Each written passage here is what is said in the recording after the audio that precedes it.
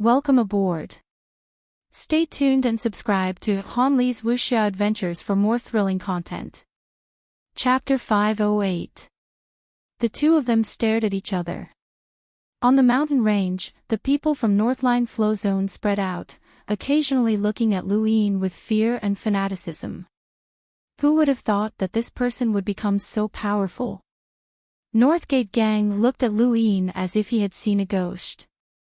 An unequaled Lemmeter was a legend, and Lu Yin was so close to becoming one. Hai Chi looked at Zhanglong Day Night curiously, especially at the wounds on his body.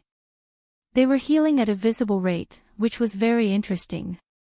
Not long after, Zhanglong Day Night exhaled and sat down. He leaned against the dark red stone wall and looked at Lu Yin. "Do you think I'm afraid of death?" Lu Yin looked down at him. "Do you belong to the Day King bloodline, the Night King bloodline, or just the Day Night clan?" Zhanglong Day Night's eyes flashed, and he frowned. "You know quite a bit." "I know more than you think. Your Day Night clan has already decayed. Since you were able to leave the Shinwu continent, you must want to do something. Are you willing to die like this? Don't think that I don't dare to kill you. I have the Sea King's dome behind me, and the Day Night clan won't risk their lives for someone who isn't even a Night King." Zhanglong Day Night sighed and smiled bitterly. "You're right. Fine, I'll tell you, but not because you're trying to scare me. Even if I don't tell you, others will. I'm not the only one who left the Shinwu continent. All the foreigners who were captured by the Reverend King, Ming Zhaoshu, have escaped." Lu Yin's gaze turned cold. "What do you mean?" Zhanglong Day Night shrugged. The Shinwu King, Ming Zhaotian, was heavily injured by the 10 Arbiter Scholar, and the Reverend King, Ming Zhaoshu, betrayed the Shinwu Empire and declared himself king. He even cooperated with the foreigners. The current Shinwu continent has changed, and the foreigners are no longer scurrying rats. They're now Ming Zhaoshu's collaborators. Lu Yin was shocked. Ming Zhaoshu was able to withstand the attacks of the Shinwu Empire's martial sovereigns. Zhanglong Day Night sneered. "You're underestimating Ming Zhaoshu too much. His ability to endure is the most ruthless I've ever seen. While Ming Zhaotian was heavily injured, he stole Ming Taizhong's inheritance and broke through to the martial sovereign realm, which is equivalent to becoming a cruiser. Then, he fought Ming Zhaotian to a draw. He comprehended a domain, and even a force field." Lu Yin was shocked. He knew that Ming Zhaoshu's forbearance was terrifying, but he hadn't expected it to be to this extent. A force field was definitely not an ordinary power. Even the geniuses that Lu Yin had met in his generation had only comprehended a few force fields, but Ming Zhaoshu had actually comprehended one without anyone knowing about it beforehand. Scenes from Shinwu continent replayed in Lu Yin's mind, the grudges between the Crown Prince and the Reverend King, the Demon Hunter Society, the Ming Constables, the 5 sealing planets, and so on. Now that he thought about it, the ones that had left the deepest impression on him were the Reverend King, Ming Zhaoshu, and his most beloved, Ming Yan. Ming Zhaoshu had once told Lu Yin that he wanted to ally with the outsiders and that he would wait 10 years to help Shinwu continent escape its current predicament. At that time, Ming Zhaoshu had not only used this forbearance on himself, but also on Lu Yin. Because of Lu Yin's achievements in the Astral Combat Tournament, Ming Zhaoshu had been willing to use Ming Yan as bait and even told Lu Yin about the secrets of the Tower of Resonating Light. Ming Zhaoshu's ability to read people was admirable. If not for Ming Zhaotian's sudden injury, Ming Zhaoshu definitely would not have rebelled, and Lu Yin would not have had the chance to obtain the inheritance of the Tower of Resonating Light. Zhanglong Day Night and the others would not have been able to escape either, and they should be grateful to Wen Sansi. Ming Zhaoshu wouldn't have let you go for no reason. "Does he want to work with the Day Night clan?" Lu Yin asked. Although Ming Zhaoshu had once said that he did not like working with people who could decide his own fate, that was then and this was now. For the sake of obtaining Ming Taijung's inheritance, he had betrayed the Day-Night clan in advance. Once the pressure became too great, it was very likely that he would borrow the strength of a powerful clan. Zhanlong Day-Night replied, "Not at the moment, but he asked me to pass on a message to the clan. The Shinwu continent is not as simple as it seems. The 5 sealing planets are not Ming Taijung's handiwork." Lu Yin was shocked. It seemed that obtaining Ming Taijung's inheritance had given Ming Zhaoshu a deeper understanding of the Shinwu continent. He must have grasped some sort of secret, which was why he dared to ask Zhanlong Day-Night to pass on a message to the Day-Night clan. In other words, this secret could force the Day-Night clan to help him at any time, making him practically invincible. "Is there anything else?" Lu Yin asked, as he was most concerned about Ming Yan. Zhanlong Day-Night frowned. "What else do you want to know? I've already told you everything. Why did you attack Ming Zhaoshu's daughter back then?" Lu Yin asked. "Don't you already know? It was to provoke a fight between Ming Zhaoshu and Crown Prince Ming Hao. What happened after that? After Ming Zhaoshu's betrayal, didn't Crown Prince Ming Hao send someone to attack Ming Yan?" Lu Yin asked as he stared into Zhanlong Day-Night's eyes. Zhanlong Day-Night shook his head. "I'm not sure. The Shinwu continent has changed, and no one cares about a girl's life or death. But since she's Ming Zhaoshu's daughter, she'll definitely be fine." Lu Yin relaxed, as it seemed that Ming Zhaoshu had not used Ming Yan to make an issue out of it. He did not dare to ask any more questions, as he was afraid that Zhanlong Day-Night would find out about his relationship with Ming Yan. That would be another weakness for Lu Yin. He did not intend to kill Zhanlong Day-Night, and even if the Frostwave We belonged to the Sea King's Dome, Lu Yin would not join it. Although Zhanlong Day-Night was from the Day-Night clan and not the Night King clan, he had comprehended the Day-Night restoration technique and held an important position in the Day-Night clan. Killing him would not be any better than killing Night Queen Yanqing. Lu Yin had already asked everything he needed to know, so he waved a hand. "You can leave now." Zhanlong Day-Night raised his brows. "You're willing to let me go? There's no enmity between us, so killing you won't do me any good." Zhanlong Day-Night spat out another mouthful of blood. By this time, his injuries were more or less healed, and he looked at Lu Yin seriously. "I owe you my life." He then leaped up and charged towards Pyrolite Plains. Lu Yin watched Zhanlong Day-Night leave and then looked away. It seemed that he could not wait much longer. Even if he used Darkstar Gorge to divert the threat of external enemies away from the Shinwu continent, the internal situation would become increasingly unstable. Ming Zhaoshu was a cruiser, and he could fight evenly with Ming Zhaotian while he was heavily injured. But once Ming Zhaotian recovered, Lu Yin would be in trouble. He would definitely do his best to prevent Ming Zhaotian from recovering, but for how long? Ming Yan would not be safe in the chaotic Shinwu continent. Should he head to Shinwu continent after the battle on planet Pyrolite ended? With his current strength, what could he accomplish if he went to the Shinwu continent? What a headache. That person's injuries healed so quickly. Did he take any medicine? Hai Chi-Chi asked curiously. Lu Yin fell silent. Hai Chi-Chi looked at Lu Yin and pouted. "I've already explained. I really don't know. Don't you believe me?" Lu Yin glanced at her and then said, "His name is Zhanlong Day-Night, and he cultivates the Day-Night restoration technique. His recovery speed is several times or even dozens of times that of a normal person." Hai Chi-Chi was shocked. There's such a powerful technique. The Day-Night restoration technique sounds very powerful. He's a professional punching bag. Lu Yin turned around. Everything that came out of Hai Chi-Chi's mouth had changed. No enlighters appeared to threaten them, and when a cultivator from Northline Flow Zone arrived to explain the situation, Northgate Gang and the others finally relaxed. This mountain range had already been confirmed to be theirs. No, it was Lu Yin's. No, it was the Sea King's. No one was stupid, so why would Lu Yin want pyrolite? Even if he obtained pyrolite, he would not be able to use it. Once Frostwave Weave was branded as the Sea King's dome, it would no longer be able to participate in the struggle between the innerverse and outerverse. Only the Sea King's dome would be able to obtain pyrolite. Northline Flow Zone was currently vexed over whether or not they could get a share of the loot from the Sea King's dome.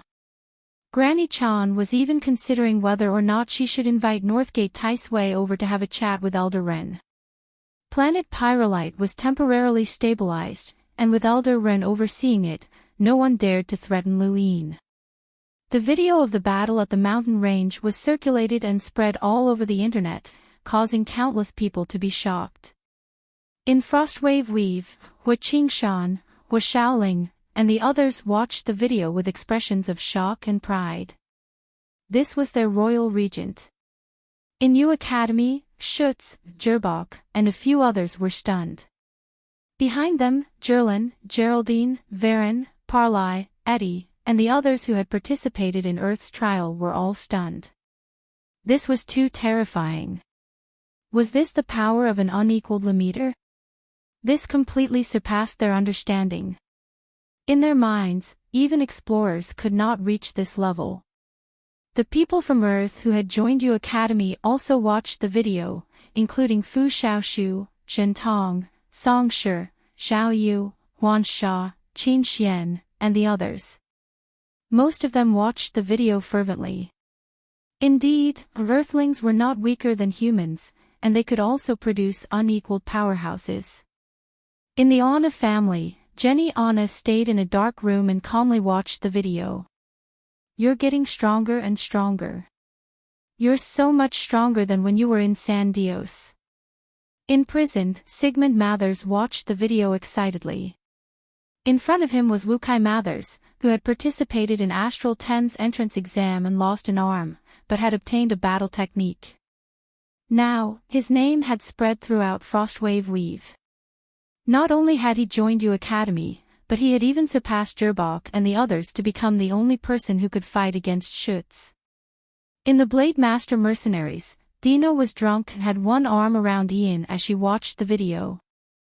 Isn't that the Royal Regent? You fought him before, ahaha. Ian smiled. Yes, that's my proudest memory. Back then, he had lost to Lu Yin and had been ridiculed by the Academy for joining the Blade Master Mercenaries. Now, however, those humiliating memories had changed. Not everyone had the experience of fighting against a legend. The video spread further and further, and eventually, it reached Vast Earth Weave and the Vast Earth Sect. This person is Junior Sect Master's classmate, Lu Yin. He's a true unequaled limiter. How terrifying. I heard that Junior Sect Master once competed with him. Once he matures, he'll be at least an enlighter. Junior Sect Master has made a friend. Adonis Weave, Darkstar Gorge. That's Lu Yin.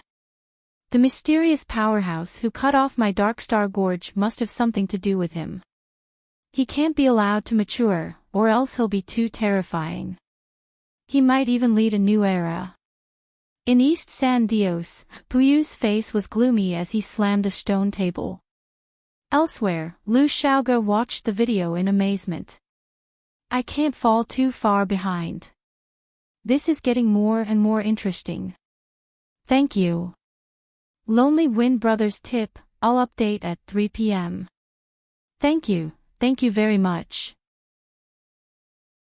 Welcome aboard.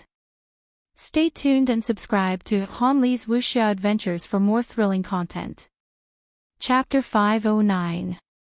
At Wendy Yushan's residence, a girl tripped and got up. She looked around in confusion. Where am I? Why am I here? After a while, the girl cried out, so that's how it is. Oh, no, I have to deliver tea to the counselor. She hurriedly stood up. Her name was Xiao Ran, and she often lost her memories. In outer space, a luxurious spacecraft was cruising through space. Inside, the alluring Madame Nayland was watching a screen with a strange glint in her eyes. If you can lead an era, then so what if you become enemies with the 10 arbiters? In a dark corner of umbral butterfly weave, Amu watched the screen with a cold expression, but there was a trace of anticipation in the depths of his eyes. He had changed too much from when he had first met Luine. In North Castle Weave, on a bustling planet that was close to the astral wilderness, there was a place known throughout the universe, the Mavis Bank. Universal currency floated down like leaves, showcasing the Mavis Bank's extravagance. A man walked into the Mavis Bank and took a deep breath before finding the bank manager.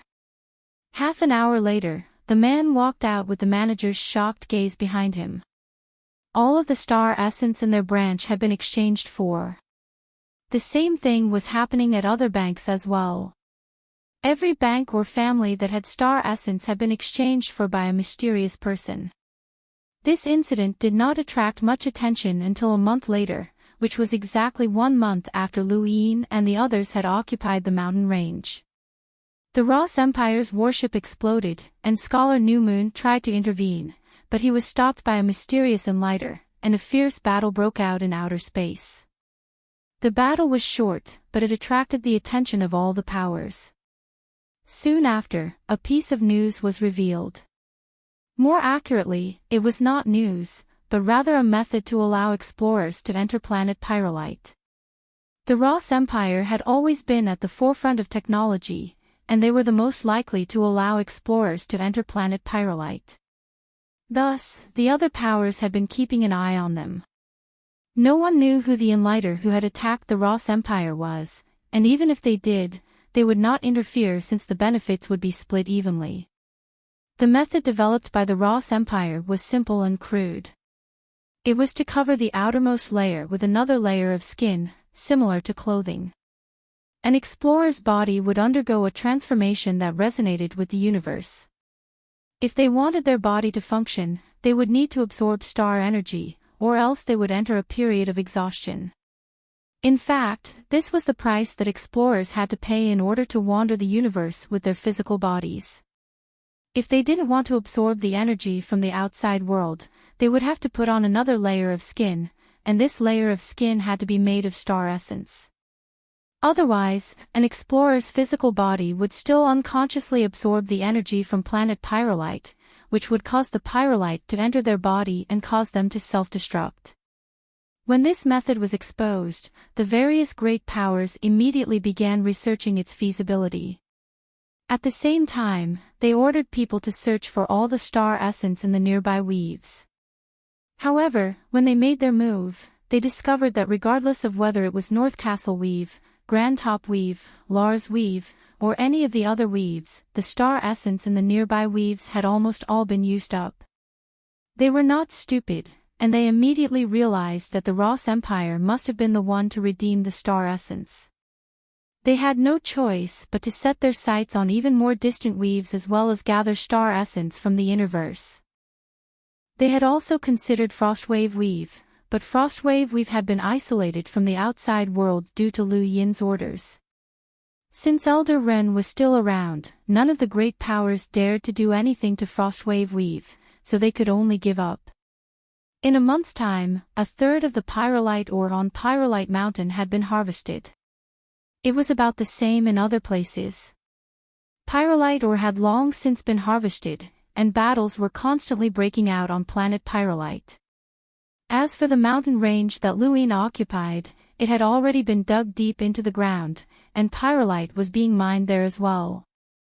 However, no one knew exactly how much pyrolite was being mined there, but one thing was for sure, there were more pyrolite mines than Pyrolite Mountain, Pyrolite Lake, and Pyrolite Plains combined. Even so, the various great powers were still very eager to seize control of the mountain range. The longer Luine occupied the mountain range, the more pyrolite the Northline flow zone would mine. Although the pyrolite had been taken over by the Northline flow zone, even a fool would know that it would eventually end up in the Sea King's Dome's hands. The Northline flow zone did not have the guts to compete with the Sea King's dome for pyrolite, and they were already satisfied with just a small portion. Luine sat on a crimson cliff and looked at the bottomless mine not too far away. From time to time, pyrolite would be transported out. If the Sea King's dome did not participate in the battles between the innerverse and the outerverse, then what did it need pyrolite for? Luine had asked Hai Chi-Chi this question before, but he had been mercilessly mocked by her. Don't say that I don't know. Even if I did, so what? Why would I tell you? Can't you use your brain? To the great powers, planet Pyrolite had been quiet for a month. Luine did not know when the pyrolite ore in this mountain range would be completely harvested, but he did not believe that the great powers would allow the pyrolite ore to be harvested. He had a premonition that an even more intense battle was approaching. There were basically no star essence in the outerverse. If one wanted to find some, they could only search the reserves of a few great powers or the Mavis Bank. Thus, the great powers did not have a smooth time collecting star essence. Aside from the Ross Empire, they had started collecting star essence a month earlier than the other powers, and they had already collected a considerable amount of star essence, which amounted to nearly 10,000 star essence. This was a rather large sum. To the outerverse, even a single star essence was hard to come by, let alone 10,000 star essence, which was enough to cover several weaves around North Castle Weave. Such a large amount of star essence had successfully given one person a second skin. This person was called Kaze, and he was an explorer from the Dire Barbarian clan. Although he had not left his name on the top 100 rankings, that was because the Dire Barbarian clan was afraid of attracting too much attention. In Avery's words, Kaze's true strength was comparable to the top 80. If it had been because of Kaze's strength, then the Ross Empire might not have been willing to hand over their hard-earned star essence to someone from the Dire Barbarian clan. This was because Luine had not been at a disadvantage against Faceless during the Sea King's son-in-law selection, so Kaze might not have been his match. However, Kaze's true purpose was to test Luine's strength. He had an innate gift that enhanced his hearing, which allowed him to sense a person's physical strength and even hear the fluctuations of their star energy. It was precisely because of this that the Dire Barbarian clan's Lei Long had convinced Scholar Newmoon to let Kaze take action. Based on Kaze's assessment of Lu Yin's strength, they could then decide who would be the next to attack. To prevent wasting star essence, they had to ensure that the second person to attack could truly defeat Luine.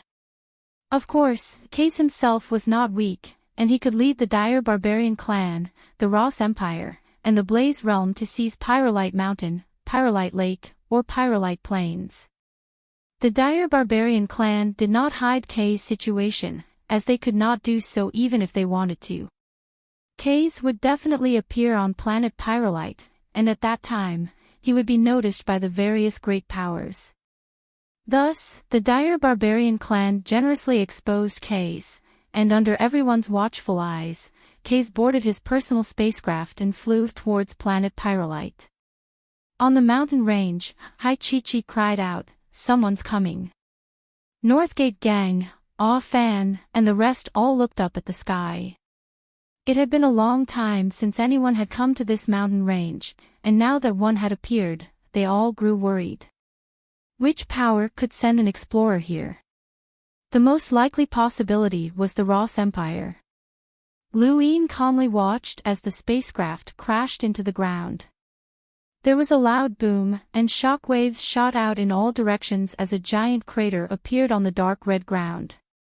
As the dust settled, an ugly-looking man slowly rose into the air.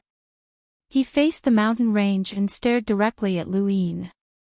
The undulations of an explorer spread out, causing Northgate Gang and the others' eyelids to twitch. So, an explorer had finally appeared. The price of sending an explorer to planet Pyrolite was not small, so every explorer who entered planet Pyrolite was not weak. Hai Chi-Chi's eyes widened, and she pointed at Kaze in an exaggerated manner. "He's so ugly. He's way too ugly." Lu Yin, he's even uglier than you. Lu Yin sighed, as Hai Chi-Chi's venomous tongue could not be changed. She was the type of person who would scold anyone she saw, and he was already used to it. He ignored her and slowly stood up to face Kay's. In outer space, everyone was watching this scene, and Kay's information was quickly sent to the various great powers. The various powers had not expected that the dire barbarian clan had hidden such a character who was comparable to the top 80s of the top 100 rankings. He was definitely an expert, and it was no wonder why the Ross Empire was willing to use all of the star essence they had collected on this person. Kay stood in the air and stared at Lu Yin. His ears twitched as he listened attentively to the sounds coming from Lu Yin's body. The vibrations of Lu Yin's muscles, the rumbling of his heart, and the flow of his blood were all transmitted to his senses in a way that others could not comprehend. This allowed him to understand the strength of the person in front of him. Lu Yin was not careless, and his eyes filled with star energy as he looked at Kay's. In an instant, numerous rune lines appeared in his eyes, which surprised him. This person had a lot of rune lines, surpassing Northgate Lies, who was at the bottom of the top 100 rankings. This person should be able to rival Faceless.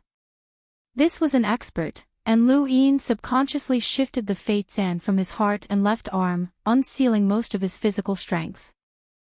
Meanwhile, Kay's expression was incomparably solemn, as he had just heard something incredible. Originally, he had not paid much attention to this mission, as someone who was comparable to the top 80s of the top 100 rankings would be able to easily crush a Lemeter. Even an unequaled Lemeter would not be of much help. However, at this moment, he truly understood how abnormal this so-called unequaled Lemeter was. This youth's physical strength was a little exaggerated, and only Avery was stronger than this person in the entire dire barbarian clan's younger generation. Even Kay's was left in the dust. Kay's had heard of many people before, including explorers, cruisers, and even hunters, but none of them were as complicated as this person in front of him. He did not know how to describe it, but it was very complicated, and he could not understand it.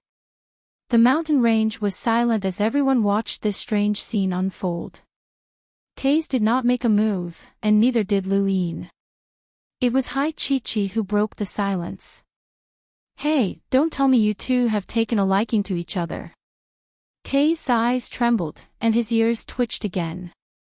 He stared at Lu Yin, but his mouth did not move. He was using his star energy to vibrate the air to produce a sound. This was to prevent the pyrolite from entering his body through his mouth and nostrils, so not only could Kay's not speak, he could not even breathe. "You know my goal. I want to leave this place." Lu Yin raised his right arm and clenched it into a fist. "You try." "Seventh bro, this guy isn't weak," the monkey reminded him. Third update, thank you for your support, please subscribe, please send me a gift. Thank you.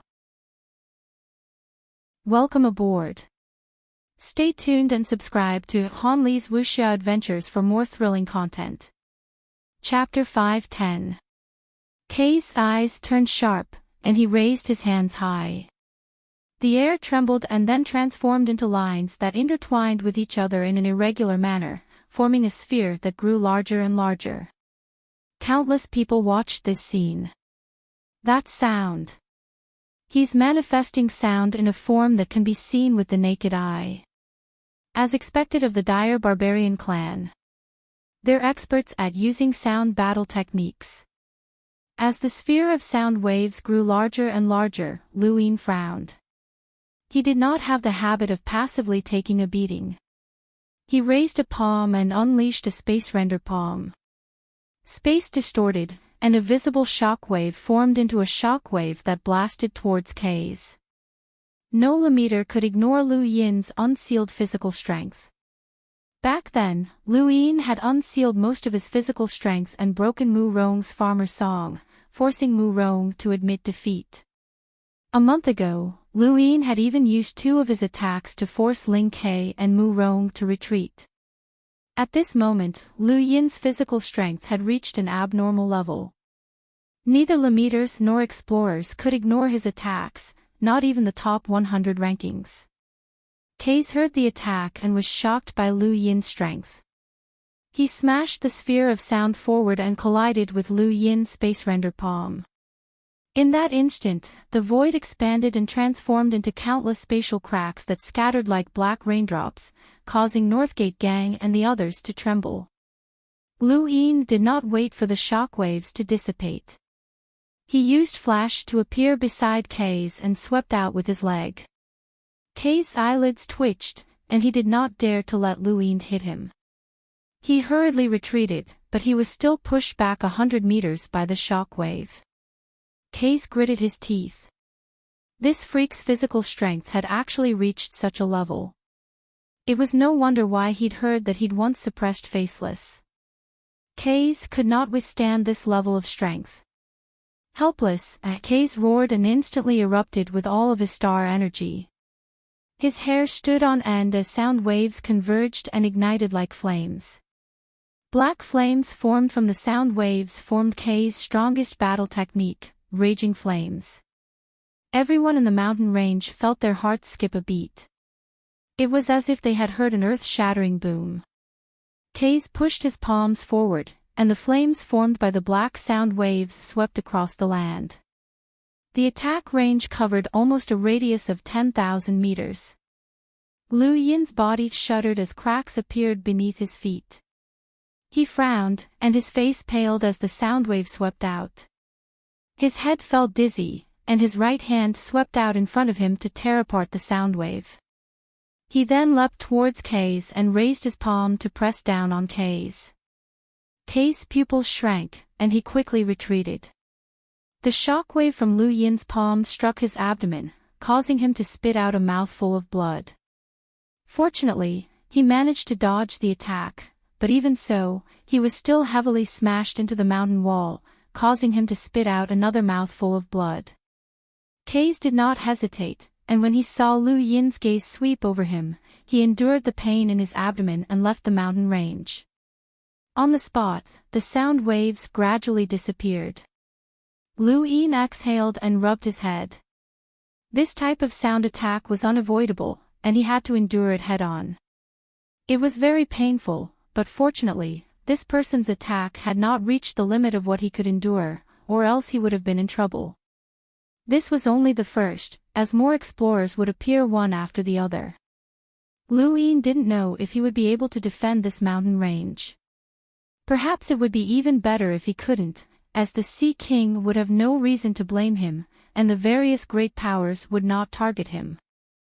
The battle between Kaze and Lu Yin had ended with Kaze's complete defeat. This had exceeded the various great powers' expectations, but it was also within their expectations. Lu Yin had once suppressed Faceless and had even briefly clashed with Qing Wu. His strength was comparable to the top 70 of the top 100 rankings, so it was not strange for him to defeat Kaze. However, the fact that he had been able to defeat Kaze so quickly could only mean that Kaze's defenses against Lu Yin's attacks were too weak. The dire barbarian clan sound attacks were impossible to defend against, and they could win by surprise. However, Lu Yin's physical strength was so powerful that it was unique to him. Anyone who faced his physical attacks would not be able to defend against them. Fortunately, Kaze had run away quickly. Otherwise, he would have been heavily injured by Lu Yin, and he might not have been able to breathe. At that point, he might have self-destructed. In outer space, the dire barbarian clan's warship was completely silent. Lei Long stared at the screen with a gloomy expression, as Kaze had still been defeated. Not long after, Kaze returned to outer space with a deathly pale face. Everyone looked at him.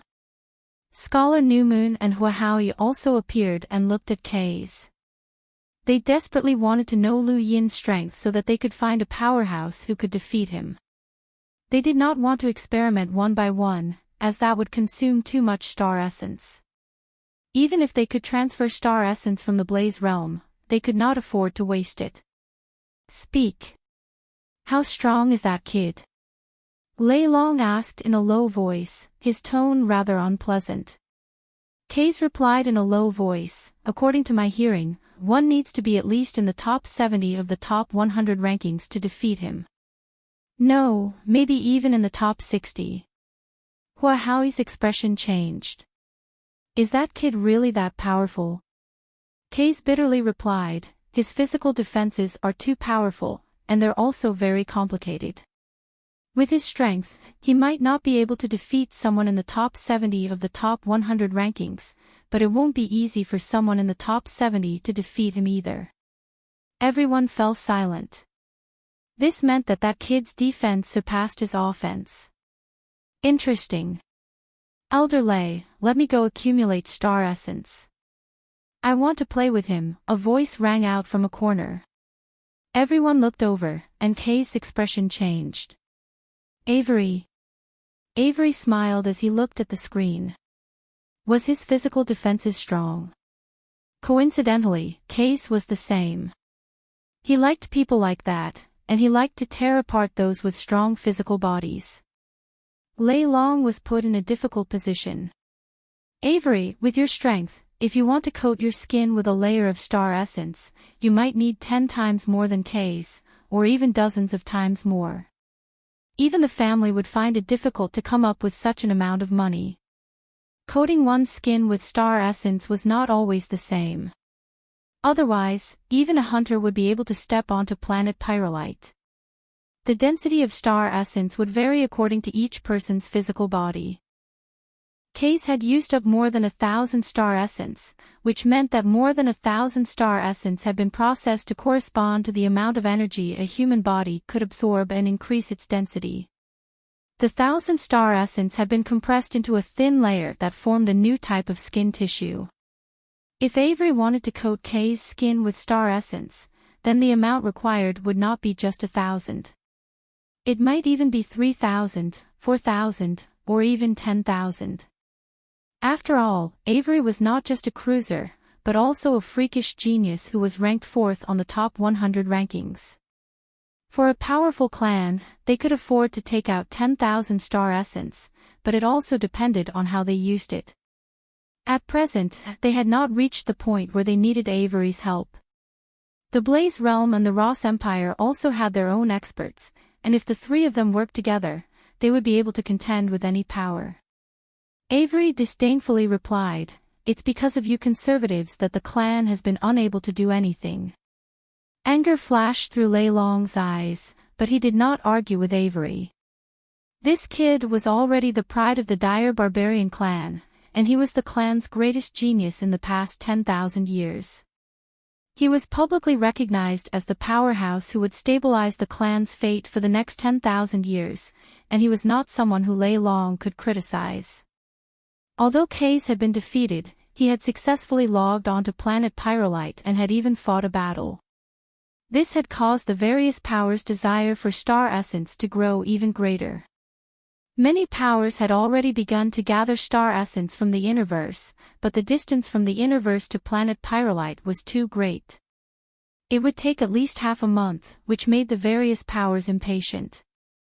Right after Case, an explorer from the Ross Empire and another from the Blaze Realm entered planet Pyrolite. They had already been notified by the Ross Empire, so they were able to gather star essence much faster than the other powers. However, because the three powers had used most of their star essence on Case, these two explorers could not be considered experts. They were just elites among explorers. Their goal on planet Pyrolite was not to compete with Lu Yin over the mountain range, but rather to steal the Pyrolite mines of the other powers. Case teamed up with two explorers, and aside from Pyrolite Mountain and Pyrolite Lake, they could rob anywhere else, including Pyrolite Plains, which was controlled by the Day-Night clan. Of course, they did not dare to make a move on Pyrolite Plains, as the Day-Night clan was too powerful. They could only rob other powers, such as the Soul Dream tribe. Shiyu had been warned by the words formed by the spacecraft, and she had led the Soul Dream tribe out of the Pyrolite mines early on to avoid being completely annihilated by Case. It had to be said that Myra's idea had prevented many deaths, and it had also caused the skies above planet Pyrolite to become more lively. When Hai Chi-Chi was bored, she would look at the sky and look at the words formed by the spacecraft. She would also make guesses, and she had actually guessed correctly a few times. Hey, look! The ugly man tribe is facing off against the beautiful woman tribe. Hai Chi-Chi excitedly shouted as she pointed at the words formed by the spacecraft in the sky. Lu Yin looked up and saw the words formed by the spacecraft occasionally appearing in the sky. Run, B is chasing. Chase, snatch the moon. Run, west. Block, west. Run, north. Block, north. The sky was very lively. Lu Yin was speechless as he watched the scene unfold, but Hai Chi-Chi was very happy. Suddenly, another batch of spacecraft appeared in the sky and crashed into the Soul Dream Tribe spacecraft without hesitation, destroying all of them. The Blaze Realm or the Ross Empire had taken action to help the Dire Barbarian clan intercept Shiyu and the others. The Soul Dream Tribe could not help Shiyu and the others in the sky, so it was only a matter of time before they were blocked by the Dire Barbarian clan. Even with Ling Tei's help, the other two explorers could still slaughter the entire Soul Dream Tribe. Lu Yin frowned, as he had heard quite a bit about the Dire Barbarian clan and the Soul Dream Tribe. If Shiyu was captured, she would suffer a fate worse than death. At that moment, a spacecraft crashed into the mountain range. Everyone could not help but look over, including the various great powers in outer space. The mountain range had become a point of interest for all of the great powers. A woman appeared from within the spacecraft. She was beautiful and dignified, and her clothes had a dark blue musical symbol on them. This was the insignia of the Soul Dream Tribe. She walked out of the spacecraft and immediately flew towards the mountain range, heading straight for Lu Yin. In outer space, the Dire Barbarian clan members' expressions changed. This woman was Lan Yu of the Soul Dream Tribe, and she wanted to seek Lu Yin's help. Lu Yin quietly watched as the woman approached. Hai Chi-Chi sized up the woman, and she was not bad looking. "Brother Lu, I'm Lan Yu. Do you still remember me?" the woman asked with an apprehensive expression. Lu Yin nodded. "I do. What's the matter?" Lan Yu bowed to Lu Yin. "Please help save my Soul Dream Tribe compatriots." Lan Yu thanks you. Lu Yin raised a hand and helped her up, but he did not immediately reply. Instead, he fell into deep thought. "Thank you. A few words have arrived. Thanks for your tip, I'll update at 3 p.m. Welcome aboard. Stay tuned and subscribe to Han Li's Wuxia Adventures for more thrilling content. Chapter 511. Lan Yu pursed her lips. Brother Lu, once Shiyu is captured by the Dire Barbarian clan, her fate will be extremely miserable. I hope that Brother Lu can save Shiyu for the sake of her former classmate. Shiyu once told the clan that she had met Brother Lu before. Lu Yin's eyes flashed. Where are they? Pyrolite Lake. It's currently heading east.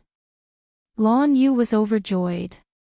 Lan Yu was right, he had interacted with Shiyu before, and he did not want to see her die in vain.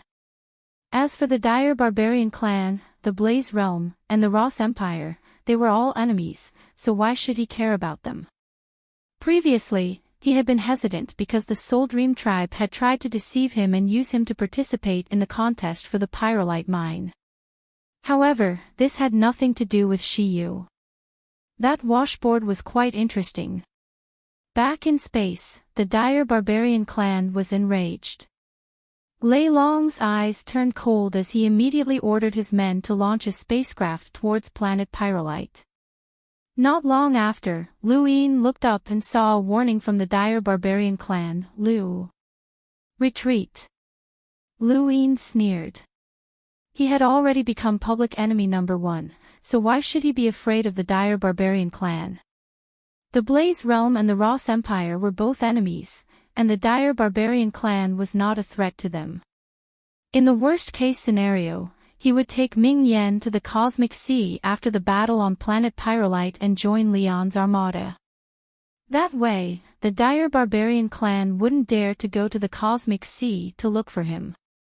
In the south, Shiyu led a group of Soul Dream tribe members towards the east. In the sky, the arrowhead formed by the flying ships was aimed at them. Even if the Soul Dream tribe sent a flying ship to crash into the arrowhead, it was useless. The arrowhead would still appear. A personal spaceship appeared in front of everyone's eyes. Everyone was overjoyed. Shiyu, you should return to outer space. Run. Don't let the dire barbarian clan catch you. One of the Soul Dream tribe women shouted. Shiyu, let's go. There's only one ship and only you can go. Shiyu, don't worry about us. Shiyu was sad. Knowing that leaving was the best outcome, she gritted her teeth and rushed towards the personal ship. However, before the spacecraft could even fly 1,000 meters, it was destroyed by a formless sound wave, and Shiyu fell out of the spacecraft in a sorry state. She stared at Kei's and the other two explorers who had appeared behind her. Kei stood tall in the sky and arrogantly stared at Shiyu with a fervent gaze. He used his star energy to vibrate the air as he spoke. I've been looking for you for a long time, little sheep. Shiyu clenched her fists and raised her cosmic ring. Kei's, don't force me to detonate all the pyrolite. Kei sneered, do you think we're still at the beginning of planet Pyrolite's discovery? Based on the amount of pyrolite you've extracted so far, you'll only be able to extract a few grams at most. That's only a few tens of thousands of combat power. I can just stand there and let you blast me. Want to give it a try? Shiyu's body trembled. Beside her, the Soul Dream tribe members gathered around Shiyu, looking at Kei's in fear. Kei sneered as he slowly descended and stared at Shiyu. I'll give you a chance. Give me your cosmic ring, and I'll let you die with dignity. At the very least, I won't leave you naked. Despicable. Shameless. Obscene. The Soul Dream tribe woman angrily shouted. Behind Kei's, the two explorers frowned. They disliked the dire barbarian clan's actions, but there was nothing they could do about it. Kei's was the strongest here, so they had to listen to him. Look at the sky. An explorer behind Kei's shouted. Kei's looked up and saw the words, be quick. Kei's eyes flashed, and he pushed out with both hands. Sound waves that could be seen with the naked eye converged into lines. He wanted to destroy these people in one blow and make them unable to resist. Suddenly, the void was torn apart as a blade pierced through the void and stabbed towards Kei's. Kei's pupils shrank, and he hurriedly dodged to the side. The blade left behind a trail of blood as it disappeared into the void. Everyone turned around and saw Ling Kei, who was standing not too far away. Shiyu and the rest were delighted. Kei's face darkened. Ling Kei, are you going to interfere? Ling Kei looked at Kei's with disgust. Your dire barbarian clan is a tumor in the spirit seal flow zone. I've wanted to get rid of you for a long time. Kei's eyes went wide. Cut the crap. If the Soul Dream tribe hadn't married off so many women to your Lingling clan, would you have protected them like this? You're just a whore trying to build a monument to her chastity. Ling Kei was enraged, and he immediately split his soul into two, then three Kei's mighty slashes that shot towards Kei's. Kei's body trembled as he immediately used raging flames. Terrifying black sound waves swept through the area, causing the three Kei's mighty slashes to become unstable. Ling Kei was not Lu Yin, and compared to Lu Yin's freakish strength, Ling Kei was more normal. He could not easily suppress Kei's strength, and although the three combined blades could threaten Kei's, it was not enough to force him to retreat. The power of raging flames repelled everyone, and only the 3K's mighty slashes could contend against it. In outer space, Lei Long was enraged. Anyone would dare to challenge the dire barbarian clan, and the Lingling clan was powerful. However, Ling Ke was only a Lemiter, and yet he dared to challenge the dire barbarian clan. Although he was furious, he did not dare to order Ling Ke to be killed. Otherwise, the dire barbarian clan would be massacred by the Lingling clan. Kaze was tied down by Ling Ke, and the other two explorers looked at each other. They decided to deal with the Soul Dream tribe and snatch the pyrolite ore. Shi Yu and the rest were on guard. As long as it wasn't Kaze, they would be able to fight. Suddenly, a figure appeared in front of everyone and blocked their path.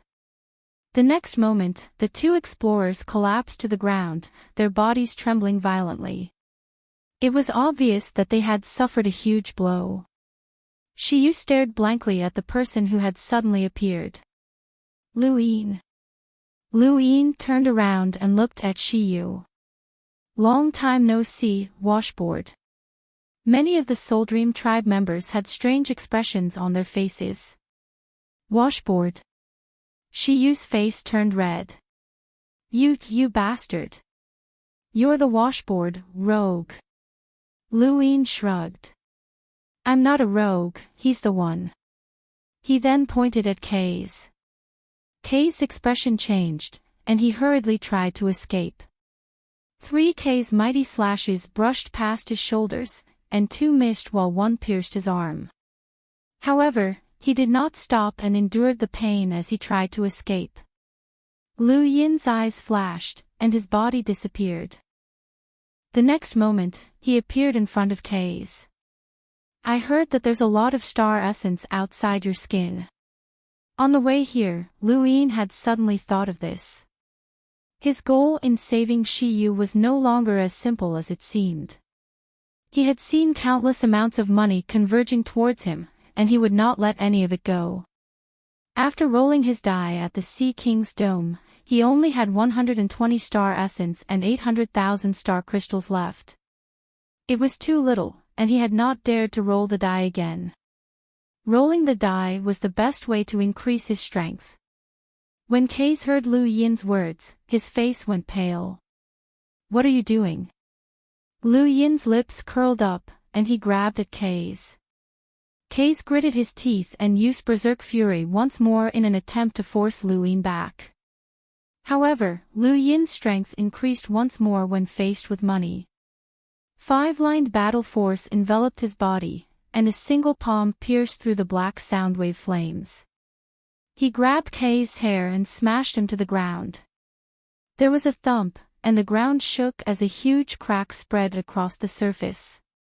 Everyone was dumbfounded.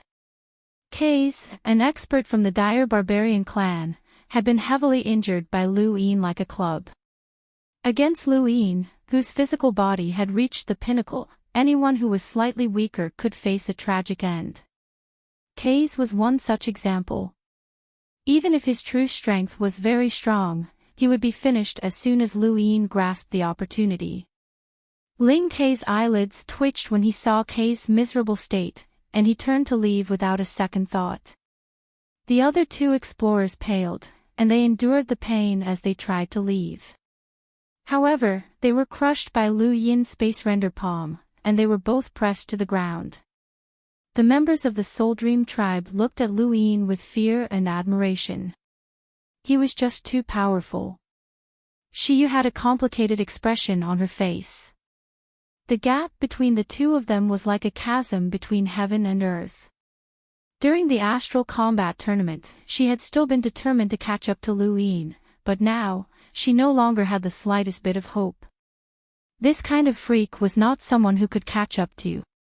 In outer space, Lei Long roared angrily, eager to charge onto planet Pyrolite and slaughter Lu Yin. The other powers all had ugly expressions, as this kid was incomprehensible. Not many explorers could defeat him, and this kid was already giving everyone a headache. Elder Ren and Hai Dashao stood in outer space and looked at Lu Yin in admiration. This kid is pretty good. After so many years, he's definitely one of the top few in the younger generation that I've seen. Hai Dashao did not deny it, as the strength that Lu Yin had displayed was overwhelming. Lu Yin stepped on K's and looked around. He then looked at Shiyu. Are there any spacecraft nearby? Shiyu shook her head. Lu Yin's domain extended further and further into the distance. Finally, he discovered a spacecraft that had been hidden underground in the southwest. This was the only time that the value of a foldable spacecraft could be seen. If Shiyu had one, she would have escaped long ago. It was very fast to ascend from the ground into outer space, and K's might not have been able to react in time. Once in outer space, no one was allowed to pursue her.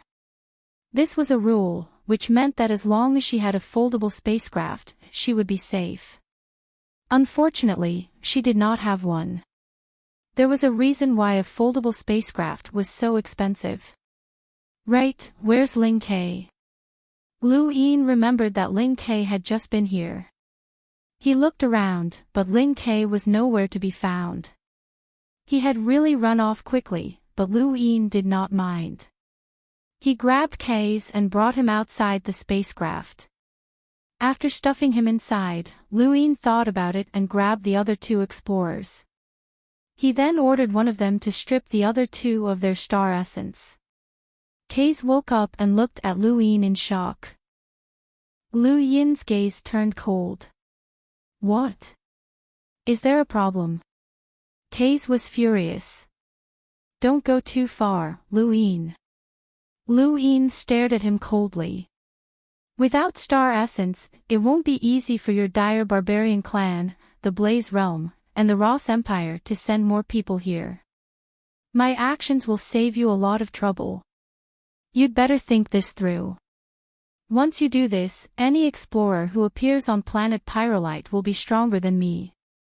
The various great powers won't be willing to waste star essence for nothing, so they'll leave the star essence for the strongest person. Can you stop them? K's bellowed.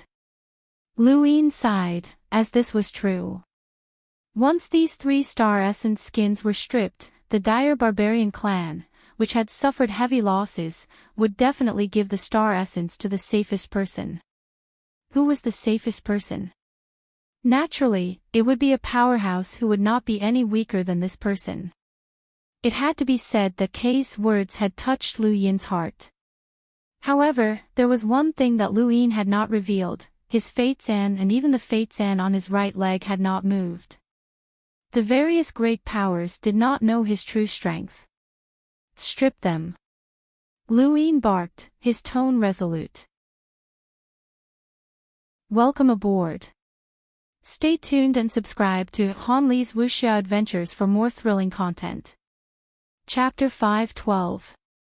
The explorer who had been pointed out had a bitter expression on his face. First, he removed the star essence from another explorer's skin. Then, he removed K's star essence skin, and finally, he removed his own. He then stuffed the 3 of them into a personal spacecraft and had them take off. Any later and they would self-destruct from breathing in the pyrolite. He didn't want to kill anyone, as the people below might not even dare to meet him face to face. Lu Yin was excited as he looked at the 3 sparkling star essence skins on the ground. They had been made at a great cost, but it was a pity that he couldn't sell them for the same amount of star essence. For example, if he used 1,000 star essence to make a single skin, it would be pretty good if he could sell it for 500 star essence. After all, it was only useful on planet Pyrolite, and if he sold it to someone else, it wouldn't be that much even if it was turned into star essence. That wouldn't do, as that would be a loss. Lu Yin thought about it. At that moment, Shiyu and the others arrived. Lu Yin's eyes lit up when he saw them, and he put the 3 skins back into his cosmic ring. Shiyu walked up to Lu Yin and looked at him with a complicated expression. Her eyes were filled with gratitude, shame, and an incomprehensible emotion. Thank you. Lu Yin waved a hand. You're welcome. Washboard. Shiyu raised her brows and glared at Lu Yin. I'm not a washboard. Lu Yin subconsciously glanced at Shiyu's chest. It's a little big. Hooligan. Shiyu blushed, and the other Soul Dream tribe members behind her all had strange expressions. Where are the three of them? Shiyu asked. Lu Yin pointed at the sky. I threw them back. He suddenly leaned in close to Shiyu. Want to make a deal? Shiyu retreated, her face red. Stay away from me.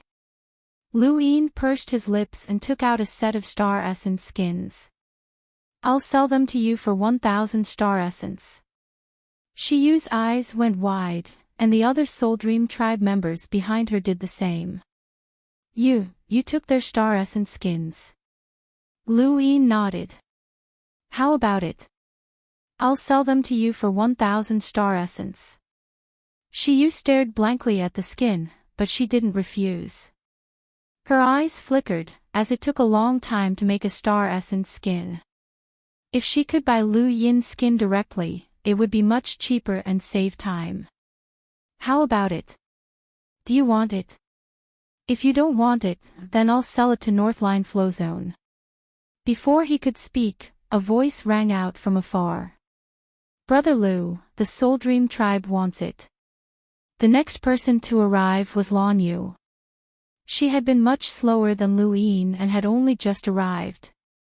When she saw Lu Yin waving the star essence skins around and hawking them, she hurriedly bought them. He generously tossed the star essence skin to her. 1,000 star crystals, thank you. Lan Yu accepted it.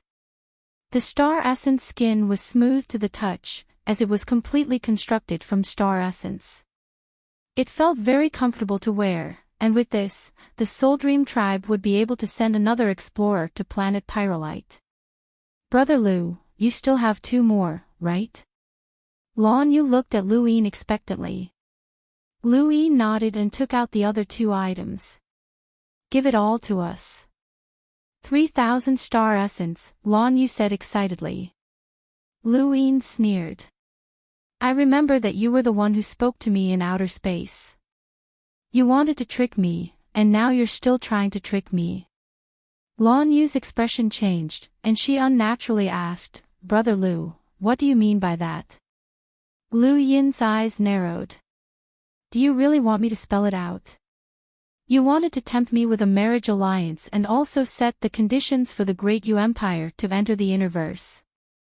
You just wanted me to help the Soul Dream tribe compete on planet Pyrolite and establish contact with the Sea King's dome. Am I right? Lan Yu's face paled. Shiyu looked at Lan Yu, as she had not known about this matter since she had already been on planet Pyrolite. Brother Lu, I think you've misunderstood. Our Soul Dream tribe is sincere about forming a marriage alliance with the Great Yu Empire. If you don't believe me, we can immediately arrange it once we leave planet Pyrolite. We can also provide you with financial support and do our best to bring the Great Yu Empire into the Innerverse. How about that? Lu Yin did not believe her, as the Sea King's dome had already clearly stated that it would protect Frostwave Weave. The Soul Dream tribe was eager to form a marriage alliance and establish a relationship with the Sea King's dome. There's no need to say anything more. I understand your intentions.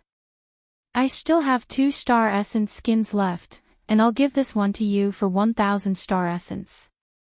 Lu Yin gave Lan Yu another star essence skin. As for Kei's star essence skin, he kept it for himself. Lu Yin was no fool.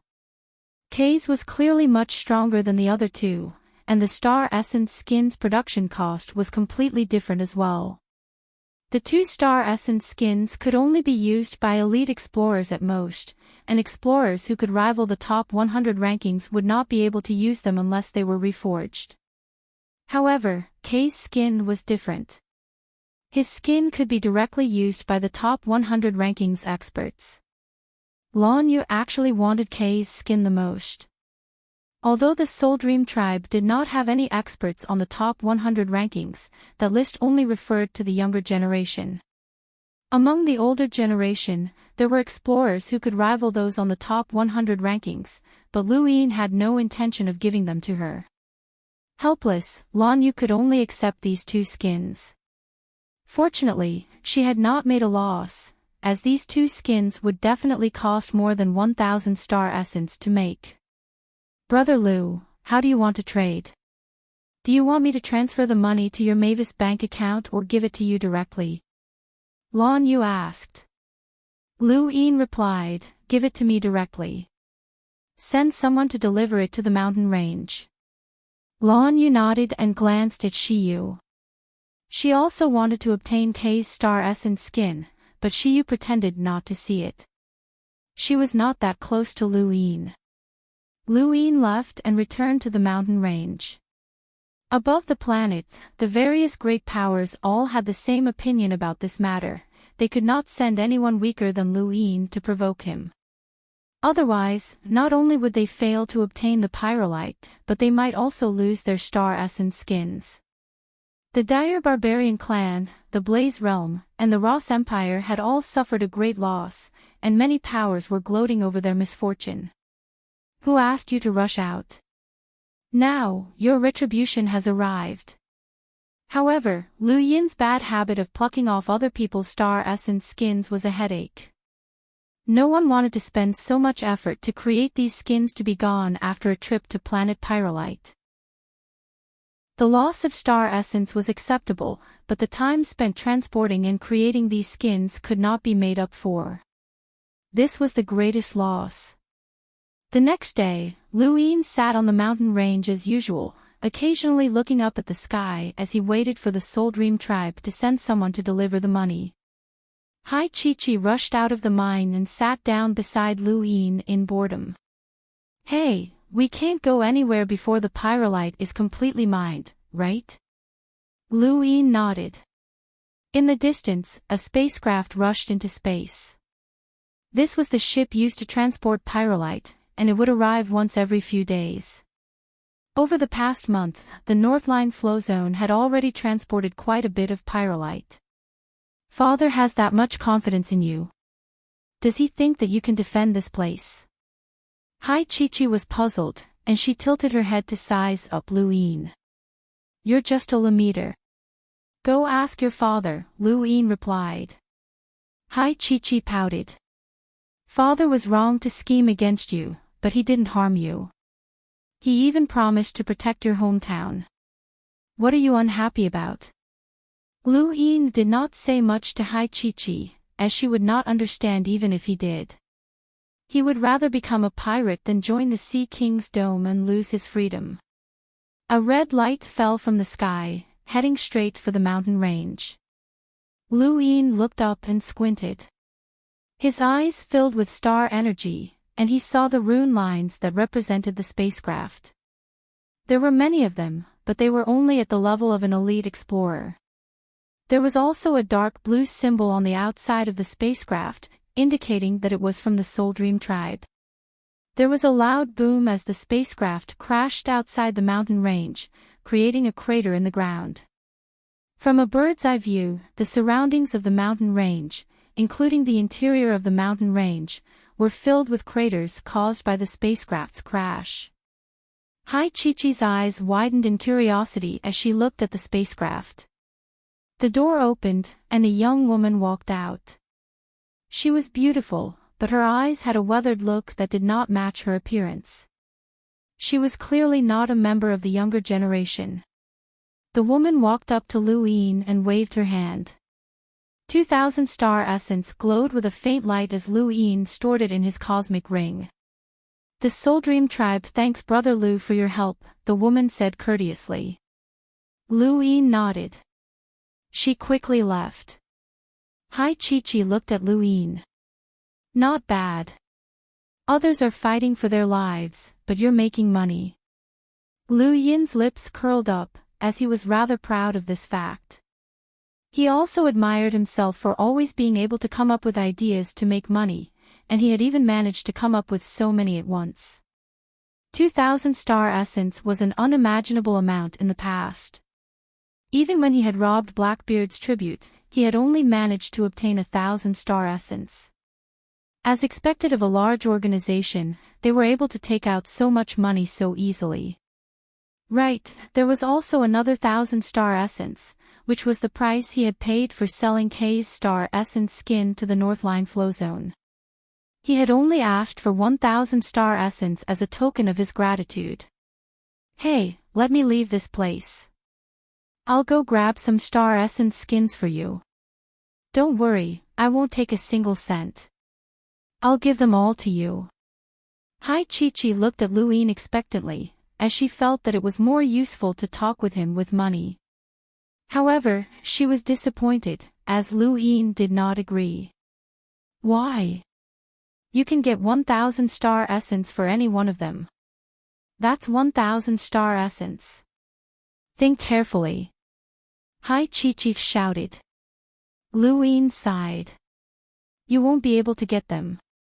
Hai Chi was unconvinced. You're looking down on me. Let me tell you this seriously, if we really fight, you won't be my opponent. Do you believe me? Lu Yin did not reply. Hai Chi ran in front of him. Do you believe me? Lu Yin was helpless. Let's put it this way.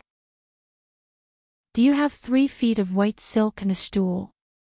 What do you mean? Hai Chi was stunned. Lu Yin casually replied, hanging yourself is better than bragging. Hai Chi was enraged, as she had been insulted. She was confident that she was invincible, but someone had actually dared to insult her. Alright, idiot. Just you wait, Sister Chi will let you know the consequences of insulting me. Just you wait. Lu Yin regretted his words as soon as he said them, as he had not been able to hold back from insulting her. His following days would not be easy. The monkey gloated. 7th bro, I think it's best if you stay away from her. Over the next 2 days, Lu Yin was subjected to an overwhelming amount of merciless ridicule, which was almost unbearable. He swore that he would never insult Hai Chi again, and he would pretend that he had not heard anything she said. In the sky, a spacecraft crashed outside the mountain range. Northgate Lai walked out in front of everyone from the Northline flow zone, and many people cheered. Thank you. Sayuris, thank you for your brother's reward. Thank you for your brother's reward. The third update is to thank all the brothers for their support and rewards. Thank you. Welcome aboard. Stay tuned and subscribe to Han Li's Wuxia Adventures for more thrilling content. Chapter 513. Northgate Gang was so excited that he was about to cry. He had been living a life worse than death on planet Pyrolite.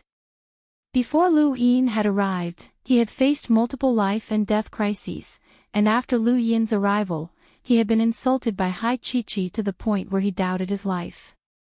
He had been forced to run out and face dangerous enemies. After Lu Yin had guarded the mountain range, Northgate Gang had become a miner. It had been more than a month, but he had not taken a single step out of the mine because he was afraid of being caught by Hai Chi. Finally, his big brother had arrived. Northgate Lai looked at the red-eyed Northgate Gang, who was in a sorry state, and the mining tools in his hands. He nodded inwardly. Northgate Gang had grown up, and he knew how to share the burden of his family. He had even personally mined. It wasn't easy. Lu Yin guessed that the newcomer was Northgate Lai, as K's star essence skin had been given to him. Thank you, Brother Lu, Northgate Lai said solemnly. The two had once been enemies, and Northgate Lai had been confident that he could suppress this person. However, it wasn't until the Sea King's son-in-law selection that Northgate Lai realized how laughable his thoughts had been. This person had long since surpassed him. Lu Yin casually replied. Northgate Lai took out 2,000 star essence from his cosmic ring. Brother Lu, I know that this isn't enough to compensate for the star essence skin, but this is all we can offer for now. We'll definitely pay you back in the future. Lu Yin was stunned. Just give me 1,000. Didn't I say that I'm only selling it for 1,000? Northgate Lie seriously replied, that star essence skin is definitely worth more than 1,000. 3,000 is more like it. Northline Flowzone doesn't want Brother Lou to suffer a loss. You saved my brother's lives, so Northline Flowzone already owes you a lot. Since someone was offering him money, Luin had no reason to refuse. He did not stand on ceremony and stored the 2,000 star essence into his cosmic ring. Now, he had 4,000 star essence, which was perfect. He wondered how much more money could upgrade the money bomb and universal armor, and he was looking forward to it. Northgate Lie's arrival made the various powers even more anxious. In the outerverse, many spacecraft arrived from the innerverse, transporting a huge amount of star essence. Outside of planet Pyrolite, the various powers were even busier. Not only did they have to produce star essence skins, but they also had to purify pyrolite. Pyrolite's purification process was more difficult than expected. Pyrolite was an extremely compressed material, and it represented the universe's definition of destructive power. The slightest mistake, and it would explode. The ratio of pyrolite to pyrolite was also far lower than what the major powers had expected. Right now, the Sword faction was the one who had mined the most pyrolite ore. They had occupied Pyrolite Mountain much earlier than the other factions, and their equipment was complete. They had already purified no less than 300 grams of pyrolite. What kind of concept was 300 grams of pyrolite? Based on its destructive power, it was equivalent to a combat power of 3 million. If they were to explode at the same time, it would be enough to turn an entire region of space into a black hole. The greatest use of Bai was not to fight with the strong, because the strong could divert Bai's destructive power. Bai was born for war, and its enormous destructive power was enough to make anyone fear. Elder Viletree had originally planned to transport the pyrolite back to the Sword Sept, but he didn't feel at ease when he thought about it. He still planned to wait until all the pyrolite had been extracted before asking for an even stronger expert from the sect to escort them. Currently, 2/3 of the pyrolite ore in Pyrolite Mountain was left. If all of it was purified, it would probably be close to 1,000 grams. In addition to the pyrolite found in other parts of the unknown star region, the amount of pyrolite in the Sword Sect might be around 1,100 grams. This was the Sword Sect's weapon of deterrence. Once a large-scale war broke out, these pyrolites were enough to change the situation of the war. Fortunately, the Innerverse and the Neoverse were separated by the Cosmic Sea, which prevented the Neoverse from quickly finding out what was happening on Pyrolite Mountain. Otherwise, the Sword Sect would not be competing with the Innerverse powers, but rather the Neoverse behemoths. A few days after Northgate Lie entered planet Pyrolite, an enormous beast roared as it charged into the planet from outer space. It smashed apart a spacecraft that had just taken off and snatched the pyrolite ore that was about to be sent to outer space. It then galloped across the mountain range and headed northwest. This scene shocked the various great powers. That's Zaylin.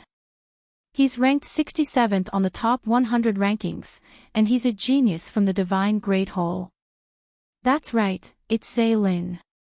That's an oolong horse that's famous throughout the universe. The second Great Hall actually managed to gather enough star essence for Zaylin to enter planet Pyrolite so quickly. It should be the Divine Great Hall's doing. They've always been rich. I never thought that Zaylin would enter planet Pyrolite. Luin is in trouble now. Can he stop an expert ranked 67th on the top 100 rankings? Legend has it that Zaylin's innate gift allows him to fuse with beasts, and he's a natural-born beast tamer. The Divine Great Hall even fought with other powers to obtain him. His strength is unquestionable. Zaylin intentionally stepped over the mountain range to humiliate Luin. On the mountain range, Northgate Lie looked up with a shocked expression. It was actually Zaylin, 67th on the top 100 rankings. This was going to be troublesome. Lu Yin watched as the oolong horse disappeared into the northwest, and his expression turned solemn. This person had intentionally stepped over his head. Was this a show of force? Hey, you were trampled by a horse, Hai Chi-Chi mocked as she happily pointed at Lu Yin. Lu Yin's expression darkened, and he stood up. Then I'll trample it back. Hai Chi-Chi's eyes lit up. Really? Let's go train the horse. Northgate Lai's eyelids twitched. Brother Lu, please reconsider. Zaylin is very strong, and his oolong horse can devour planets. His innate gift allows him to fuse with his oolong horse, making it even stronger. He also avoids the weakness of all beast tamers, which is their own defense. Don't be rash. Lu Yin calmly replied, even if I don't go looking for him, he'll still come looking for me. Northgate Lai fell silent. Based on Zaylin's attitude, he would definitely come looking for trouble. The Divine Great Hall would not let this mountain range go, and Zaylin was a hurdle that they had to cross. I'll go with you. Northgate Lai looked at Lu Yin solemnly. Lu Yin shook his head. No need. You take care of the mountain range. He then soared into the sky and flew towards the northwest. 67th on the top 100 rankings. Lu Yin wanted to see if this person could force him to use his full physical strength or even his fate Zan. Lu Yin had too many trump cards, such as his universal armor, money bomb, and so on. Although the various great powers were rich, they did not have an ability like Lu Yin who could use Enhance to infinitely increase his strength. Thus, they did not have any external items that could help them defeat powerful enemies. Lu Yin had plenty of such items. Hai Chi-Chi excitedly followed behind Lu Yin, her face full of joy. In outer space, within the second Great Hall's warship, Karthika's expression was extremely ugly. Before Zaylin had entered planet Pyrolite, he had instructed Zaylin not to provoke Lu Yin. It was not that he was worried that Zaylin would not be able to defeat Lu Yin, but rather that there was no need to do so for the time being. He had allowed the other powers experts to exhaust Lu Yin first, as the other powers experts would soon be able to enter the planet. Whoever expended more energy would easily be at a disadvantage in the following battles. However, this brat had not listened and even dared to provoke Karthika. Zaylin was helpless as well. How could he have imagined that Lu Yin would attack him just by passing by the mountain range? In his mind, Lu Yin should be doing his best to avoid fighting him. Where did this brat get the confidence to challenge an expert ranked 67th on the top 100 rankings? However, this question was already meaningless. Lu Yin had already arrived, and there was even a little girl beside him who was staring at him provocatively. This made Zaylin very depressed, but he could not show it. He had only just arrived at planet Pyrolite, and he did not know what had happened before. The Pyrolite mine that the Second Great Hall occupied was not too far from the Day-Night clan's Pyrolite plains. The Second Great Hall had robbed several powers of Pyrolite mines, and they had barely been able to mine until now. Outside the mine, Kwang Wang looked up at the sky. Unknowingly, Lu Yin was actually able to fight against Zaylin. Hey, hand over the horse. Lu Yin and Zaylin were still observing each other when Hai Chi-Chi spoke up first, startling the two of them. Zaylin's brows jumped, and he glared at Hai Chi-Chi. What did you just say, brat?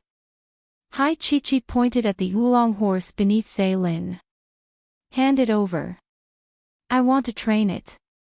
The oolong horse was enraged. It was an astral beast that could devour planets, and it was quite intelligent.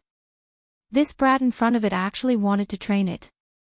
It could not take it any longer, and it wanted to devour her. Zaylin hurriedly pacified the oolong horse and then looked at Lu Yin. Who gave you the guts to challenge me? Lu Yin retracted the star energy in his eyes, and he could clearly see that Zaylin's body was nothing special, but the oolong horse beneath him contained a terrifying amount of rune lines. As expected of the 67th on the top 100 rankings, the oolong horse was not something that Kays could compare to.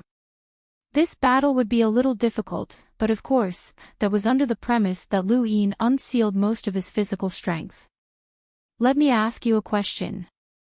Lu Yin looked at Zaylin curiously. How much star essence did that star essence skin of yours consume? Zaylin was stunned. Why do you ask? I'm just curious. When I sell it, I'll at least know the price, Lu Yin replied. Zaylin's face sank. How dare you? He no longer restrained the oolong horse. The oolong horse roared and viciously charged towards Lu Yin and Hai Chi-Chi. Lu Yin pushed Hai Chi-Chi aside and raised his right hand to slap the oolong horse. There was a thump, and the void distorted before countless cracks appeared. The thunderous sound of the collision formed visible ripples that not only swept through the ground, but also the void. Countless people, including those in outer space, watched this scene unfold. The oolong horse's charge had been blocked by Lu Yin. Zaylin's pupils shrank. How was this possible? A Lammeter had actually blocked the oolong horse's charge. Karthika was shocked, as he was well aware of the oolong horse's terrifying charge. Even though he knew that Lu Yin's physical body was strong, who would have thought that it would be this strong? This was a monster. Kays was the only one who wasn't surprised, as he had been crushed by that monstrous strength before. Lu Yin and the oolong horse were very close to each other, and he placed his palm between the oolong horse's eyes. His muscles bulged, and he suddenly took a step back. The oolong horse's eyes were filled with rage, and it was almost scarlet. It could feel the provocation of Lu Yin's physical strength, and this was something that it could not accept no matter what. With a loud roar, the oolong horse actually grew larger and stronger. Lu Yin was pushed back, and two large spatial cracks appeared beneath his feet. He immediately raised his other hand and exerted strength in both arms, using his strongest strength to forcefully resist the oolong horse's charge. Zaylin could feel the oolong horse's unwillingness, and he sat on its back and raised his hand to slap Lu Yin. The oolong horse suddenly roared, as it wanted to stop Zaylin and compete with Lu Yin in terms of strength. Welcome aboard. Stay tuned and subscribe to Han Li's Wuxia Adventures for more thrilling content. Chapter 514. Lu Yin's gaze turned cold. The fate Zan in his heart and left arm had already been transferred. He had unsealed most of his physical strength, but he was still unable to suppress the oolong horse. As expected of the powerful beast that had brought Zaylin to 67th place on the top 100 rankings. The fact that it could devour a planet meant that it had yet to display its full strength. The next moment, the oolong horse's body trembled, and under the shocked gazes of countless onlookers, its body grew infinitely larger. It went from a normal horse to the size of a mountain, and its enormous strength spread outwards, shaking the void, the earth, and even the entirety of planet Pyrolite. Zaylin looked down at Lu Yin from above. You can't compete with the oolong horse in terms of strength. Even the top 50 of the top 100 rankings, who are renowned for their physical strength, wouldn't be able to do so. Lu Yin was being suppressed. This was the first time he had been suppressed in terms of physical strength since he had left the blue ocean. He felt excited as he sensed the oolong horse's intense provocation. He took a deep breath and then invisibly shook his right leg. The fate Zan that had fused into his right leg had been transferred. There was a soft whooshing sound, and Lu Yin suddenly looked up and stared into the oolong horse's large eyes. Let's see who's stronger. He was also excited. There was a thump as the earth split open, and fiery red magma spewed out. Lu Yin withstood the oolong horse's push, and not only that, but his strength also multiplied as he pushed the oolong horse back. At this moment, even Karthika and the other enlighters were stunned.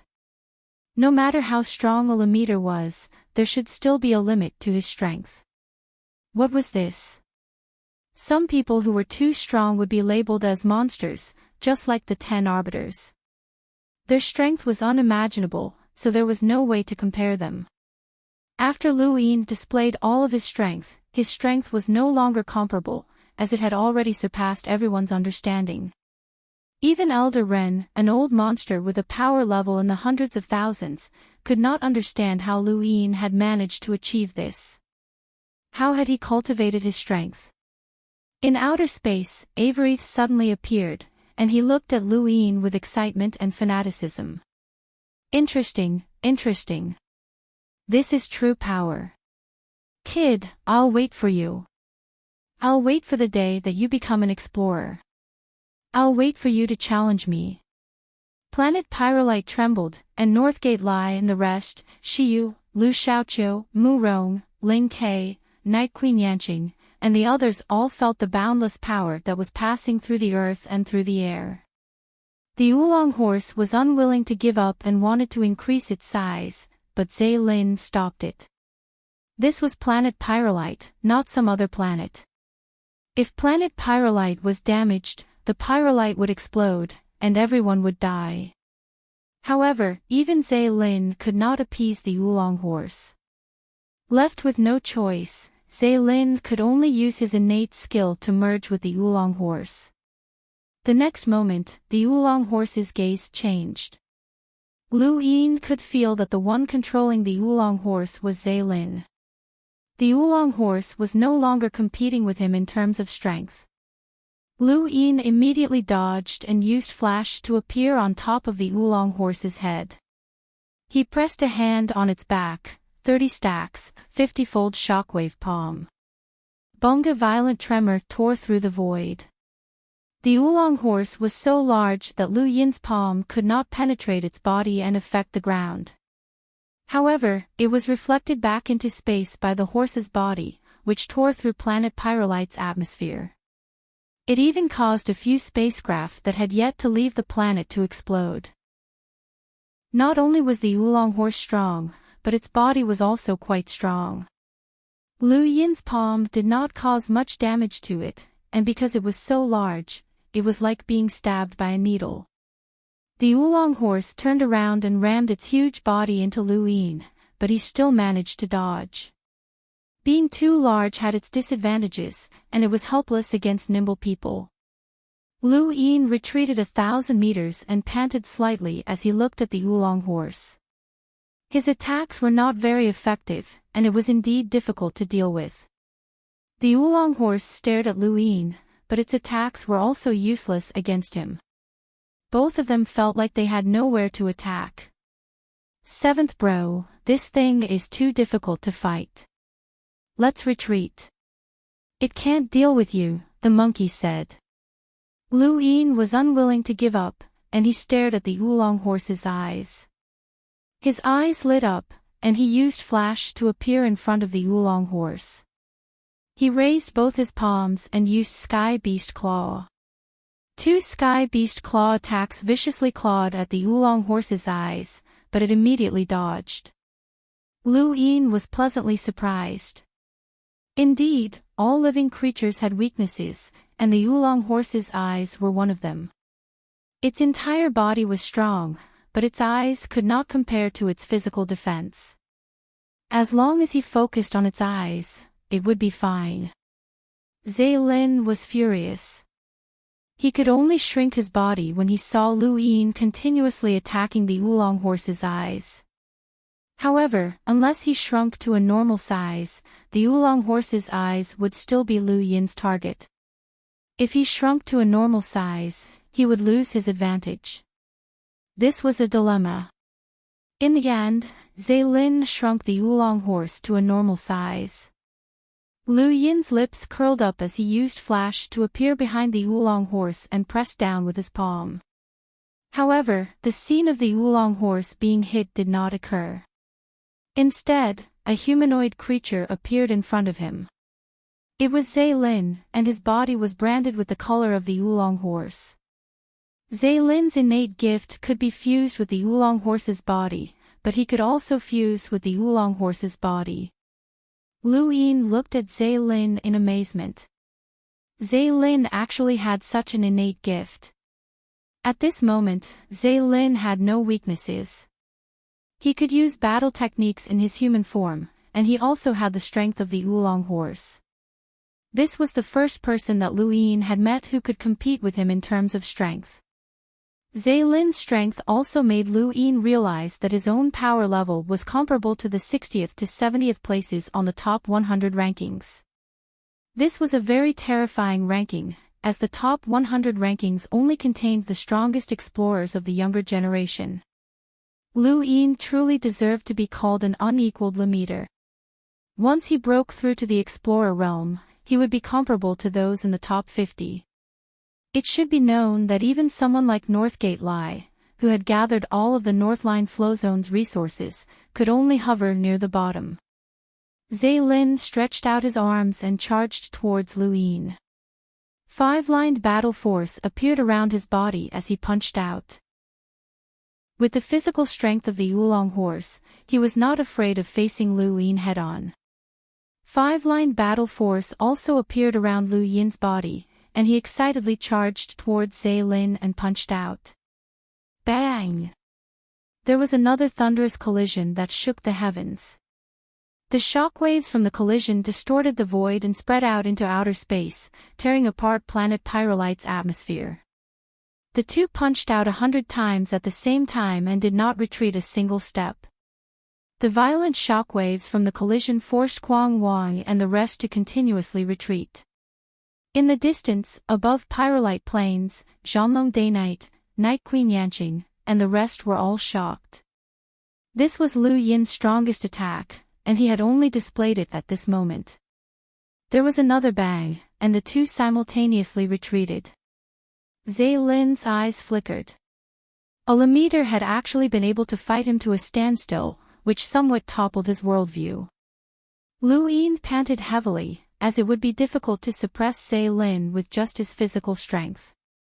He did not want to use his fate's end right now, as there would definitely be more powerhouses behind him. He had to think of a way. Lu Yin was anxious, but Zaylin was even more anxious. The fact that Zaylin had been able to enter this place meant that the explorers from the Sword Sect and Day-Night clan would be arriving soon.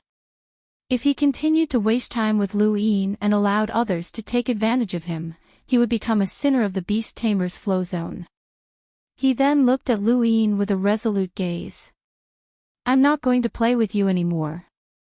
I admit that in terms of true strength, it will be difficult to determine a victor between us. However, in this universe, one's own strength is not the only thing that matters." Zaylin then took out a dagger that had a strange grey luster circulating around it. The moment it appeared, it actually tore through the void. Lu Yin's eyelids twitched, as the dagger gave him a sense of danger. The monkey cried out, "Not good. It's a power vessel." Lu Yin was puzzled. "What is it?"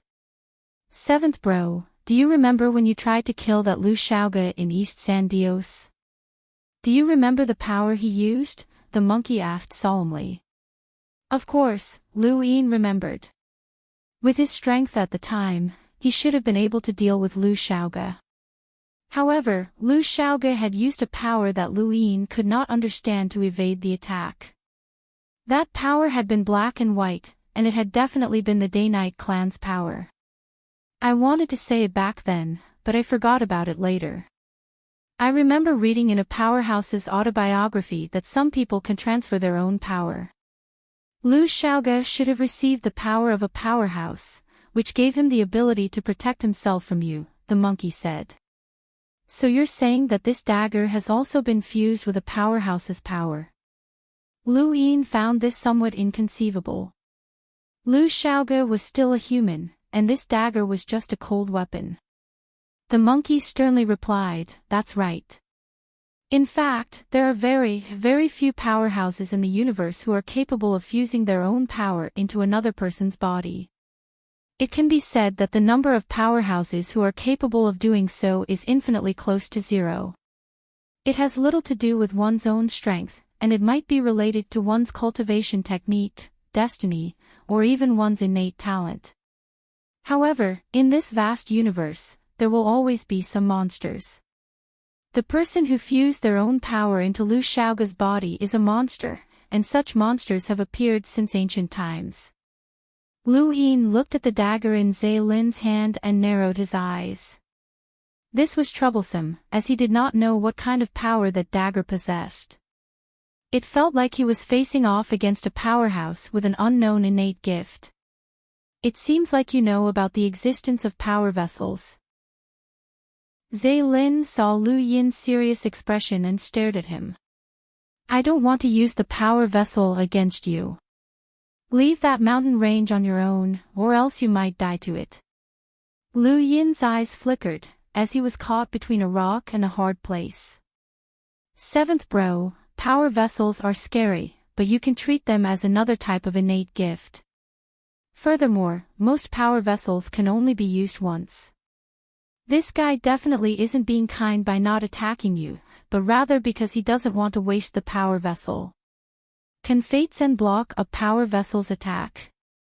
Lu Yin asked in a low voice. I don't know. Nobody knows what kind of power vessel it has. The monkey was unsure. Zhe Lin frowned and stared at Lu Yin. I'll say it one last time. Leave the mountain range, and I'll let you go. Welcome aboard. Stay tuned and subscribe to Han Li's Wuxia Adventures for more thrilling content. Chapter 5:15. Lu Yin's gaze turned cold. If he retreated just because of a power vessel, then the various great powers would use it to threaten him in the future. This was not his style. Besides, while a power vessel was powerful, it could not surpass a hunter's power level of 100,000. Lu Yin had his universal armor, and that armor was conservatively estimated to be able to withstand a power vessel with a power level of 150,000. You can try. Lu Yin stared at Zhe Lin. He was about to attack, and it was better to strike first. Zhe Lin's heart sank, as his power vessel could only be used once. Before coming to planet Pyrolite, the elder had warned him not to use it unless it was absolutely necessary. But now, it seemed that he had to use it. You're courting death, so don't blame me. He then brandished his dagger and charged at Lu Yin. Lu Yin stared at him, and suddenly, Zhe Lin's speed increased by several times. The dagger stabbed out at a trajectory that Lu Yin could not see. This was the dagger's ability to increase one's speed to the limit, and it instantly increased Zhe Lin's speed by a large margin. Lu Yin's pupils shrank, and his eyes filled with star energy. He retrieved the giant emperor's third eye from his cosmic ring and activated his domain with all his might. In the nick of time, he dodged to the side and moved 10 centimeters to the side. The dagger stabbed out at the same spot where he had been standing, tearing a spatial tear that spanned 10 kilometers. Zhe Lin looked at Lu Yin in disbelief. Had he dodged? At this moment, it wasn't just Zhe Lin who was shocked, countless people in outer space were shocked. Zhe Lin had actually dodged the attack. Even a hunter would find it difficult to avoid Zhe Lin's speed. Karthikeya was the most shocked of all. He had given Zhe Lin that dagger so that he could compete with the Sword Sect, Day-Night Clan, One Family, and other great powers. He had thought that he would be able to win with a single attack, but Zhe Lin had actually dodged. Furthermore, the speed at which Zhe Lin had dodged. No, that wasn't speed. That was secret sidestep. The words secret sidestep appeared in countless people's minds, and many suddenly recalled that Lu Yin had used it during his battle with Mu Rong at the Sea King's Dome. Secret sidestep was a supreme footwork technique that lockbreakers revered, as it was a footwork technique that allowed one to avoid unseen dangers. It could even avoid unseen dangers, let alone visible ones. Although Zhe Lin was fast, he was not so fast that he could not be seen. Lu Yin had 4 statuses: Sirius, Domain, eyes filled with star energy, and the Giant Emperor's third eye. As long as he used 3 of these statuses, he would be able to use Secret Sidestep. Lu Yin heaved a sigh of relief as he watched the spatial crack gradually close up. So, it was speed. If he had known earlier, he would not have been so worried. He had almost put on his universal armor. Seeing Zhe Lin staring at him in shock, Lu Yin pressed a palm against Zhe Lin's chest. It's over. He didn't even wait for Zhe Lin to react before unleashing a 30 stacks, 70 times shockwave palm. With a bang, Zhe Lin spat out a mouthful of blood as his clothes were torn apart. A deep palm print was imprinted on his chest, and he was sent flying like a meteor. Lu Yin seized the opportunity to snatch the dagger. If not for his carelessness, Zhe Lin would not have been hit so easily. It could only be said that there were pros and cons when using a power vessel. Lu Yin's evasion had caused Zhe Lin to lose focus, which was why he had been hit head-on. This attack had severely injured him and sent him crashing into the ground. In outer space, the various great powers fell silent. Even with a power vessel, Lu Yin had still been defeated. This Lu Yin was simply too heaven-defying. Hai Chi-Chi shouted excitedly. In the distance, Kuang Wang and the rest were bitter, as even brother Zhe Lin had been defeated. Even further away, Zhanlong Dayknight and the rest had also witnessed this scene. They could only helplessly turn around, as this huge mountain continued to press down on their heads. Lu Yin's eyes were still filled with star energy as he looked at the ground. The rune lines that represented Zhe Lin were already very few, which proved that he was seriously injured at this moment. Even his fusion with the Oolong horse had disappeared, and Zhe Lin's face was deathly pale as he was pressed into the ground. Lu Yin exhaled. This battle had been rather difficult, and even a power vessel had appeared. He had previously thought that the great powers definitely had their own trump cards. If a Lemaitre did not use one, then an explorer would. Zhe Lin would not be the last. Would he have to wear his universal armor to sleep peacefully? That was a problem. Hai Chi-Chi excitedly ran over to Lu Yin and stared at the dagger in his hand. Let me see. Lu Yin grabbed the dagger and touched it. It felt like a normal dagger, and with a bit of force, it broke with a crack. Hai Chi-Chi was disappointed. It's a one-time use item. Boring. You know about power vessels as well. Lu Yin looked at her. Hai Chi-Chi rolled her eyes. Nonsense. Of course I know. My Sea King's dome doesn't lack anything. Does your Sea King's dome have many power vessels? Lu Yin asked with interest. Hai Chi-Chi's lips curled up, and she looked at Lu Yin proudly. That's right. Beg me, and I'll tell you. Lu Yin shook his head and ignored her. You're so boring. My Sea King's dome has a power vessel that you've touched before. Hai Chi-Chi pretended to be profound. I know. It's the Sea King's trident. Hai Chi-Chi's eyes widened. How did you know? I guessed, Lu Yin casually answered. Hai Chi-Chi turned her head away. Boring. After saying that, she flew directly towards where Zhe Lin had landed. Lu Yin hurried over. What are you doing? Don't you want a star essence skin? I'll help you, Hai Chi-Chi said politely. Lu Yin pulled her aside. Don't cause trouble. He hasn't lost yet. Hai Chi-Chi stuck out her tongue and then ran off. The ground trembled, and then it cracked open. Zhe Lin leapt out and stood on the ground, looking extremely wretched. The deep palm print on his chest brought him endless pain, and he could not even stand properly. He was half kneeling on the ground. Lu Yin approached him step by step. Let me ask you a question. Lin panted heavily and looked down at his chest. Even the slightest movement caused him intense pain. At this moment, Lu Yin's shadow enveloped him, and he looked up. You won. Lu Yin stared at him. How much did your star essence skin cost? Lin's eyelids twitched. Lu Yin, don't go too far. My divine great hall is not to be trifled with. You should know that the Beast Tamer's flow zone is a unified entity, and offending us won't do you any good. Lu Yin shrugged. Sorry, it's too late. Actually, I wanted to coexist peacefully with you guys, but I can only blame fate for messing with me. He then grabbed Lin and found a spacecraft. He peeled off the star essence skin from Lin's body and tossed him inside. Let's go back. We probably won't meet again on planet Pyrolite.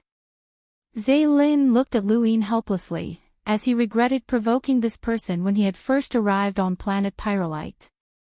This person was a monster, and Lin was heavily injured. The next time they met, Lu Yin might have already broken through to the Explorer realm, and once that happened, Lin would definitely not be Lu Yin's opponent. Lu Yin watched the spacecraft take off and put away the star essence skin. It was worth at least 5,000 to 7,000, but he was not sure if he should sell it. If he did, then a powerhouse who could rival Lin would appear while wearing it, and if such a powerhouse turned out to be an enemy, it would be troublesome. However, he would not be satisfied if he did not sell it, as it was a considerable amount of wealth. Lu Yin looked around and saw that most of the pyrolite ore had been mined by the second Great Hole. When he saw Hai Chi-Chi rushing towards Quang Wang and the others, he picked her up and left. Lin's defeat had given the various great powers a deeper understanding of Lu Yin's strength. Without reaching the top 60 of the top 100 rankings, there was no hope of defeating Lu Yin. This was the common understanding of the various great powers. Among the younger generation, there were not many explorers who could reach the top 60 of the top 100 rankings, and they were scattered throughout the universe. However, the various great powers did have explorers from the older generation who were at the same level of strength, and they were likely to be the next batch of powerhouses to descend. Lu Yin returned to the mountain range and was greeted by Northgate Lie's astonished gaze. Lillian had also arrived. Northgate Lie was wearing the star essence skin that Lu Yin had sold to them, and the one that Northline Flowzone had manufactured was given to Lilian. Brother Lu, you've shocked the heavens with that battle. From now on, you will be invincible among the Lemeters. Congratulations, Brother Lu. Lilian smiled at Lu Yin. Northgate Lie looked at Lu Yin with a complicated expression, and the shock in his eyes had yet to fade. Lu Yin smiled. The universe is too vast. It's still too early to say that I'm invincible. I've never heard of a Lemeter possessing Brother Lu's power level since ancient times. Even when the 10 Arbiters were Lemeters, they might not have been able to reach Brother Lu's level of power. Brother Lu, your name will be recorded in history, Lilian praised. Everyone else was shocked. History was a heavy word, and countless people wanted to leave their names in history, but they did not have the ability to do so. Lu Yin, on the other hand, had already done so. At least in the written records, no one had ever reached Lu Yin's level of power when he was a Lemeter. Lu Yin's expression changed. History. With the power that he had just displayed, had he already touched upon the level of history? The various great powers no longer dare to casually send people here, Lilian said. Lu Yin's heart trembled. He had single-handedly changed the standards of the various great powers when it came to descending on planet Pyrolite. This was his current strength. In that instant, Lu Yin felt as if he had truly reached a new level. Who in the Lemeter realm could be his opponent? Ling Ke. No, not even Mu Rong. Not even Lin, who was on the top 100 rankings. Once upon a time, he had looked up to the elites of the great U Empire's U Academy. He had surpassed them. He had looked up to the Astral Combat Academy's Area Masters. He had also looked up to the Astral Combat Academy's Realm Masters. He had also looked up to the freakish geniuses of his generation, but he had still surpassed them all. Now, he stood at the peak. When he thought of this, Lu Yin felt a ball of fire rise in his chest. Green lines suddenly appeared on the surface of his body. These were the signs of six-lined battle force, green stripes. Lily and Northgate Lai, and the others were all stunned. What was going on? As he spoke, he actually made a breakthrough. Lu Yin stretched out his hands as the Sandmaster's words echoed in his mind. Battle force was used for cultivation, and it was also used for one's spirit.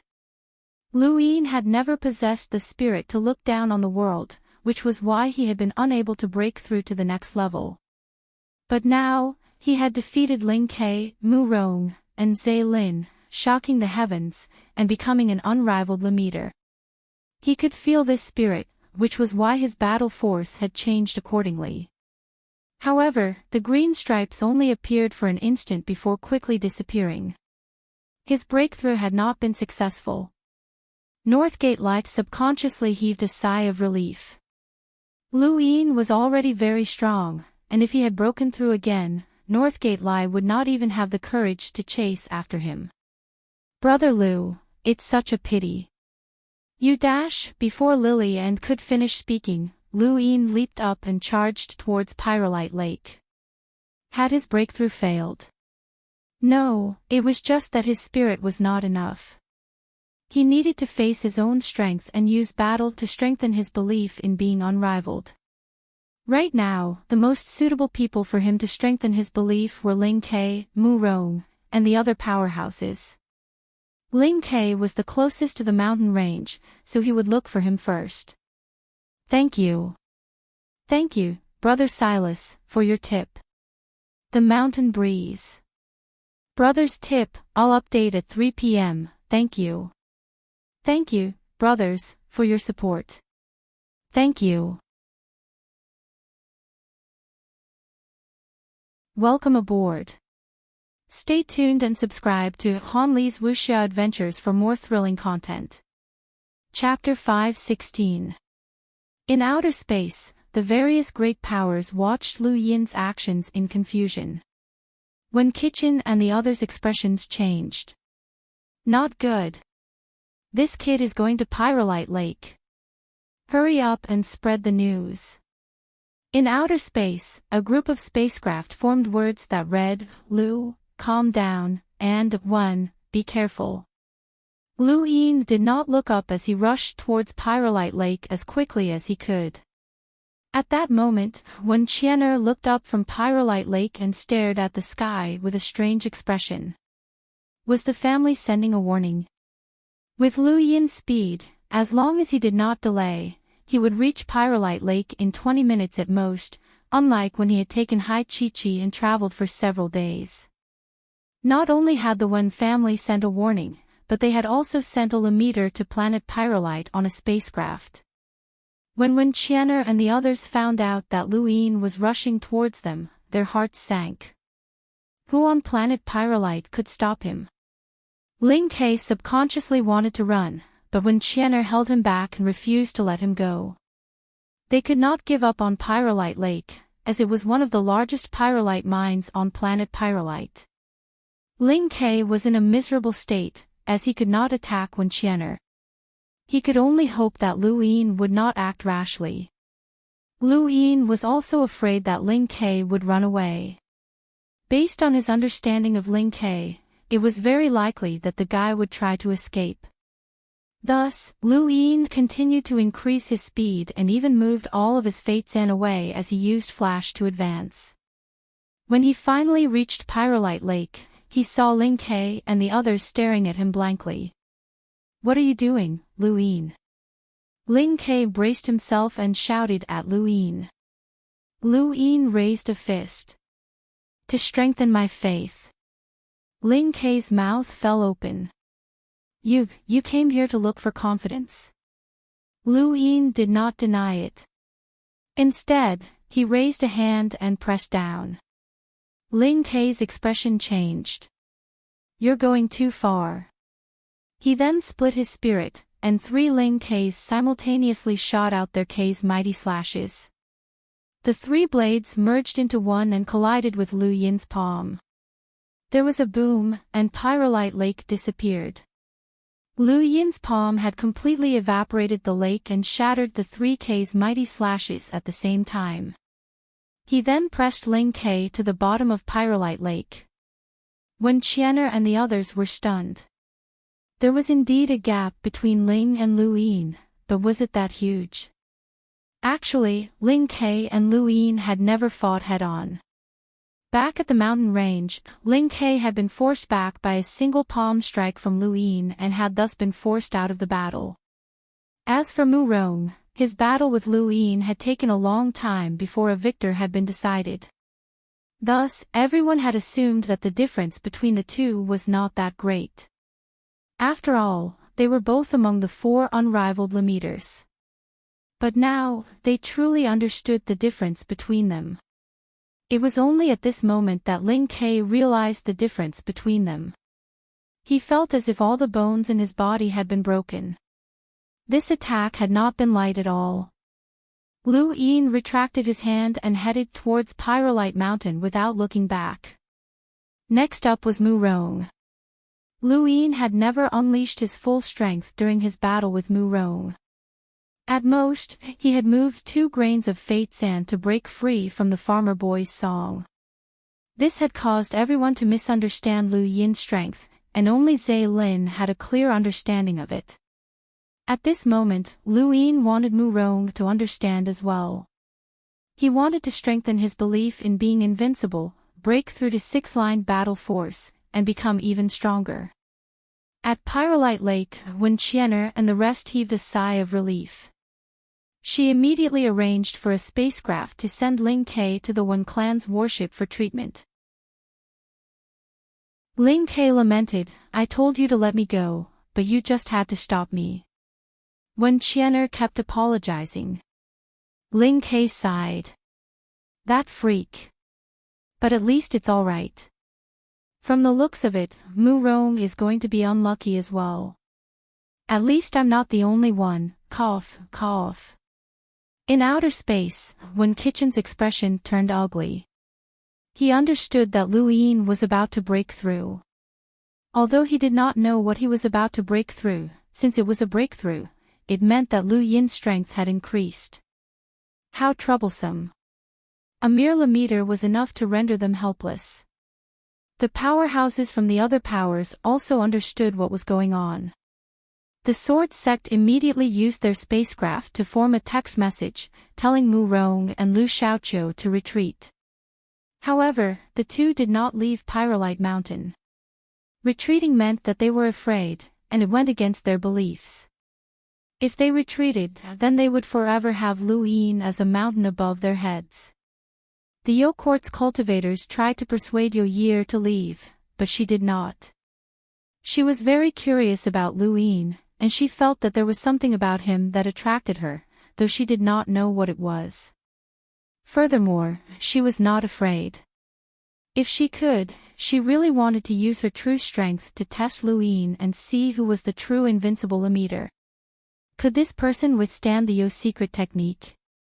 The so-called strongest emitters excluded the 3 dark hands and the people from the Neoverse. The sky rippled as a suffocating pressure descended.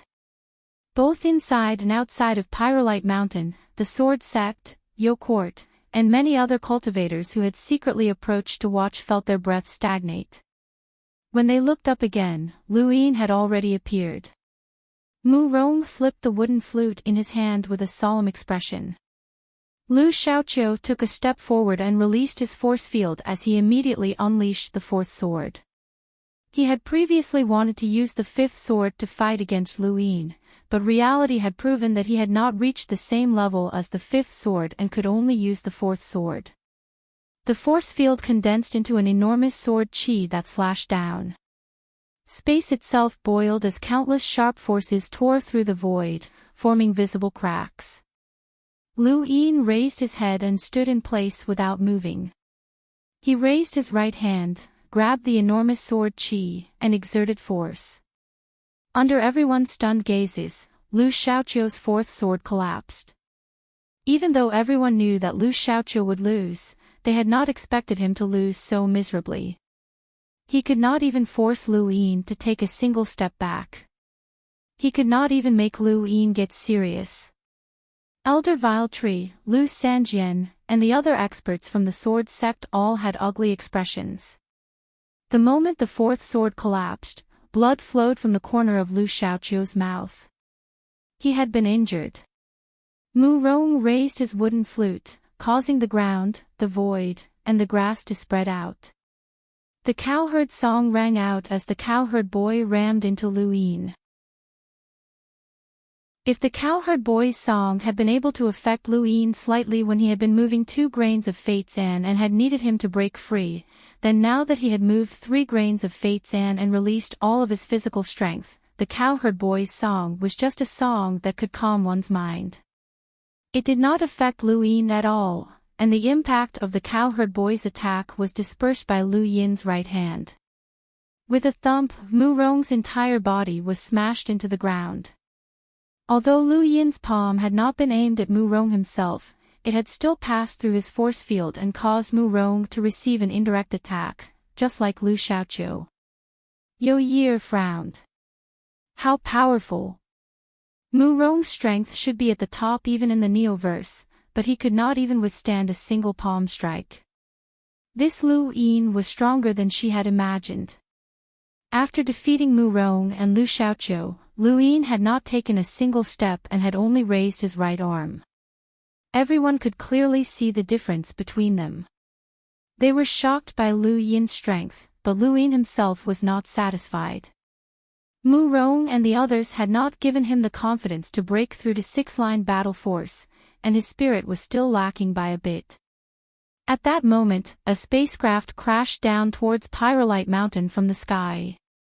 Lu Yin's eyes filled with star energy as he looked at the spacecraft and saw a boundless amount of rune lines. The number of rune lines actually surpassed Zaylin's. Through the spacecraft, Lu Yin could clearly see the person descending. It was Long Yun, an expert from the sword sect who had appeared in the Outerverse Shenwu Continent trial. It was because of him that Wu Shang of the Neo-Human Alliance had managed to escape.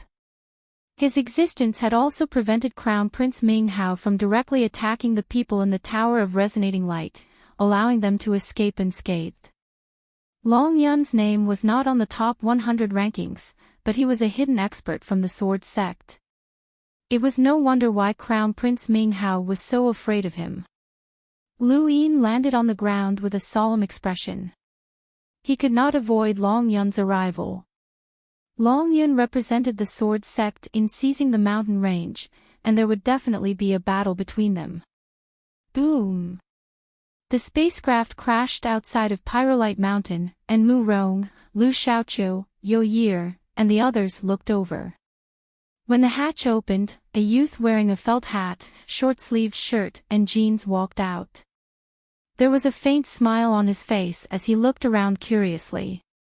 When they saw the youth, Lu Xiaoqiu and the other sword sect disciples were shocked. Senior Brother Long. Yo Ye blinked, as she did not recognize this person. It's Long Yun, a disciple from the previous generation of the sword sect, an expert from the Yo court whispered. Yo Ye was curious. How do you know him? Is he very famous? The Yo court cultivator whispered, this person is from the same generation as the sword sect's 10 arbiters, and their relationship is not simple. Among the sword sect disciples of that generation, this person can be ranked in the top 3. However, after that arbiter broke through to the explorer realm, this person quieted down, and there hasn't been anything worth talking about since. I didn't expect the sword sect to send this person here. Long Yun's timely appearance allowed the sword sect disciples to breathe a sigh of relief, but they were also rather apprehensive. In the minds of most of the sword sect disciples, Long Yun was a bold and unrestrained wastrel, and his exact strength was unknown. However, since the sect had sent this person here, they believed that he would not be weak. Long Yun's gaze swept across everyone before finally landing on Lu Yin.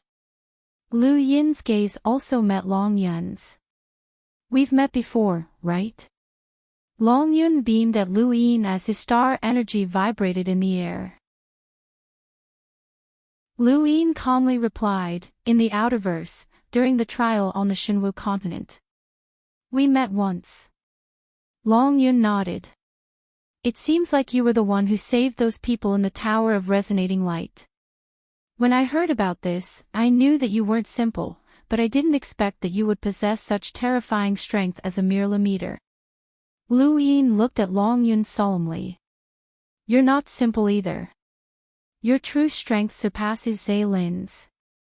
That one sentence shook the entire Sword sect and even the various great powers in outer space. Not many people had heard of Long Yun's name before, and those who did were from the same generation as the 10 Arbiters. Long Yun had been rather famous in the past, but he had gradually fallen into obscurity. Who would have thought that this person was actually comparable to an expert ranked around 60 on the top 100 rankings? He had hidden his strength far too well, as the Sword sect still had someone at the top of the top 100 rankings.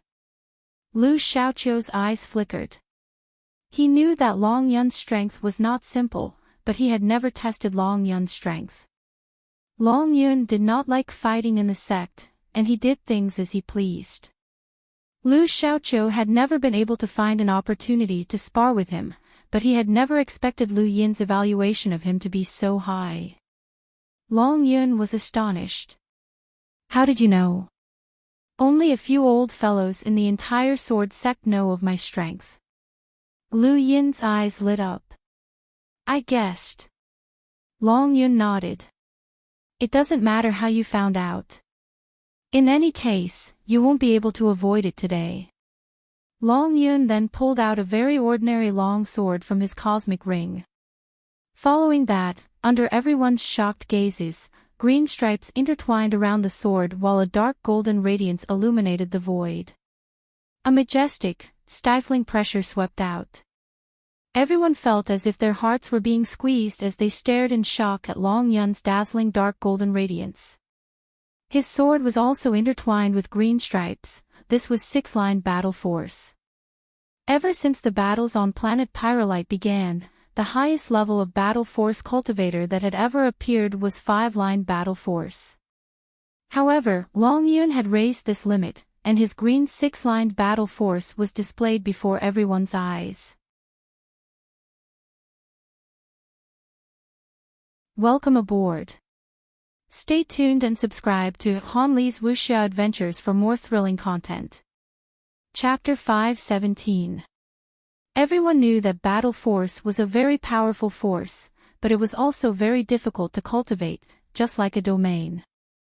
At present, there were at least a few thousand outstanding disciples on planet Pyrolite, but there were less than 100 who cultivated battle force and domains.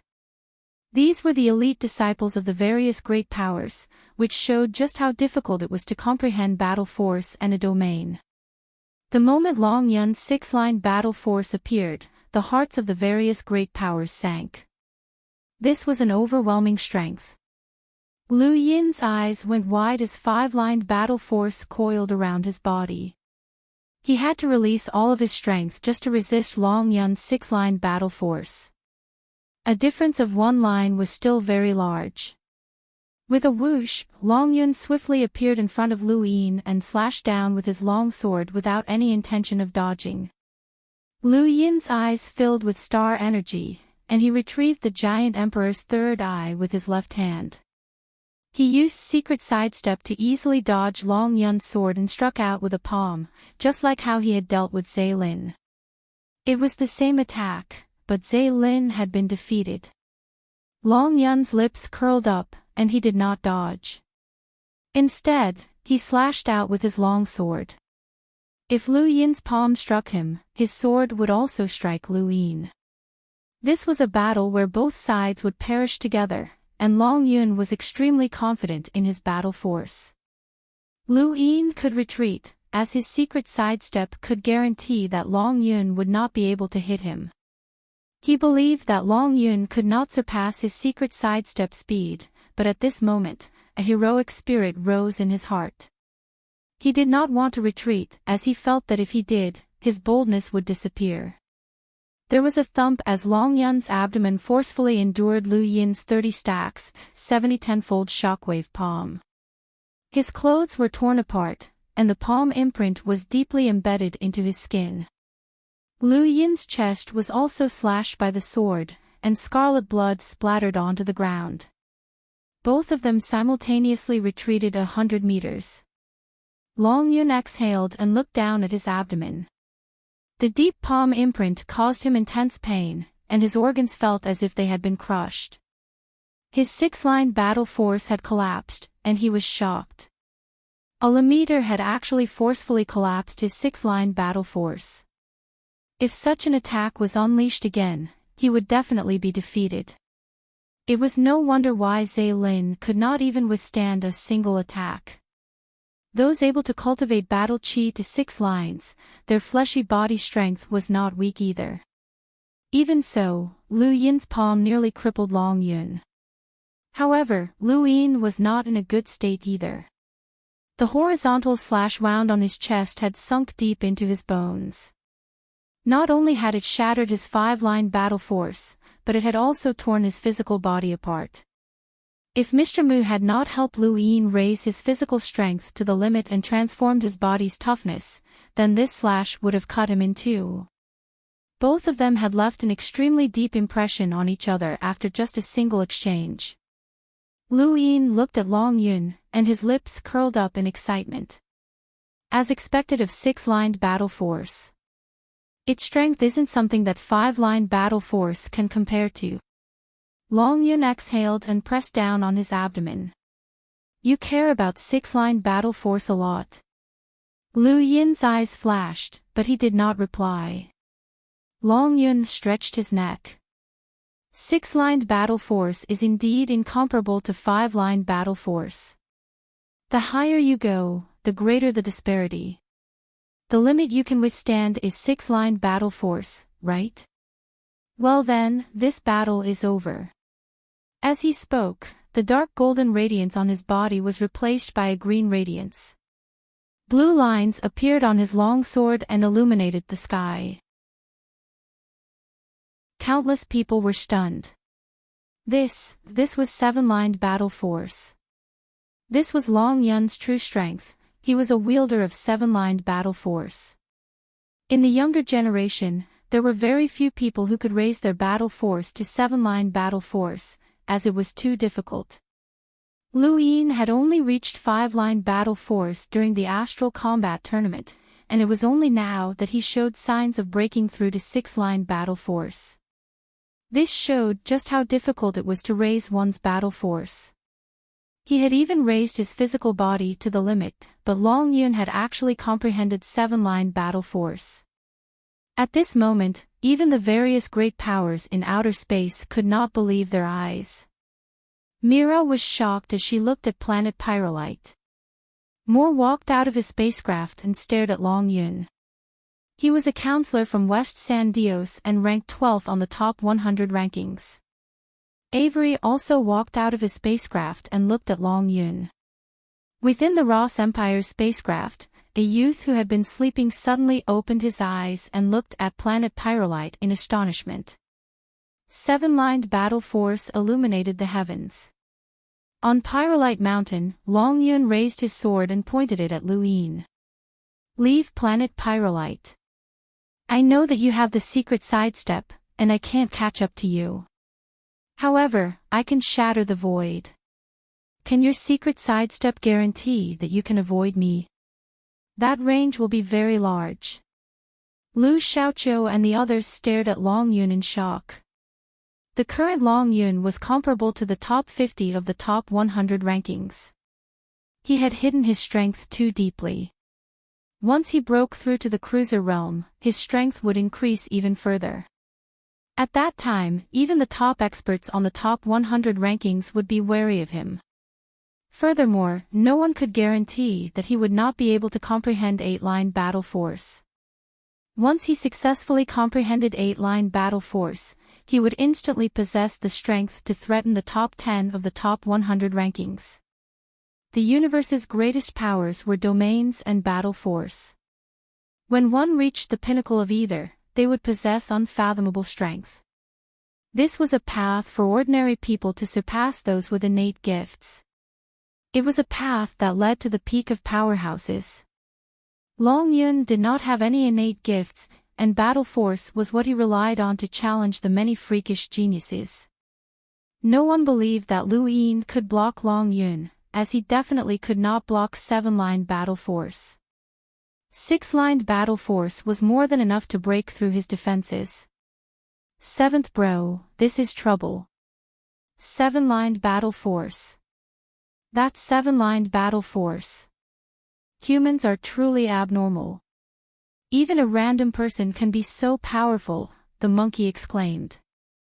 Lu Yin stared in shock at Long Yun, who was wrapped in a green light that flickered with blue stripes. He raised a hand and felt as if he could touch the power of blue battle force. Was this 7-line battle force? It was so powerful. Are you going to retreat or not? Long Yun's sword spun. As long as Lu Yin said that he would not retreat, Long Yun would definitely destroy the void with a single slash. This was his confidence. Lu Yin smiled bitterly. I'm always one step behind you. Long Yun was stunned, and he looked at Lu Yin in confusion. Everyone else also looked at Lu Yin in confusion.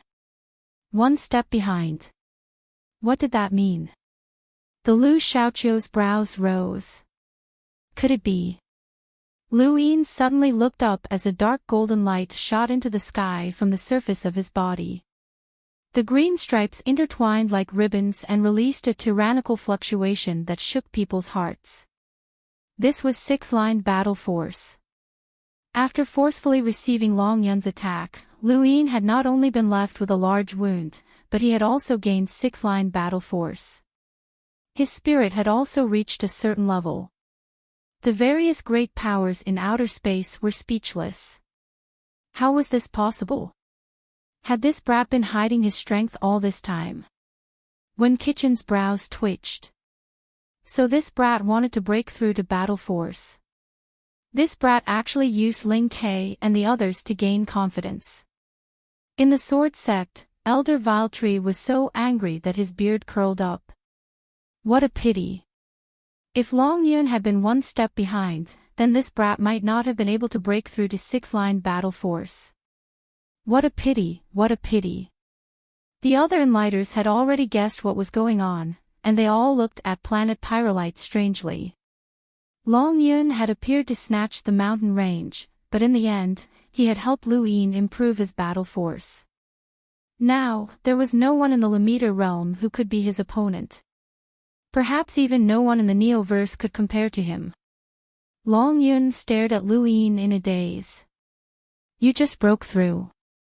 Lu Yin nodded and smiled. I still have to thank you. Long Yun smiled wryly, but he quickly composed himself. The higher the level of battle force, the harder it is to cultivate. Similarly, the gap between battle force and battle force increases. 6-lined battle force and 7-lined battle force are two completely different levels. The same question, should I retreat or not? Lu Yin raised his hand and felt the strength of his 6-lined battle force. He looked at Long Yun. If I had 5-line battle force, then I definitely wouldn't be able to stop you, but I'm not so sure about 6-line battle force. I might not be able to defeat you, but I can at least protect myself. With the speed of the secret sidestep and the defensive power of my 6-line battle force, your sword's destructive power won't be that great. However, there's no need to continue fighting. Sorry, let's call it a day. Long Yun did not hesitate to slash out with his sword, and his attack covered an entire region of the void. He wanted to keep Lu Yin here and completely eliminate this hidden danger. Lu Yin's flash and secret sidestep were still unable to escape from Long Yun's attack range. This attack was a battle technique, and Long Yun was getting serious. Lu Yin turned around and fled towards the west. In front of him, Long Yun's sword chi was getting closer and closer. He raised a hand and wrapped his six-line battle force around it as he struck out with all his strength.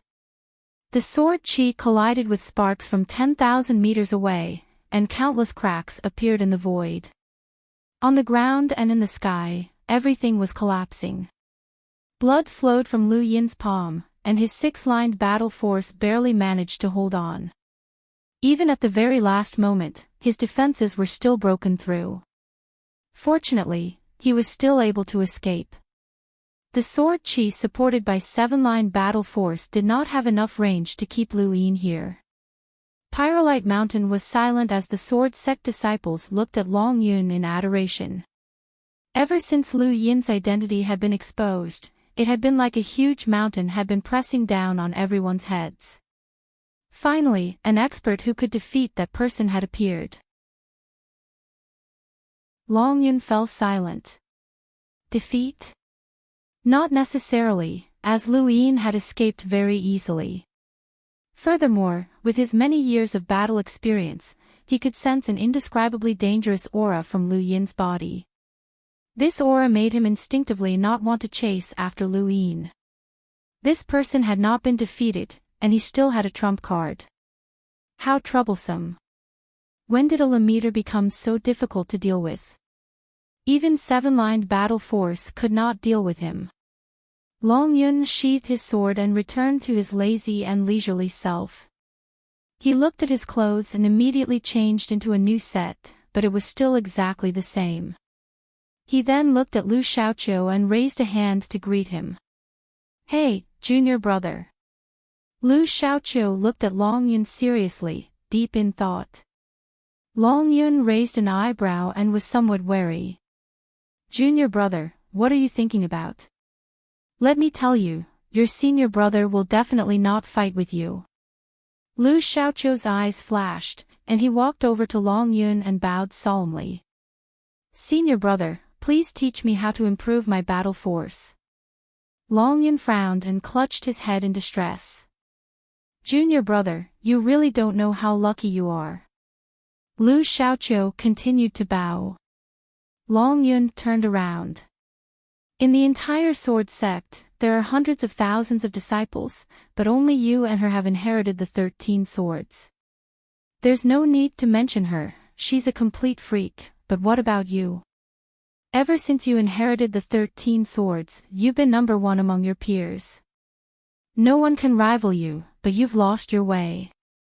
Lu Xiaoqiu was puzzled. Long Yun sighed. "You've lost yourself in battle. You believe that you lost to Lu Yin because of the 13 swords and not because of yourself, so you want to cultivate your battle force and use it to strengthen the 13 swords to challenge Lu Yin. You think that you can win by cultivating your battle force, right?" Lu Xiaoqiu did not deny it, as he had indeed thought so. Long Yun's battle force and Lu Yin's battle force had stimulated him greatly. Long Yun smiled bitterly and shook his head. "Actually, if you can inherit the 13 swords, who would want to cultivate battle force?" Lu Xiaoqiu's body trembled. "Thank you. Thank you for your tip, Brother Silas. The mountain breeze. Thank you for your brother's tip." Welcome aboard. Stay tuned and subscribe to Hanli's Wuxia Adventures for more thrilling content. Chapter 518. Since ancient times, the sword sect's 13 swords have been famous throughout the universe, and they're known as the paragons of the sword. Do you think that's just for show? I don't know anything else, but I do know one thing: the inheritor of the 13 swords can be defeated, but they will never retreat. Even in the end, the 13 swords will always be the strongest. This is the path of the strongest. If you lose, it'll be because you didn't cultivate it well. Lu Xiaoqiu's eyes flickered, and he stood in place, deep in thought. Long Yun didn't say anything else and left. Actually, what he had just said was just nonsense. He didn't want trouble, and he didn't want Lu Xiaoqiu to pester him. However, it wasn't exactly nonsense. The 13 swords were truly invincible, but that was only in comparison to history. Sometimes, the 13 swords would run into freakish geniuses, which would cause them to be suppressed for the rest of their lives. Of course, Long Yun would never say this aloud. In the sky, he absorbed star energy from the star essences while using Shamrock Enterprises' special medicine to treat the wounds on his chest and hands. This was especially true for his chest, where the horizontal cut was very deep and had dyed half of his clothes red. Seventh bro, don't do this kind of thing in the future. You're not alone. If you die, I'll die too. The monkey was unhappy. As long as I cultivate, these kinds of things can't be avoided. He then sighed. It's been a long time since I've been injured like this. What, do you want to do it a few more times? The monkey asked. Lu Yin laughed. If he could break through his battle force every time, then he might as well try it. His 6-line battle force had made him even stronger, but when would he be able to break through to the explorer realm? He still didn't feel like he was going to break through to the explorer realm. The 5-stage formcast model was still in his body, and he needed to upgrade it to a 6-stage formcast model before he broke through. That would be perfect. He recalled that upgrading a 4-stage formcast model to a 5-stage one required 300,000 star crystals. How much would it take to upgrade a 5-stage formcast model to a 6-stage one?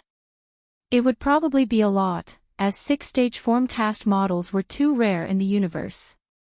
A normal formcast model could be created by a hunter, and a 5-stage formcast model could only be created by an enlighter at the very least.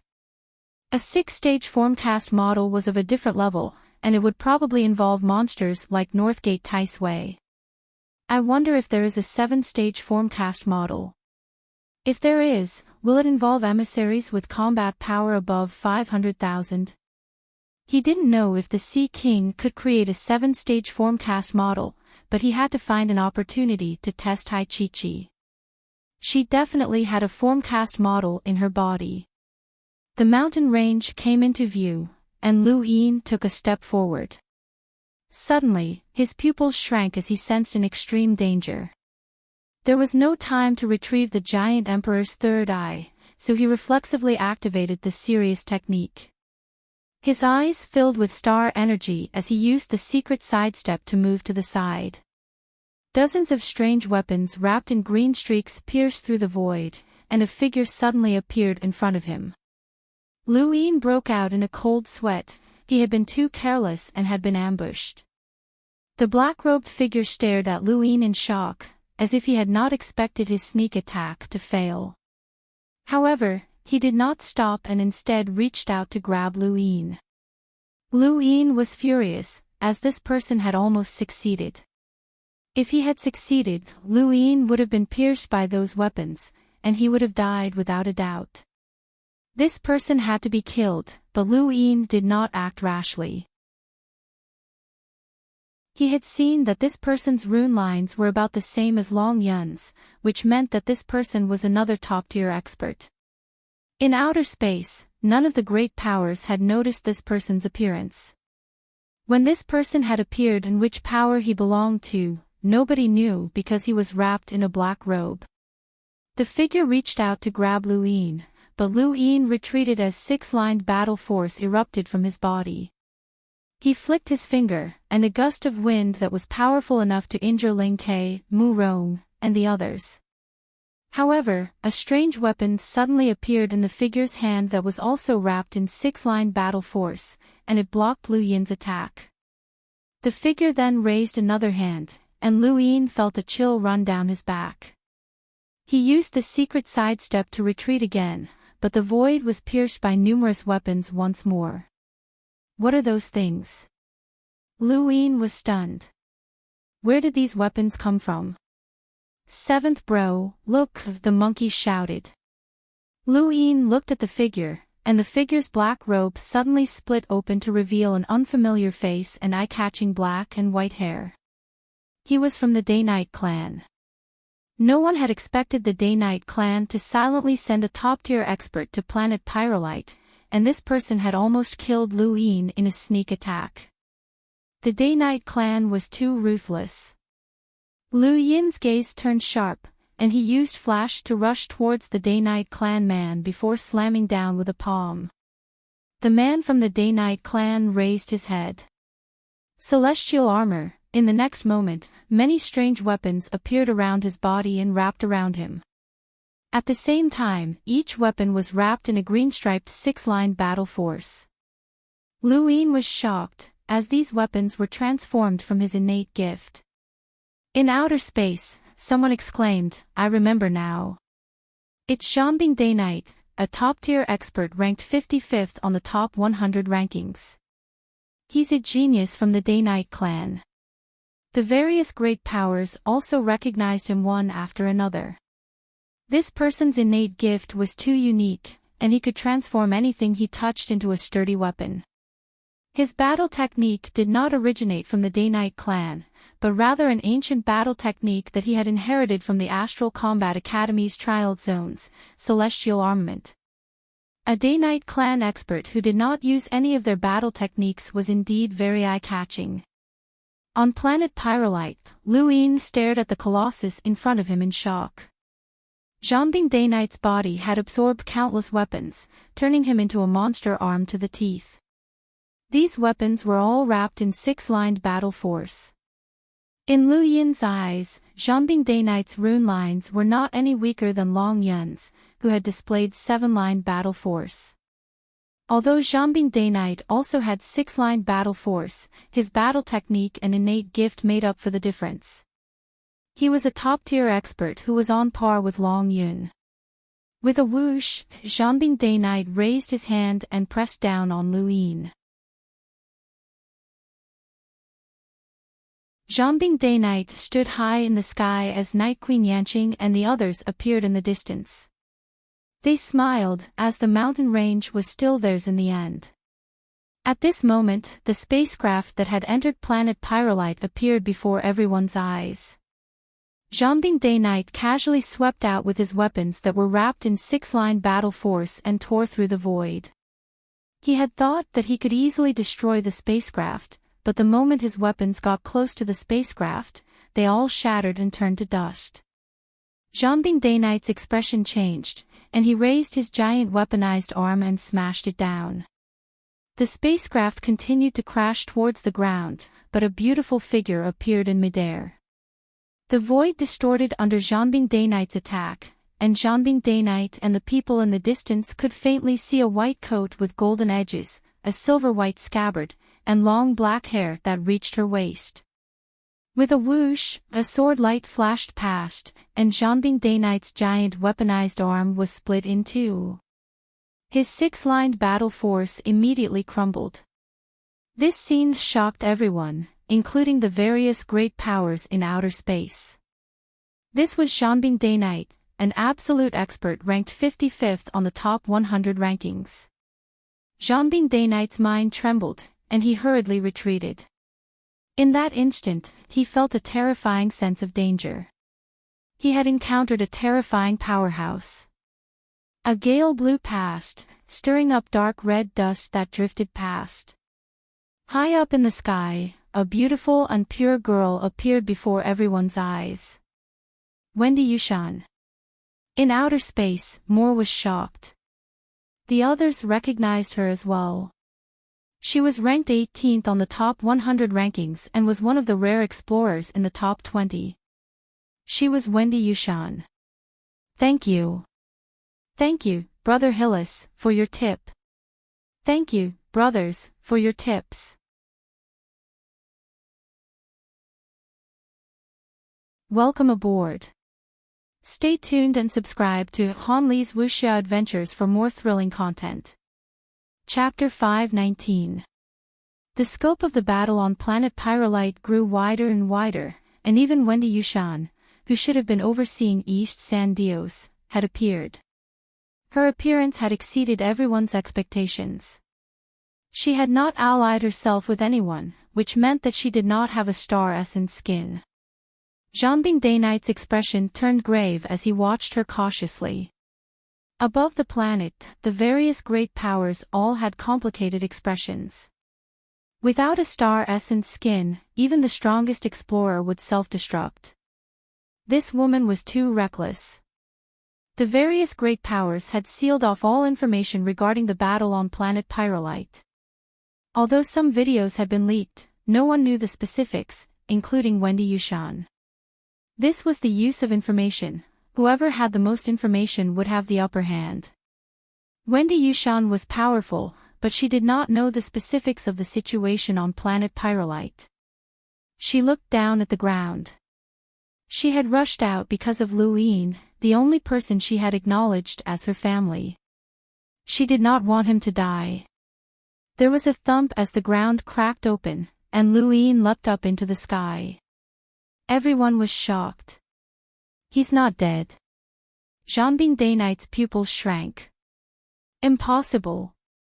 All of his attacks had landed on this person, so there was no way he was still alive. How could this be? Had he blocked it? Lu Yin did not have time to care about the others.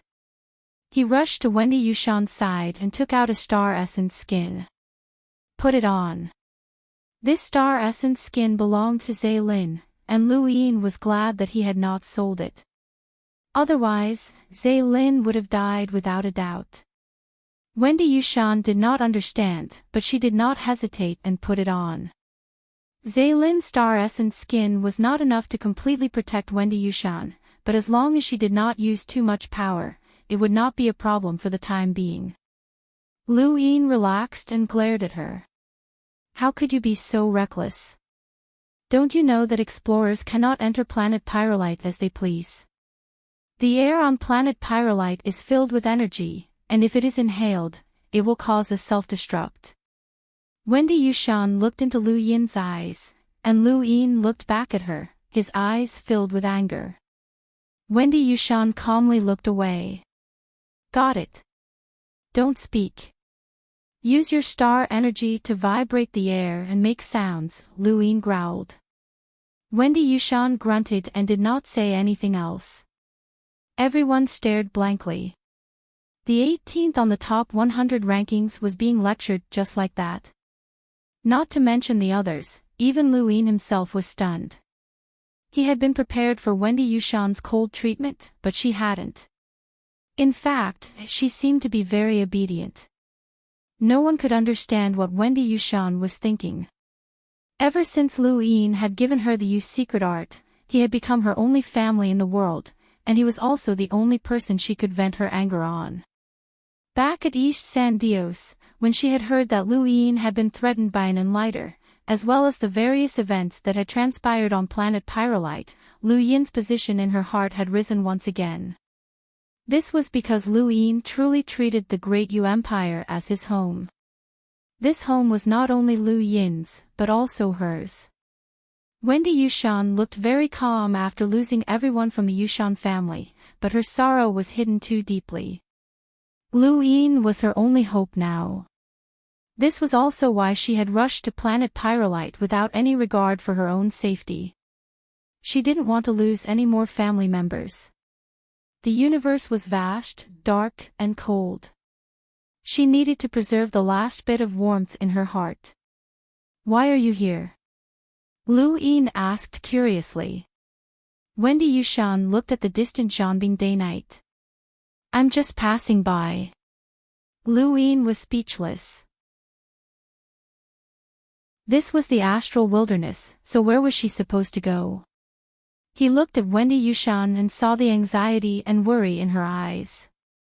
She must have come because of him. Something stirred in Lu Yin's heart. Since he had started cultivating, how many people had risked their lives for him? How many people had worried about him? This was kinship. Wendy Yushan took a step forward. What should I do? Lu Yin's eyes flashed coldly as he stared at Jeanbing Daynite. Kill him. Zhanbing Daynight's actions had caused Lu Yin to want to kill him. Since the other party wanted to kill him, Lu Yin would not show mercy. So what if the other party was from the Daynite clan? Lu Yin would not let someone who wanted to kill him go just because he was afraid of the Daynite clan.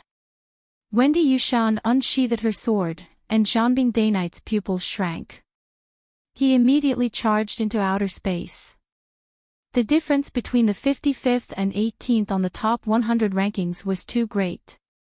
He had no confidence that he could block Wendy Yushan's attack, even if she could not use her true strength due to her star essence skin. With a whoosh, Wendy Yushan's sword was completely unsheathed, and a cold light instantly illuminated the heavens. This sword light covered an area of 10,000 kilometers, and no matter how fast one was, even if they escaped into the void, they would not be able to avoid it. This was 10,000 swords as one. The myriad swords peak's attack was very simple, it was just a single sword strike. Zhanbing Daynight's body stopped in midair, and his eyes went blank. His weapon disappeared from the surface of his body, and his entire body fell to the ground, lifeless. A single sword strike had killed Zhanbing Daynight. This was Wendy Yushan's strength. This was the strength of someone in the top 20 of the top 100 rankings. Everyone was stunned, as Zhanbing Daynite was the first expert on the top 100 rankings to die. Even someone with such strength would not be safe on planet Pyrolite. In outer space, Night Queen Qiuyu was furious, but there was nothing she could do. She could not threaten Wendy Yushan. The Frostwave Weave was protected by the Sea King's Dome, and Wendy Yushan was a member of the Great Yu Empire. Unless the Daynite clan declared war on the Sea King's Dome, the elders could not intervene, and the younger generation could only deal with this matter themselves. With Wendy Yushan's strength, how many people in the Daynite clan could be her match? Who could possibly kill her? Wendy Yushan's appearance made her the indisputable strongest person on planet Pyrolite. There were very few explorers in the top 20 of the top 100 rankings. Unless a cruiser was sent to planet Pyrolite, Wendy Yushan would remain the strongest. However, there was one thing that puzzled the various great powers about that battle. Lu Yin had blocked Zhanbing Daynight's attack without sustaining any injuries. This was very strange, but because Wendy Yushan's appearance had been too shocking, the various great powers did not have time to discuss it. However, that did not mean that they had forgotten about it. Night Queen Yanqing and the others immediately fled, not even bothering to collect Zhanbing Daynight's corpse. Lu Yin saw them and thought about it. He did not pursue them, as there was no need to offend the Daynite clan too much unless he really joined the Sea King's Dome. Lu Yin obtained Zhanbing Daynight's star essence skin, and he immediately had Wendy Yushan change into it. Wendy Yushan did not refuse, and she returned Zhe Lin's star essence skin to Lu Yin, but he did not want it. Wear them all. These two aren't enough to completely protect you, so it's safer to wear another layer. Also, you can't use too much power in battle. Wendy Yushan nodded. Actually, I think you should go back. It's too dangerous here, Lu Yin said. He was not worried about Wendy Yushan's strength, but rather that she would self-destruct. It's fine. I know what to do, Wendy Yushan replied. Lu Yin did not force her, and he brought her back to the mountain range. In outer space, Hai Dashao heaved a sigh of relief. They had made it in time, as Wendy Yushan's information had naturally been relayed to her by the Sea King's Dome. Otherwise, how could she have known that all of this had been part of Elder Tong's plan? Elder Tong's plan had included all sorts of unexpected factors. If Lu Yin did not have the star essence skin, then Elder Ren would have forcefully pulled Wendy Yushan out of planet Pyrolite. To Elder Ren, all rules were dead, and he would not allow Wendy Yushan to die. Thus, the current situation was for the best. This girl's innate talent is amazing. She's a good match for you, Elder Ren praised as he looked at Wendy Yushan. Hai Dashao also looked at Wendy Yushan. She was indeed beautiful, and she was also his type. Elder Ren was still looking at planet Pyrolite when his expression suddenly changed, and his face sank. Go and play with Avery. Hai Dashao's eyes flashed. He wants to enter planet Pyrolite. Elder Ren nodded. Everything is within Elder Tong's expectations. This girl is no longer someone that just anyone can deal with. The Blaze Realm, the Ross Empire, and the Dire Barbarian clan have decided to work together to forge a Star Essence skin for Avery. Hai Dashao's lips curled up. Got it. He then vanished. On planet Pyrolite, Lu Yin discovered that Hai Chi-Chi had disappeared. He asked Ah Fan and the others, but they did not know where she had gone either. It was no wonder why he had not seen her during the battle. She had run off somewhere to play. Lu Yin was not worried about her, as there were elders from the Sea King's dome on planet Pyrolite. She herself was not weak, and she had many defensive techniques.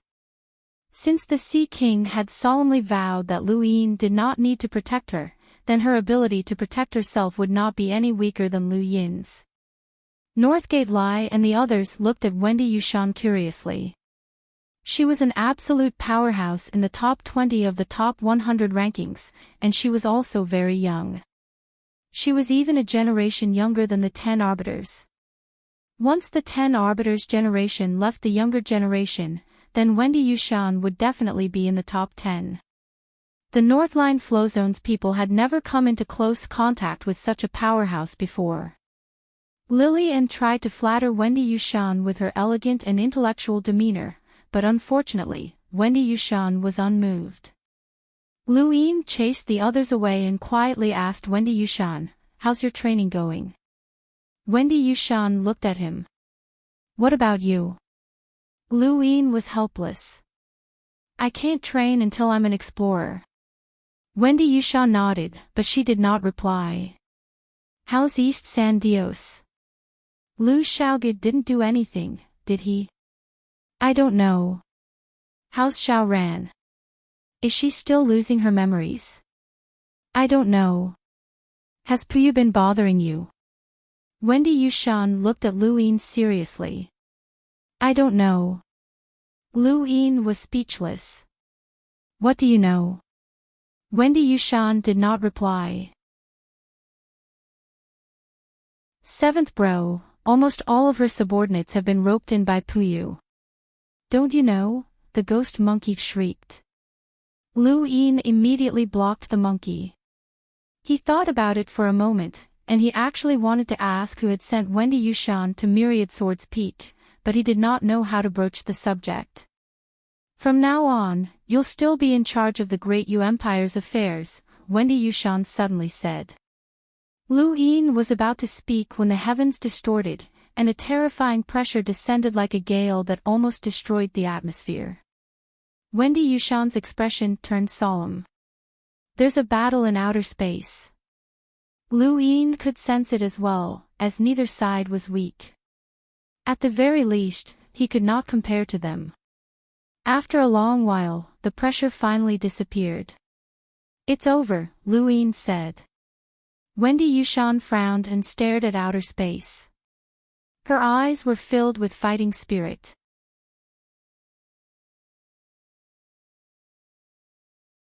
Welcome aboard.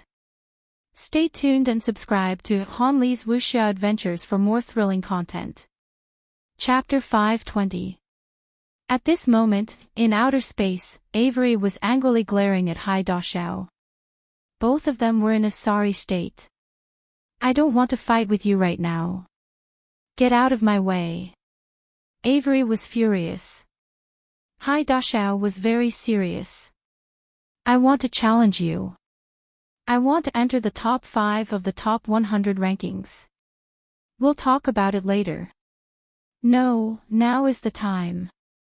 Hai Dashao, you're too despicable. You don't want me to enter planet Pyrolite on purpose. You want both of us to suffer." Hai Dashao replied seriously, "Avery, what do you take me for? What do you take the top 100 rankings for? I must defeat you today and enter the top 5. Bastard, you're despicable. I'm just being hot-blooded. Let's fight. The dire barbarian clan's Lei Long was just as angry as Avery. He had just convinced the Blaze Realm and the Ross Empire to fully support Avery's entry to planet Pyrolite, but Hai Dashao had already stirred things up. He had no choice but to accept the challenge since Elder Ren was still nearby. This made him feel rather sullen. Hua Haoi's expression was similarly gloomy. Avery can't go. Hai Dashao won't let him off. Then what do we do?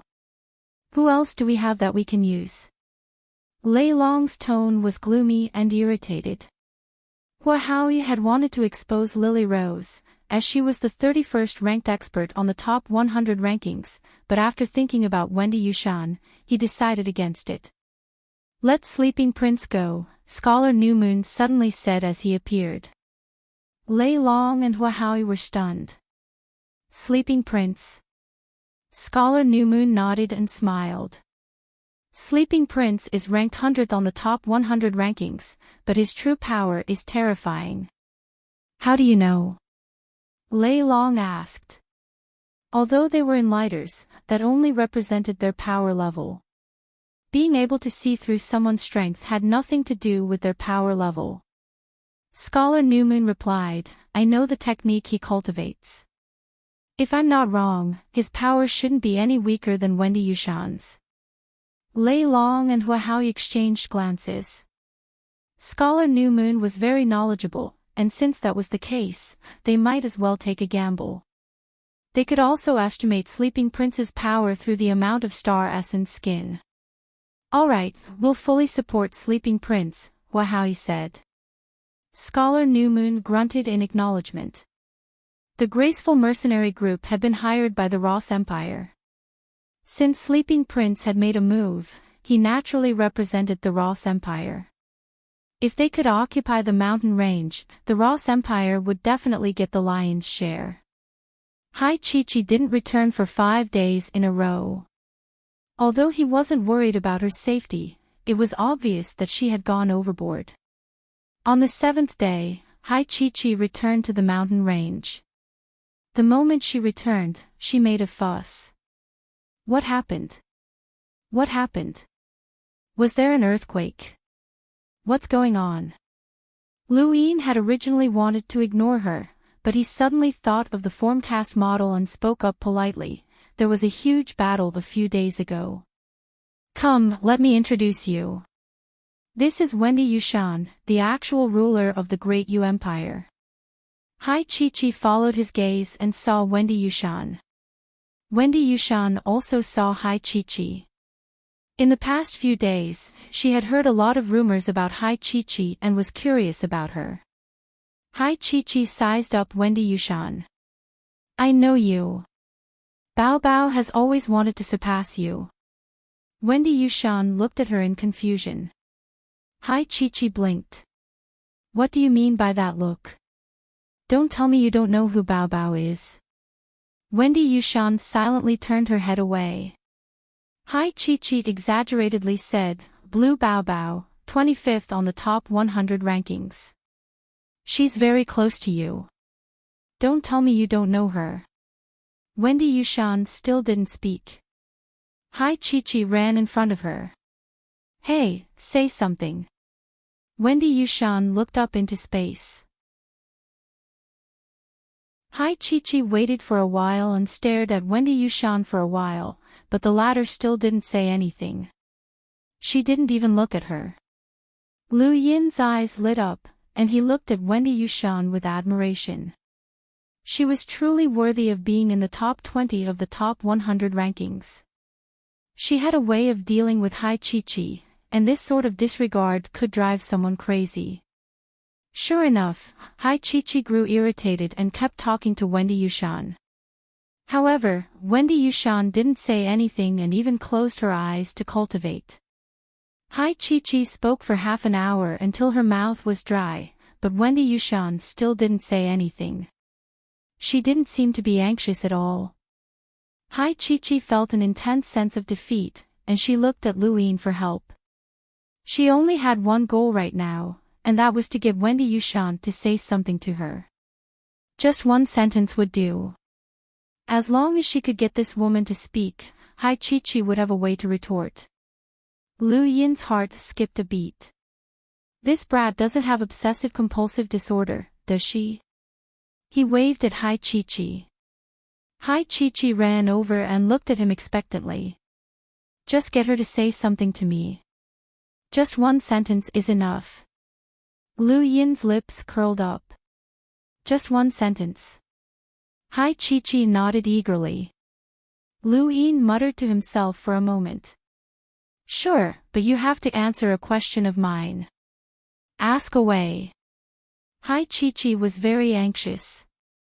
How do I know if you're lying to me? Hai Chi grew anxious.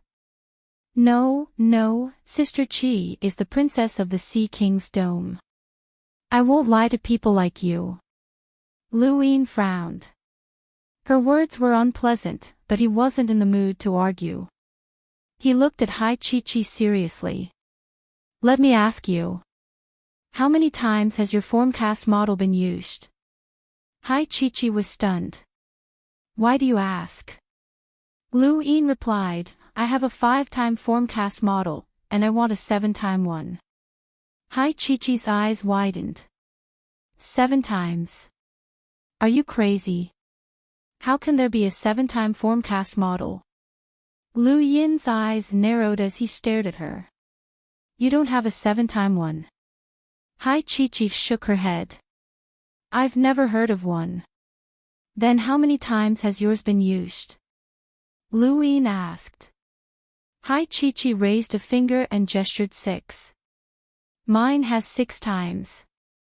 My father made it for me. 6 times. Why not 7 times? Lu Yin was puzzled. Hai Chi was even more puzzled. Why 7 times?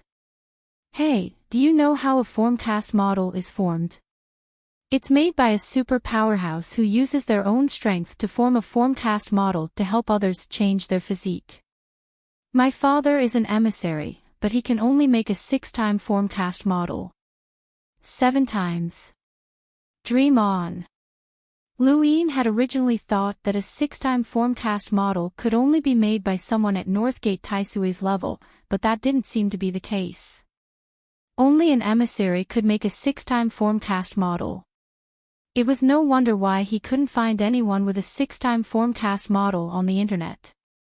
Emissaries were probably only the heirs of superpowers, such as the Sword Sect, the Day-Night Clan, and the Wen family. If Lu Yin didn't have his dye, then he would have to steal from these heirs if he wanted to obtain a 6-time formcast model, but which one of them was weak? Even Lu Xiaoqiu probably didn't have a 6-time formcast model, only the legendary Sword Sect's 10 arbiters had one. Alright, I've already told you. Quick, get her to talk to me, Hai Chi said anxiously. Lu Yin had a strange expression. Do you have OCD? Hai Chi rolled her eyes. No. Then why do you insist that she talk to you? If she doesn't talk to you, won't you feel like there's a thorn in your heart? Lu Yin asked. Hai Chi glared at Lu Yin. You're shameless. Keep your promise. Lu Yin pursed his lips and walked behind Wendy Yushan with a pensive expression. He whispered something to her, and she opened her eyes and looked at him helplessly. She then looked at Hai Chi. You're called Hai Chi. Of course. Who else in the universe has such a bright name besides me, Sister Chi? Hai Chi replied without hesitation. After finishing her sentence, she relaxed and let out a long sigh of relief. Lu Yin looked at her meaningfully. She definitely had OCD, and he would have to find a way to deal with her in the future. Wendy Yushan only said a few words before losing interest. She looked up into space, wondering how long the battle on planet Pyrolite would take to end. Once it was over, where would the Great Yu Empire's future lie? How far would the Sea King's dome fulfill its promise? She subconsciously looked at Luin. Leave it to him. Boom! There was a loud crash as a spacecraft crashed to the ground below the mountain range. Everyone looked over. Northgate Lai and the rest did not feel uneasy. With Wendy Yushan around, there were very few explorers in the universe who could pose a threat to them. Even the explorers of the older generation were no exception. Those who could enter the top 100 rankings were all freaks, and the older generation's powerhouses would not be able to close the gap with time. Of course, there were some very powerful explorers of the older generation, but there were too few of them. The cabin door opened, and a very familiar figure walked out, Mira. The moment he saw her, Luin suddenly recalled everything that had happened on that large spacecraft when he had first left Earth. At that time, Mira had been unreachable to him, like a goddess. There had been an insurmountable gap between them, and he had not even been able to comprehend Mira's strength. At that time, Mira had even promised Luin that as long as he made some achievements in the Astral Combat Academy, she would recommend him to the Youth Council. But now, only 4 years had passed, and everything had changed. There was no longer such a huge gap between them. With his current strength, even if he could not defeat Mira, he would not lose so easily. Mira was ranked 53rd on the top 100 rankings, while Zhanbing Day Night was ranked 55th. Zhanbing Day Night could not break through Lu Yin's defenses, and neither could Mira. In other words, Lu Yin's strength was comparable to Mira's. At the base of the mountain range, Mira looked up and met Lu Yin's gaze with a complicated expression. Who would have thought that a youth with a bit of talent would stand at the peak of the universe? And now, he was even on par with her. How many years had she cultivated for? How many resources had she accumulated? This youth's talent was too terrifying. Scenes from Earth replayed in her mind, as well as the border warfront in the erudite flow zone. She had known that this youth would catch up to her sooner or later, but she had not expected it to be so soon. Furthermore, he was only a Lammeter. Arbiter Wen had hoped that Luin would defeat Mu Rong and dampen that person's spirit, but how could he know that Luin had not only dampened that person's spirit, but that he might even be able to speak with the 10 arbiters in the future? Arbiter Wen had looked down on Luin with arrogance and had not taken him seriously. But now, Luin was already standing at the peak. Once he broke through to the explorer realm, he would definitely enter the top ranks of the top 100 rankings. The second volume will be out soon. Thank you for your support, brothers. Thank you.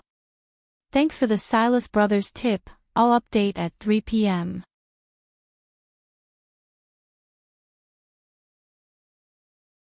Welcome aboard.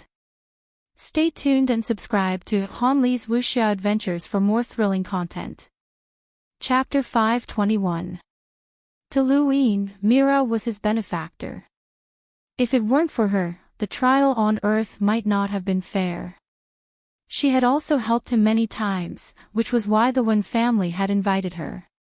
Unfortunately, Luin could not control this mountain range. He was just a puppet, and the mountain range was truly under the Sea King's control. Wendy Yushan's eyes flashed when she saw Mira appear. Mira soared into the air, her feet sparkling like white jade. She was more than 10 centimeters above the dark red ground, and her long white hair fell to her waist. A refreshing fragrance wafted about her, and she smiled at Luin. You still came. Luin nodded and pointed at the sky. I didn't want to. Mira's eyes lit up.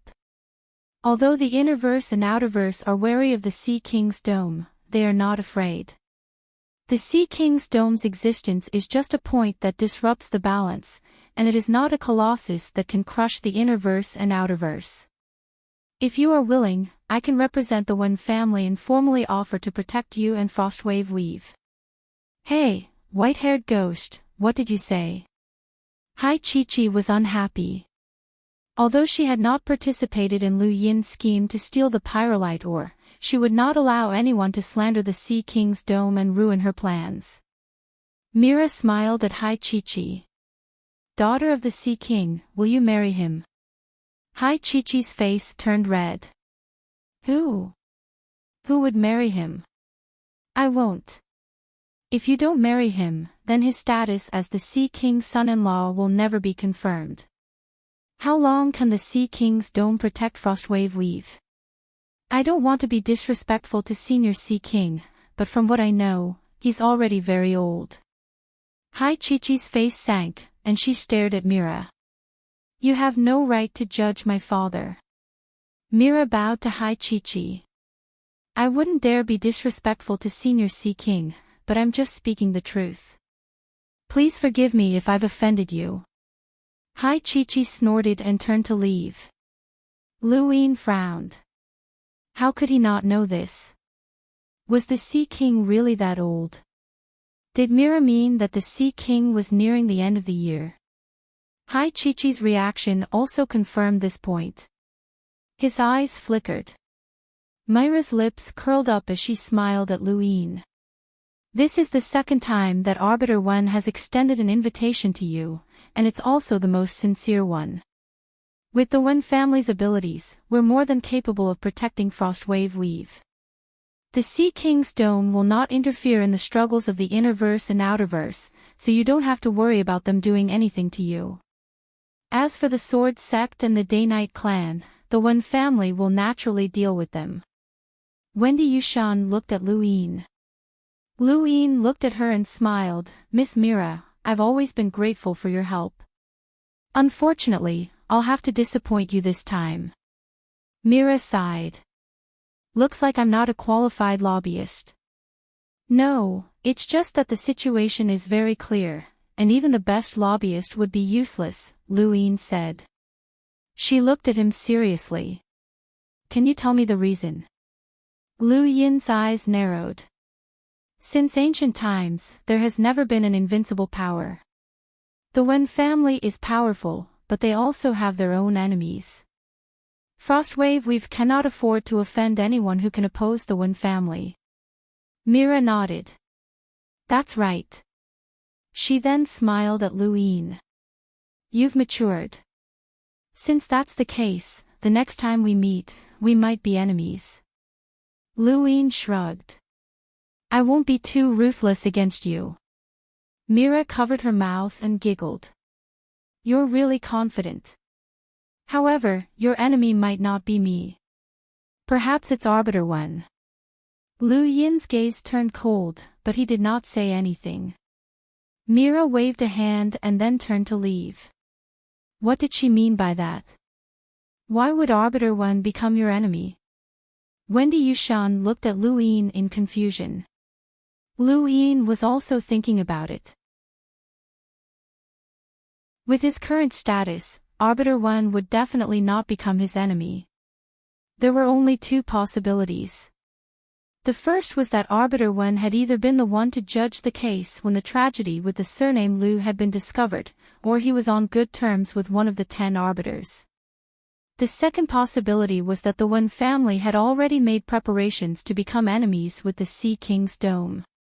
Both possibilities were possible, and Lu Yin watched Mira head towards Pyrolite Lake with complicated thoughts. He did not know which possibility he was leaning towards. He had always treated the 10 arbiters as imaginary enemies, and the closer he got to them, the more he could feel how terrifying they were. Up until now, he had only seen Wen Sansi take action, and he had blocked Yao Gu, who was on the Astral Beast Domain Skymender list. Furthermore, he had severely injured Ming Zhaotian on Shenwu continent and almost destroyed the 5 sealing planets. That kind of strength had shocked Lu Yin, and it definitely surpassed that of an ordinary hunter. Sooner or later, Lu Yin would be able to find out who the 10 arbiters were. When that time came, would he be able to defeat that Arbiter One? What kind of power was behind that arbiter? Suddenly, Lu Yin felt a sense of urgency.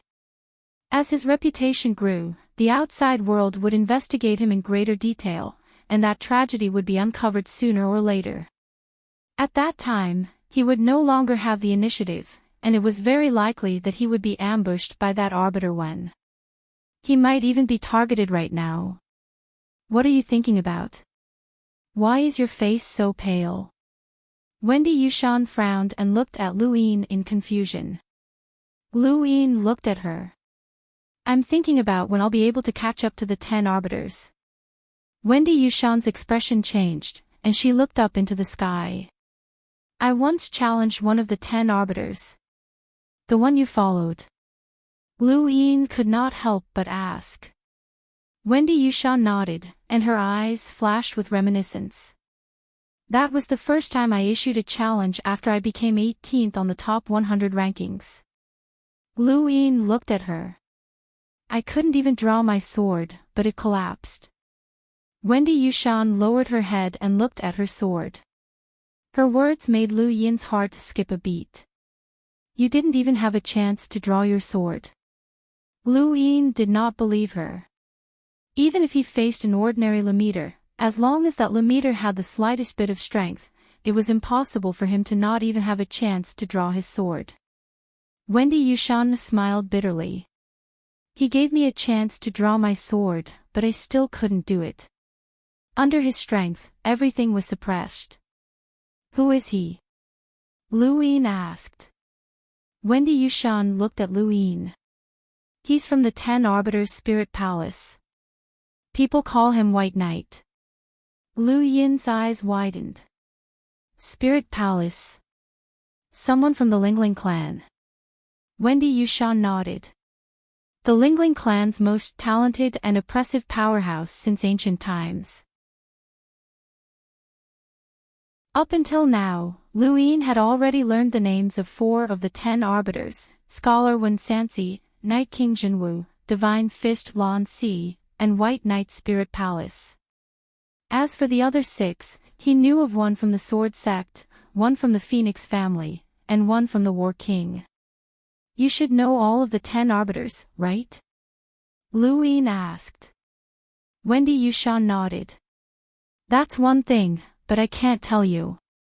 This is an agreement between the 10 arbiters. Their names can only be found through their own abilities, and it cannot be revealed by others. When you find out all of their names on your own, perhaps then you'll have the right to speak with them. Lu Yin fell silent. The 10 arbiters used this method to maintain their authority and mystery, as well as to encourage the younger generation. Of course, if you want to know, I can tell you. Wendy Yushan looked at Lu Yin, her eyes bright. Lu Yin rolled his eyes. Forget it. Wendy Yushan turned away and stopped talking. So, what about the White Knight? Lu Yin finally asked, especially since the title of the 10 arbiters, White Knight, was too coquettish, and it made him feel inexplicably unhappy. Wendy Yushan looked at Lu Yin with a puzzled expression. Lu Yin coughed. That's right. What's his personality like? Also, how are you getting along with him? Wendy Yushan was still puzzled. What do you mean? Lu Yin blinked. He couldn't just ask that person if he had any thoughts about her, right? He was conflicted for a long time. Judging from Wendy Yushan's appearance, she probably didn't understand much about relationships and was only focused on her cultivation. Helpless, Lu Yin said, nothing. He then turned around and left. Wendy Yushan looked at Lu Yin's back and pondered for a moment. Then, a strange expression appeared on her face, and there was even an indescribable smile on her face. Half a month passed once again. During this time, very few explorers descended, and even if they did so in secret, not daring to be discovered by Lu Yin. The various great powers were still rather vigilant about Lu Yin's ability to strip star essence skins. During this half a month, the pyrolite mines in many places had been completely extracted, and the battles grew more intense. The pyrolite mines in Pyrolite Mountain, Pyrolite Lake, and Pyrolite Plains were nearing completion, and a new round of battles was brewing. No one dared to provoke the mountain range that Luin was overseeing. In outer space, in the distant Starfall Sea, the Sea King's dome was as bustling as ever, and a constant stream of spacecraft docked at the harbor. On this day, an old man arrived at the harbor aboard a merchant ship from the Sea King's dome. The old man's face was ruddy, and his white beard reached his knees. He wore a long white robe without a single blemish, and he held a wooden cane in his hand that supported his hunchback as he stepped onto the land of the Sea King's dome. How many years has it been? Is this the place? My memories are blurry. The old man sighed ruefully as he looked at the Sea King's dome. Behind him, a young man impatiently pushed the old man away, almost pushing him over. Old man, hurry up and leave. Don't block the way. The old man supported himself with his cane and looked at the young man's back with a faint smile. Even on the path of cultivation, you still need to respect your elders. As a punishment for your rudeness, you're not allowed to use star energy for the next 10 years. The moment he finished speaking, the young man who had been walking in front of the old man suddenly froze, and his face turned deathly pale as he looked at his hands in horror. Where's my star energy? Where's my star energy? Why is it gone? He yelled frantically. The star energy in his body was gone, and he couldn't sense any outside star energy at all. What was going on? What had happened? The young man grabbed a passerby and yelled at him, but the passerby easily tossed him into the sea. A person without star energy would have their cultivation future destroyed. In the Sea King's dome, any random passerby could surpass this young man in terms of strength. The old man didn't look at the young man again as he walked towards the teleportation device at the Sea King's dome. At the highest level of the Sea King's dome, the Sea King opened his eyes. Earlier than expected. He then vanished. The old man entered the teleportation device, which sent people to the waist of the Sea King's dome. However, the old man did not appear at the teleportation device there. Instead, he appeared at the highest level, right in front of the Sea King.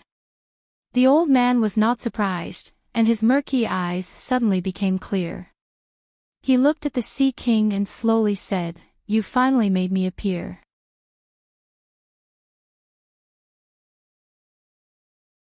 Welcome aboard. Stay tuned and subscribe to Hanli's Wuxia Adventures for more thrilling content. Chapter 522. The Sea King looked at the old man indifferently. I didn't invite you. Was it the head Inquisitor's idea to come to the Starfall Sea, or was it someone else's? The old man smiled. If I said that it was the head Inquisitor's idea, you would have chased me out. The Sea King sneered.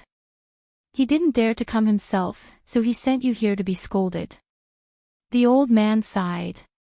I have no right to ask about the grudges between the two of you. You should know why I'm here. Tell me the truth so that I can report back. The Sea King narrowed his eyes and stared at the old man seriously. I can tell you, but no more than 3 people can know about this, especially the 2 who are as famous as you. The old man nodded. I promise you. The Sea King stared at the old man for a while before retracting his gaze. There was a trace of worry in his eyes. I'm older than all of you, and this universe can no longer hold me. The old man trembled, and he looked at the Sea King in disbelief. What do you mean? The Sea King raised a hand. My power is declining. The old man's expression was solemn. The Sea King lowered his hand and looked into the distance. As long as I'm alive, no one will dare to provoke the Sea King's dome, and no one will dare to casually step into the Starfall Sea. But if I die, who will protect this place? So you want to use pyrolite to protect the Sea King's dome? The old man stared at the Sea King. The Sea King was helpless. Pyrolite can only serve as a deterrent.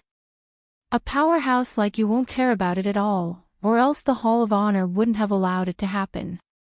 However, Pyrolite can at least prevent any troublemakers from harassing us. That's enough. Sometimes, troublemakers are even harder to deal with.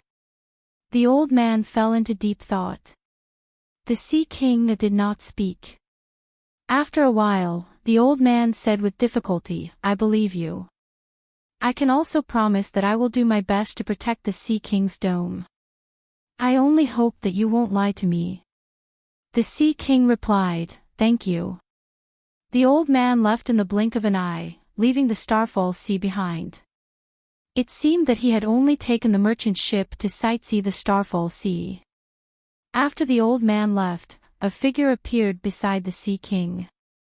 It was the Sea King's eldest son, Haifeng. "Father, who was that?" "The Hall of Honor's Interstellar Arbitration's head, Mu'en," the Sea King replied.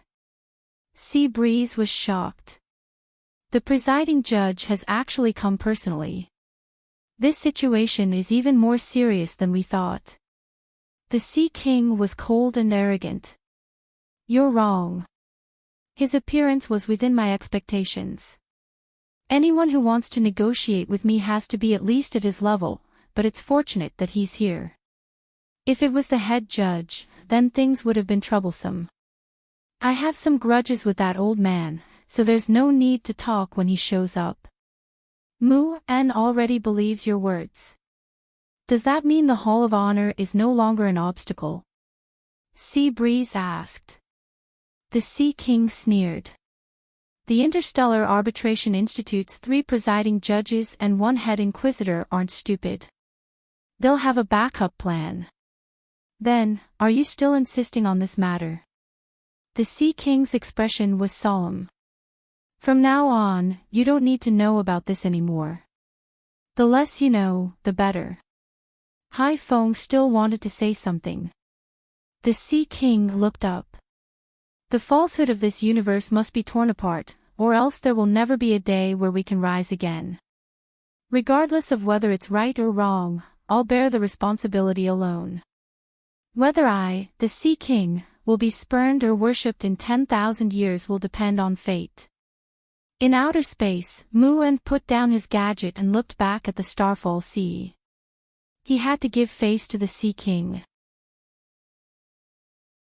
Since the Sea King wanted Pyrolite, then whether or not it was for that reason, these old fellows could not interfere.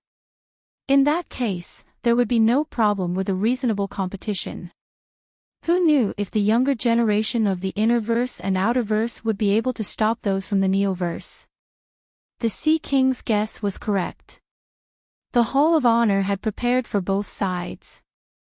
They had long since selected a group of experts from the Neoverse to head to planet Pyrolite to participate in the competition for Pyrolite and prevent it from being snatched away by the Sea King's dome. However, neither the Hall of Honor nor the Sea King could have imagined that the group of experts who had headed to the Innerverse from the Neoverse were still in the Cosmic Sea. They had gotten lost. The Neoverse had to pass through the Cosmic Sea to reach the Innerverse, and most of the safe routes there were controlled by the 4 pirate lords. This time, the group of experts wanted to use Leon's Armada's route to reach the Innerverse. According to the original plan, it would take at most half a month for them to reach the Innerverse. However, it had already been a month since that group of experts had set off, which was when Lu Yin had exposed his identity and occupied the mountain range. Now, a month had passed, and they were still in the Cosmic Sea. Above the Cosmic Sea, a battleship was drifting. Lightning filled the sky as waves swept past. On the battleship, more than 10 Neoverse experts stared at the Cosmic Sea with gloomy expressions. Leon's Armada still hasn't found their way. They're definitely doing this on purpose. They're deliberately delaying us from entering the Innerverse. Those Innerverse trash are afraid that we'll appear. That shouldn't be the case. They're looking for Leon's Armada because Heizage Leon is the Pirate King. He doesn't have any connections with the Innerverse great powers, so he can't possibly help them.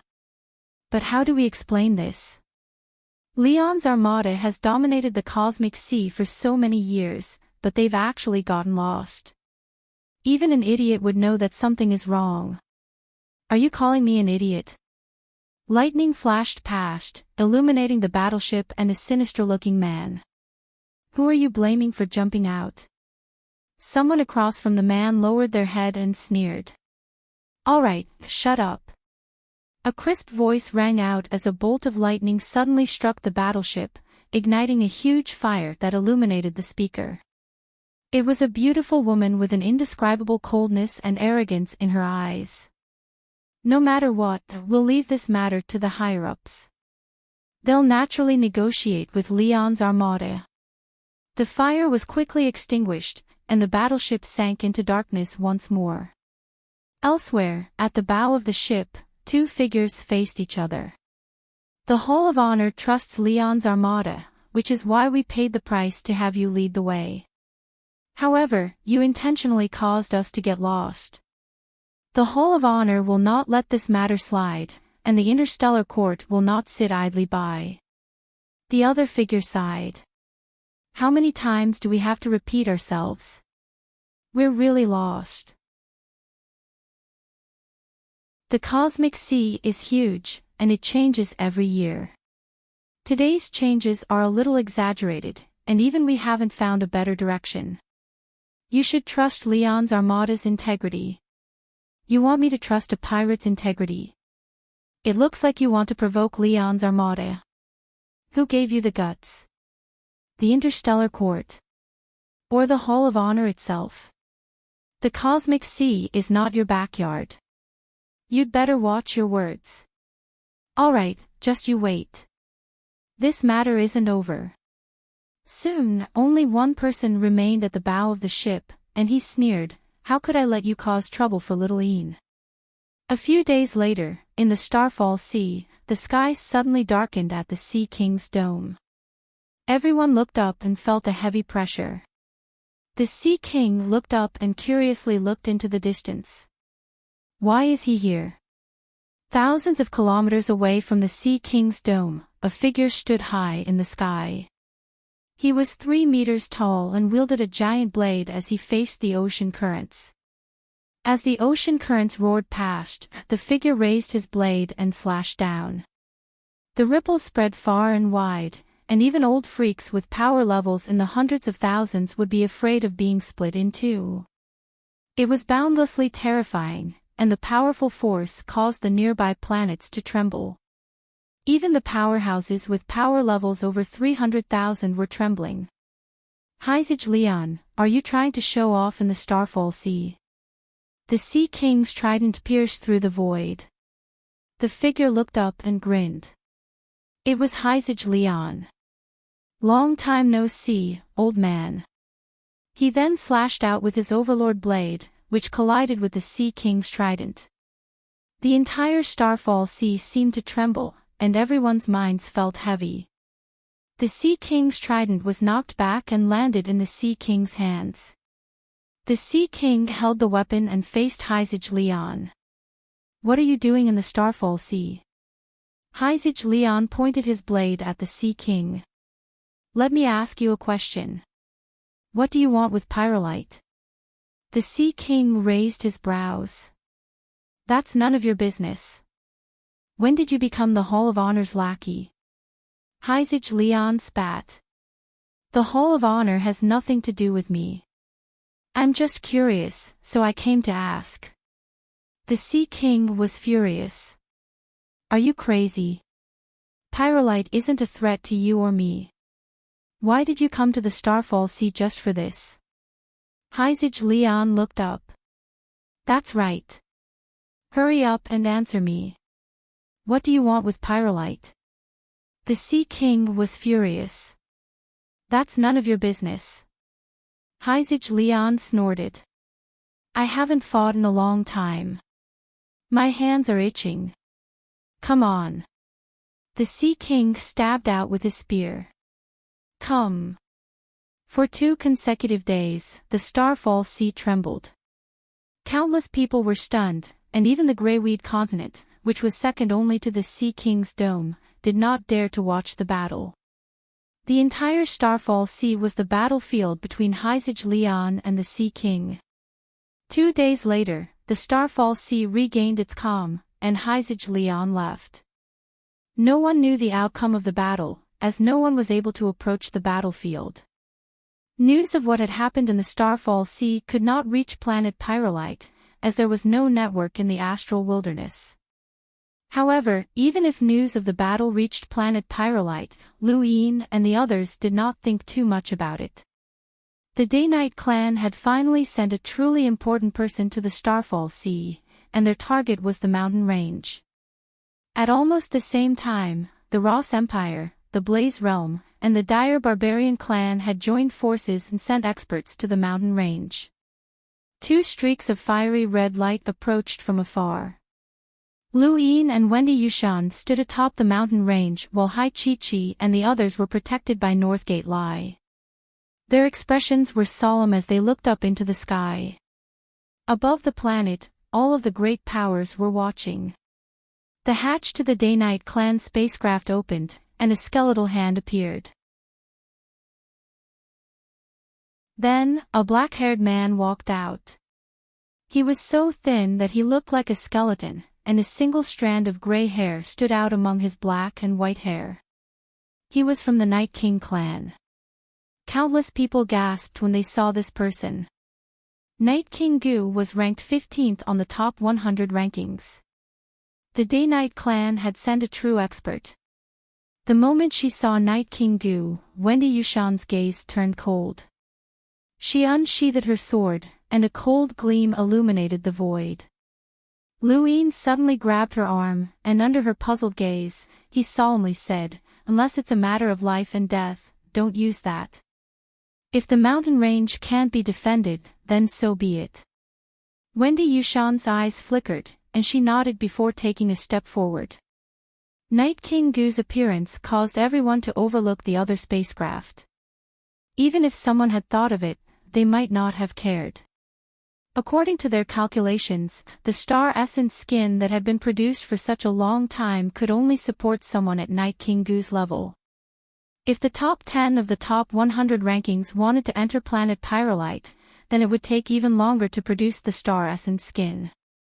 In other words, the strongest person on planet Pyrolite was definitely Night King Gu. "Thank you, Seiris. Thanks for your support, thank you for your support, thank you."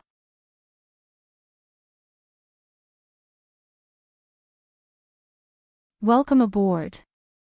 Stay tuned and subscribe to Han Li's Wuxia Adventures for more thrilling content. Chapter 523. Night King Gu did not care about the other spacecraft, as he only glanced at it. That one glance was enough to determine the other's strength. It was a weakling. Sleeping young master was inside that spaceship. At that moment, he was sleeping. Wendy Yushan appeared in front of Night King Gu. One was ranked 18th on the top 100 rankings, while the other was ranked 15th. The difference did not seem that great, but Lu Yin could still see it with his eyes. Night King Gu's rune line surpassed Wendy Yushan's. Without wasting any time, Night King Gu raised his skeletal face, and his sunken eyes flickered with a cold light. He suddenly disappeared and reappeared in front of Wendy Yushan. He punched out, and at the same time, a grayish-white stream of energy swept out. Lu Yin had seen a similar scene before. This was the Night King's body. Wendy Yushan slashed out with her sword, and the tip of her sword sank deep into the bone. The might of 10,000 swords in one broke through Night King Gu's Night King's body, but not a single drop of blood flowed out. Instead, Wendy Yushan's entire body was smashed deep into the mountain range by Night King Gu's punch. Countless people were shocked. Wendy Yushan had killed Zhanbing Day-Night with a single slash, which had been extremely powerful. However, such a slash was actually ineffective against Night King Gu. It could not be said that it was ineffective, as she had broken through Night King Gu's defenses. However, this heavy defense was still not enough to harm him. Lu Yin used Flash to appear behind Night King Gu and struck out with a palm. Night King Gu saw it, but he did not dodge and allowed Lu Yin to strike him. 30 stacks, 70 tenfold shockwave palm. Boom! The ground cracked open, and the two of them sank into the ground. Lu Yin's pupils shrank, as his palm force could not break through the Night King's body. Night King Gu turned around and looked at Lu Yin with cold eyes. He raised his left hand to grab at Lu Yin, but Lu Yin did not dare to let him grab him. He quickly retreated, but Night King Gu was not slow either. Anyone with a powerful physical body would not be slow, and Night King Gu chased after Lu Yin's retreat. His fist trembled, causing the space around it to collapse. Lu Yin felt his chest tighten, and just as he was about to use his Fate Zan, sword chi swept out from beneath his feet and slashed towards Night King Gu. Night King Gu's fist smashed downwards, colliding with the sword chi. There was a thump, and shock waves shot out in all directions, causing the void to scatter. Thunderous cracks in the void, and Night King Gu's strike left a huge crater in the ground. Wendy Yushan leapt out and stood in front of Lu Yin, looking at Night King Gu with a grave expression. Night King Gu straightened his body, and his skeletal face sent a chill down everyone's spine. Don't interfere. This person's attack isn't something you can block, Wendy Yushan whispered. Lu Yin looked at her seriously. We definitely can't use that.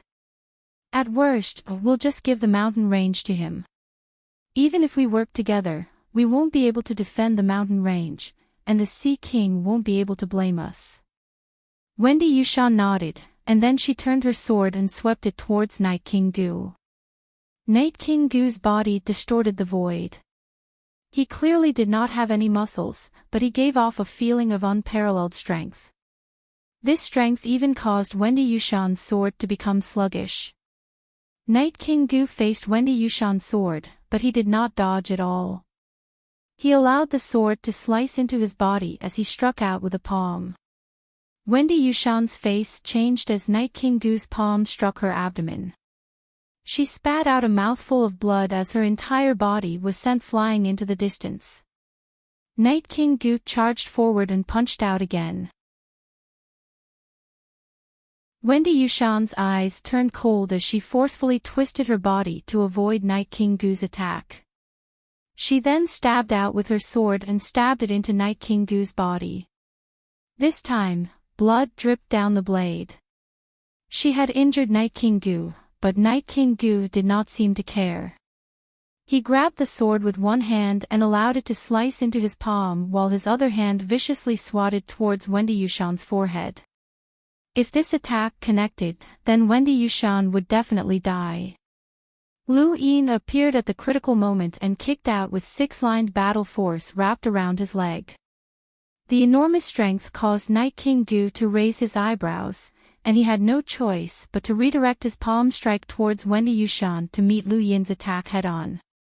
Lu Yin's leg twisted, and then there was a cracking sound as his bones broke and his battle force collapsed.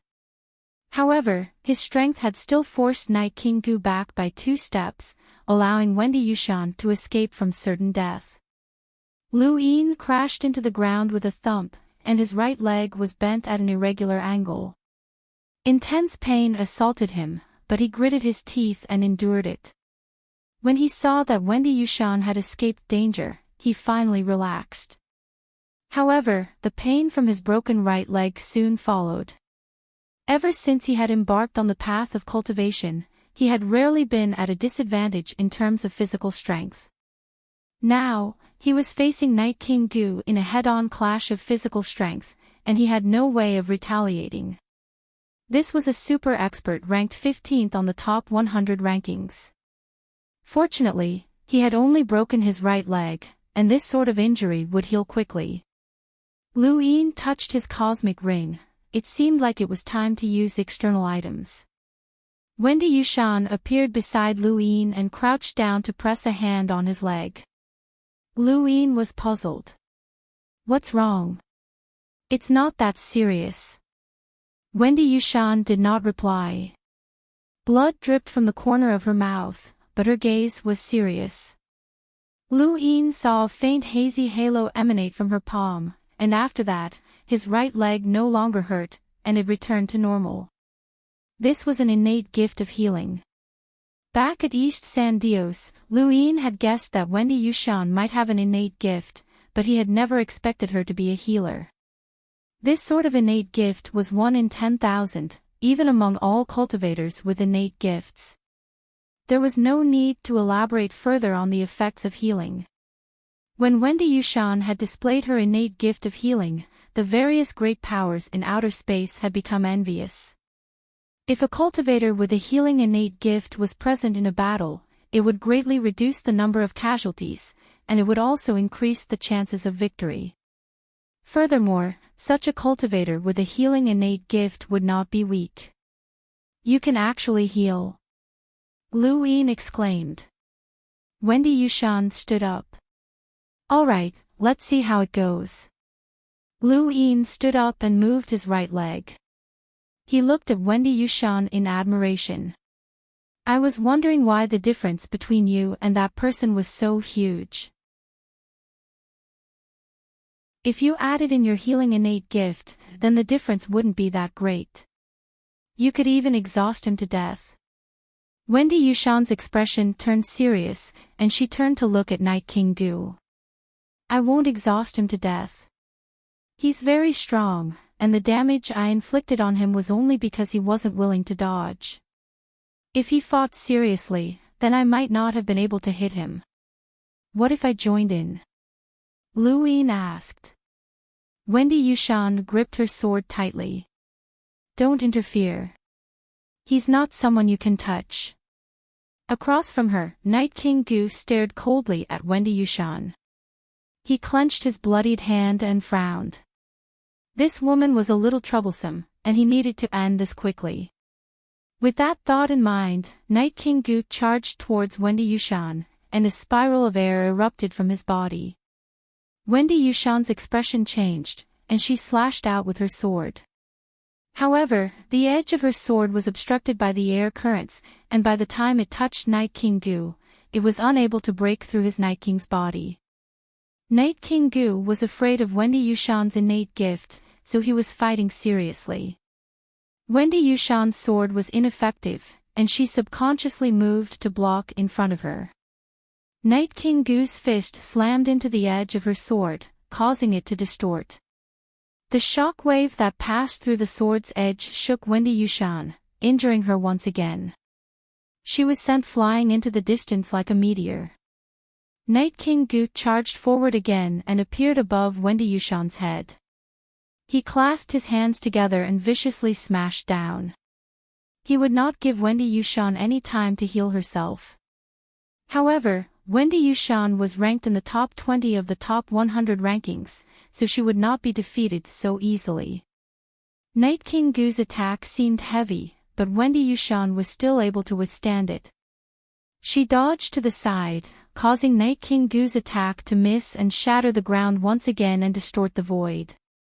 The two of them moved faster and faster, and sword chi and fist winds collided, causing the surrounding void to collapse. Countless onlookers were shocked. Lu Yin narrowed his eyes and filled them with star energy. Others might not be able to see it, but he could clearly see that Wendy Yushan had been attacking more than defending at the start, but now, she was attacking more than defending. She was on the verge of collapsing, and Night King Gu's continuous attacks had made it impossible for her to heal herself. As he watched Wendy Yushan's injuries worsen, Lu Yin's eyes suddenly widened. The giant emperor's third eye appeared in his left hand, and he fully activated his domain as he stared at the two of them. He then used flash to rush between them and raised his hand, causing 3 grains of fate sand to merge into one to form a block of earth that covered his entire body. This block of earth happened to be right in the direction that Night King Gu had attacked Wendy Yushan. Bang! There was a loud explosion as a giant spatial tear swept out and tore through the void. Night King Gu's fist had landed squarely on the fate sand, but it had been completely blocked. The next moment, Wendy Yushan's sword stabbed into Night King Gu's body, causing another penetrating injury. Fresh blood dripped down from the tip of the sword, creating a glaring scarlet color. Everyone stared at the battlefield in disbelief, as Lu Yin had actually blocked Night King Gu's punch. It wasn't just Night King Gu himself who was shocked, even Wendy Yushan stared at Lu Yin in astonishment. What was that?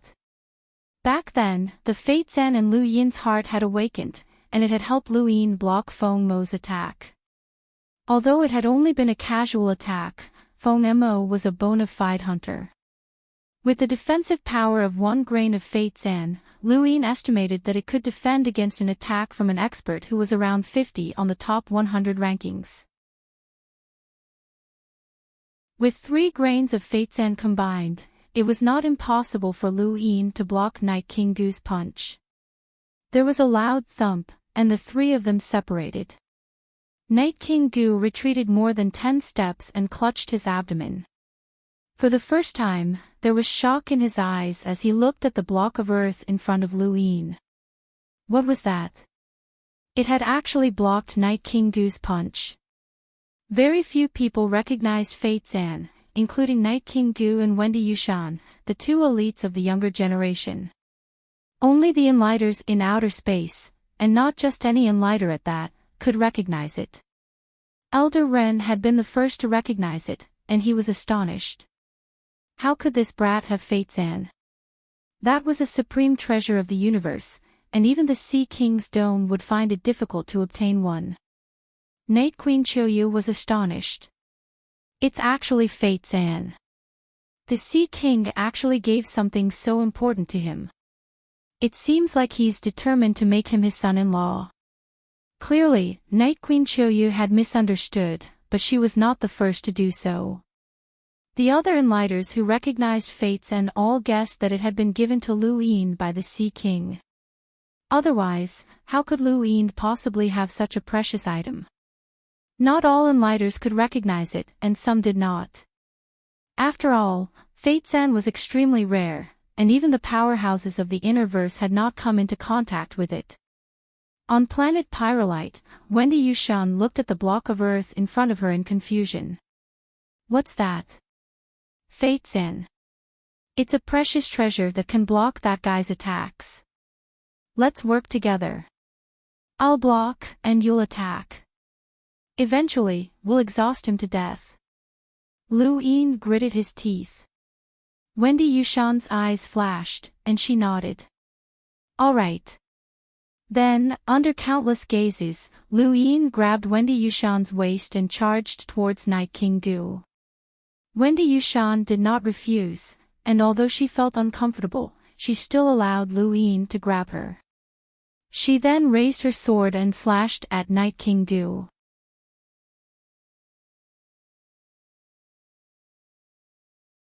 Welcome aboard. Stay tuned and subscribe to Han Li's Wuxia Adventures for more thrilling content. Chapter 524.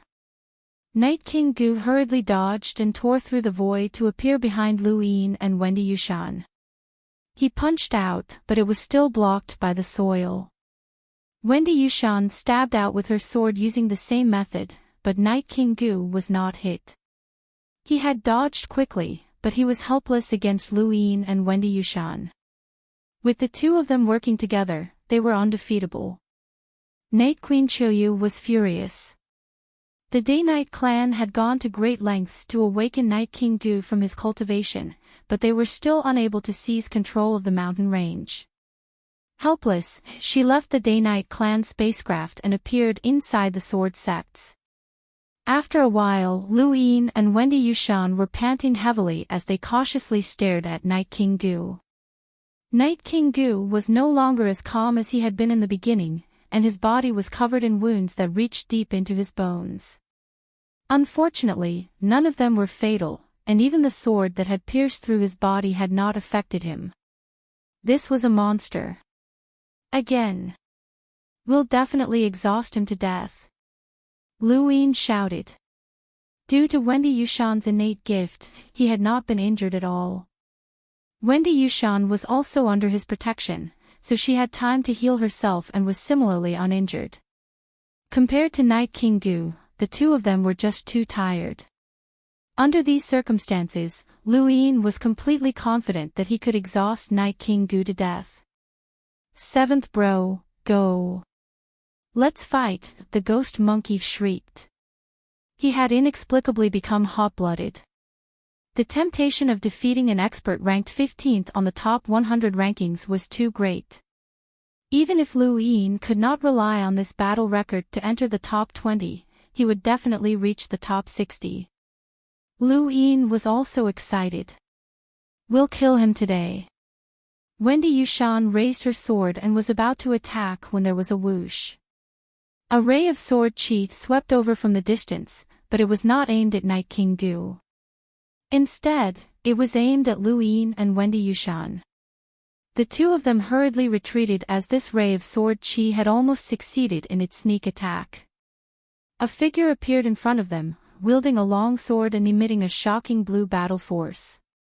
It was Long Yun. Long Yun's appearance caused Lu Yin and Wendy Yushan's expressions to change. One Night King Gu was already enough to tire them out, and now that Long Yun had joined the fray, even with the Fate Zan's defenses. The Fate Zan was too small, and it could not protect the two from all directions. "Forget it, we can't hold on," Wendy Yushan whispered. Long Yun's appearance had extinguished their hopes. Long Yun's appearance meant that they would not be able to win. Even a fool would know that Long Yun was helping Night King Gu, as the Day-Night clan and the Sword sect had joined forces. On the mountain range, Northgate lies side. In the end, they would still have to hand over the Sea King's dome. Fortunately, they had already extracted quite a bit. Even if most of it was handed over to the Sea King's dome, the rest would be enough to report back to his family. In outer space, Night Queen Qiuyu had an ugly expression on her face. If she had a choice, she would not have been willing to share with the Sword sect. However, Night King Gu alone was not enough, so they could only work together. Although Long Yun was far from being comparable to Night King Gu, he was still qualified to work together with Night King Gu. No matter how heaven-defying Lu Yin was, it was impossible for him to withstand the combined attacks of two super experts. Lu Yin clenched his fists. He could have won, and he could have done so, but he had been overturned in a single move. This was not a pleasant feeling. Back in the universe, the great powers of the inner verse had coiled around him like a giant python, making it difficult for him to breathe. But now, in this place, these great powers could also join forces as they pleased, and he was being toyed with like an ant. What was the point of fighting until now? The other party could easily send two people to defeat him. Although he had been schemed against by the Sea King's dome, he had still managed to persevere until now. The various great powers had also arrived, and this suffocating pressure was enough to drive him crazy. Lu Yin could not bear it any longer. How could a random decision from the various great powers make all of his efforts go to waste? He did not want to experience the sorrow of being an ant. Wendy Yushan's pale and exhausted face reminded him of the helpless Great Yu Empire that could be threatened and toyed with at will. Lu Yin wanted to resist, even if he knew that it was unwise and that the Sea King would not blame him for retreating under these circumstances. However, he did not want to be forced to retreat by a random decision. He wanted to resist, even if it was just once. Wendy Yushan looked at Lu Yin worriedly. She could feel his unwillingness, and his body trembled in anger. "You don't want to give up?" Lu Yin did not answer. He looked up and looked at Night King Gu and Long Yun. He then looked up and saw the various great powers, including Night Queen Qiuyu, Val Tree, and the others, looking at him with smug expressions. "If you don't want to give up, I'll help you," Wendy Yushan said, her gaze resolute. Lu Yin placed a hand on her shoulder. "There's no need. I can do it alone." Wendy Yushan was stunned. Lu Yin lifted his foot and walked forward. At the same time, he handed her a money bomb. This thing can instantly kill a hunter, so it should be enough to protect yourself. He then walked towards Night King Gu and Long Yun under countless shocked, confused, and perplexed gazes. Countless people were baffled and thought that he had gone mad. On the mountain range, Hai Chi-Chi frowned with a trace of worry in her eyes. Lily Ann could not help but shout, "Brother Lu, that's enough. You've done enough." In the distance, Night Queen Yanqing and the others appeared and looked at Lu Yin in confusion. On the other side, the sword sex group also appeared. Mu Rong, Lu Xiaoqiu, Yo Yir, and the others all looked at Lu Yin. In outer space, Hai Daxiao was puzzled. This kid hasn't given up yet. Elder Ren looked at Lu Yin with admiration. Lu Yin stopped about 100 meters away from Night King Gu. This battle isn't over. He then donned his universal armor and a spear appeared in his hand. The appearance of this armor was very strange. For cultivators, the higher their realms, the less likely they would wear universal armor or ring armor. Not only would they not provide much of a defensive effect, but they would also hinder one's movements. This was also the reason why no one had worn ring armor since the battles on planet Pyrolite began.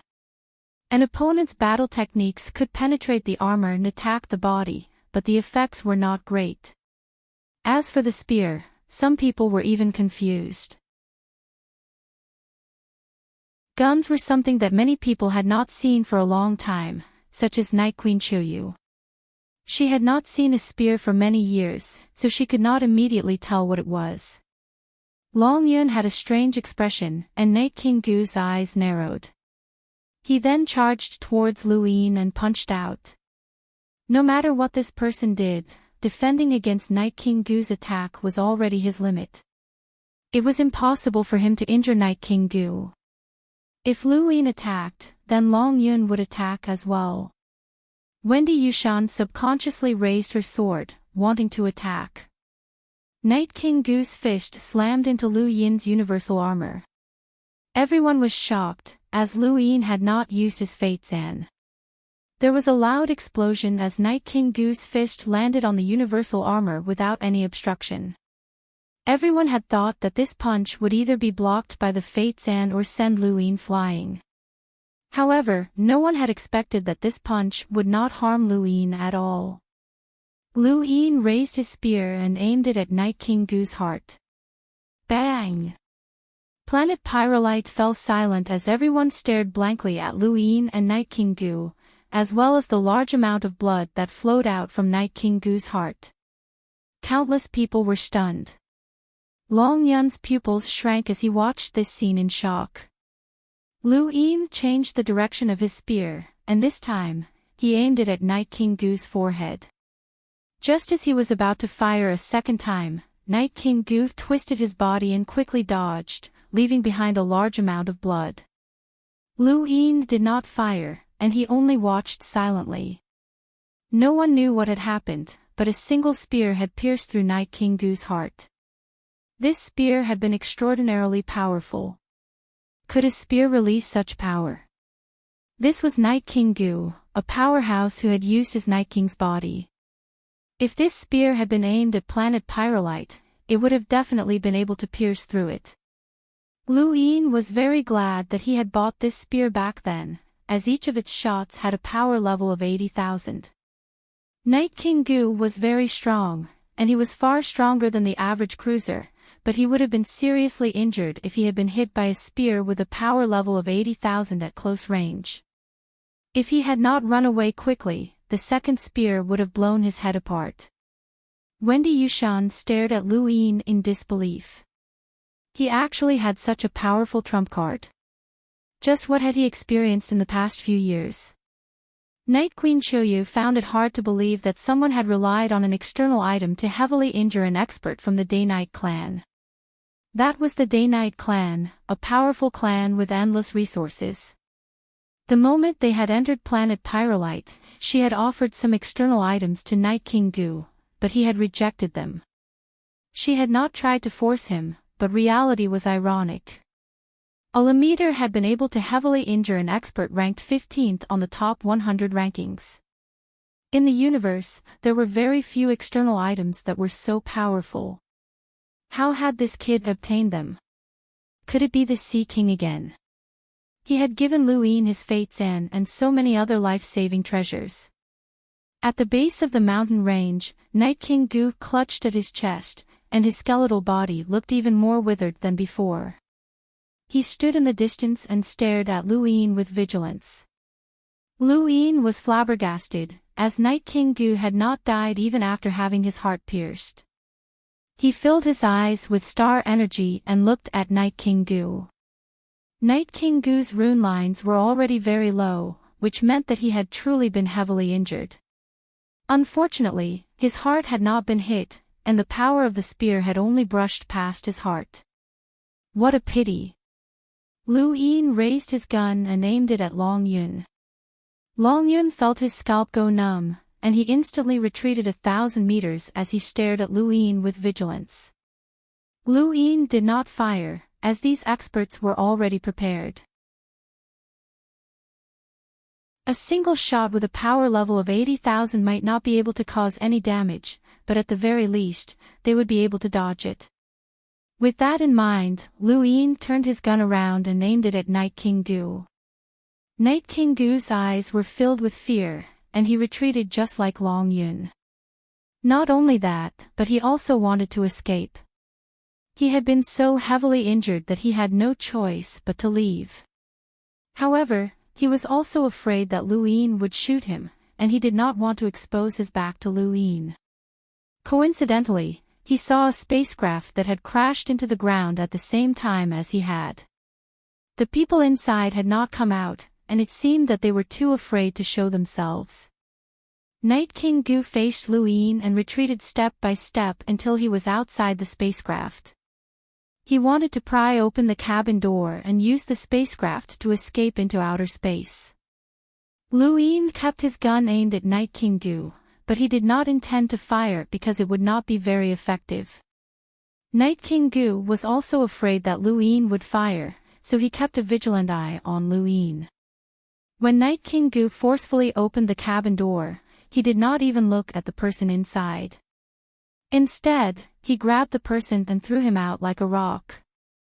Luin saw the figure being thrown at him, and he quickly moved a few meters to the side to avoid it. However, he still kept a vigilant eye on Night King Gu. By then, Night King Gu had already boarded his spacecraft and charged into outer space. Luin relaxed. The powerful enemy had left, and only Long Yun was left. He was not Wendy Yushan's opponent. In outer space, most people were looking at Luin and Long Yun. Only the Ross Empire, Blaze Realm, and Dire Barbarian clan stared strangely at Sleeping Prince, who had been thrown out by Night King Gu. Hua Hao gritted his teeth in anger. This bastard! Why is he still sleeping at this time? Is this person even useful? Scholar Newmoon was helpless, as he did not know what to say.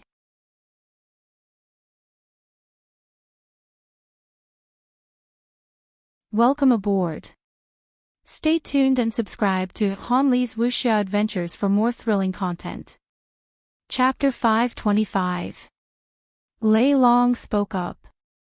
This person's consumption of star essence skin is huge, far surpassing K's.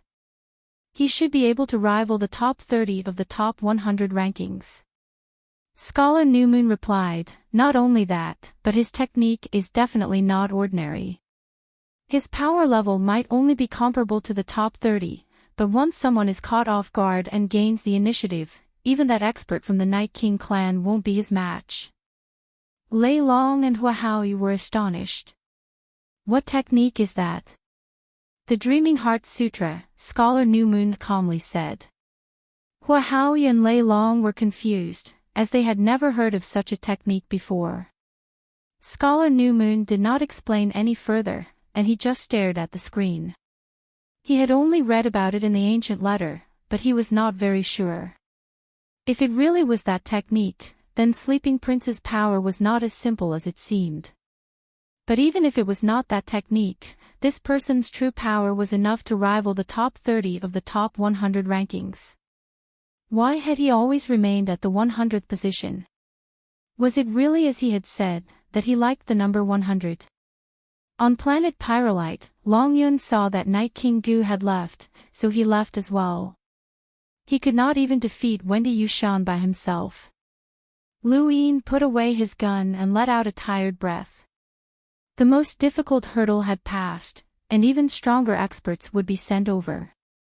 Based on the time it took to create the star essence skin, it would take at least half a month. By then, more than half of the pyrolite ore in the mountain range would have been mined. Lu Yin looked towards the south. He had been worried that Mira would take advantage of this opportunity to attack, but she had held back. Lu Yin put away his universal armor and was about to return to the mountain range when he suddenly felt sleepy. Very sleepy. Was he tired? His eyelids grew heavier, and his body swayed a few times. He was about to fall asleep. Something was wrong. Suddenly, Lu Yin felt his scalp go numb. He saw an enormous amount of rune lines converging towards his left. He turned around and saw Sleeping Prince. At that moment, Sleeping Prince opened his eyes and lazily looked at Lu Yin with a smile. In the void, an invisible attack transformed into an indescribable killing intent that enveloped Lu Yin. This killing intent was very similar to Jieyu's. Lu Yin wanted to use the secret sidestep to avoid it, but he was too tired. His body could not keep up with his thoughts, and even moving was difficult. He was so tired that he wanted to sleep. The sky seemed to darken, and even though Lu Yin could not see any killing intent, he could still see countless rune lines approaching him. This killing intent's power was enough to bury him, as this was Sleeping Prince's attack. At this moment, no one could save Lu Yin, as no one had expected that Sleeping Prince would suddenly attack. Furthermore, Lu Yin did not even have the strength to resist, and he could not even put on his universal armor once again. The countless rune lines grew closer and closer, and just as they were about to descend, Lu Yin completely gave up. He heard Wendy Yushan's voice in his ear, "Use secret art, void transfer." In the distance, the ground was covered by an invisible attack. It didn't seem to have any destructive power, but all living creatures underground died instantly. However, Lu Yin was completely unscathed. Sleeping Prince's expression changed, and he turned to look to the west. There, he saw Wendy Yushan staring at him with an icy gaze. He seemed to have heard an incredible attack. "Use secret art. Turning the void. Is that a secret technique?" Sleeping Prince wasn't the only one who was shocked. In outer space, Elder Ren stared at Wendy Yushan in shock. "That's a secret technique. She used a secret technique." Hai Dashao was shocked. Secret technique. How could she have a secret technique? Night Queen Choyu was shocked once again. She had already been shocked many times today, but none of the previous times added together could compare to this. She had personally seen Sleeping Prince's attack being diverted in another direction, which could only be accomplished by a secret technique. Elder Vile Tree, Wen Kitchen, Lei Long, Scholar New Moon, Hua Haoyu, and the rest of the Enlighters appeared in outer space and looked at Wendy Yushan with grave expressions. Secret techniques were much more precious than Fate Sand, as they were on a completely different level. Fate Sand could be obtained through luck, but secret techniques were different. All secret techniques had been created by progenitors, and they were all passed down to only one person. Even so, most of them had been lost because secret techniques were too difficult to cultivate. Even among the various great powers of the Interverse, there were very few who possessed secret techniques, and it could even be said that they did not even exist. This was because none of the great powers had ever revealed their secret techniques. But now, they had actually seen a secret technique being used by an Outerverse girl, and this girl was related to a progenitor. The various Enlighters' expressions changed, as the appearance of a secret technique made pyrolite unimportant. They were all thinking about how to obtain this girl. The Myriad Swords Peak had also sent someone, but they did not send an enlighter. At this moment, that Myriad Swords Peak expert immediately headed to North Castle Weave to contact his sect through the network. His sect's senior sister actually possessed a secret technique, which was too shocking. They had to invite a super powerhouse from their sect. However, the Myriad Swords Peak's people were unable to leave the astral wilderness, as they had been intercepted. The various great powers would not let Wendy Yushan off, and they would not allow the Myriad Swords Peak to interfere. On planet Pyrolite, Lu Yin's heart sank. He was glad that he had not died, but he also sighed that his secret technique had been exposed. Sleeping Prince stared at Wendy Yushan. Was that a secret technique? Wendy Yushan raised her sword and did not speak any nonsense. She slashed out, and the sword chi swept towards Sleeping Prince. Sleeping Prince casually waved his hand, and a formless shockwave swept out. However, it was unable to block the sword chi, and it still managed to scratch his arm. His shockwave swept past Wendy Yushan, causing her body to sway, and she almost fell asleep. This power was too strange. Sleeping Prince looked at the wound on his arm, and his expression turned solemn. He stood in place, and his body released a strange power that could cause others to fall asleep. Lu Yin saw it. He could not see that power, but he could see that the number of rune lines was increasing. He could not help but say, "Stop him." Wendy Yushan suddenly appeared in front of Sleeping Prince, and her left hand swept out. Use secret art, void transfer. At the same time, she stabbed out with her sword, and the power that Sleeping Prince had released was forcefully diverted elsewhere. His shoulder was pierced by Wendy Yushan's sword, and blood splattered everywhere. Sleeping Prince's face was pale, and he stared at Wendy Yushan. As expected of a secret technique. Even my power can be forcefully diverted. I admit defeat, but it's a pity that you've become everyone's target. He then retreated and leapt into outer space. Wendy Yushan lowered her sword, which was still dripping with blood. This sword had been stained with the blood of quite a few experts today. Sleeping Prince left, and Lu Yin regained his vitality. He walked behind Wendy Yushan. Wendy Yushan looked up. A secret technique. It's very powerful, isn't it? Lu Yin nodded. As expected of a secret technique. With it, you can challenge the top 15 experts on the top 100 rankings. Wendy Yushan put her sword away. Yes, that's why it's so valuable. Lu Yin, do you think that we can escape safely? Lu Yin knew what she meant. After exposing her secret technique, she had become the target of all the powers. Let's try, Lu Yin said solemnly. At this moment, many powerhouses were watching them, and there were at least 10 enlighters. Escape. He did not know if the Sea King's dome would help, but if not, he would have to ask Mr. Mu for help. Do you regret it? Lu Yin could not help but ask. Wendy Yushan shook her head. You're my only family. I don't regret saving you. Don't worry, I'll definitely send you away safely, Lu Yin assured her. Wendy Yushan looked at Lu Yin and nodded, but she did not say anything else. In outer space, the various enlighters looked at each other and did not speak. However, they were getting closer and closer to planet Pyrolite, and they were all thinking of ways to capture Wendy Yushan. At this moment, Elder Ren appeared, and his terrifying power level of several 100,000 caused the various enlighters to tremble. Everyone, the Sea King's dome has promised to protect Frostwave Weave, and this woman belongs to Frostwave Weave. I hope that everyone can give the Sea King's dome some face and not touch her, Elder Ren said as he swept his gaze across all the enlighters.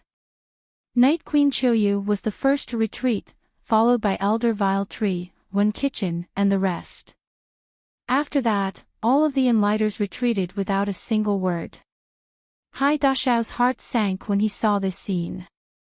They won't give up. They'll definitely ask the powerhouses from their sects to help. Elder Ren nodded. Yes, but it won't be that easy. A ripple spread out from beneath his feet, further and further away until it completely sealed off the area around planet Pyrolite. He would not allow the powerhouses from the various great powers to leave, at least not for now. The Enlighters from the various great powers did not show up, and it was pointless to say anything now.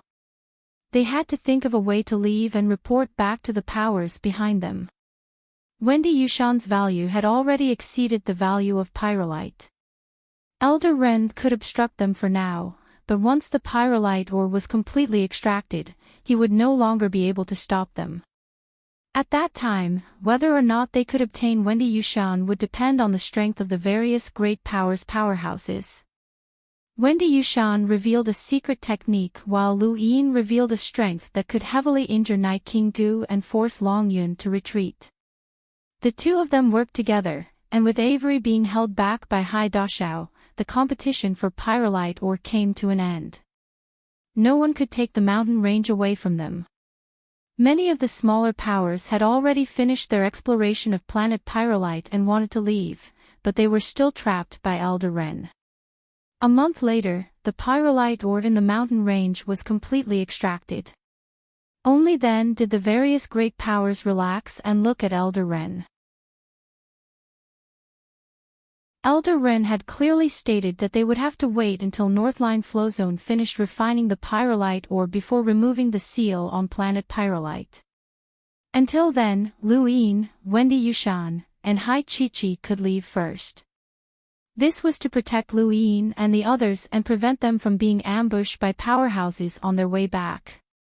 However, this protection would only last for a while. Lu Yin's expression turned solemn as he looked at his cosmic ring. Everyone looked around, and even the Sea King's dome could not protect Wendy Yushan. They could only ask for Mr. Mu's help, but not here. Mr. Mu had become a legend on Xenu Star, and the various great powers feared him. Right now, the most important thing was to return to Xenu Star. Now that the Pyrolite ore had been completely extracted, the star essence skins no longer had any value. The powerhouses of the various great powers could then attack planet Pyrolite and disperse the gas from the planet, exposing the entire planet to outer space and greatly changing its environment. Planet Pyrolite had begun to collapse. Lu Yin took out his collapsible spacecraft, which could fit 3 people at a time. The ground beneath his feet cracked open, and the Limiters who had been fighting on planet Pyrolite either entered their spacecraft or donned their universal armor. They were no longer protected by planet Pyrolite's atmosphere, and their entire bodies were exposed to outer space. Thank you. Seiris. I'll update at 3 p.m. Thank you. Thank you for your support.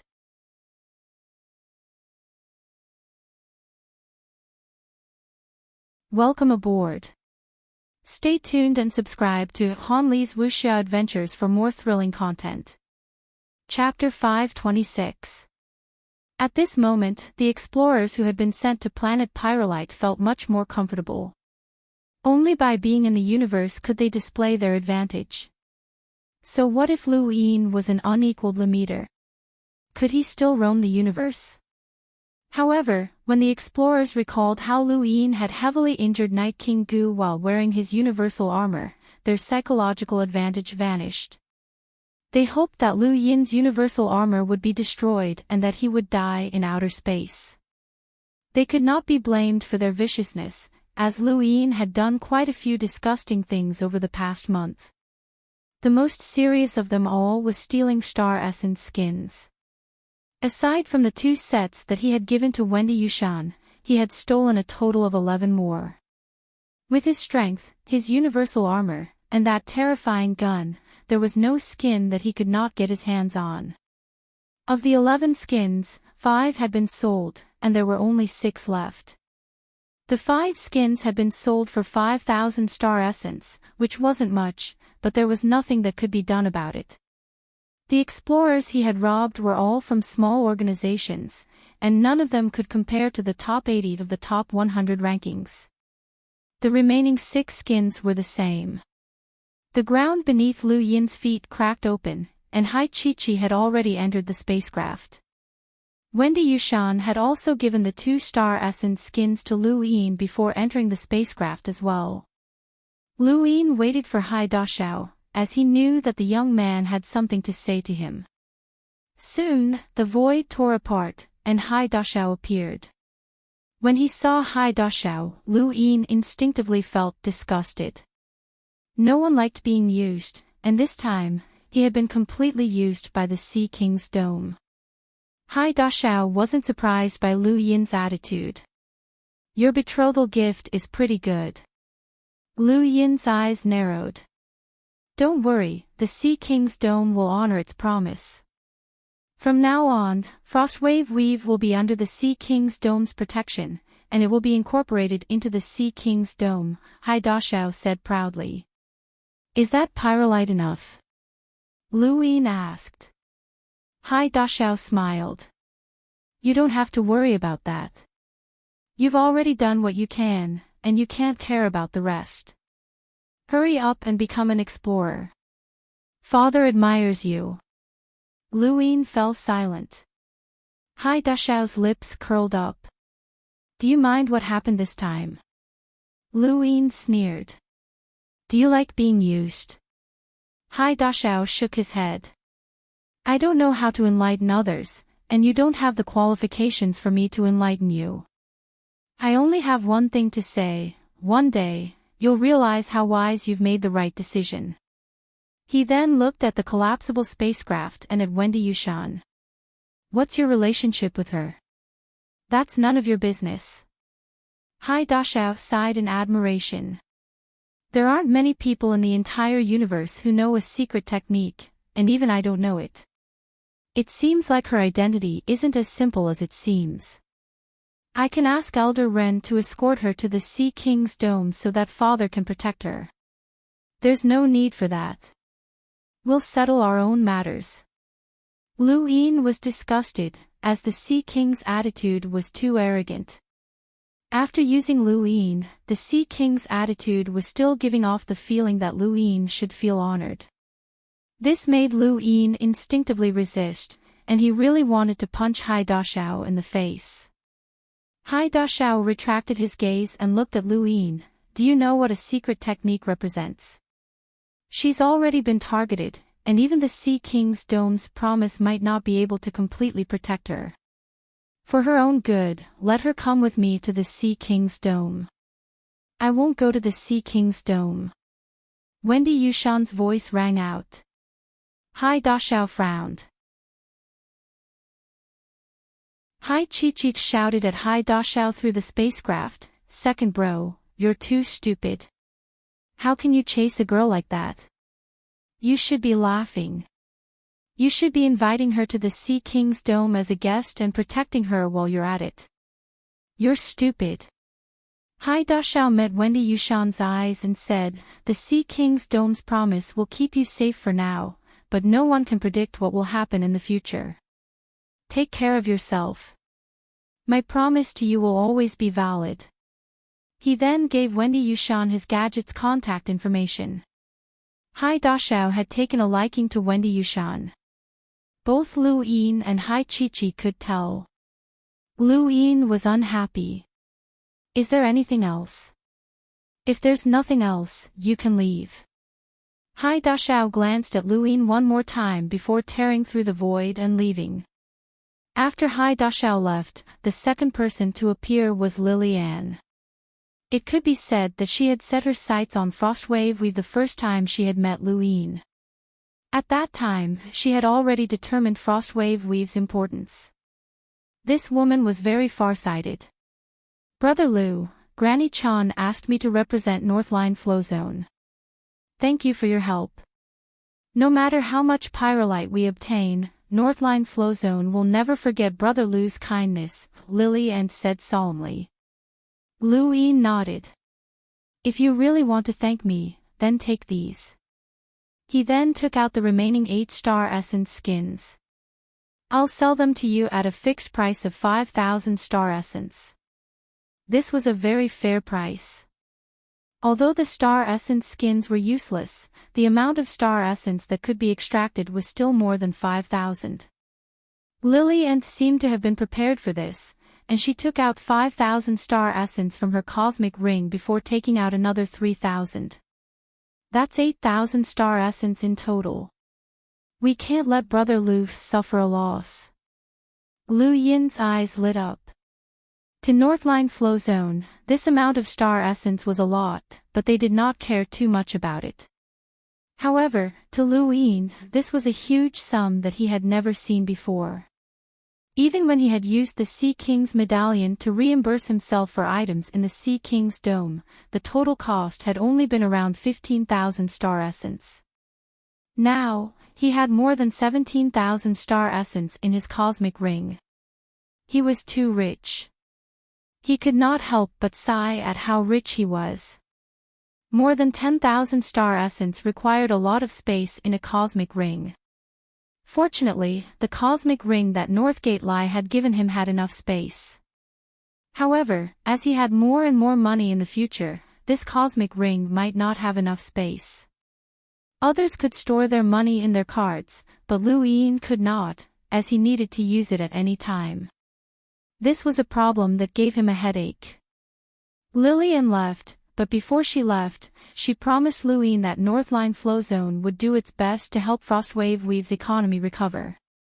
At the same time, Northline Flow Zone recognized Lu Yin's position in the 10 Arbiters Council, which meant that he had the authority to judge and supervise the younger generation of Northline Flow Zone.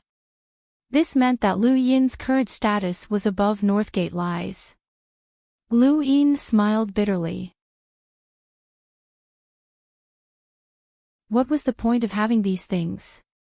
When he returned to Xenu Star, the various powers would react and send their old undying powerhouses to capture Wendy Yushan. He would then have to ask Mr. Mu for help. At that time, not only would Wendy Yushan leave, but he would also leave the Great Yu Empire and the Sea King's Dome. He would then join Leon's armada in the Cosmic Sea. At that time, he might even become a glorious pirate. But before that, he wanted to make a trip to Shenwu Continent and help Ming Yen settle down. This was also a problem that gave him a headache, but it was not too difficult to solve. The strongest person on Shenwu Continent was only a hunter, and with Lu Yin's abilities, he should be able to escape from a hunter. What he needed to consider now was time. He had to take Ming Yen away before the various powers fell out with the Sea King's Dome over the secret technique. With Mr. Mu's abilities, it would be safe for him to head to the Cosmic Sea. The only problem was that he did not know how strong Mr. Mu was. If even Mr. Mu could not stop Lu Yin, then he would have to send Wendy to the Sea King's Dome. It was a pity that he would have to leave Earth, which was the most peaceful place he had ever been. It would be very difficult for him to return to his homeland. Lu Yin had forgotten that Wendy Yushan's secret technique was very attractive to the Sword Sect and the Day-Night Clan, but that was only because of the technique itself. At the very least, Valtree and Night Queen Choyu could not recognize the Yu's secret art. However, things were different for the Yo Court and the Neo-Human Alliance, as they had recognized the technique. In outer space, Yo Yeer looked at Wendy Yushan through a spacecraft. I never thought that the Yu secret art would reappear in a fringe weave. Yu family, you can't avoid it. In the darkness, a pair of inhuman eyes also stared at Wendy Yushan. A few days later, Lu Yin brought Hai Chi-Chi and Wendy Yushan back to Xenu Star. Hai Chi-Chi had a reluctant expression on her face, as she still wanted to go somewhere else to play. However, she did not cause any trouble for Lu Yin, as she was aware of the existence of the secret technique. At present, Lu Yin and Wendy Yushan were in an extremely difficult situation. The various powers were still sealed off around planet Pyrolite, and they were unable to send out any news. Once the seal was lifted, what awaited them would be a storm. Wendy Yushan had originally planned to head to the Interverse Myriad Swords Peak, but Lu Yin stopped her. The Myriad Swords Peak would not give up on the Yu's secret art, and no one would be able to protect her. The only possibility was to head to the Cosmic Sea, where Lu Yin's family, Big Sis, Uncle Ruben, and the others were. Lu Yin gave some instructions to Hu Qingshan and the others before contacting Barley in East San Dios. He had asked Barley to keep an eye on the situation on Shenwu Continent. Lu Yin had originally planned to head to Shenwu Continent after making arrangements on Xenu Star and find a way to bring Ming Yan out. However, Barley had given him some very bad news. Shenwu Continent was divided internally, and the Reverend King Ming Zhaoshu had allied with the powers of the outside world. Many powers had stationed powerhouses outside Shenwu Continent, and aside from those who belonged to those powers, no one else was allowed to enter. Some of those powers belonged to the Day-Night clan. Lu Yin's heart sank, as he had not expected this. Actually, he should have. The Day-Night clan was tyrannical, and so were the great powers of the Interverse. Since Ming Zhaoshu was willing to cooperate with them, they naturally would not give the other powers a chance to take advantage of the situation. They would definitely seal off Shenwu Continent. It would be difficult for Lu Yin to enter Shenwu Continent now, and even if he did, he would have to deal with the Day-Night clan and the other powers if he wanted to leave. By that time, Planet Pyrolite's seal might have been lifted, and he would be safe with the Sea King's dome's protection. However, Wendy Yushan would not have anyone to protect her. The Sea King's dome's promise was not as important as the secret technique. Lu Yin locked himself in King Zishan's palace and pondered for a long time. In the end, he decided that he would not go to Shenwu Continent for now. Aside from Ming Zhaoshu, no one else knew about his relationship with Ming Yan, and for the time being, no one could use this to make an issue out of it. Ming Zhaoshu would not easily use Ming Yan as a bargaining chip, so she should be safe. What Lu Yin needed to do now was wait for the situation to develop on Xenu Star. Besides, even if he wanted to bring Ming Yan out, she might not be willing to do so. If the great powers were to fall out with the Sea King's dome over the secret technique, then Lu Yin would have no choice but to ask Mr. Mu for help. A few more days passed, and as Northline Flowzone finished refining pyrolite, Elder Ren lifted the seal on planet Pyrolite. Immediately, many spacecraft rushed out. Elder Ren watched this scene with a calm expression. Many thanks, Seiris. This is a reward from a brother. Update at 3 p.m. Thank you. The second volume is about to be released, Overcast Scroll. Thank you all for your support.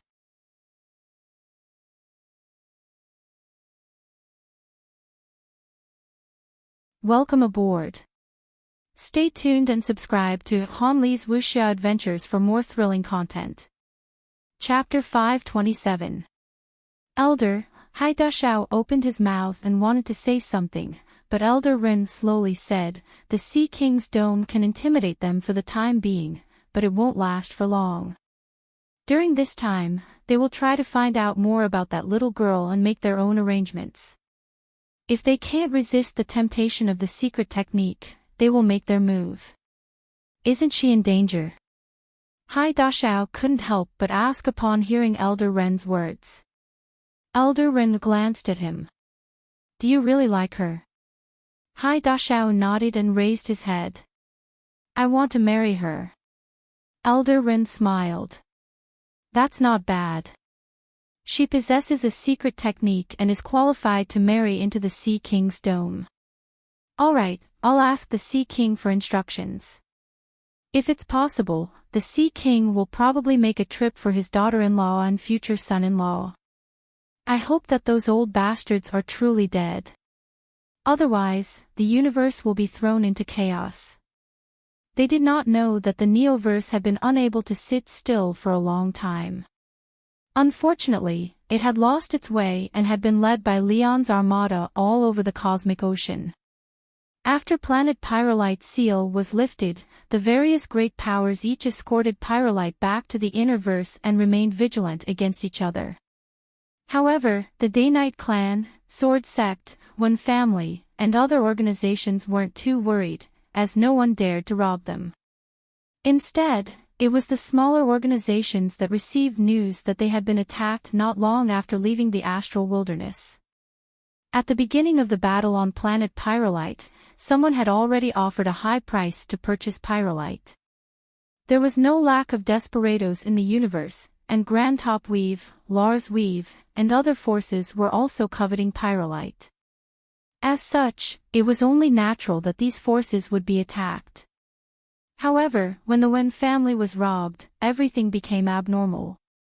Night Queen Choyu put down her gadget with a solemn expression. The Wen family had actually been robbed. Who would be so daring? Wen Kitchen was not someone to be trifled with.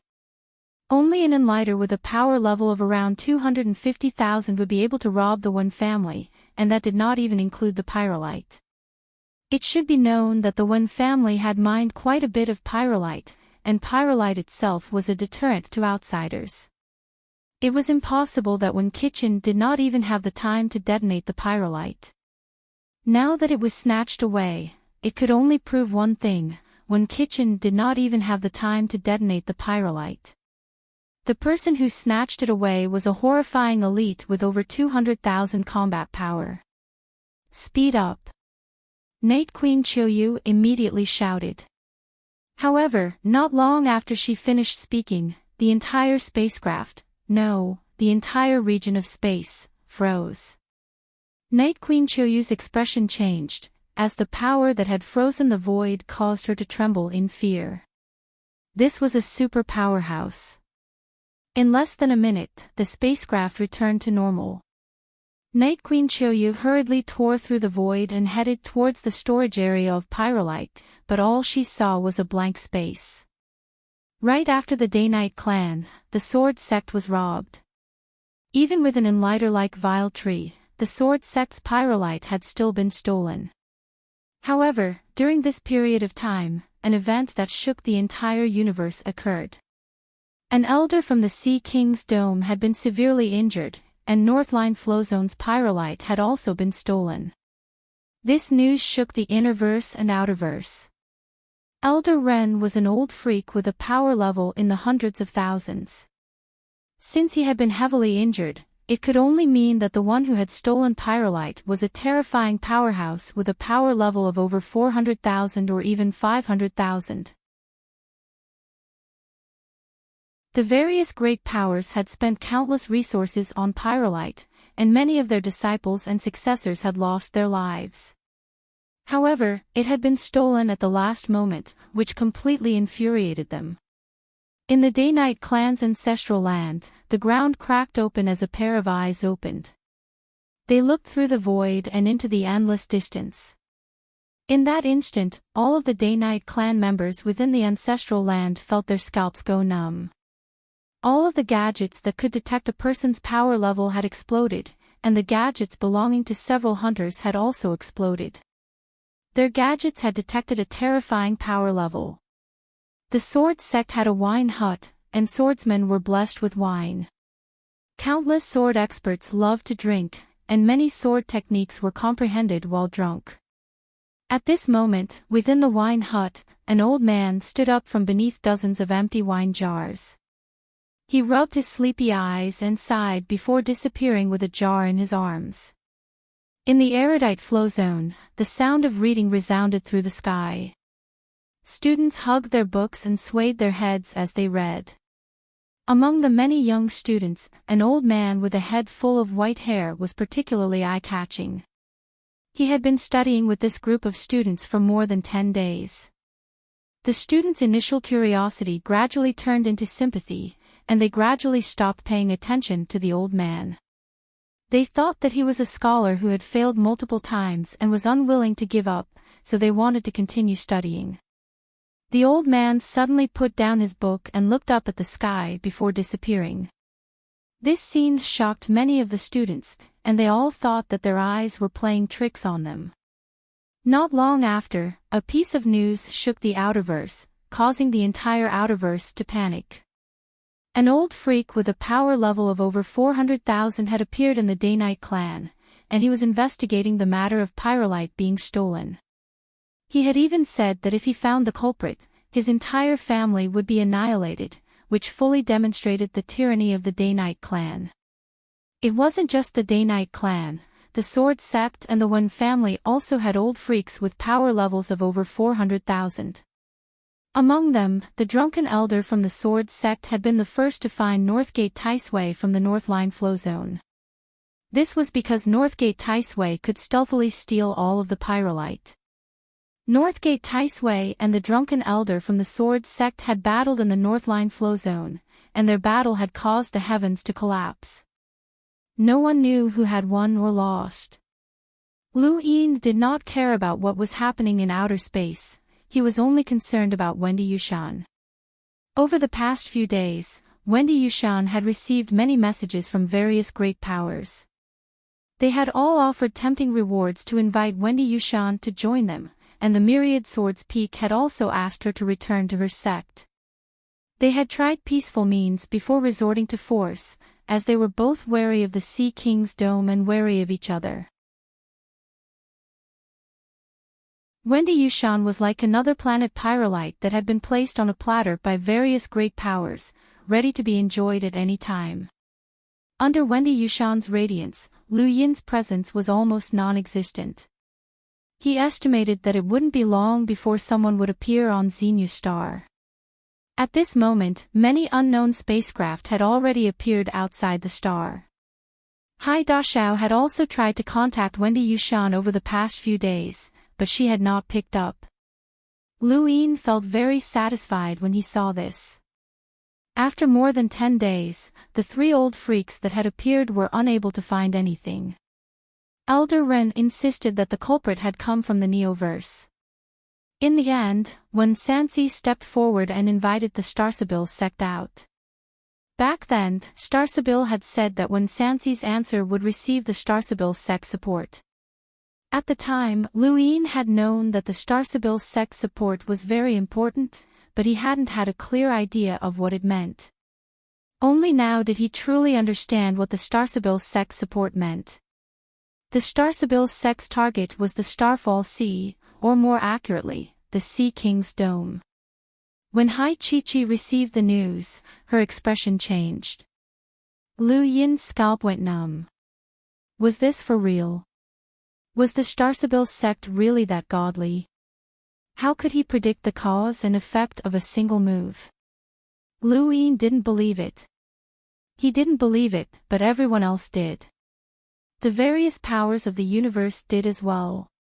Even though both the Innerverse and Outerverse were apprehensive of the Sea King's dome, that was because they were worried that the Sea King would favor one side over the other. They weren't truly afraid of the Sea King. In terms of strength, whether it was the Day-Night clan, the Sword sect, or the One family, none of them were weaker than the Sea King's dome. Once they joined forces, even the Sea King would not be able to withstand them. When the Starsabil sect discovered that it was the Sea King's dome, the 3 great powers joined forces with many other powers of the Innerverse and headed towards the Starfall Sea. Among them, there were at least 10 old freaks with power levels in the hundreds of thousands, and there were even envoys among them. "I want to go back and find my father," Hai Chi-Chi anxiously said when she found Lu Yin. Lu Yin immediately comforted her and contacted Hai Dashao. "Was it really your Sea King's dome that stole it?" Lu Yin asked. Hai Dashao did not answer. Hai Chi-Chi anxiously said, "Second brother, say something."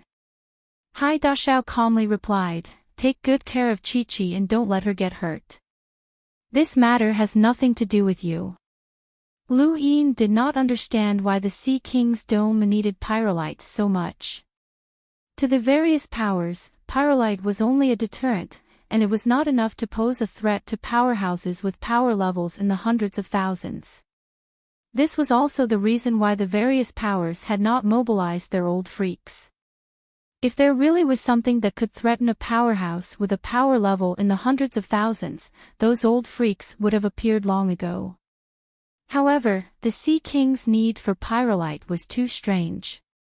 It was so strange that it was unimaginable, and it was even willing to anger the various powers. Second brother, I want to go back to the Sea King's dome. I want to find my father. Hai Chi shouted. Hai Dashao calmly replied, there's no need to come back. No one dares to start a war with my Sea King's dome. Don't worry, even if all the powers of the Interverse join forces, they still won't be able to defeat my Sea King's dome in the Starfall Sea. He then cut off the call. Hai Chi still wanted to go to the Starfall Sea, but Lu Yin stopped her. Even with the speed of a collapsible spacecraft, it'll take a long time to reach the Starfall Sea. By then, everything will have been settled. Your second brother is right. For the sake of pyrolite, the various powers will not go to war with the Sea King's dome. Also, don't forget that aside from the Sea King's dome, there's also the Greyweed continent and other planets in the Starfall Sea. Those planets all have old freaks with power levels in the hundreds of thousands overseeing them. Hai Chi-Chi's body trembled, and she slowly crouched down and buried her head in her arms. At this moment, she finally understood what Lu Yin had been feeling. She recalled that Lu Yin had once asked her what she would do if the Sea King's dome fell into chaos. Who would have thought that this day would come so quickly? Hai Chi-Chi was a jumpy person, but she was not stupid. Pyrolite was very important to the various powers of the Interverse, and they valued their reputation even more. The Sea King's dome had slapped those powers in the face this time. Regardless of whether it was the Sword Sect or the Day-Night clan, neither would tolerate this, and a war would break out at any moment. More importantly, Hai Chi-Chi had a vague feeling that her father was hiding something from her, which made her feel uneasy. She suddenly understood why her father had agreed to let her out so easily. It was because he had been afraid that she would be implicated, and everything had already been arranged beforehand. Lu Yin, can we go to the Sea King's dome? Hai Chi-Chi looked up at Lu Yin with a pleading expression. Lu Yin had never seen Hai Chi-Chi like this before, and it was as if she had become a completely different person. He raised a hand and placed it on her head. Don't worry, nothing will happen to the Sea King's dome. Have you forgotten about Elder Tong? Didn't you say that his strategy is unparalleled? With him around, everything will be easily resolved. Hai Chi-Chi buried her head in her arms again, looking very pitiful. Lu Yin raised his head and looked in the direction of the Starfall Sea. Sea King, what are you trying to do? Outside the Starfall Sea, there was an unprecedented change. Countless experts swarmed in, and there were even envoys that flitted past. The entrance to the Starfall Sea trembled, and the seaweed split open. Everyone prostrated themselves as they looked at the countless powerhouses that blotted out the sky. With the Sword Sect and the Day-Night clan leading the charge, they aggressively charged into the Starfall Sea. Perhaps they had all been waiting for this moment for a long time. The various powers of the Interverse had joined forces to deal with the Starfall Sea for some reason. It was neither pyrolite nor pyrolite. The Interverse did not allow powers that had completely broken away from the structure to exist, and the Starfall Sea was no exception. Countless people were watching this battle, and at the same time, countless people were worried about it. No one knew how it would end, and even when Sansi, who had invited the Starsabil sect, regretted his decision. He had never thought that it would lead to such a huge problem. Thank you. Sayira's brother's support, the third chapter will be presented. Tomorrow, the second volume will be released, Overturn the Heavens. Thank you, brothers, for your support.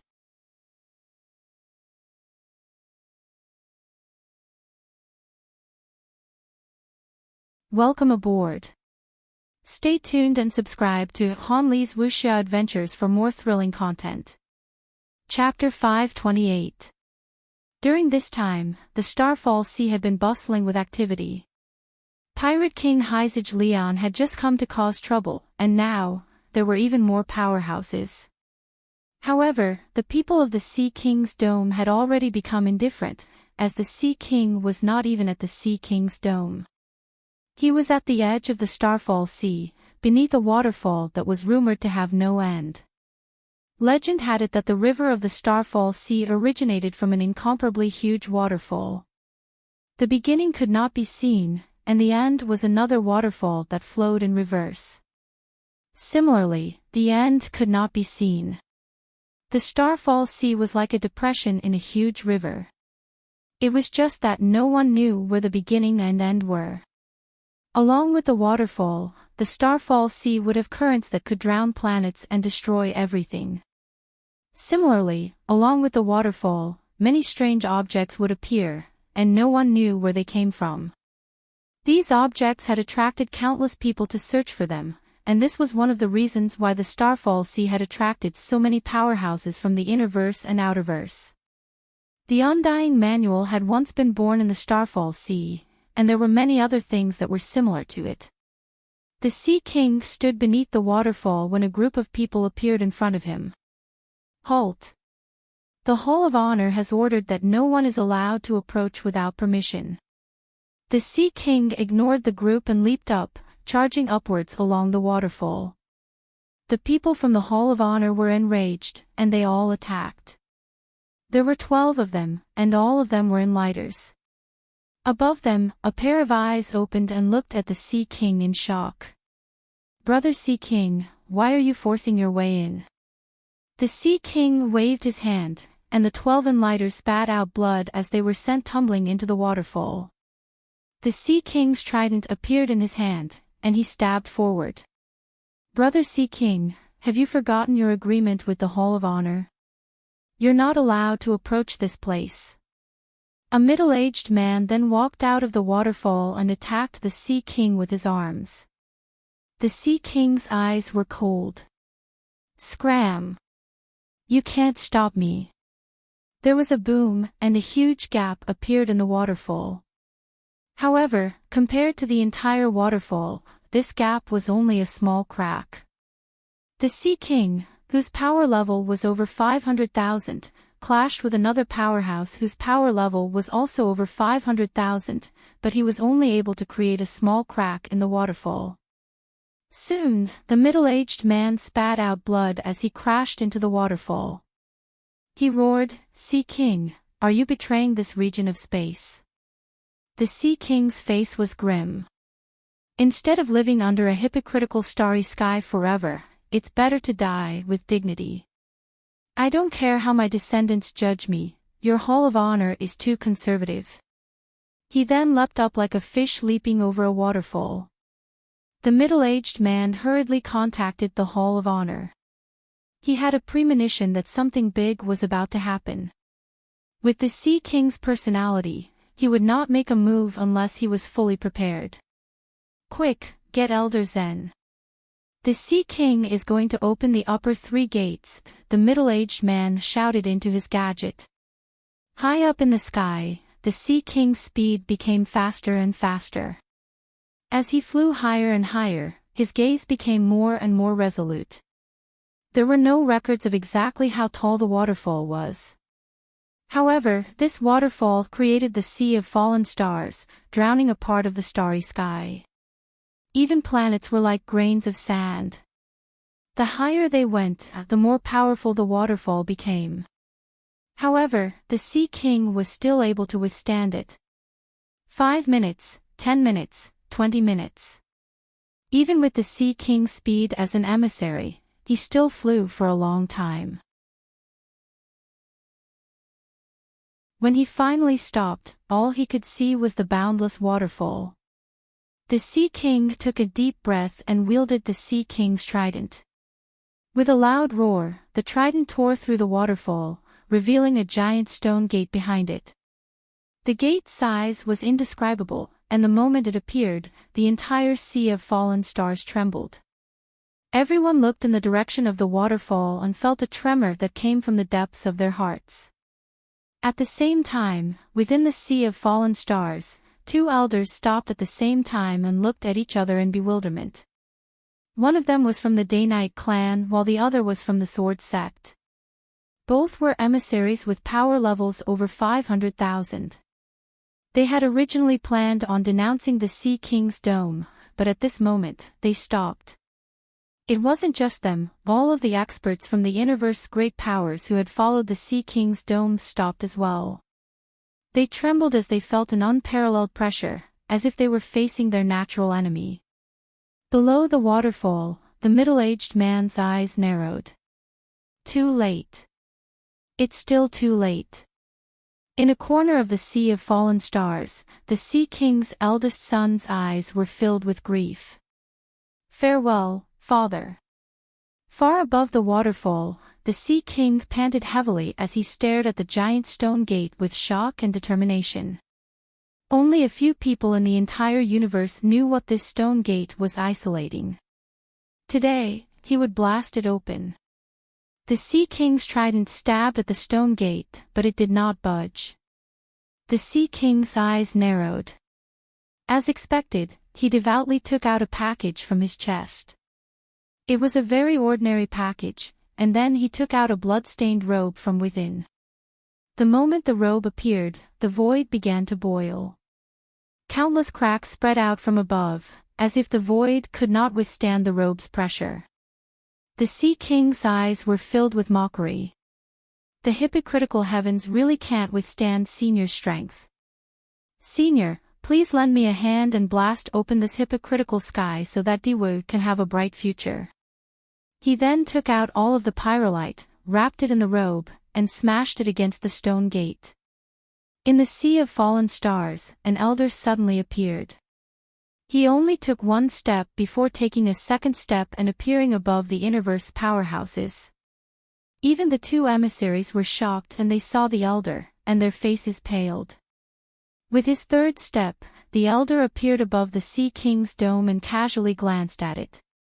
With his fourth step, he appeared above the waterfall. When the elder appeared, he happened to see the robe smashing against the stone gate.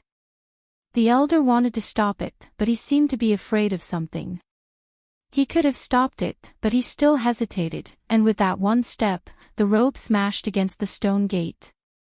At that moment, the heavens collapsed and the earth split apart. The Sea of Fallen Stars split apart, and the stone gate also split apart. Behind the stone gate, an old woman with a fierce gaze appeared. When she saw the robe, her expression changed. This is. She only managed to say a few words before the robe brushed past her. Half of her body was destroyed, and she died. Even before she died, her eyes were filled with endless terror. Behind the old woman, there was a second stone gate. The robe did not slow down and smashed into the stone gate once more. As the gate split apart, the same scene occurred. However, this time, not only the Sea of Fallen Stars, but even the Chaos Flow Zone and the astral river that separated the innerverse and outerverse trembled. This time, there was another person behind the stone gate. It was an old man, and when he opened his eyes, everything in sight was destroyed and turned into nothingness.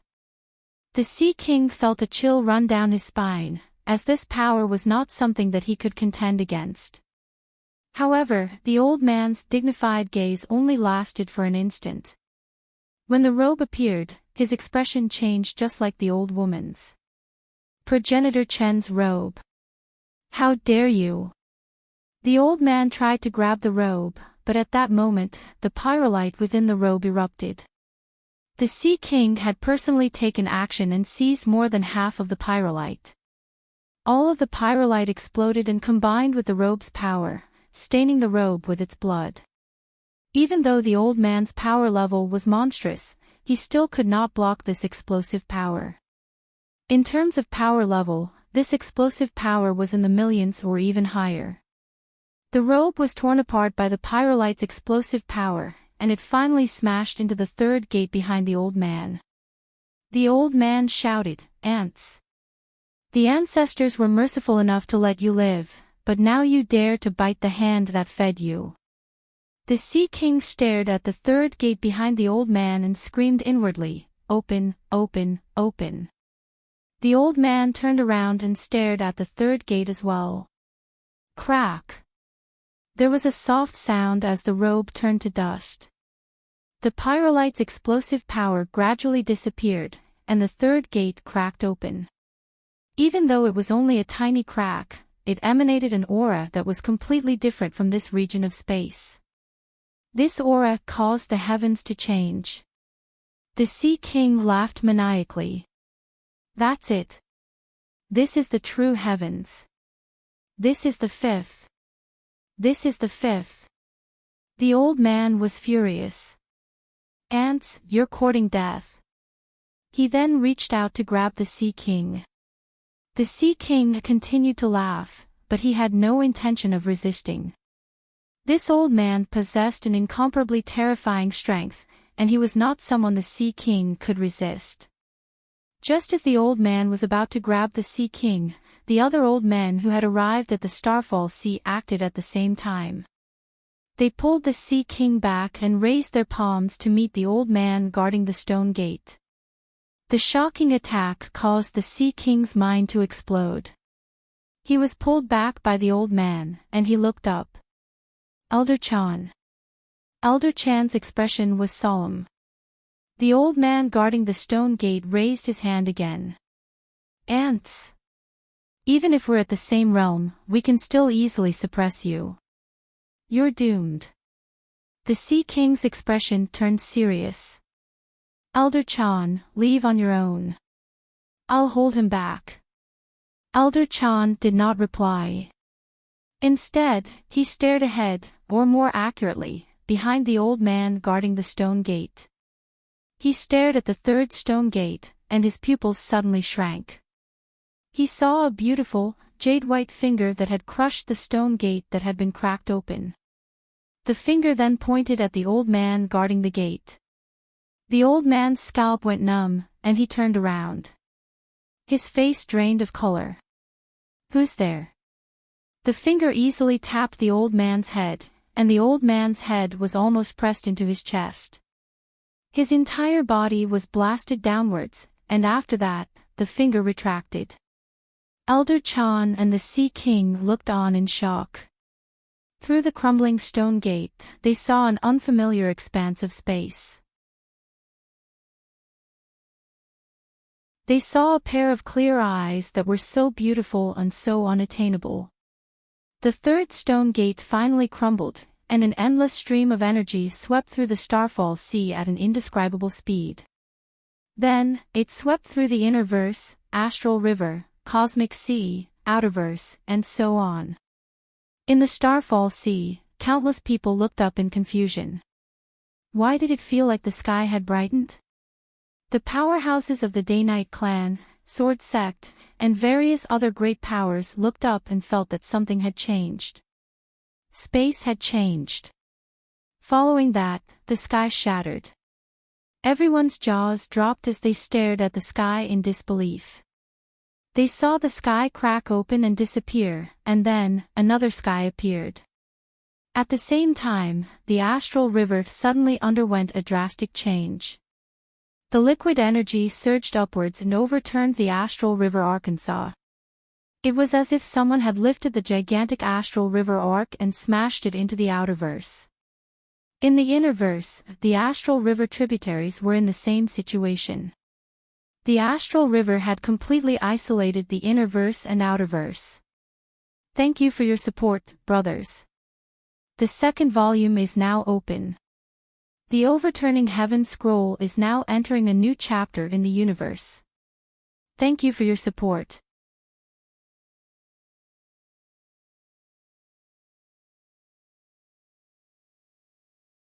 Welcome aboard. Stay tuned and subscribe to Han Li's Wuxia Adventures for more thrilling content. Chapter 529. In the Outerverse, on Xenu Star, Lu Yin stared at the sky in shock. What was going on? The sky was gone.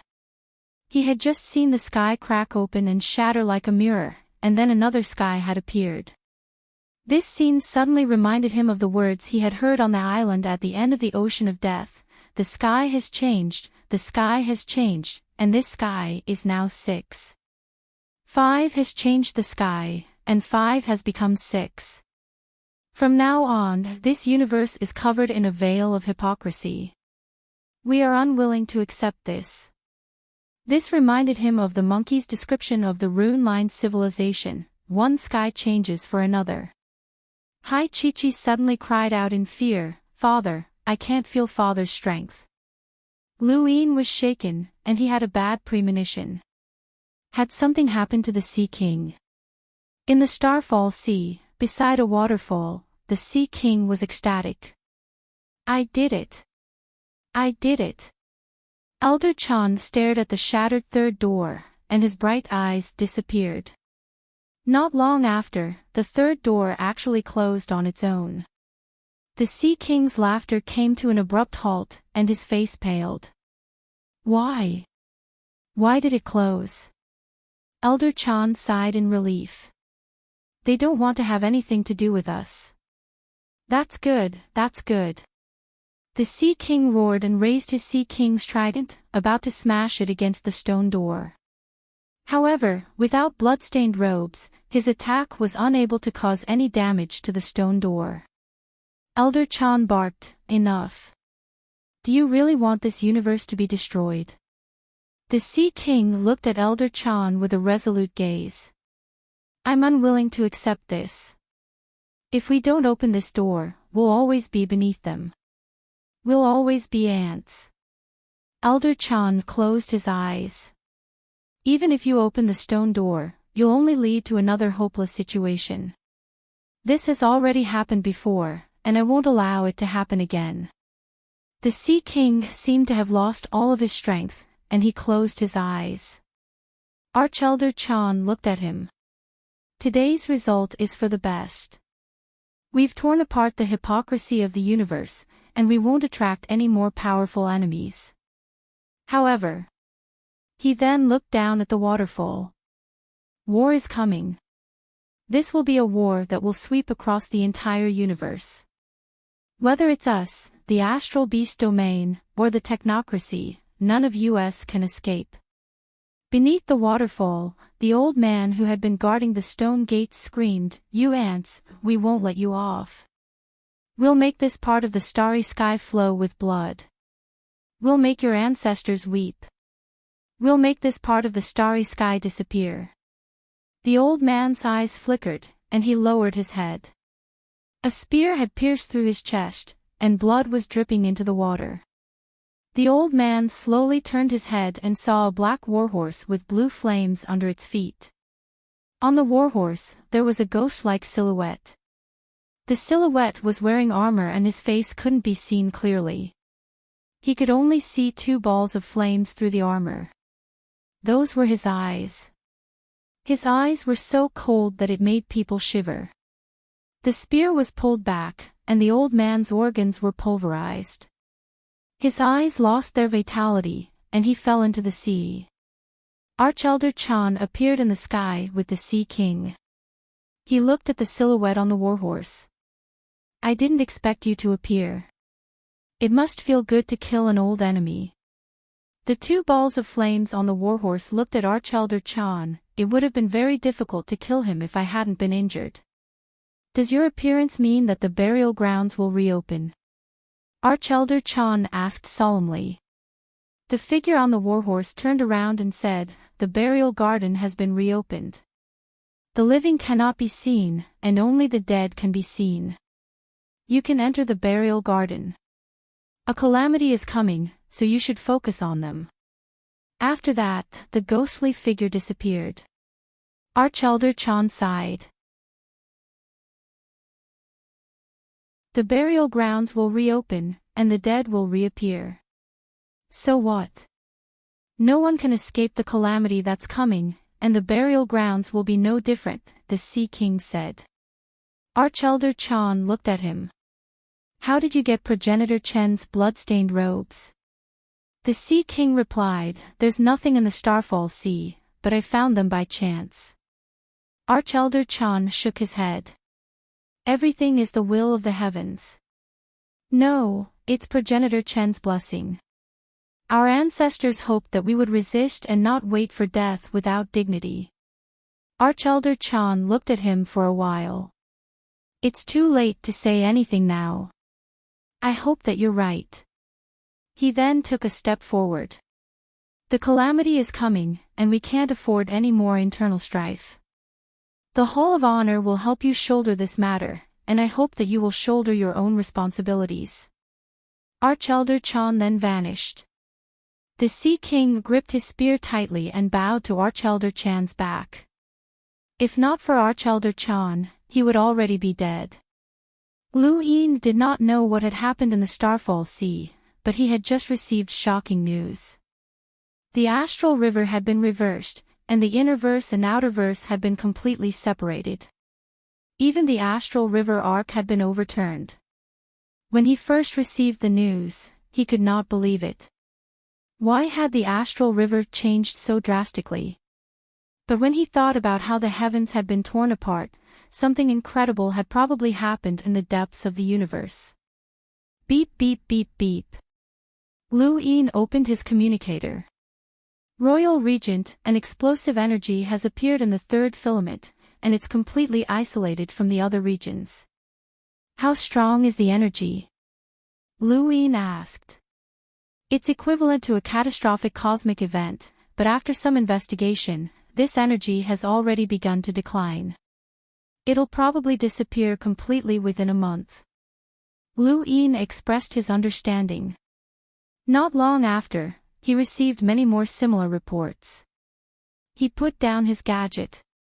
Many places in the Great Yu Empire had been isolated by the explosive energy, but these energies did not last long. The longest would take about a year to fade, and this was just the Great Yu Empire. Lu Yin believed that the rest of the outerverse would be the same, and there would be many areas isolated by the explosive energy.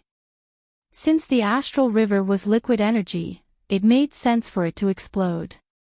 With the astral river's energy intensity, how long would it take for it to fade? Lu Yin could not guess, but it might take a very, very long time. In other words, the innerverse and outerverse had already been separated. Lu Yin grew excited. No matter what, the various great powers of the innerverse had coiled around him like pythons, making it difficult for him to breathe. He had already prepared himself for the worst, but he had not expected such a drastic change in the heavens. If the innerverse had truly been isolated, then he would not have needed to escape. At this moment, Wendy Yushan appeared with a solemn expression. Sense the void. Lu Yin raised his hand and exerted a bit of force, causing the air to tremble. His expression changed, and he exerted more force, but the air still trembled. Lu Yin's expression changed, and he waved his hand.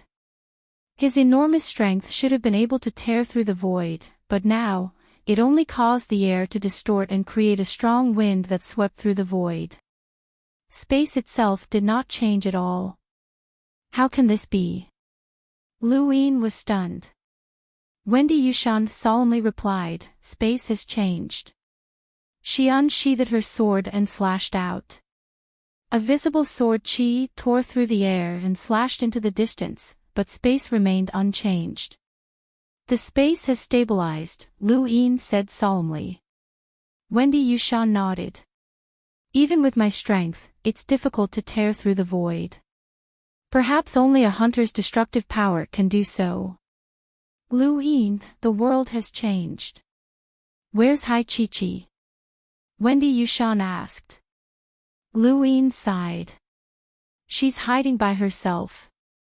The innerverse and outerverse are separated, so she can't return to the Starfall Sea. She can't feel the Sea King's power either. Wendy Yushan's expression dimmed. She had experienced this feeling before, and it was very uncomfortable. You should comfort her. Perhaps there's a gap in the astral river that she can travel back and forth. It's useless. The astral river arc has already been overturned. Even if the astral river returns to its original state, it'll still be very difficult to travel back and forth. At least, we can't do it with our current strength. We'll need to be at least an enlighter. Lu Yin's expression suddenly changed. Enlighters could not travel back and forth from the astral river, and similarly, those enlighters had been left behind in the astral wilderness. Not all of the enlighters had returned to the innerverse, and there should still be some who had not. Lu Yin's heart sank when he thought of this. Once he confirmed that the innerverse and outerverse had been completely separated, it would mean that he had lost the protection of the Sea King's dome. Then, those enlighters would be able to act against Frostwave Weave without restraint. After all, he had stolen quite a few star essence skins on planet Pyrolite, and there was also the temptation of a secret technique. Lu Yin felt apprehensive, and beside him, Wendy Yushan seemed to have thought of something as well. The Great Yu Empire entered a state of alert, and all foreign spacecraft were strictly inspected. This was Lu Yin's order. The first few days should have been fine, as even enlighters would need some time to confirm the situation in the astral river. However, after a dozen days, the atmosphere in the outerverse changed. First, the dark mist weave, which was closest to the astral river, experienced a huge change. One of the organizations was destroyed by an enlighter, and soon after, several more organizations were destroyed. This incident was like a primer that led to the beginning of the upheaval. Lu Yin's heart sank when he heard the news, and he immediately returned to King Zishan's palace to roll his die. He wanted to roll enhance so that he could upgrade his money bomb, universal armor, and gun to the point where they could threaten an enlighter. Hui Qingshan and the rest were all waiting on Xenu Star, and it wouldn't be long before an enlighter appeared. Back in King Zishan's palace, Lu Yin stayed in his secret room and blocked the monkey. He raised his hand, and his die appeared. He tapped it, causing it to spin rapidly. When it stopped spinning, Lu Yin saw -6. His vision suddenly darkened, but then it suddenly became clear again. Lu Yin sighed in relief. Fortunately, he had placed his cosmic ring to the side in advance. If he rolled enhance and ran out of star crystals or star essences, he would withdraw. Now that he had rolled enhance, it wouldn't be easy for him to roll enhance. He used a cube of star crystals to restore the die and then tapped it again. The die spun rapidly and finally stopped at enhance. Lu Yin sighed. Indeed, after rolling enhance, it wouldn't be easy for him to roll enhance again. There was a thump, and he randomly obtained an item from a cosmic ring. Lu Yin had obtained many strange things in the past, including women's clothing and stones. This time, however, he obtained a blood-red bell the size of a thumb. Lu Yin frowned as he looked at the bell on the ground. He felt very uncomfortable, as if his entire body had been grabbed by something, and his blood was boiling. He picked up the bell, and the moment it touched his hand, his body trembled. His entire body turned cold and stiff, and he hurriedly stored it away in his cosmic ring. What the hell was this? It seemed even stranger than progenitor Wushang's hide. However, it should be something good. At least it was better than the stones and women's clothing. Thank you, Silas. Thank you, brother. Cool breeze. Brother's tip, I'll update at 3 p.m., thank you. Thank you, brothers, for your support.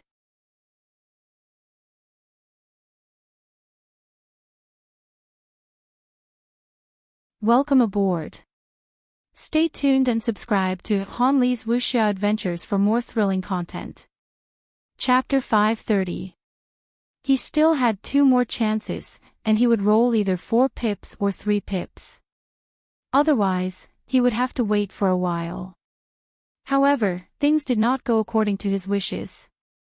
Both times, he rolled a pip, and the first time, he obtained a weapon with a decent design.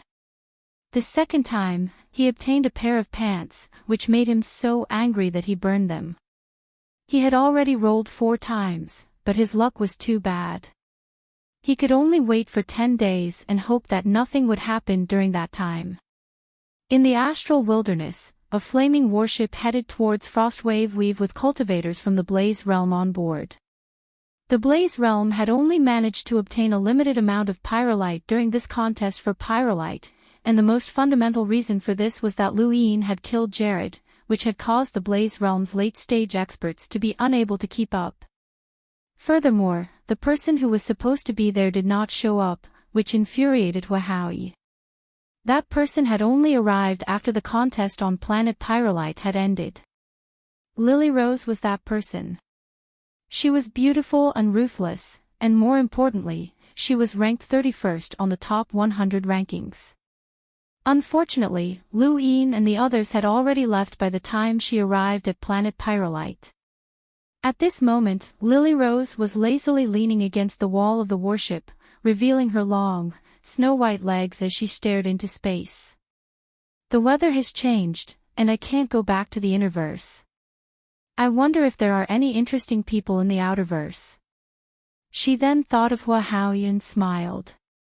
Wendy Yushan will probably disappear from the top 100 ranking soon, and I'll be able to enter the top 30. Unfortunately, Lu Yin is an interesting man. Senior sister. A surprised voice rang out, and Lily Rose turned around to see a fair-skinned youth with a strange look in his eyes. Senior sister, it's me. Do you remember me? You were the one who brought me to the Blaze Realm when I was young. The youth happily ran over to Lily Rose and looked at her fervently. Lily Rose blinked and licked her lips, revealing a seductive expression. Is that so? The youth's heartbeat quickened, and he gulped. There were 1,000 of us back then, so it's normal that you don't remember. Senior sister, where have you been all these years? There has been no trace of you in the Blaze Realm. Lily Rose smiled and raised a finger, and under the youth's shocked gaze, she lifted his chin and slowly approached him. Junior brother, I'm very tired. Can you let me lean on you for a while? The young man's eyes glazed over, and he swallowed again. His eyes unconsciously swept over Lily Rose's body. Her exquisite curvy figure released a tempting fragrance, and her bright red dress was extremely beautiful, making the young man speechless. With a faint smile, Lily Rose's lips moved closer. The young man only felt warmth and was wrapped in indescribable beauty. His hands unconsciously wrapped around Lily Rose's slender waist. At the border of Frostwave Weave, a fleet was patrolling. Everything seemed normal at first, but in the next instant, endless flames spread out and burned the entire fleet to ashes. A figure flitted across the void and stared ahead with a fierce gaze. On Xenia's star, Lu Yin felt a headache coming on as he looked at the pile of memorials in front of him. He had no idea how Undying Yushan had dealt with all of this in the past. The Great Yu Empire was huge, and it spanned 13 filaments. Countless incidents had occurred, and now, more than half of Frostwave Weave had been affected. Lu Yin had already handed over most of the memorials to the others, but there were still a lot left for him. He couldn't find Wendy Yushan, which was a result of her experience. She must have known that he would face such a situation and left him behind while she ran off. Lu Yin sighed and opened one of the memorials. It required Lu Yin's approval on whether or not he needed to use military force to suppress the rebels on a certain planet. Lu Yin could do so without further ado.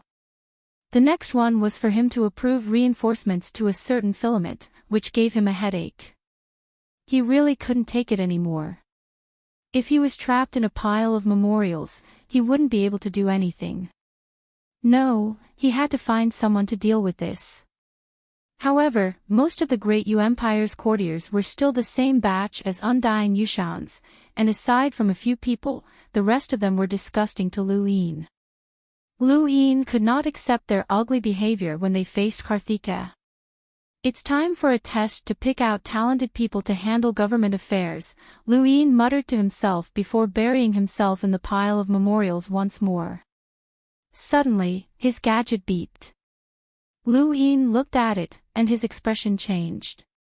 He immediately contacted Banjo to activate Xenu Star's defenses. Lu Yin leaped into the sky, followed by Hua Qingshan, Peach, Rocky Anna, and the rest. They all looked at the sky with solemn expressions. They had all received reports that all of the fleets along the line from North Castle Weave to Frostwave Weave had been annihilated and devoured by a sea of flames. That line was headed straight for Xenu Star. The situation that they had been most worried about had finally occurred. A powerhouse had attacked Frostwave Weave, and it had already caused great losses. It was unrealistic to try to evacuate the people on Xenu Star at this time. If the other party was an enlighter, they would be able to move very quickly. Lu Yin's expression darkened, and he rubbed his cosmic ring. It seemed that he still couldn't avoid it. The powerhouse who had attacked this time was very likely an enlighter. The flames were most likely from the Blaze Realm's enlighter, Hua Haoyi. Wendy Yushan appeared and looked at Lu Yin solemnly. Next, Banjo appeared, and an invisible energy barrier appeared around Xenu Star. Even the three ring continents were enveloped by this energy barrier. This was Xenu Star's strongest defense, and it had been created by Undying Yushan when he was still in power. It was said that it could even block a peak hunter's attack. Along the way, we've detected the power level feedback. The enemy isn't far from Xenu Star, Banjo said solemnly. The entire Xenu Star entered a state of combat readiness.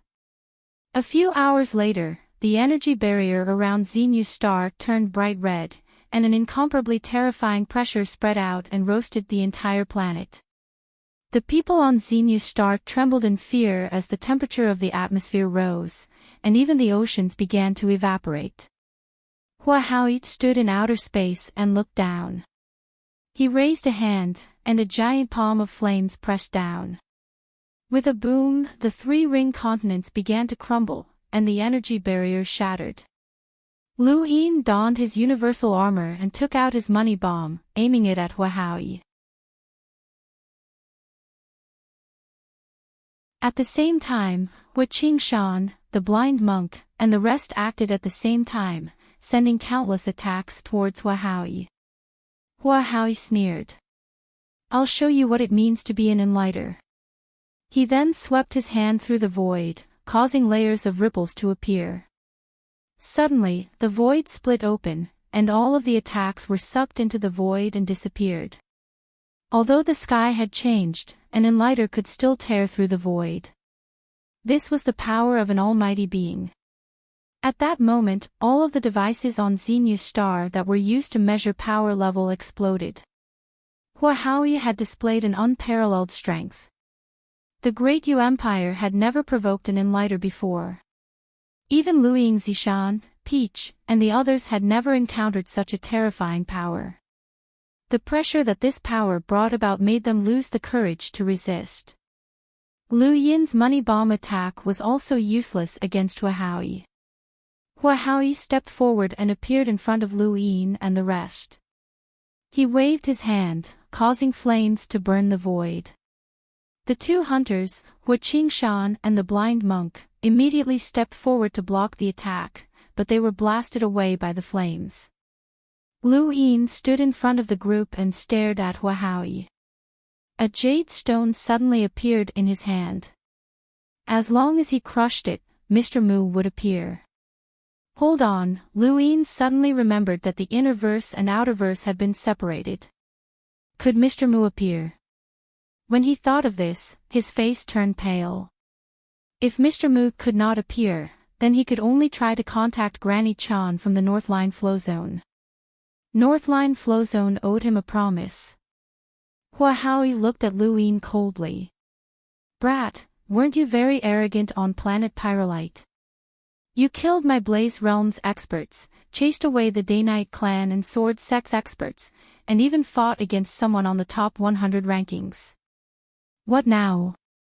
Lu Yin's eyes flickered, and he was bewildered. Wendy Yushan spoke up. Hua Haoyi, you want the secret technique, right? Hua Haoyi looked at Wendy Yushan with desire and greed in his eyes. That's right. I'll go with you on the condition that you don't hurt anyone else. Otherwise, I'd rather kill myself so that you can never obtain the secret technique, Wendy Yushan said indifferently. Lu Yin pulled Wendy Yushan back. No. Peach and the rest spoke up as well. Wendy Yushan pushed Lu Yin away and stared at Hua Haoyi. Hua Haoyi thought about it for a moment. Compared to the importance of the secret technique, these people's lives were worthless to him, and he was also afraid that something would go wrong. Fine, I agree. I won't hurt anyone else. Come with me. Wendy Yushan's eyes dimmed, and she looked at Lu Yin. Take care of yourself. Lu Yin's expression was resolute, and he was about to crush the jade when Hai Chi-Chi, who had been hiding, appeared. She calmly looked at Hua Haoyi.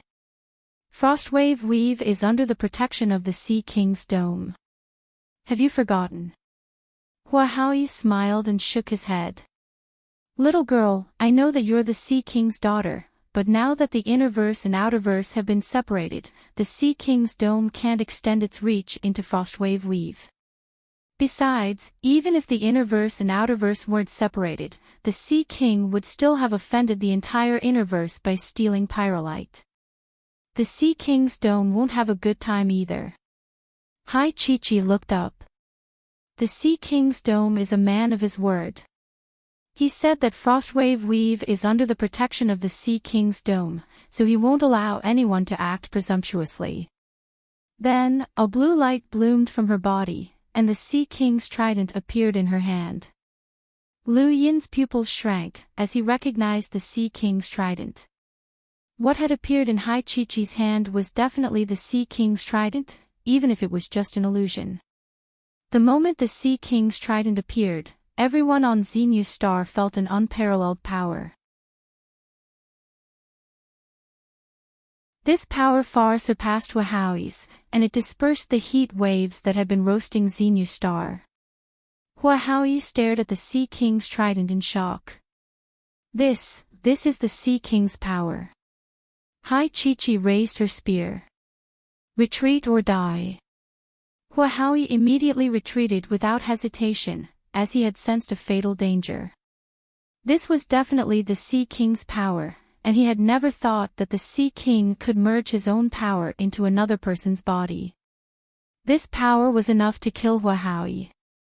Sometimes, the longer a person lived, the more they did not want to die. Hua Haoyi was one such person.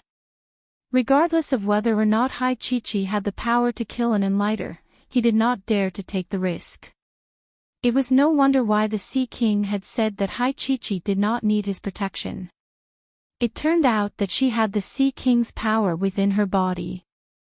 Wait, didn't she say that she could not sense the Sea King's power? Could it be that the reason why she could sense the Sea King's power was because of the power that the Sea King had merged into her body?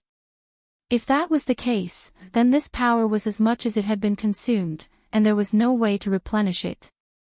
Lu Yin hurriedly had Hai Chi-Chi withdraw her power. Third update, thank you.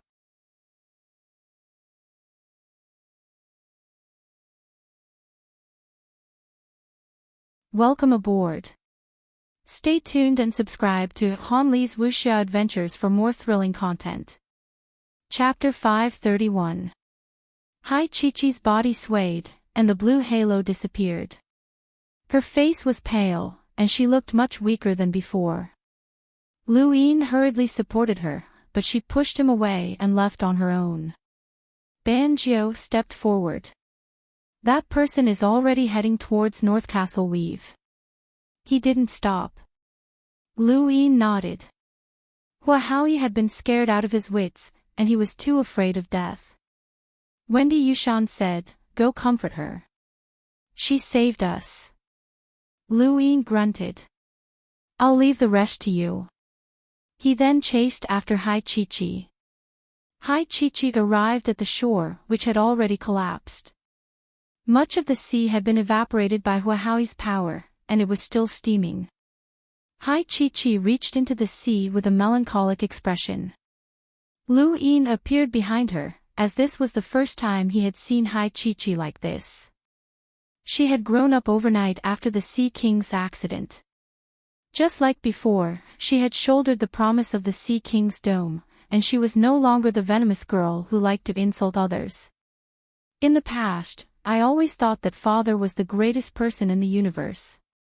There was nothing that he couldn't solve, and there was no one who dared to oppose him, Hai Chi-Chi said dejectedly. Luin sat down beside her and looked at her. The Sea King is indeed powerful, but the boundaries of the universe can never be seen. No one is invincible, but I believe that nothing will happen to the Sea King. Hai Chi-Chi raised her hand, and the blue halo flickered before disappearing.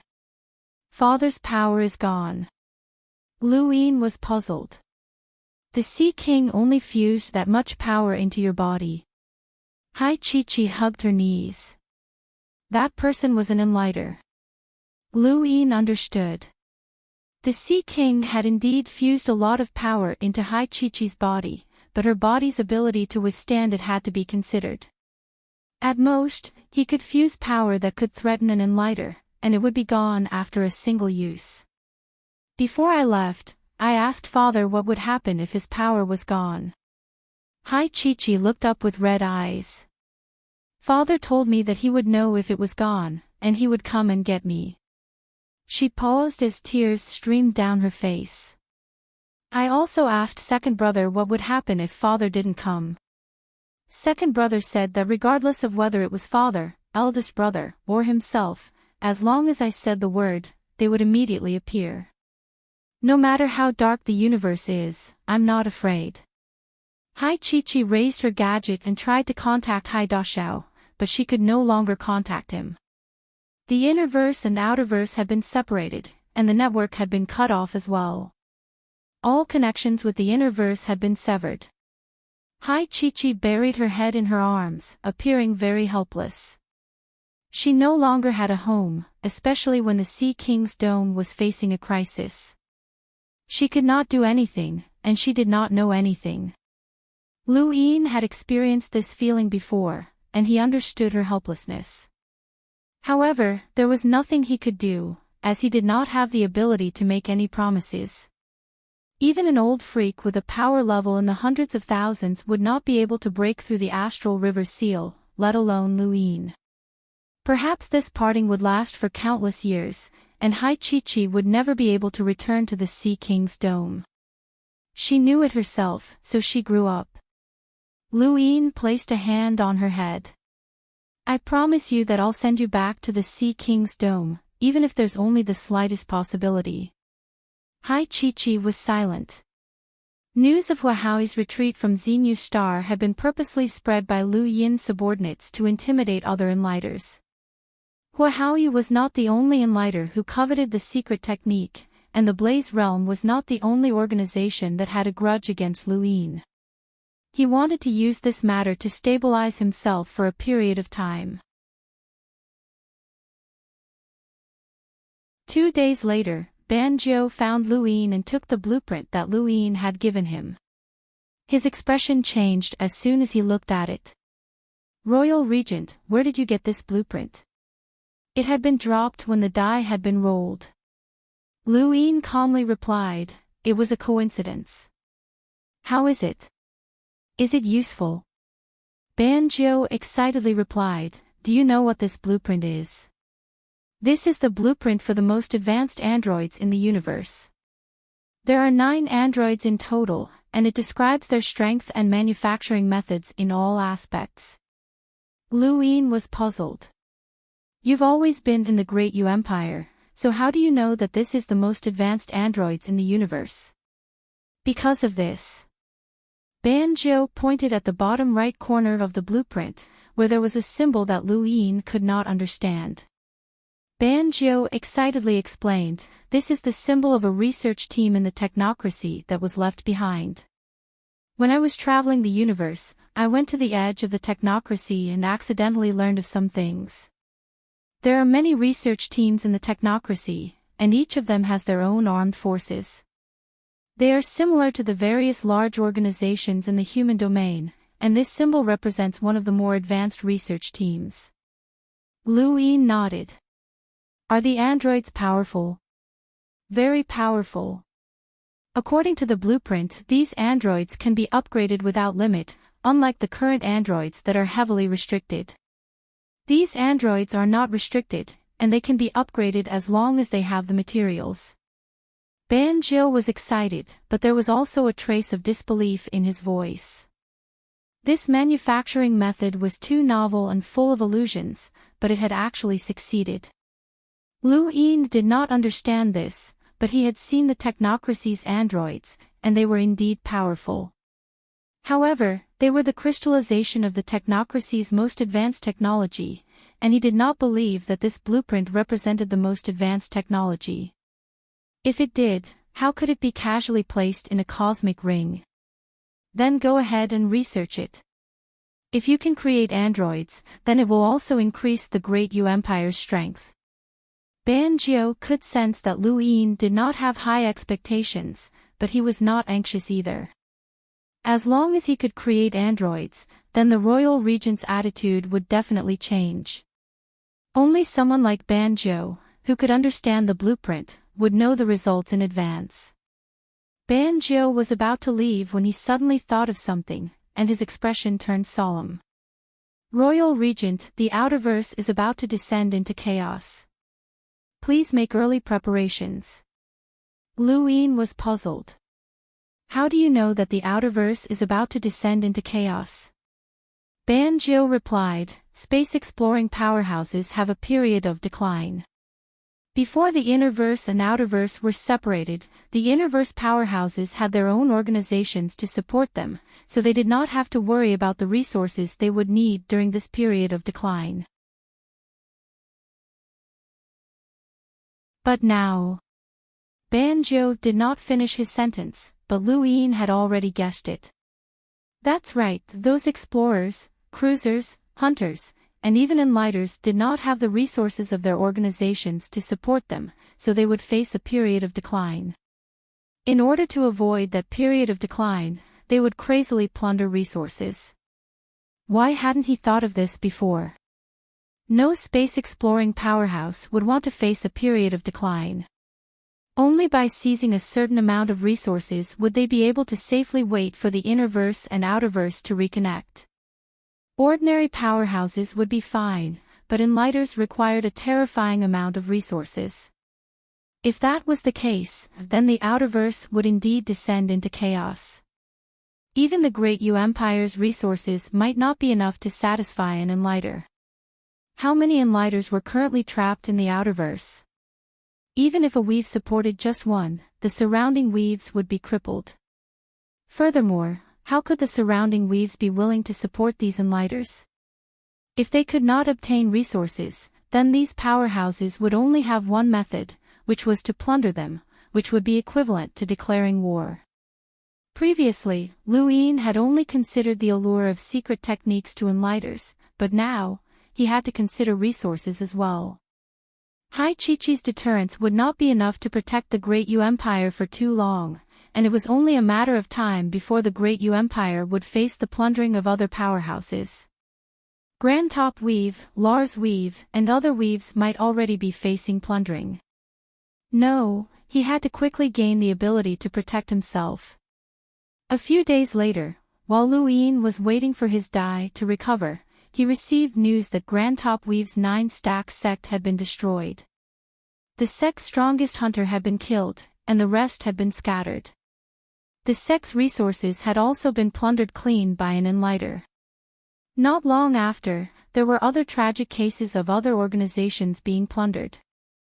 Aside from Frostwave Weave, the surrounding weaves had all fallen into a quagmire of war, and it had all been one-sided.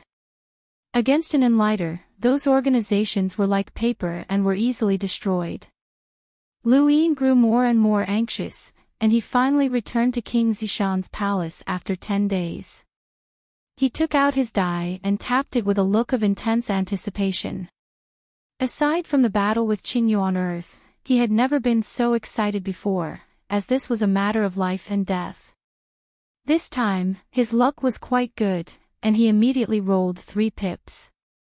When he saw the 2 screens appear, Lu Yin heaved a sigh of relief. It was time to go all out. As he thought about it, he took out his remaining 4 money bombs. He had upgraded 3 money bombs in the past, and he had given one to Wendy Yushan and one to Hua Haoyi. He still had one left, but this time, he wanted to upgrade all of them to the peak. He remembered that upgrading the money bomb had made him feel uneasy, and he had spent dozens of star essence. He tossed the upgraded money bomb onto the screen and then tossed in 100 star essence.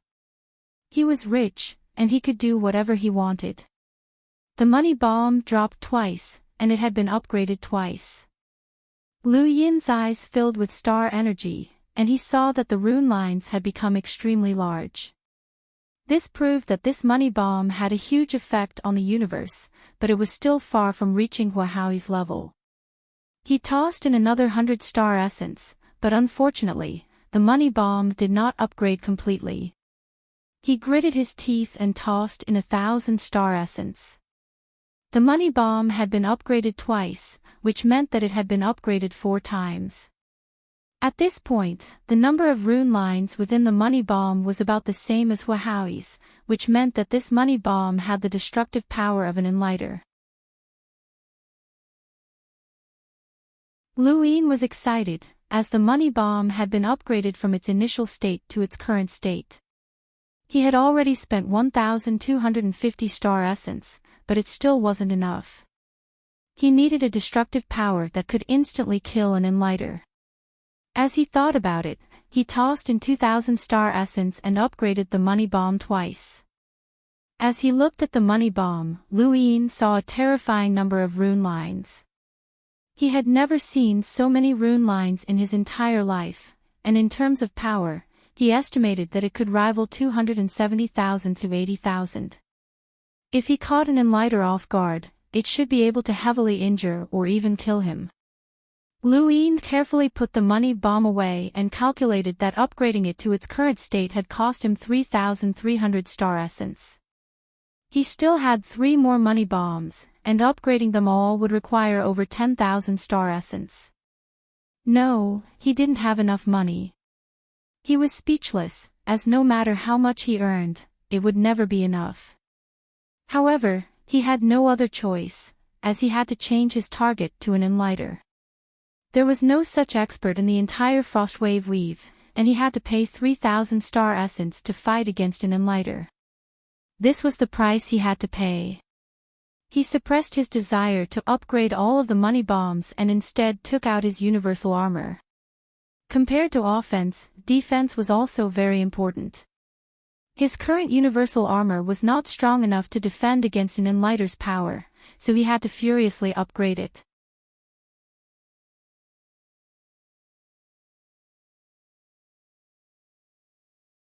Welcome aboard. Stay tuned and subscribe to Han Li's Wuxia Adventures for more thrilling content. Chapter 532. The universal armor had been upgraded 5 times, but it still wasn't enough to withstand an enlighter's attack. Lu Yin placed the universal armor on the upper screen and then tossed in 1,000 star essence.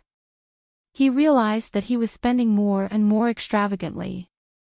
He had risked his life to rob the Blackbeard pirates, but he had only managed to obtain a few thousand star essence, and now, he was spending it all in an instant.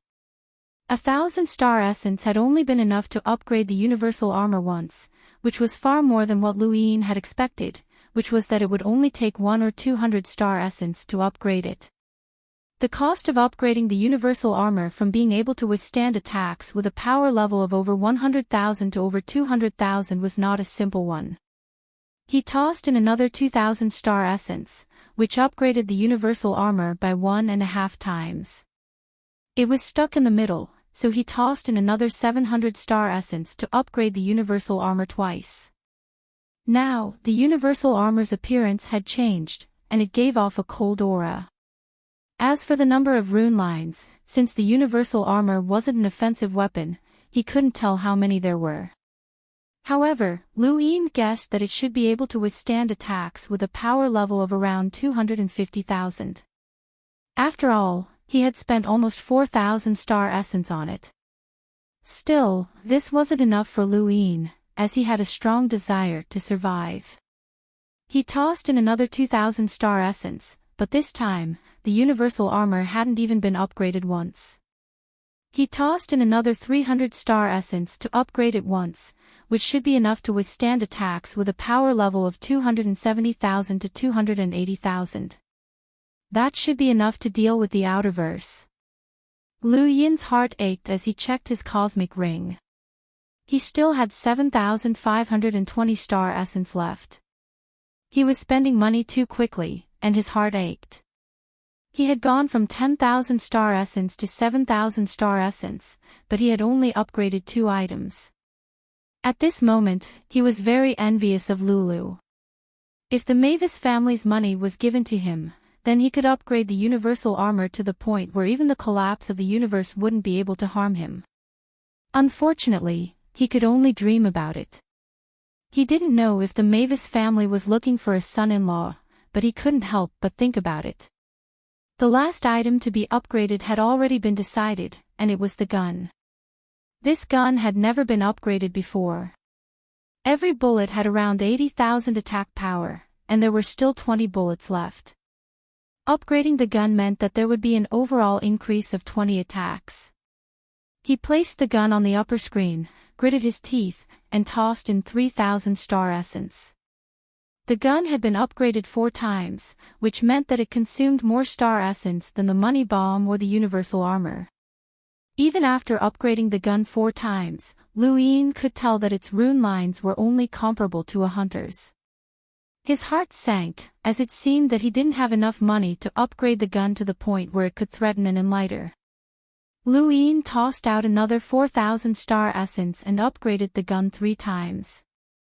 The number of rune lines now rivaled that of the money bomb.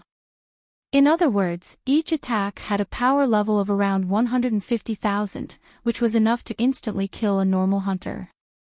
He had spent more than 10,000 star essence to upgrade 3 items.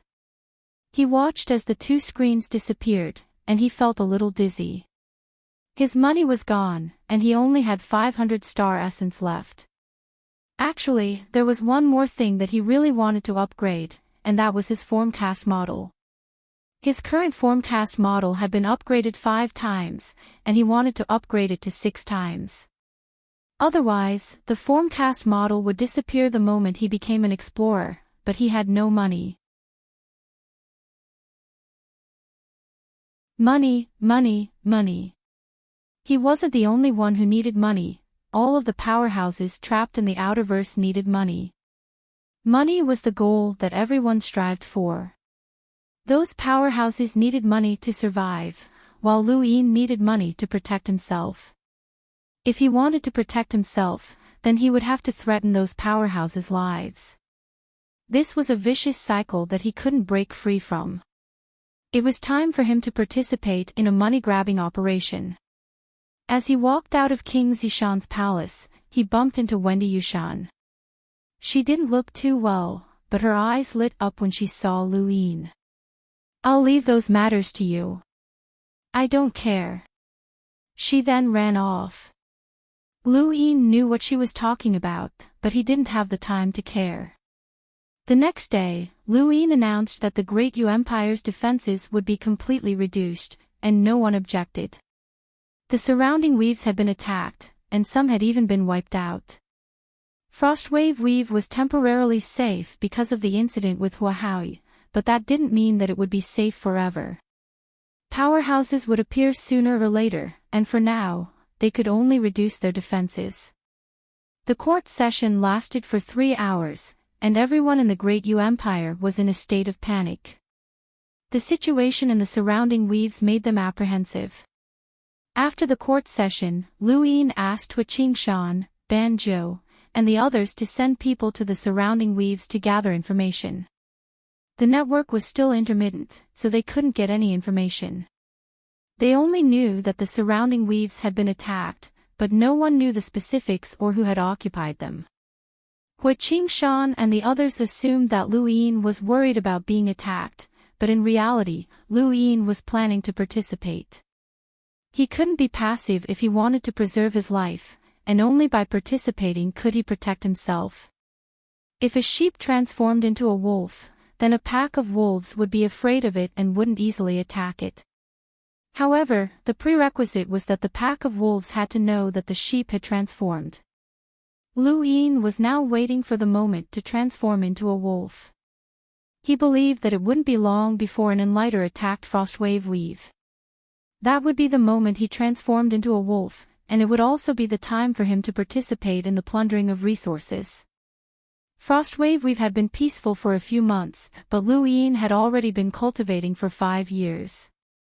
5 years had passed in the blink of an eye, and he had gone from an ordinary youth on Earth to a powerhouse at his current level. Everything had changed in the span of 5 years. A year ago, he had still been climbing a mountain in the space with the Golden Ocean, and then he had met Mr. Mu, who had increased his physical strength. Now, the innerverse and outerverse had been completely separated, and he could only stay in the Great Yu Empire. He didn't know if he would ever be able to return to the innerverse or if he would ever meet Mr. Mu again. A month ago, he had felt like he was about to break through to the Explorer realm, but he had forcefully suppressed it. His previous experience had made him feel uneasy, and he didn't dare to break through without an absolute powerhouse by his side. However, there were no absolute powerhouses in the outerverse at this moment. Lu Yin took out the jade and sighed. Perhaps even Mr. Mu couldn't travel through the astral river. Hai Chi had recovered over the past few months and was no longer sad, but she had also changed. The biggest difference from before was that she was no longer as sharp-tongued. Lu Yin missed the time when the monkey had mocked him for being cheap. "Seventh bro, I want to break through," the monkey suddenly said. Lu Yin was shocked. "You want to break through to the Explorer realm?"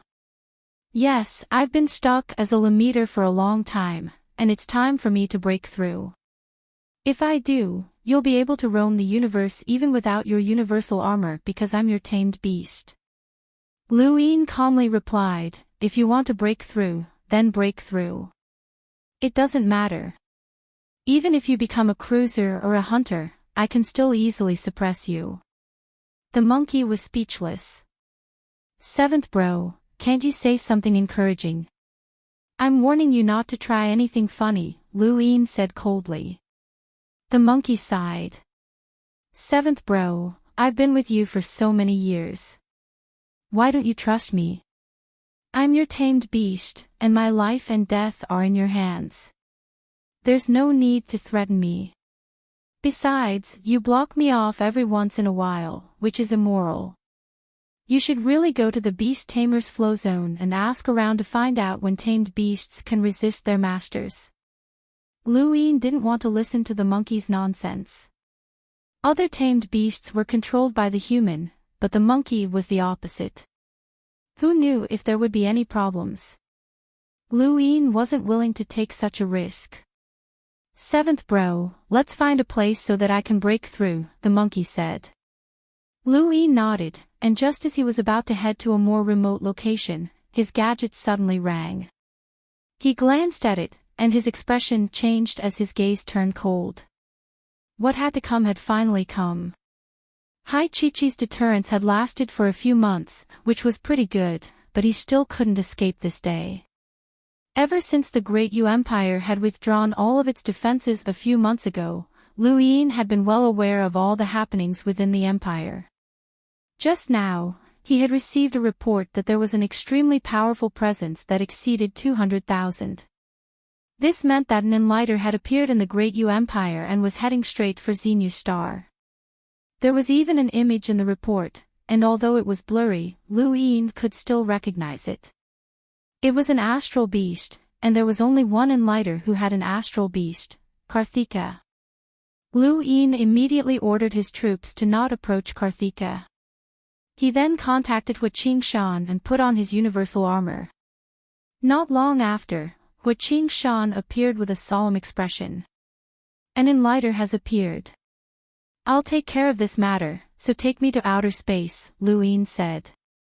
Hua Qingshan didn't say anything, and he silently led Lu Yin into outer space. At the same time, Xenia's star activated its defenses once more, and Ban Jiao and the rest were ordered not to leave the star.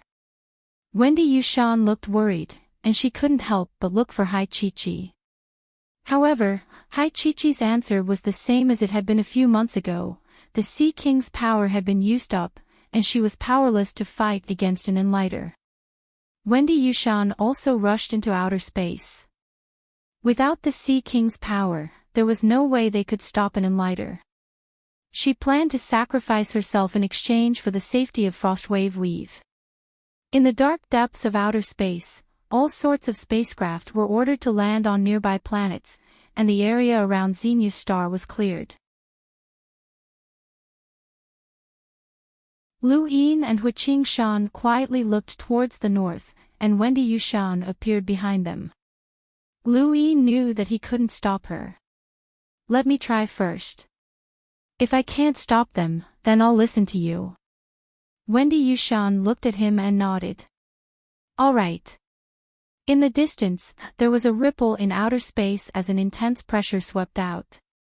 Many asteroids shattered and turned to dust as a colossal creature rapidly approached from afar and let out a deafening roar. Lu Yin's face turned solemn. Karthika had a tamed beast, which was a manifestation of his strength. His tamed beast had the power of an enlighter, and Karthika himself also had the power of an enlighter. Fighting against him was equivalent to fighting against two enlighters, which was much more troublesome than fighting against Wahoui.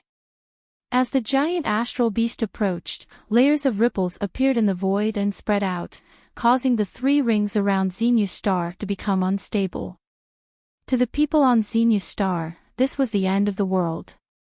Soon, Lu Yin and the rest saw the astral beast clearly. It had the appearance of a continent, but it had no limbs. The roar came from within, and it really did seem like a continent was crushing down on them. Karthika stood on the astral beast's back and looked at Lu Yin's group with a smile. Little brat, I told you that I would come looking for you. Lu Yin's eyes narrowed. Wahoui was almost killed.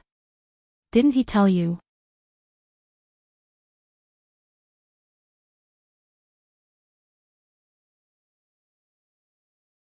Welcome aboard. Stay tuned and subscribe to Han Li's Wuxia Adventures for more thrilling content. Chapter 533. Karthika sneered. So what? You're just a limiter. Even if you borrow the strength of a powerhouse, there's still a limit. Do you really think that we're so easily fooled? Today, I'll massacre Xenia's star and make you pay for your previous actions. Lu Yin stepped forward. What if I tell you a secret? Karthika shook his head. Junior, I've lived for so long. Do you think that you can fool me with just a few words? Aside from secret techniques, I'm not interested in anything else. It's a secret technique. Lu Yin shouted. To the side, Wendy Yushan's body trembled, and she looked at Lu Yin. Secret technique inheritances were not like battle techniques that could be recorded without limit. Every secret technique had a specific inheritance method, and only by using a specific method could the secret technique be preserved for the inheritor to learn. For example, Undying Yushan had only been able to create 2 inheritance chips for the Yu secret art, and he was unable to create any more. The Yo secret art was a secret technique that could only be passed down to a single person. Wendy Yushan looked at Lu Yin in confusion. Did he have more Yo secret art inheritance chips? Her father had not left behind 2, but 3. Karthika's eyes lit up as he stared at Lu Yin. The giant astral beast was less than 10,000 meters away from Lu Yin's group, and to the beast's enormous size, this distance was nothing more than an inch. In Karthika's eyes, Lu Yin's group was nothing more than ants.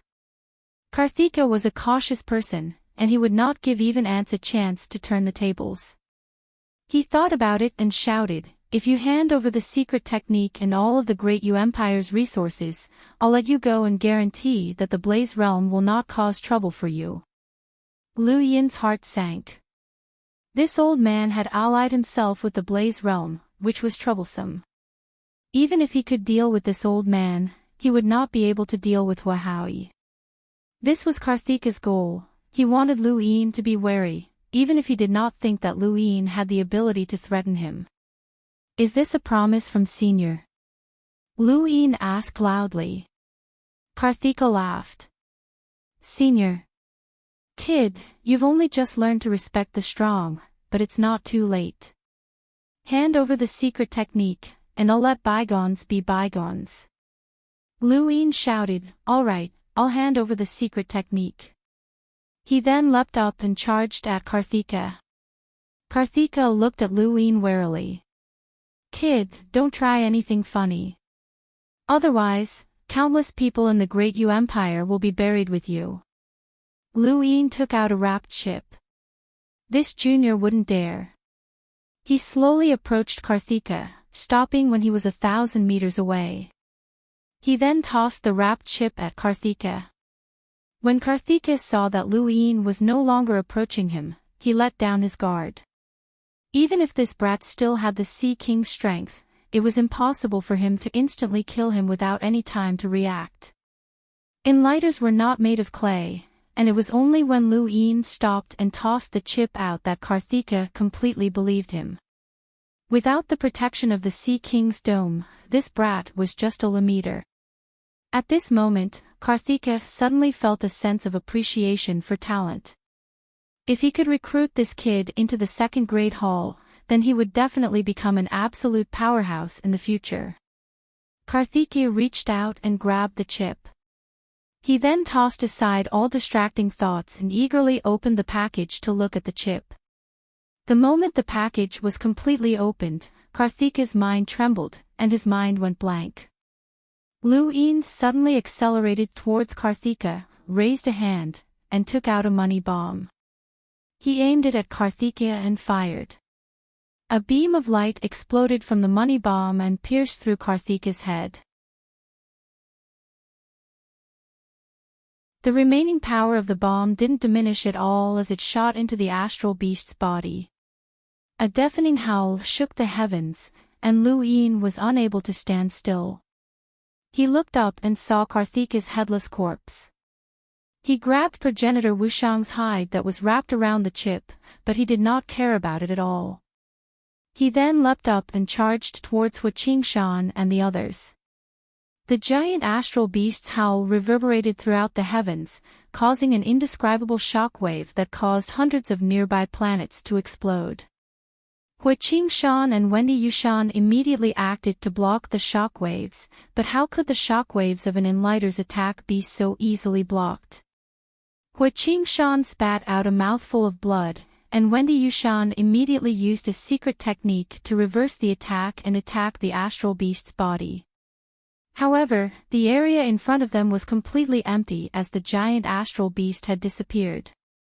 Everything had happened too quickly, and Hua Qingshan did not even have time to react before Karthika died.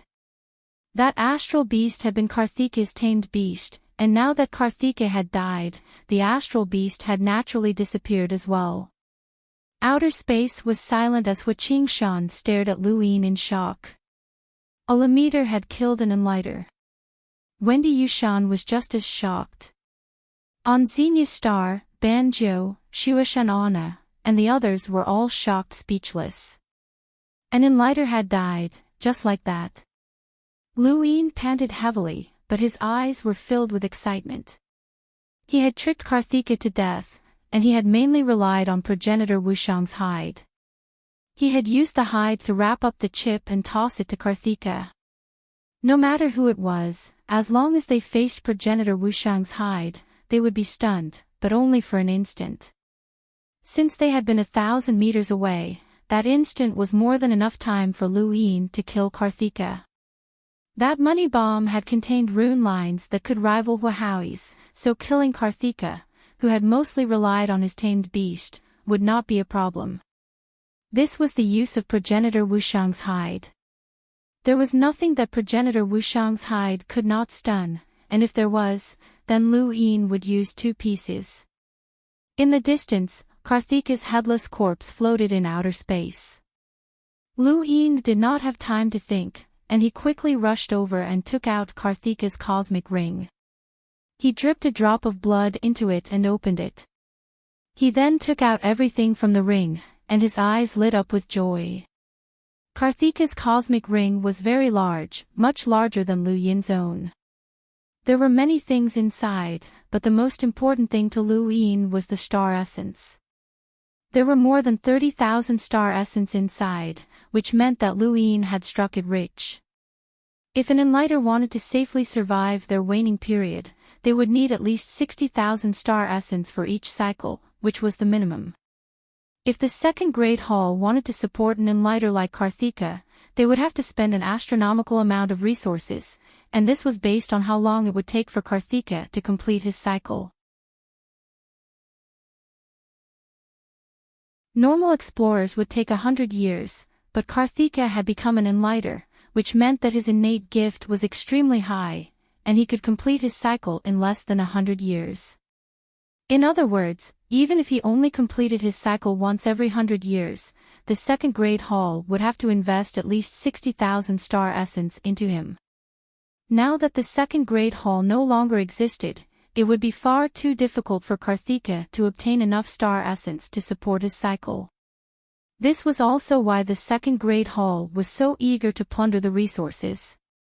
The outerverse was different from the innerverse, and star essence rarely appeared in the outerverse. As he looked at the star essence that filled the void, Lu Yin hurriedly put it away. Most of the other items were medicine from Shamrock Enterprises, as well as many other items that he did not recognize. As an enlighter, Karthika did not travel around often, so the items he had brought with him were not too complicated.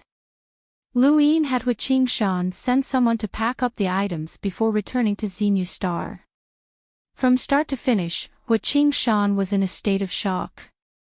In the outerverse, enlighters were extremely rare, and there was not even one in Frostwave Weave.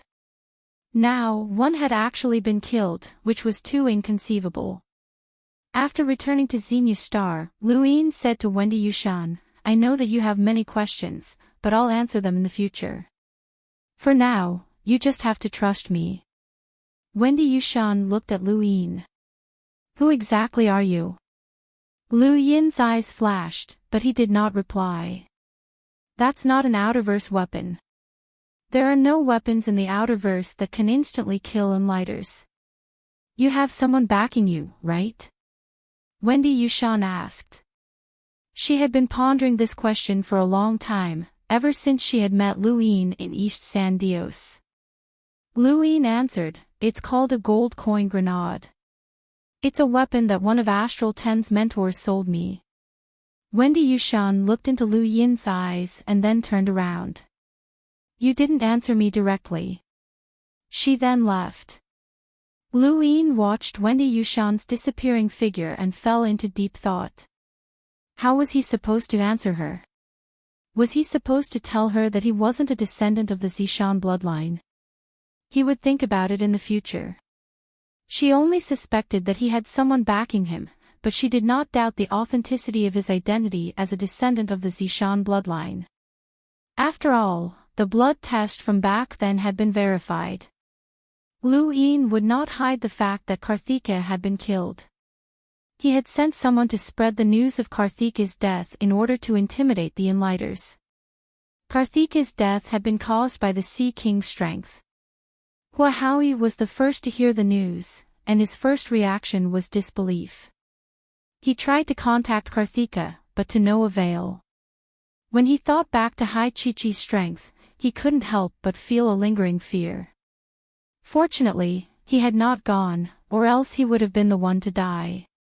The Sea King's strength was unfathomable, and even an enlighter could be killed in an instant.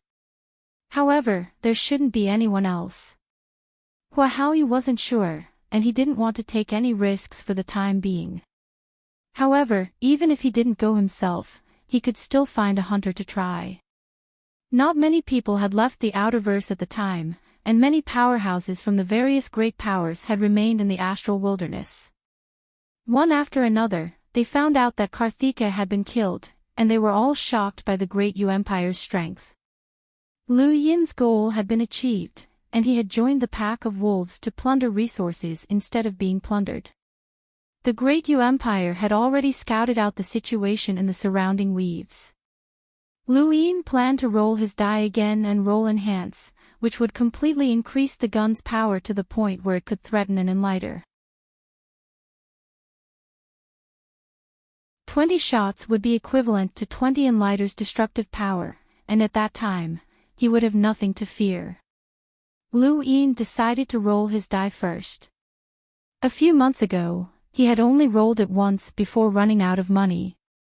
Now that a few more months had passed, he should be able to roll enhance again. The longer the interval, the greater the chance of rolling a rare point. 3 enhance and 6 enhance were the most difficult to roll. This time, Lu Yin's luck was pretty good, and he rolled enhance for the 4th time. The first 3 times, he rolled enhance for the first time, which resulted in a useless token. The second time, he rolled enhance, and the third time, he rolled enhance as well. Strangely, he didn't roll enhance for the 4th time. This thing depended on luck. 2 screens appeared. Lu Yin had originally planned to upgrade the gun in one go, but after thinking about it, he decided to play it safe and upgrade a money bomb first.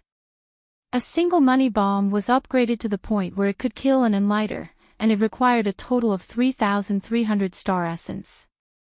Lu Yin still had 3 money bombs left, and after upgrading one, he still had 29,000 star essence left, which should be enough to upgrade the gun.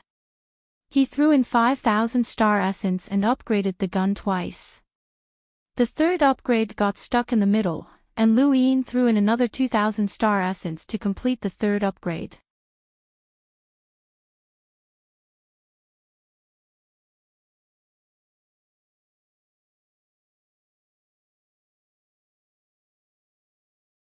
If a 5-stage formcast model was considered a rare treasure among the major factions, then a 6-stage formcast model was considered a peerless item that many factions did not possess. Lu Yin suddenly thought of the 7-stage formcast model, and now that he thought about it, it was no wonder that Hai Chi-Chi's reaction had been so exaggerated. There might not even be a 7-stage formcast model in the entire universe. He put the formcast model away, as he did not have enough money to upgrade it. He would need at least 10,000 star essence to upgrade it, which was too ridiculous. After spending so much money to upgrade the gun, the universal armor, and the money bomb, Lu Yin's confidence had swelled to the point where he felt like he could challenge an enlighter in a one-on-one battle. It was time to deal with this hidden danger. He walked out of King Zishan's palace and took a step forward. His body appeared in midair, and with another step, he was outside the Huo family's residence. Outside the Huo family's residence, Lu Yin coincidentally saw Huo Shaoling and her younger sister, Huo Xiaoxiao. There was also a young man who was politely speaking to Huo Shaoling. Huo Shaoling was annoyed, and Lu Yin's appearance startled the three. "Who's there?" The young man stared at Lu Yin warily, and with a wave of his hand, a dozen cultivators immediately surrounded him. Lu Yin's brows rose as he looked at Huo Shaoling. Huo Shaoling looked at Lu Yin in astonishment, but she did not say anything. Instead, she pulled Huo Xiaoxiao back. Lu Yin felt strange. The young man glared at Lu Yin. "Who are you, kid? Don't you know that flying is prohibited in the capital?" Lu Yin looked past the young man and said to Huo Shaoling, "I'm looking for your father."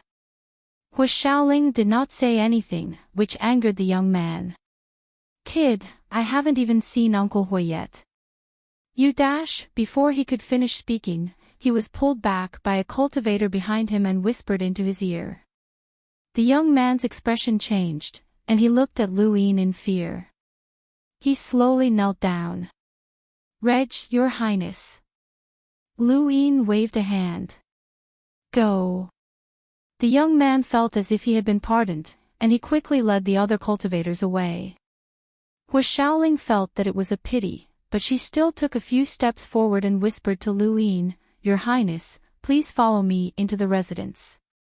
Lu Yin nodded. Hua Xiaoxiao was pulled along by Hua Xiaoling, and she looked at Lu Yin curiously with bright eyes. Lu Yin followed beside Hua Xiaoling and entered the Hua family's residence. Is that your suitor? Hua Xiaoling was apprehensive. She had purposely not exposed Lu Yin's identity in hopes that the person would offend Lu Yin and be punished. She had also used Lu Yin, so she whispered, I'm sorry, Your Highness. Lu Yin was amused. It's fine. Let's go. The moment they entered the Hua family's residence, Hua Qingshan sensed Lu Yin's aura, and he had a strange expression. Whenever Lu Yin had matters to attend to, he would send Hua Qingshan to meet him instead of coming to the Hua family's residence himself. The current Lu Yin was completely different from the Lu Yin of the past. Back when undying Yushan had died and several relatives were fighting for power, Hua Qingshan had thought that whoever wanted to control the Great Yu Empire would have to have a good relationship with the Hua family. At that time, Hua Qingshan had taken a liking to Lu Yin and even wanted to marry Hua Xiaoling to strengthen their relationship. Now, however, he no longer dared to harbor such thoughts. Lu Yin had even killed an enlighter, so Hua Qingshan's strength was not even worth mentioning. To the current Great Yu Empire, Lu Yin was equivalent to an enlighter. Not long after they entered the residence, Hua Qingshan appeared and bowed to Lu Yin. Lu Yin raised a hand to stop him. Uncle Hua, please forgive my intrusion. Hua Qingshan smiled. Your Highness is too serious. It's an honor for the Hua family to have you personally visit us. Lu Yin nodded and smiled as he looked around. Hua Qingshan had Hua Xiaoling take Hua Xiaoxiao away while he stayed by Lu Yin's side. Your Highness, may I know why you've come? Lu Yin smiled. It's nothing. I'm just curious about a question that I'd like to ask Uncle Hua. Please ask, Your Highness, Hua Qingshan hurriedly replied, his attitude extremely respectful. It wasn't just him, in the entire Great Yu Empire, whether it was a cruiser or a hunter, was nothing more than an ant in front of Lu Yin. This was something that had been decided the moment Karthika had been killed. They no longer had an advantage in terms of cultivation, and facing Lu Yin was no longer like facing a junior. Lu Yin raised a hand and used his star energy to draw a symbol. It was an azure sphere with a pair of wings. The moment he saw the symbol, Hua Qingshan's expression changed. Lu Yin suddenly pulled out his gun and pointed it at Hua Qingshan's head. Uncle Hua, tell me. What does this symbol mean? Hua Qingshan stared blankly at Lu Yin. Your Highness, this subject does not know. Is that so? Lu Yin's gaze was icy. I can kill Karthika, and I can kill you as well. I remember that the Hua family has very few members. If you die, then there won't be many people left in the Hua family. Do you think that I'll let them off? Hua Qingshan's face went deathly pale, as he could feel the power of the gun. The moment it was aimed at him, he felt as if his entire body had been encased in ice. This gun had the power to instantly kill him. After thinking about it for a while, Hua Qingshan sighed. Your Highness, how do you know about this symbol? Lu Yin's gaze was piercingly cold. I comprehended a domain. Hua Qingshan's body trembled, and he dejectedly replied, Yes, a domain allows you to see everything. I underestimated Your Highness. Lu Yin did not speak, and he merely stared at Hua Qingshan cautiously. With his current strength, even Hu Qingshan would not be able to kill him easily. He did not even need to wear his universal armor to threaten Hu Qingshan. This symbol is called Hidden Earth, and it represents Earth, Hu Qingshan said. Lu Yin was stunned. He had thought of many possibilities, and he had even considered the possibility that this symbol represented some power in the Innerverse. The Hu family had been sent by an Innerverse power to monitor the Great Yu Empire, but he had never imagined that this symbol actually represented Earth. An azure sphere. Yes, Earth was an azure sphere. Your Highness, I don't know why you changed your surname to Lu, but Lu is a primeval surname. Do you know what the primeval surname carries? Hu Qingshan looked at Lu Yin seriously. Lu Yin frowned. What does it have to do with the primeval surnames? Hu Qingshan's response was complicated. There are many people on Earth with the primeval surname. Even though it's already legal, this surname still carries heavy shackles and an ancient agreement. Our Hu family originates from Earth. Lu Yin was not surprised. This symbol represented Earth, so it was normal for Hu Qingshan to originate from Earth.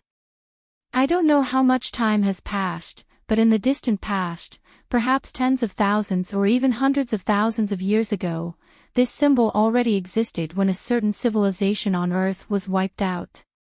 What accompanied this symbol was an ancient agreement.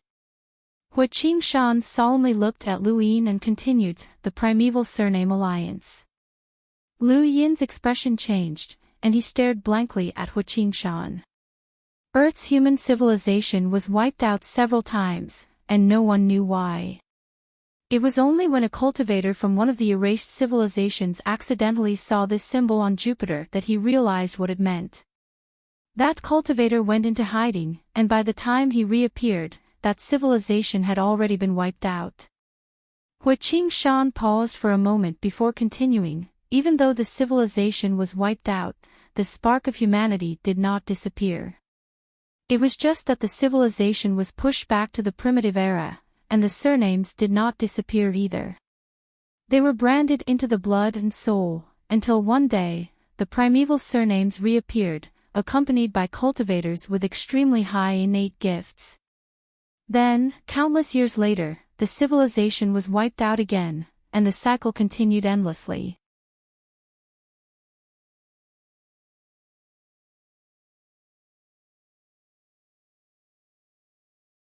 Welcome aboard. Stay tuned and subscribe to Han Li's Wuxia Adventures for more thrilling content. Chapter 535. Lu Yin frowned. Didn't the Great Yu Empire notice? Hu Qingshan bitterly replied, so what if they did? They can't change anything, and nobody can change anything. They can only save themselves. That cultivator who was lucky enough to escape would secretly travel to Earth every once in a while and pick out a few talented cultivators to join the Hidden Earth Society to preserve their legacy. It's passed down from generation to generation, just like how Earth's civilization was wiped out. It's an endless cycle. Wait, what about the primeval surname alliance? Lu Yin asked. Hu Qingshan replied, it's an ancient alliance, and the Hidden Earth Society hasn't been able to find it for countless years. Just like Earth's civilization, it's been wiped out. How many people are there in this alliance? It's not people, it's a symbol.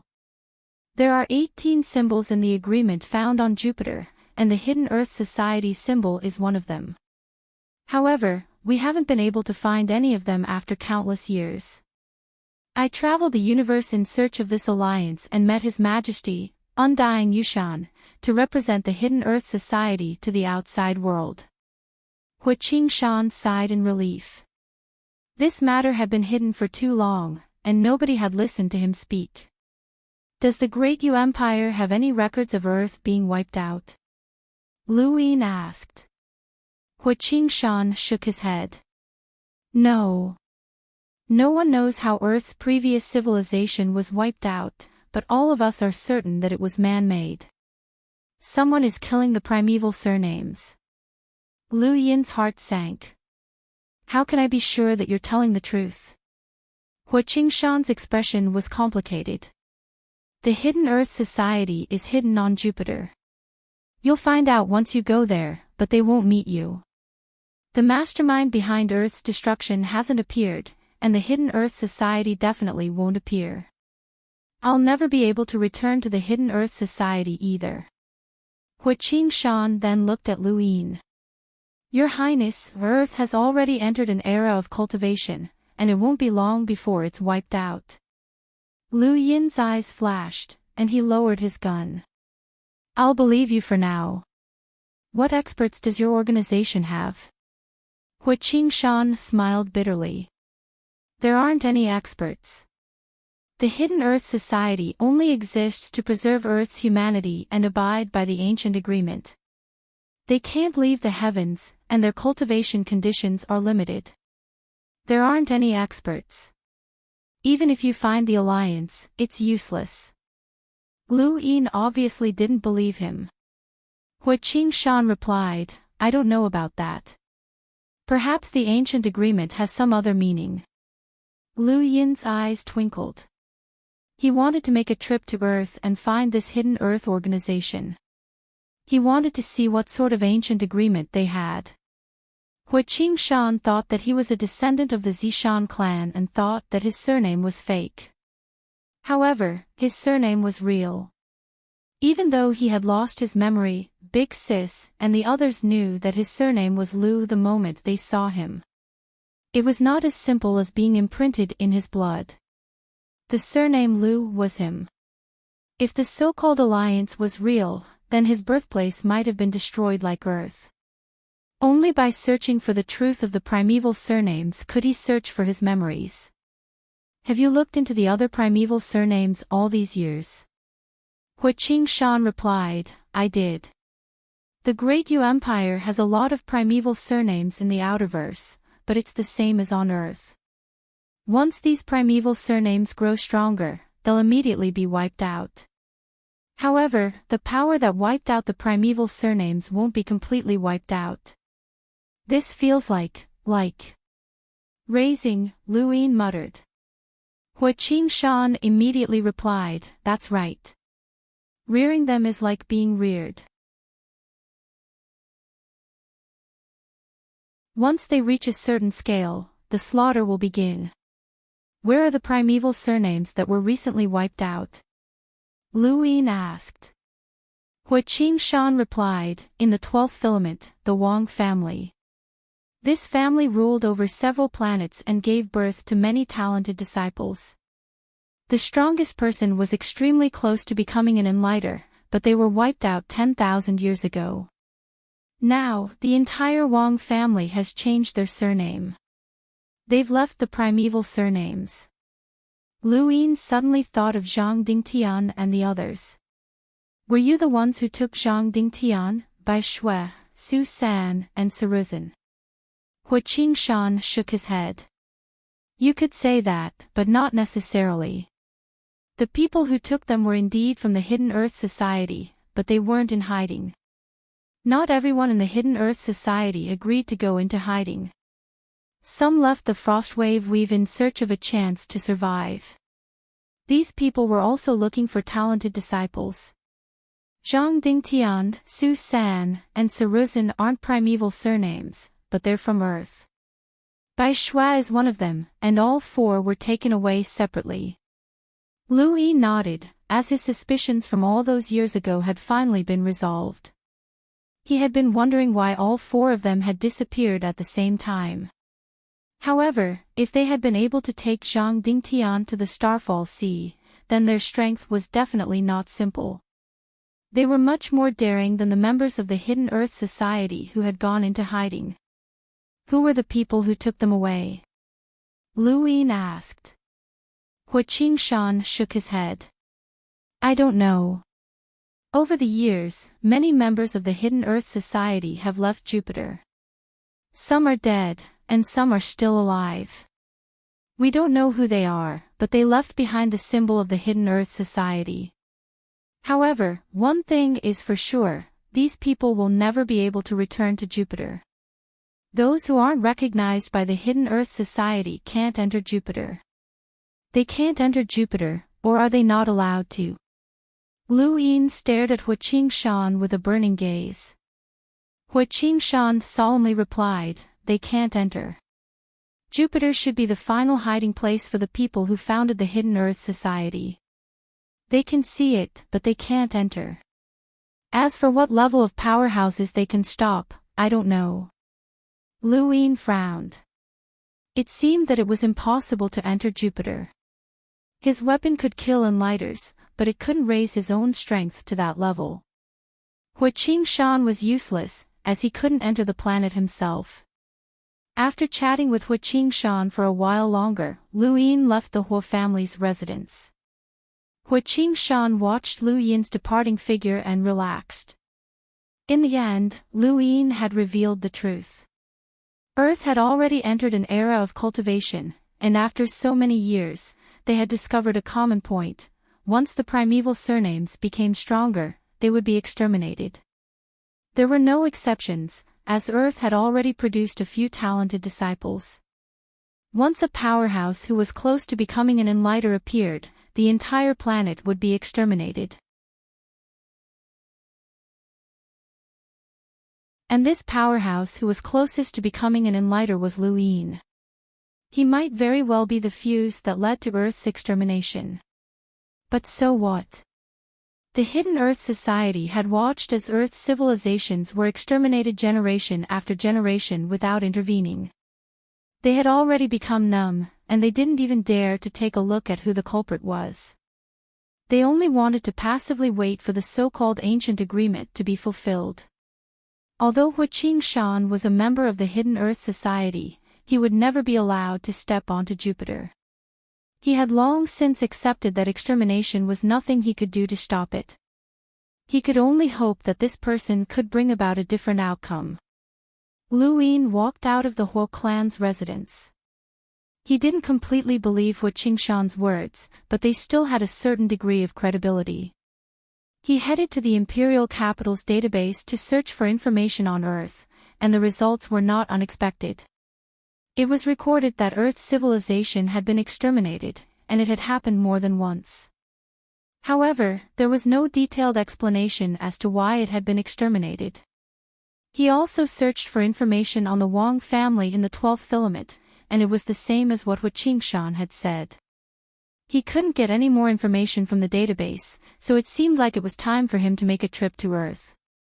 That seemingly ordinary planet seemed to be hiding a huge secret. But why wasn't anyone looking for him? If those who had left the Hidden Earth Society had been able to bring Zhang Dingtian to the Starfall Sea, then they definitely had the ability to find him. Could it be because of his current identity? Lu Yin felt helpless, as his identity as a member of the Zishan family had deceived everyone. Innate gifts were 1 in a billion, and it was abnormal for multiple people to appear on Earth at once. Lu Yin summoned the blind monk and had him tear through the void to head to the first ring of the continent where Yu Academy was located. He wanted to meet the youths from Earth. Lu Yin looked at the tower in the distance with a sigh. It had been a long time since he'd been here. Wait here, Lu Yin instructed before charging towards the tower. He remembered that the tower was Jirbaka's territory, and that he'd fought him there. Several years had passed in the blink of an eye. The tower was surrounded by the ocean, so Lu Yin didn't move too quickly. Not far away, several students from Yu Academy had charged into the ocean and were fighting with the creatures there. The surface of the ocean was quickly dyed red. Lu Yin casually glanced around, but just as he was about to leave, he heard a cry of surprise, "Lu Yin?" Lu Yin stopped, as the voice sounded familiar. He turned around and saw a woman leaping out from the sea, standing on the surface of the water as she looked at him excitedly. Xiao Yu. Lu Yin was stunned. This girl was Xiao Yu, one of the 3 snow maidens of Camp Blue who had been under Bai Shua's command on Earth. During the early days of the apocalypse, she had traveled across the continent from Camp Blue to Jinlin and had fought with Lu Yin. This girl had left a deep impression on him. The people around Xiao Yu watched as Lu Yin slowly descended, their eyes filled with excitement. It was actually the royal regent, the strongest leader in the universe, who had instantly killed an enlighter and created a legend. To the people of the Great Yu Empire, Lu Yin was a legend, and his experiences had been filmed by many film companies. Being able to see Lu Yin up close was a huge blow to these youths. Lu Yin hadn't expected to see Xiao Yu here, but he remembered that she had been one of the people who had entered Yu Academy from Earth. It wasn't just her, there were also Feng Hong, Huan Sha, Luo Yi, Qin Xian, and a few other familiar faces. Xiao Yu looked at Lu Yin excitedly. "It really is you." Lu Yin sized her up. "I didn't expect to see you here. How have you been?" "Greetings, Your Highness." The Yu Academy students around Xiao Yu immediately bowed. Xiao Yu pursed her lips, remembering that the person in front of her was no longer the same cultivator from Earth. He was the ruler of the Great Yu Empire, the strongest leader in the universe, and a legend who could instantly kill a powerhouse. For a moment, she didn't know what to say. Lu Yin had the Yu Academy students leave and then looked at Xiao Yu. "I didn't expect you to leave Earth." Xiao Yu gritted her teeth and slowly bowed. "Greetings, Your Highness." Lu Yin laughed. "You've changed. I still remember your heroic spirit when you traversed the apocalypse alone."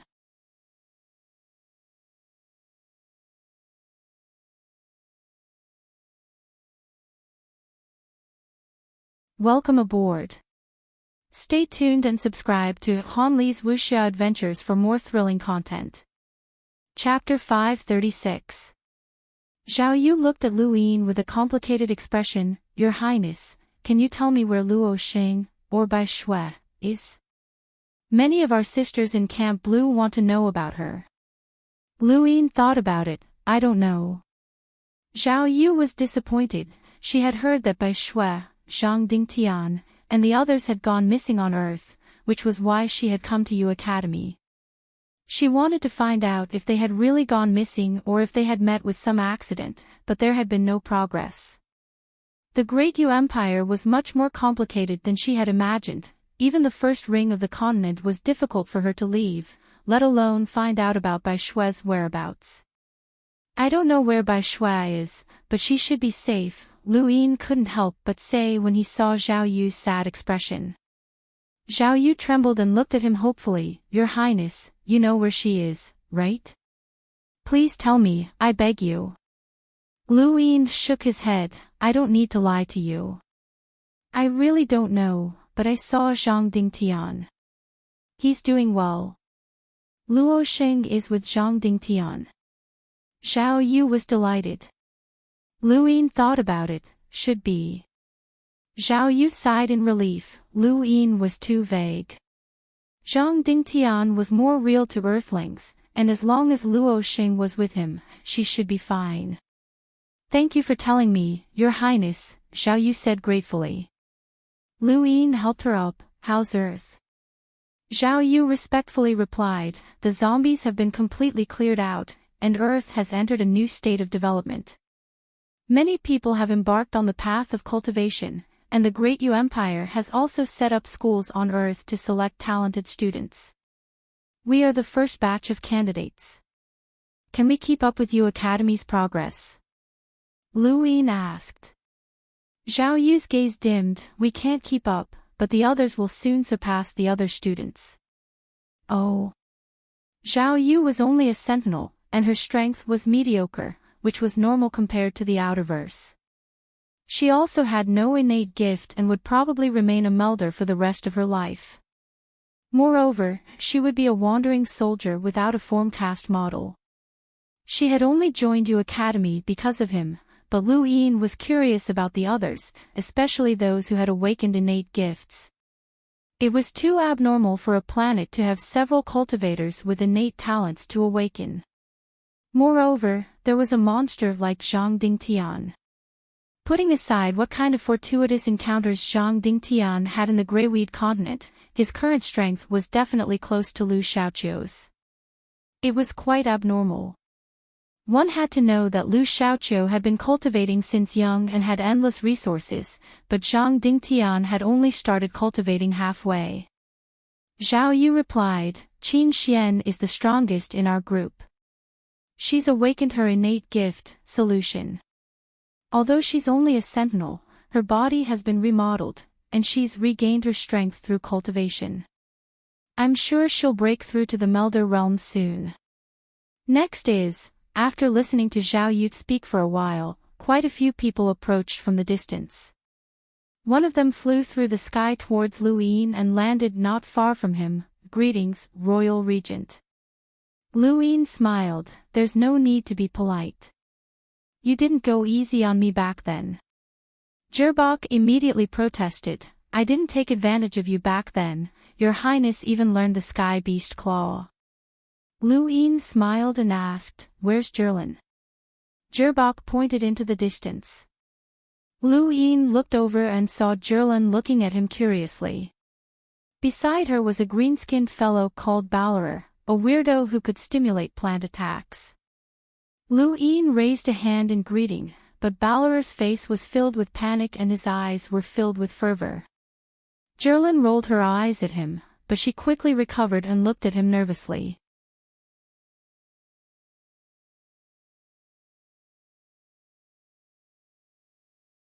Lu Yin was puzzled. Sinner. What do you mean?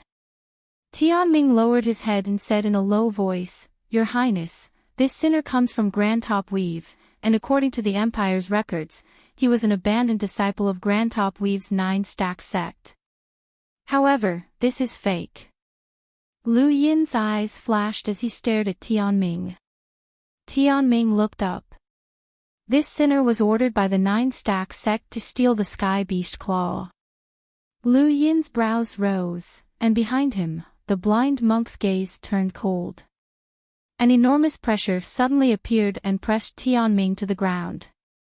Lu Yin waved his hand to disperse the pressure and looked at Tianming. Why did you admit it? Even if you continue to hide it, no one will know. The 9-stack sect is already extinct. Tianming bitterly replied, with the 9-stack sect around, this sinner had no choice but to steal the Sky Beast Claw due to promises and threats. However, now that the 9-stack sect is gone, this sinner no longer wishes to betray the Empire and is willing to confess. Lu Yin fell silent, as he had not expected to encounter such a scene in Yu Academy. Just as he had said, if Tianming did not say anything, no one would know that he was a spy. However, he had still admitted it, and his expression had not been fake. He truly did not wish to betray the Great Yu Empire. Just like how Lu Yin had developed feelings for Earth after spending some time there, Tianming had also developed feelings for the Great Yu Empire. If you had to choose between the Great Yu Empire and the 9-stack sect, which would you choose? Lu Yin asked in a low voice. Tianming did not hesitate. The Great Yu Empire. Why? Lu Yin looked at him. Tianming solemnly replied, in the 9-stack sect, I was just a loser who had never experienced any warmth. However, in the Great Yu Empire, I was highly valued and held the position of Yu Academy's Hallmaster. I was even entrusted with the important task of guarding the Formcast pool. This is a privilege that only the direct descendants of the 9-stack sect have. This sinner has no attachment to the 9-stack sect. Lu Yin looked into Tianming's eyes. He was trying to determine if Tianming was sincere or if he had made this choice because the 9-stack sect had been destroyed and he had no other choice. In the end, Lu Yin forgave Tianming. It was not that he trusted Tianming, but rather that he had other uses for him. The 9-stack sect was the leading power in Grand Top Weave, and Tianming was a disciple there. Lu Yin wanted to use Tianming as a key to opening Grand Top Weave. He could not act rashly or else he would become a bandit in the eyes of others. If he wanted to plunder Grand Top Weave's resources, he needed a suitable reason. He could not be like those enlighters, who represented the Great Yu Empire and a power. Tianming was still a hall master of Yu Academy, but Lu Yin had punished him by not allowing him to take a single step out of the academy. Tianming gratefully accepted the punishment. Here, Lu Yin saw a few faces from Earth. One of them was a young man named Fu Xiaoshu, who had a pretty good innate gift. He was an illusionist, which reminded Lu Yin of Zhua Dayknight's legendary battle technique, Night's End, Daybreak.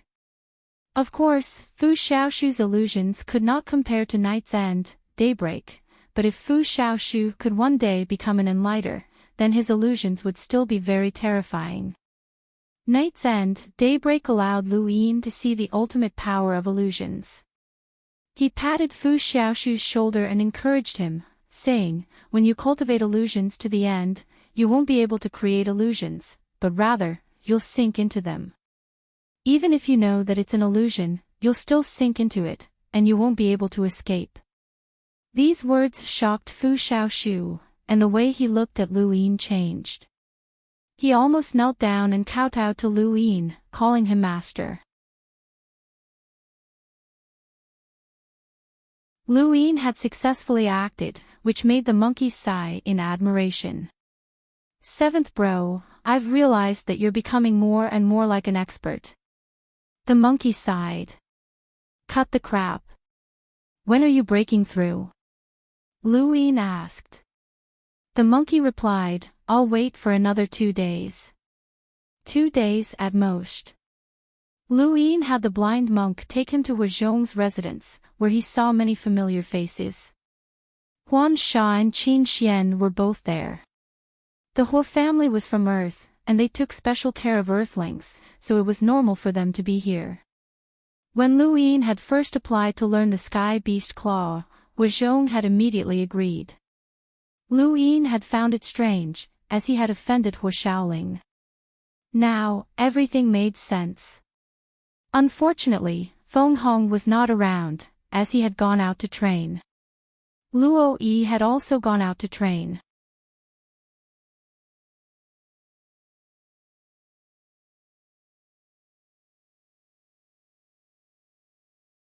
Welcome aboard. Stay tuned and subscribe to Han Li's Wuxia Adventures for more thrilling content. Chapter 537. Lu Yin had an impression of Qin Xian. She was a researcher in Jinlin and one of the captains. She had supported Zhou Shan and had been very wary of Lu Yin back then, but he had never expected her to awaken an innate gift. Huan Sha had also awakened an innate gift, simulation analysis. Lu Yin was confused when he heard the name, as he didn't understand it at all. Huan Sha explained, simulation analysis can analyze dozens or even hundreds of situations in one's mind at the same time. Combining all the information one has, one can obtain the most accurate data as quickly as possible. Huazhong spoke up, "Your Highness, Huan Sha has caught the eye of Captain Ban Jiu and is about to be recruited into the 12th Squadron." "No, she can't go," Lu Yin immediately rejected. Under everyone's doubtful gazes, he fervently looked at Huan Sha. "Can anything be analyzed?" "In theory, as long as there's data," Huan Sha replied. This wasn't her first time meeting Lu Yin. They had met back on Earth, but they hadn't interacted much. She was still very curious about him, and of course, she wanted to know where Zhang Dingtian was. Like Xiao Yu, she had come to Yu Academy to look for Zhang Dingtian.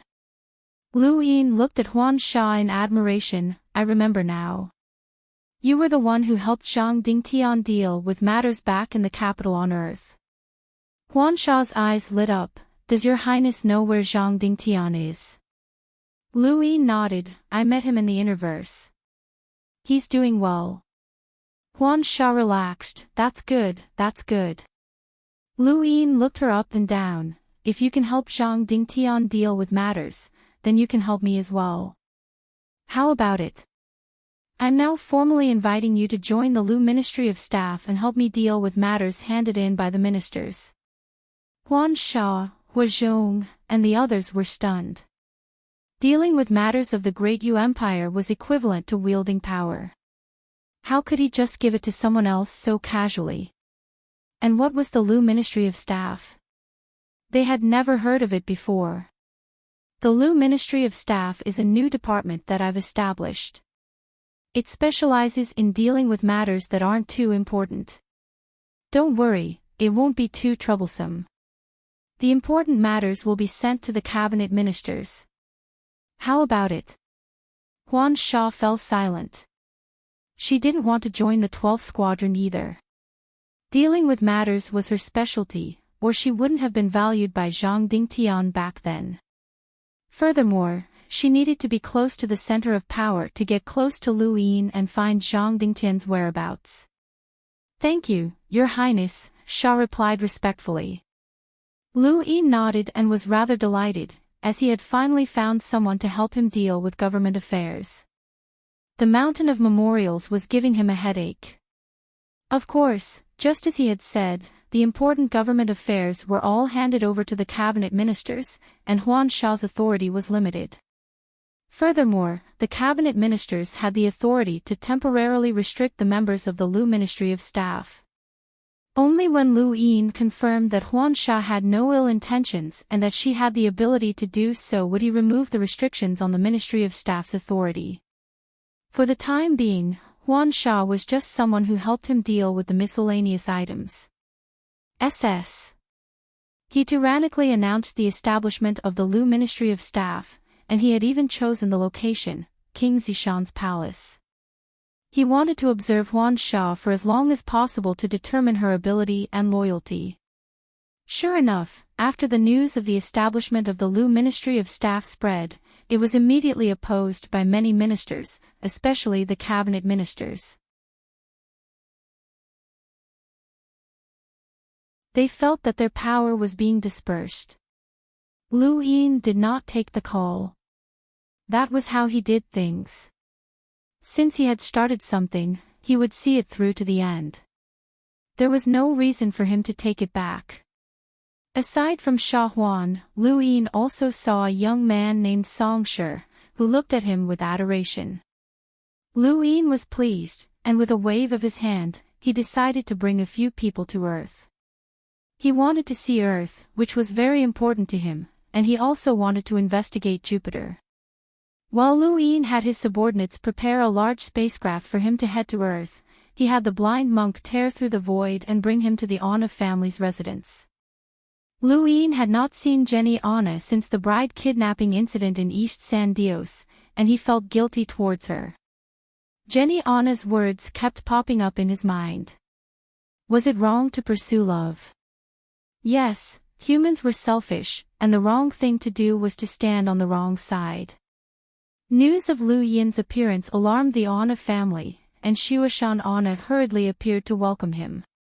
He did not even dare to tear through the void and instead jogged over.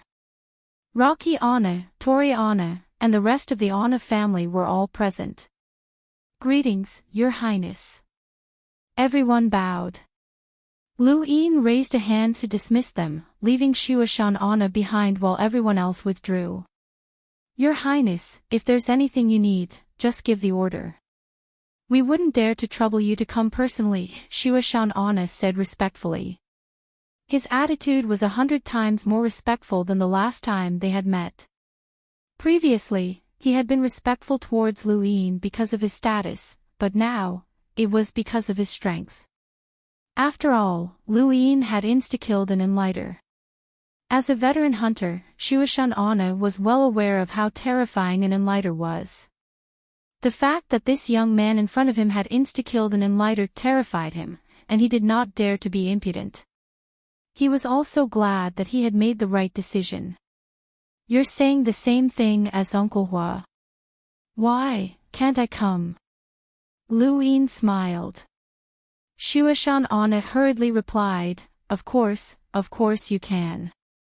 The Great Yu Empire belongs to you, Your Highness, so the small Anna family naturally belongs to you as well. Lu Yin was increasingly experiencing the thrill of being high above others and the superiority of power. Every time he saw Shuashan Anna, the man's attitude changed. This was the fundamental reason why everyone pursued power and power. It was too addictive. "How's she doing?" Lu Yin asked. Shuashan Anna knew who Lu Yin was referring to, and his expression changed. "She's fine. She doesn't leave her room." Lu Yin fully activated his domain and saw Jenny Anna. Compared to the dazzling beauty he had seen in East San Dios, the current Jenny Anna seemed to have aged by 10 years. There's no need to put her under house arrest. She can go wherever she wants. The world has changed, so there's no need to care about anything else. Shuashan Anna nodded. "I understand. Thank you, Your Highness." Lu Yin looked at Shuashan Anna. "What about the person from the Royal Frost Continent? He's still sealed in ice." "Don't worry, Your Highness. Once he wakes up, I'll immediately contact you," Shuashan Anna said. When Lu Yin had attacked Firesmelt Planet, an expert from Firesmelt Planet had sealed himself in ice after the planet had been destroyed. Shuashan Anna had confirmed that he was from the Royal Frost Continent, which was why Lu Yin had recognized Che Han during the Sea King's son-in-law selection. Lu Yin nodded and then left. Shuashan Anna only relaxed after Lu Yin had left. The Anna family's attitude had wavered, and Shuashan Anna had been afraid that Lu Yin would seek revenge later. Fortunately, nothing had happened. In outer space, a large spacecraft headed north. Lu Yin was aboard along with a group of cultivators from Earth. Hai Chi-Chi had not tagged along, as she had stayed behind on Xenu Star. To these cultivators, this was a return home in glory. Lu Yin had concealed his identity and headed to Earth to investigate Jupiter's situation. He felt that the hidden Earth society might have information that he needed, and he might even be able to pry into the secrets of the primeval surnames from them. After a period of interstellar travel, Earth came into view. It was still that familiar azure planet, and Lu Yin's eyes were filled with reminiscence. He had many beautiful memories here, memories of being an ordinary person who stood aloof from worldly affairs. He had stayed on Earth for 2 years, which was more than the time he had spent with Big Sis and the others. He had already gotten used to life there, and to someone without memories, that was everything. However, this trial had changed everything. A space station had been built on Earth, and spacecraft would pass by from time to time.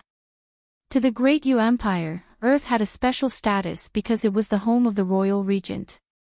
It wasn't just the Great Yu Empire. People from other places in the Frostwave Weave would visit Earth from time to time. Even people from Grand Top Weave and the surrounding weaves would occasionally visit Earth. Lu Yin's fame in the universe was so great that even the Outerverse could not bear it.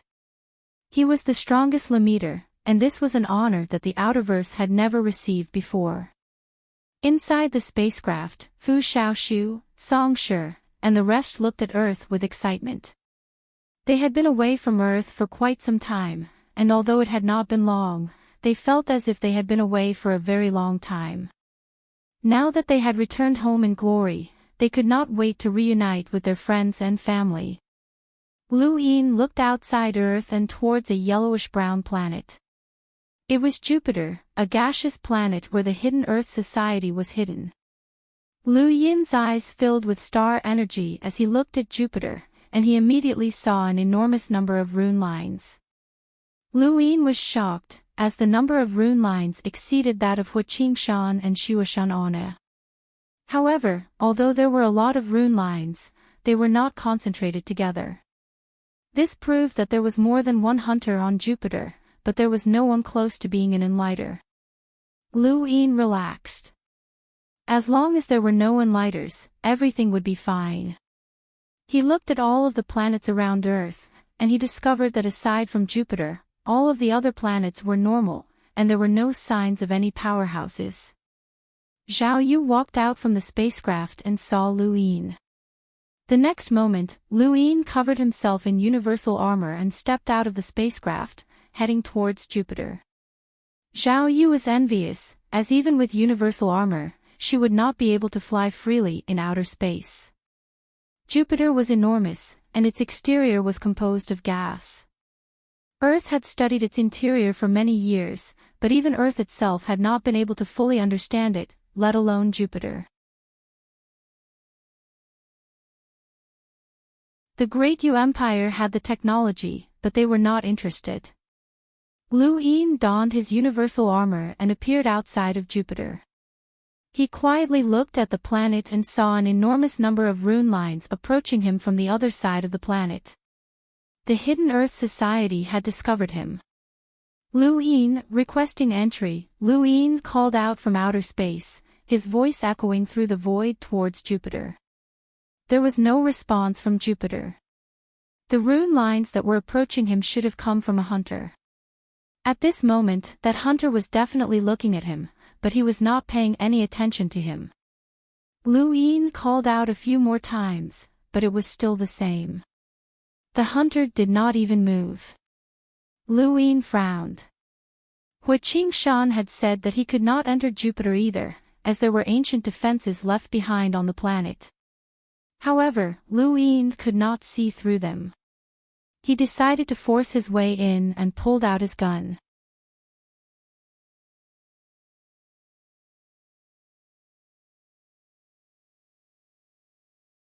Welcome aboard. Stay tuned and subscribe to Han Li's Wuxia Adventures for more thrilling content. Chapter 538. Perhaps it had sensed the threat, but the next moment, Jupiter changed. A giant vortex formed on the planet's surface, and Lu Yin was shocked to discover that the number of rune lines on the planet had increased without limit.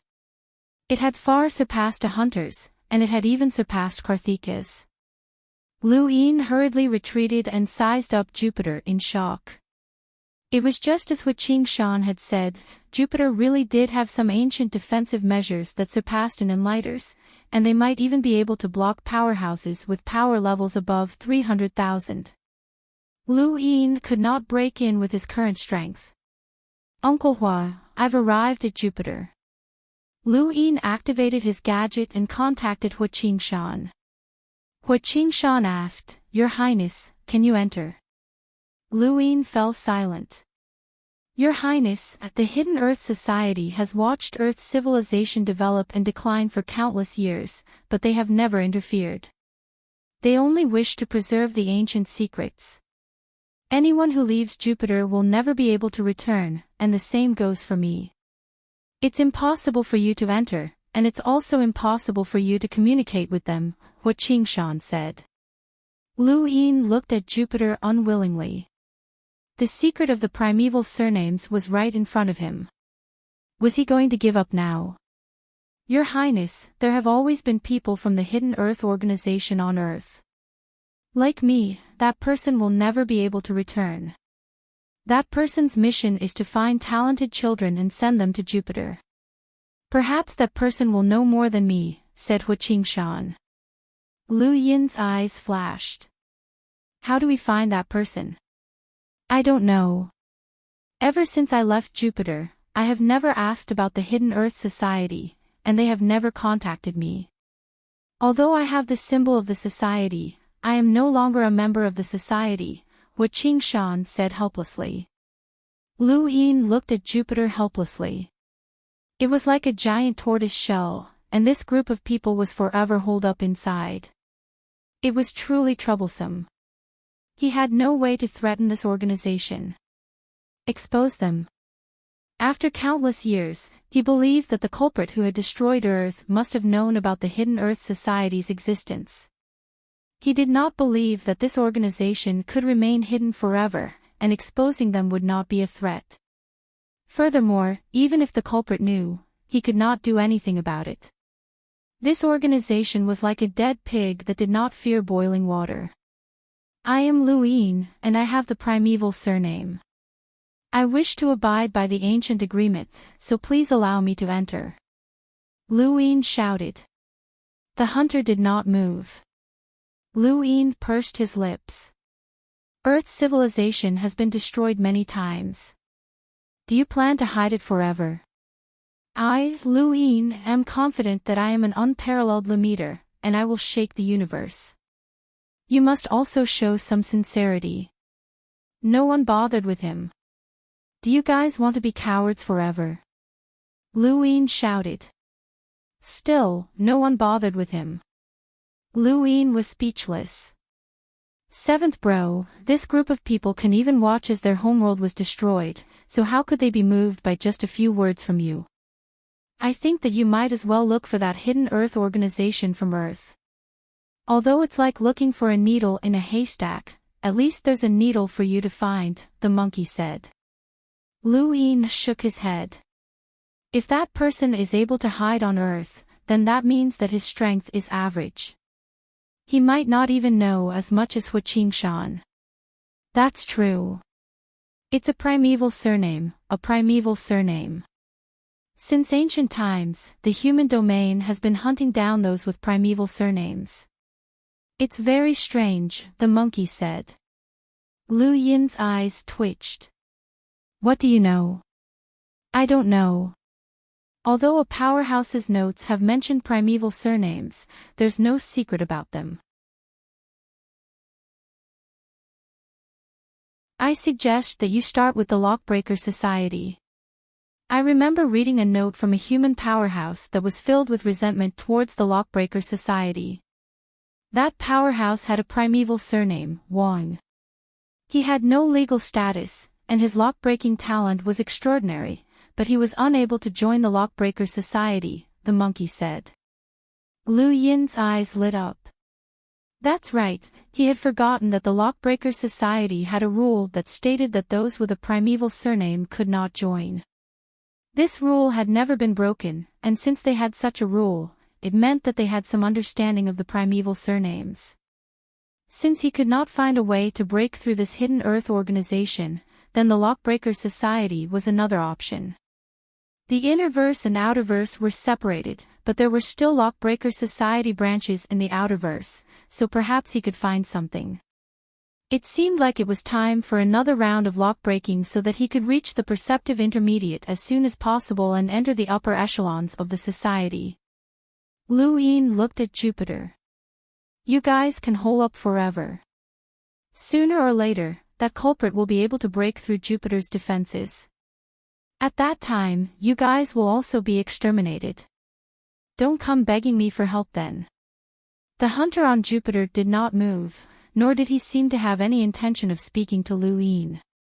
Just as Lu Yin was about to return to Earth, the monkey suddenly said, Seventh bro, I'm about to break through. Quick, let's find a place. Lu Yin looked around and then took out a collapsible spacecraft. He boarded it and instantly arrived at Neptune. He donned his armor and said to the monkey, break through. The monkey's figure floated out of Lu Yin's right arm. If anyone else saw this, they would definitely be frightened out of their wits. The monkey had been stuck at the Lamita realm for a very long time. Back then, Lu Yin had only been a melder, but now, the monkey had reached the critical point. Lu Yin looked at the monkey strangely. It was strange that a phantom that had been branded onto his body could break through without needing any star essence. He had forgotten to ask Kuang Wang if their tamed beasts had this ability as well. Astral beasts were different from humans in that they did not need formcast models to break through. Some astral beasts could become explorers as soon as they matured. It was very easy for the monkey to break through to the explorer realm, as all he had to do was release it and let it roam around. There was no movement at all, which made Lu Yin wonder if the monkey was just toying with him. Lu Yin's eyes narrowed as he watched the monkey's figure fuse back into his right arm.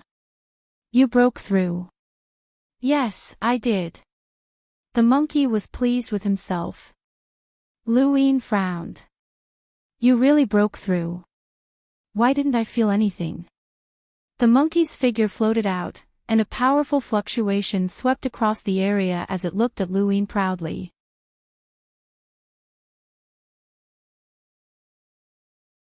Lu Yin's eyes filled with star energy, and he could see the number of rune lines within the monkey's body.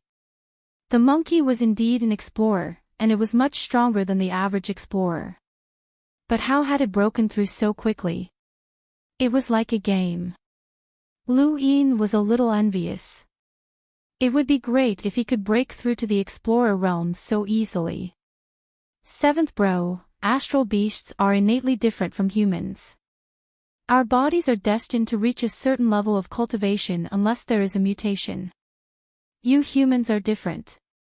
You are destined to never reach our heights from birth, and you can only change your body to meet the needs of the universe. This is actually equivalent to us astral beasts mutating. That's why I'm telling you that we astral beasts are favored by the universe. You humans are just products of failed evolution. But there's no limit to our cultivation, Lu Yin calmly replied. The monkey wanted to argue, but it found that there was no way to do so. Humans were mutating from the very first step of cultivation, and there was indeed no limit to their cultivation. Given enough time, they could even cultivate to the progenitor realm. Throughout history, the number of human progenitors surpassed the number of astral beasts, and this was something that could not be changed. Lu Yin had originally wondered if the monkey's breakthrough would cause a huge commotion, but who would have thought that it would happen so quickly? Now that the monkey had become an explorer, it meant that even without the universal armor, Lu Yin could still wander the universe with the monkey's help. It was just that he had to be dragged around by the monkey. However, if he ever encountered a place like planet Pyrolite, then he would have to shield his right arm and not let the monkey come into contact with star energy. Lu Yin turned on his gadget and contacted the Great Yu Empire's army stationed near Earth. He had them monitor Jupiter and immediately capture any life forms that came out of the planet. He also ordered them to prevent anyone from approaching the planet. He did not believe that these people would be cowards forever. Neptune had a special meaning to Earth. It was Bai Qian who had discovered Qingyu on Neptune, which had led to the apocalypse on Earth. Bai Qian herself had stepped into outer space, and it was likely that she had borrowed Starsabil's invitation. As for Qingyu, Lu Yin had asked Lu Xiaoge about it back at East San Dios, and Lu Xiaoge had told him that Qingyu had been imprisoned for stealing an inheritance stone. Qingyu was a hidden danger. He had been an explorer back then, but his strength had been greatly reduced due to his serious injuries. Even so, he had still been able to rely on his various battle techniques to suppress them. As for Qingyu's innate gift, it had never been revealed. Lu Yin did not know if Qingyu had an innate gift, but he would rather consider the worst-case scenario. Qingyu had an innate gift, but due to certain restrictions, he could not use it. His imprisonment was limited, and once it ended, he would definitely come looking for Lu Yin. Unfortunately, the inner verse and outer verse were now separated, so Qingyu would not be able to come. Instead of using his universal armor, Lu Yin had the monkey drag him through outer space. The monkey was rather excited as well. Once an astral beast broke through to the explorer realm, their physique would naturally change, and they would be more suited to survive in outer space. There was no need for them to adapt at all. The monkey transformed into a shadow and leapt up. Lu Yin was dragged along by the shadow as they left Neptune and appeared in the darkness of outer space. This feeling was similar to when his spacecraft had exploded and appeared in outer space. The only difference was that he could only float in outer space and could not move at all. Now, he was being dragged along by the monkey, and he could go wherever he wanted. His speed was not slow, and no one could tell that he was moving because the monkey was a shadow. It was very convenient to hide in his shadow. Lu Yin was dragged along by the monkey towards Earth. Outside of Earth, the Great Yu Empire's army quickly discovered Lu Yin's tracks, and they stared at him in shock as he leisurely floated through outer space. Wasn't the royal regent a limiter? How was he able to roam outer space? Had the royal regent broken through? Lu Yin did not encounter any obstructions, and he directly entered Earth's atmosphere before landing above the ocean. After determining the direction, he headed towards Jinling in China. He wanted to meet an old acquaintance. Because of Lu Yin, Earth had changed greatly, and many people had embarked on the path of cultivation. Because Lu Yin had once cultivated in Jinling, the Great Yu Empire had specially set up a cultivation school in the suburbs of the city. The headmaster of the school was Zhou Shan, but he was essentially an honorary headmaster. All of the cultivation resources of the school were controlled by people sent by the Great Yu Empire. After several years of development, not only had the zombies been cleared out, but Jinling had also become much more prosperous than before. Aircraft could now roam the skies, and there were even more people on the ground who were clearly different from those on Earth.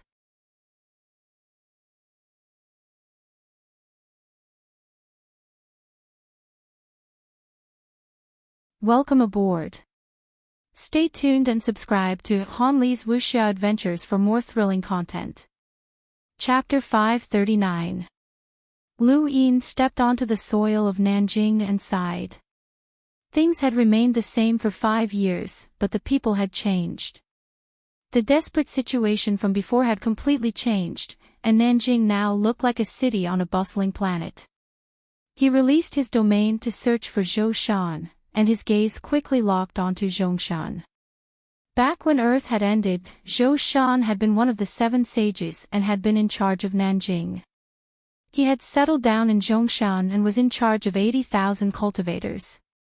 Although Nanjing had returned to its former glory, Zhongshan was still the same. Lu Yin appeared in Zhongshan without concealing his presence. Within Zhongshan, dozens of people stared blankly at the screen as Lu Yin leisurely entered the mountain. One of them trembled as he asked, "Why does this person look so familiar?" "Savior, Lu Yin. He's Lu Yin, the Great Yu Empire's royal regent." Another exclaimed. Soon, everyone grew excited and someone immediately reported to Zhou Shan. Because Lu Yin had defeated Qingyu, he had been hailed as the savior of Earth. Zhou Shan and the others had greatly exaggerated his achievements, and Lu Yin had a large number of fanatical worshippers on Earth. The Great Yu Empire's army on Earth had also cooperated with the propaganda, causing Lu Yin to become a god in the hearts of almost everyone on Earth. The Astral Combat Tournament had imprinted his image in the hearts of everyone on Earth, and the Tournament of the Strongest had made him a true god. Lu Yin himself did not know how much influence he had on Earth. All of Zhongshan's troops quickly gathered, and the entire city of Nanjing sounded an alarm that shocked 1,000,000 people. Everyone looked at Zhongshan in confusion. Was there an enemy? Lu Yin looked up and laughed. He knew that he had been discovered. Within his domain, many people were looking at him fervently. He was in no hurry to leave, as his current location was exactly where he had stayed when he had first used a formcast model to embark on the path of cultivation. This was where he had rolled his die and obtained the serious art. It was also here that his path to becoming a legend had begun for countless people on Earth. This place had long since been cordoned off and no one was allowed to enter, with only a few exceptions. Lu Yin even saw the tent that he had stayed in for 5 years, and it had not changed at all. He sighed ruefully. It was worth it to entrust his emotions to Earth. Although this place had given him a weakness, he was willing to bear it. Zhou Shan appeared in the sky and descended while laughing maniacally. Lu Yin looked at him with a smile. Zhou Shan, commander of Earth's Jinlin Defense Force. Greetings, Your Highness. Zhou Shan immediately bowed, and Lu Yin smiled as he supported him. Do you need this? Zhou Shan laughed heartily. You can't ignore the etiquette, but after you perform this etiquette, you can let go of your status as the regent. You're just an earthling now. That's right, I'm an earthling. Lu Yin was very happy. Returning to Earth and seeing old acquaintances gave him a warm feeling. This was a feeling that could not be experienced anywhere else. Perhaps it could only be experienced when he was with Big Sis and the others, but it was a different kind of feeling altogether. Luin didn't have many acquaintances on Earth.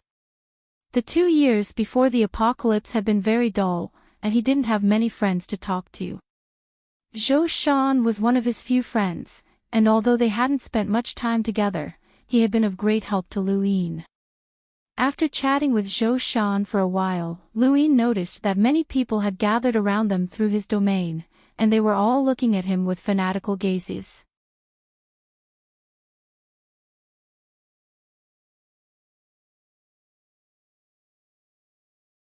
Luin opened his gadget and greeted the beautiful Madame Nalan on the screen. Not only had the innerverse and outerverse been cut off, but many weaves in the outerverse had also been cut off.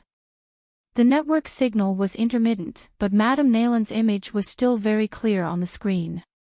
This proved that her current location wasn't separated from Frostwave Weave, and she shouldn't be too far away.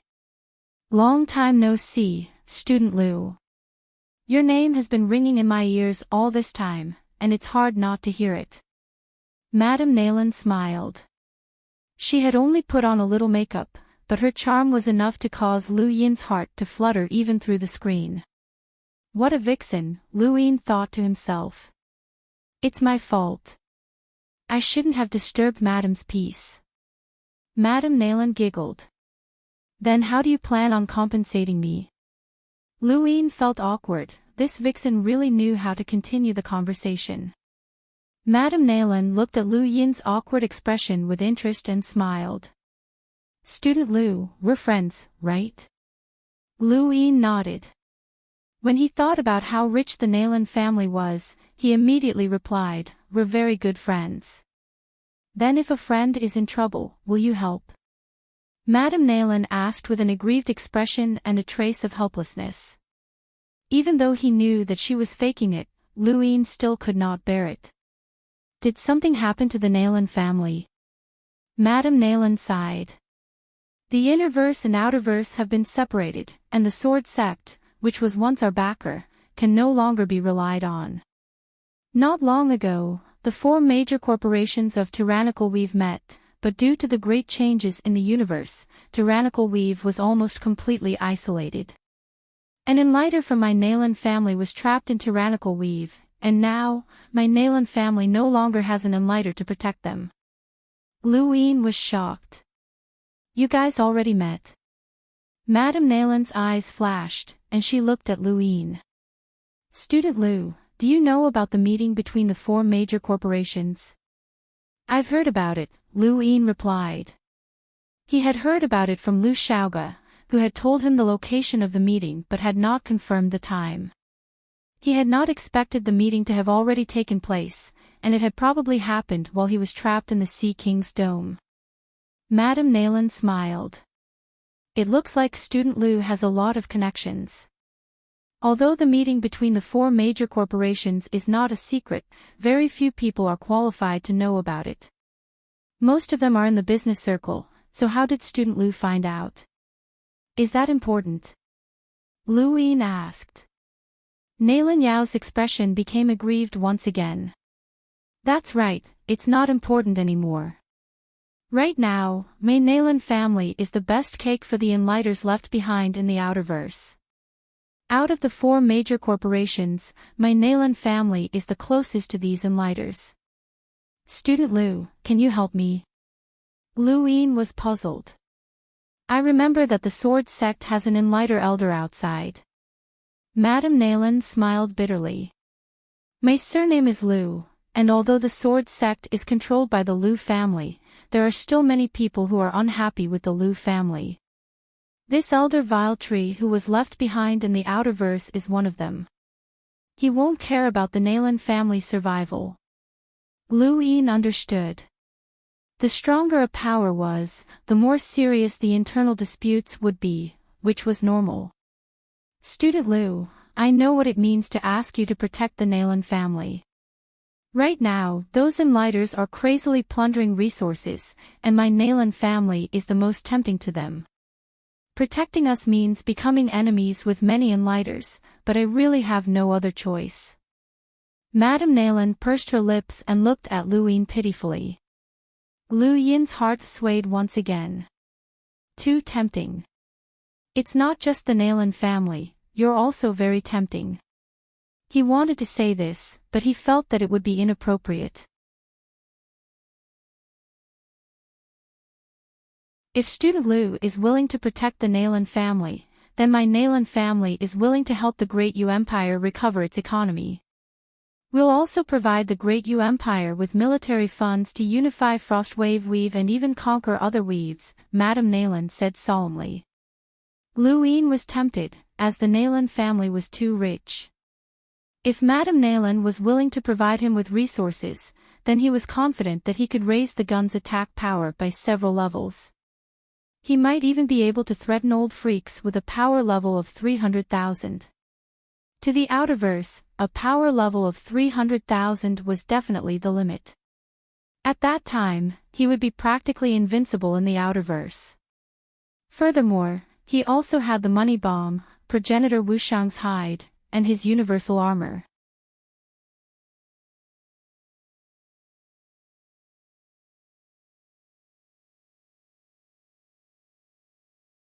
Welcome aboard. Stay tuned and subscribe to Han Li's Wuxia Adventures for more thrilling content. Chapter 540. These external items were enough to protect anyone, but the prerequisite was that one had money, and the Nayland family fit the bill perfectly. To Lu Yin, the richer one was, the stronger one was, and the stronger one was, the more money one needed. He planned to use battle to support battle, or else he would never be able to gather enough money to upgrade his gun and universal armor. All right. Madam, you can seek refuge in the Great Yu Empire. I don't dare to guarantee that I can protect you, but I will definitely do my best to protect you, Lu Yin promised. Madame Nayland was delighted. Thank you, Student Lu. We're already on our way to Frostwave Weave, and will reach Xinyu Star in at most a month. Please take care of us then. Lu Yin nodded and ended the call. With the Innerverse and Outerverse separated, the pressure and threats from the Innerverse's great powers instantly disappeared. Lu Yin was filled with pride, as he wanted to make use of this time to achieve something. At the very least, he wanted to establish a power that the Blaze Realm's great powers would fear. Frostwave Weave was definitely not his final destination. On the other end, Madame Nayland put down the call with a solemn expression, as the pressure she was facing was even greater than what she had shown. She had known that things were not good the moment the Innerverse and Outerverse had been separated, and she had immediately contacted the Enlighter from the Nayland family. However, she had discovered that she could not reach them. Tyrannical Weave had been isolated, and the Nayland family had lost the protection of an Enlighter. She was well aware of what it meant for the wealthiest corporation in the Outerverse to lose their protection. Thus, when she had learned that Lu Yin had forced Wahowie to retreat and killed Karthika, she had immediately decided to head to Frostwave Weave to seek protection. She was not sure if Lu Yin would protect the Nayland family, but this was their only hope. It was better than placing her hopes on those insatiable Enlighters. She had interacted with Lu Yin a few times, and she had saved his life. She was betting that he would not be ungrateful. I hope we can escape this calamity. Madame Nayland looked into the dark sky. The future of the Nayland family depended on Lu Yin. She smiled bitterly, as she had never thought that there would be a day when she would have to rely on this person. She had once saved his life, but now, she had to rely on him. On Xinyu Star, in the Imperial Palace's palace, all of the ministers who were qualified to participate in the court session had gathered. Only Undying Yushan's throne was empty. Lu Yin slowly sat down next to the throne and scanned the ministers. Ever since he had killed Karthika, Lu Yin's status in the Great Yu Empire had completely changed. If Undying Yushan had relied on His Majesty to govern the empire, then Lu Yin had relied on his invincible strength.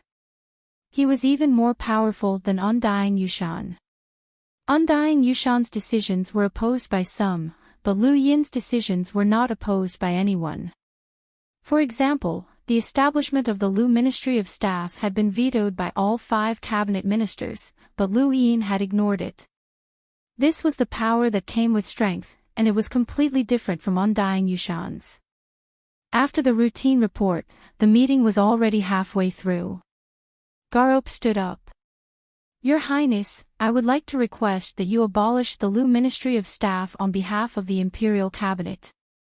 We request Your Highness to abolish the Lu Ministry of Staff, the other 4 cabinet ministers said in unison, bowing to Liu Yin. Liu Yin coldly replied, there's no need to discuss this matter. Leave. Garop was helpless. The royal regent was too tyrannical, and his words were absolute. There was nothing they could do. The establishment of the Lu Ministry of Staff had split the authority of the imperial cabinet, and it had already become an established fact. Fortunately, the woman named Huan Sha still did not have the qualifications to attend the meeting. The Lu Ministry of Staff was more like an aide to the royal regent, and she had not yet entered the official ranks. This was something that the cabinet could accept for the time being. After Garop, no one else reported anything. Liu Yin calmly asked, is that all you wanted to say? That's all. Everyone fell silent. Since that's all, it's my turn. Liu Yin's gaze swept past everyone before finally settling on Huaqing Shan and the other captains of the 13 imperial squadrons. I need to unify Frostwave Weave within a month. His words shook the entire court, and all the ministers looked at Liu Yin in shock.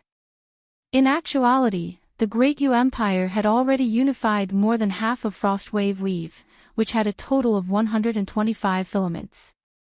The Great Yu Empire had already occupied 100 of them and had even appointed officials, but in the end, they had withdrawn from those areas due to economic problems.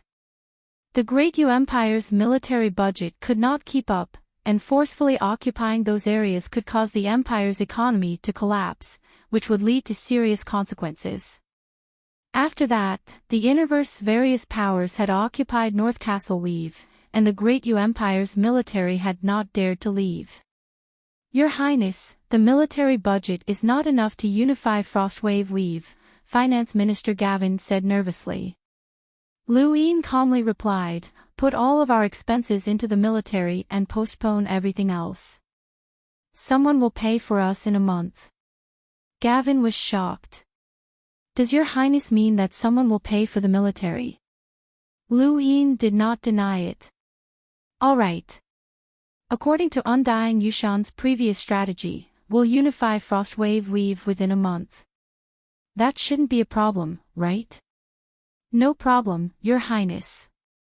Huaqing Shan was the first to express his opinion. After that, the other captains of the 13 imperial squadrons all expressed their opinions.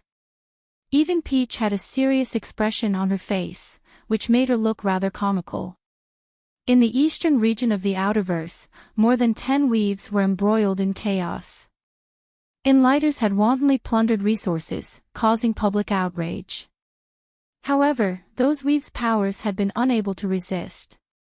In comparison, Frostwave Weave was much more peaceful. However, following Liu Yin's orders, Frostwave Weave was plunged into the flames of war. The Great Yu Empire's military poured out in full force and swept through the entire Frostwave Weave. The Great Yu Empire had already occupied 100 filaments in the past, and now, it was like they were revisiting their old stomachs. This was too easy for the Great Yu Empire's military. As for Liu Yin, he summoned Tianming. After pleading guilty, Tianming had been imprisoned by Liu Yin in the Yu Academy on the first ring, and he was not allowed to leave. He had thought that he would be imprisoned for a long time, but he had not expected Liu Yin to summon him after just a few days. Sinner Tianming greets Your Highness, the Royal Regent. Tianming bowed to Liu Yin. Liu Yin looked down at him. I'll give you a chance to redeem yourself. If you do well, you'll be a citizen of the Great Yu Empire from now on, and everything that happened in the past will be written off. Tianming excitedly raised his head.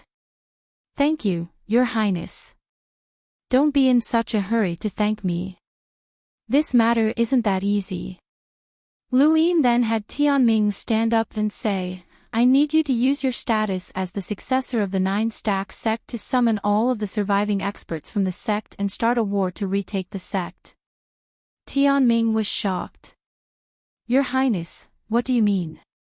Lu Yin looked at Tianming. The one who destroyed the Nine Stack sect was Lei Long of the Dire Barbarian clan. I need you to take revenge and retake the Nine Stack sect. Of course, I know that you won't be able to do it, so I'll help you. Tianming was not stupid, and Lu Yin's intentions could not be any simpler. He wanted Tianming to gather the people from the Nine Stack sect to deal with Lei Long, and then use Lei Long to destroy those people. Then, Tianming would publicly request Lu Yin's help as the successor of the Nine Stack sect. This would truly destroy the people from the Nine Stack sect, and it would also give Lu Yin an excuse to openly meddle in Grand Top Weave's affairs. This was using Lei Long to destroy those stubborn disciples of the Nine Stack sect in Grand Top Weave, and then using the excuse of righteousness to invade Grand Top Weave. If Tianming did this, then he would become a sinner of Grand Top Weave, and he would be the one who had lured Lu Yin into Grand Top Weave. He would also be the one who had personally helped Lu Yin find the surviving disciples of the Nine Stack sect, and he would also be the one who had destroyed any hope of the Nine Stack sect's revival. Tianming's expression fluctuated, as he had not expected Lu Yin to ask him to do such a thing. Lu Yin looked at him. What, you're not willing? Tianming's gaze was complicated, and he lowered his head. The Nine Stack sect has already been destroyed, and you know that. Otherwise, you wouldn't have taken the initiative to confess. I'm taking revenge for the Nine Stack sect, so you should thank me. Tianming took a deep breath and slowly exhaled. Yes, Your Highness. Lu Yin's lips curled up, and he patted Tianming's shoulder. Very good. I'll pass on the Nine Stacks technique to you. With this, no one will doubt your identity as the successor of the Nine Stack sect. After a period of time, Tianming left for Grand Top Weave. Lu Yin was not worried that Tianming would betray him, as where could he go if he betrayed Lu Yin? There was no place for him in Grand Top Weave or Frostwave Weave. The fact that Tianming had taken the initiative to confess proved that he could not abandon Frostwave Weave. He was afraid that he would be found out in the future, which was why he had taken the initiative to confess. Such a person could not be abandoned. What Lu Yin needed to consider now was how to deal with Lei Long. Killing Karthika was not enough to satisfy Lu Yin, as the benefits of killing Karthika were enough to make him jealous. Lei Long should be wealthier than Karthika, as he had plundered the Nine Stack sect's resources for countless years. With these resources and the support of the Nalan family, Lu Yin was confident that he could challenge a powerhouse with a power level of over 300,000. Of course, that was only if such a powerhouse existed in the Outerverse. In other words, if he could kill Lei Long, not only would he be able to seize control of Grand Top Weave, but he would also be able to instill fear in other Enlighters who would not dare to provoke him. He would also be able to increase his strength, killing many birds with one stone. However, Lu Yin had once killed Karthika, so Lei Long would not be careless in front of him. Lu Yin raised his gadget, as it was time for someone to fulfill their promise. Most of the Enlighters who had participated in the battle on planet Pyrolite had been left behind in the Outerverse. Northline Flowzone's Lily family's Granny Chan was one of them, and Lu Yin was looking for her. During this period of time, the Great Yu Empire had sent out people to investigate. Northline Flowzone's Granny Chan had now occupied Flaxen Weave, and she had destroyed the Weave's former ruler. Flaxen Weave was separated from Frostwave Weave by Lars Weave, which was not too far away.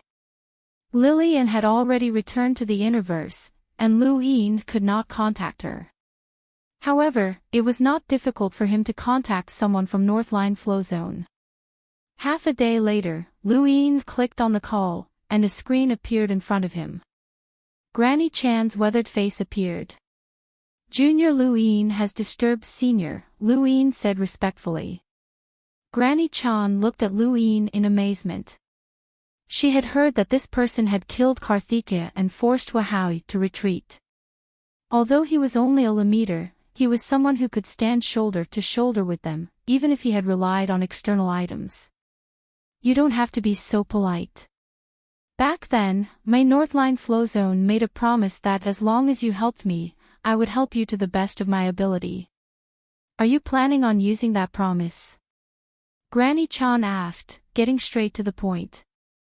Lu Yin nodded and solemnly said, the dire barbarian clan's Lei Long has invaded Grand Top Weave, and his next target will be my Frostwave Weave. Junior boldly asked Senior to join forces with me to eliminate Lei Long and relieve Frostwave Weave of its worries. Granny Chan's gaze turned solemn. You want to eliminate Lei Long? Lu Yin nodded and stared at Granny Chan without showing any signs of weakness.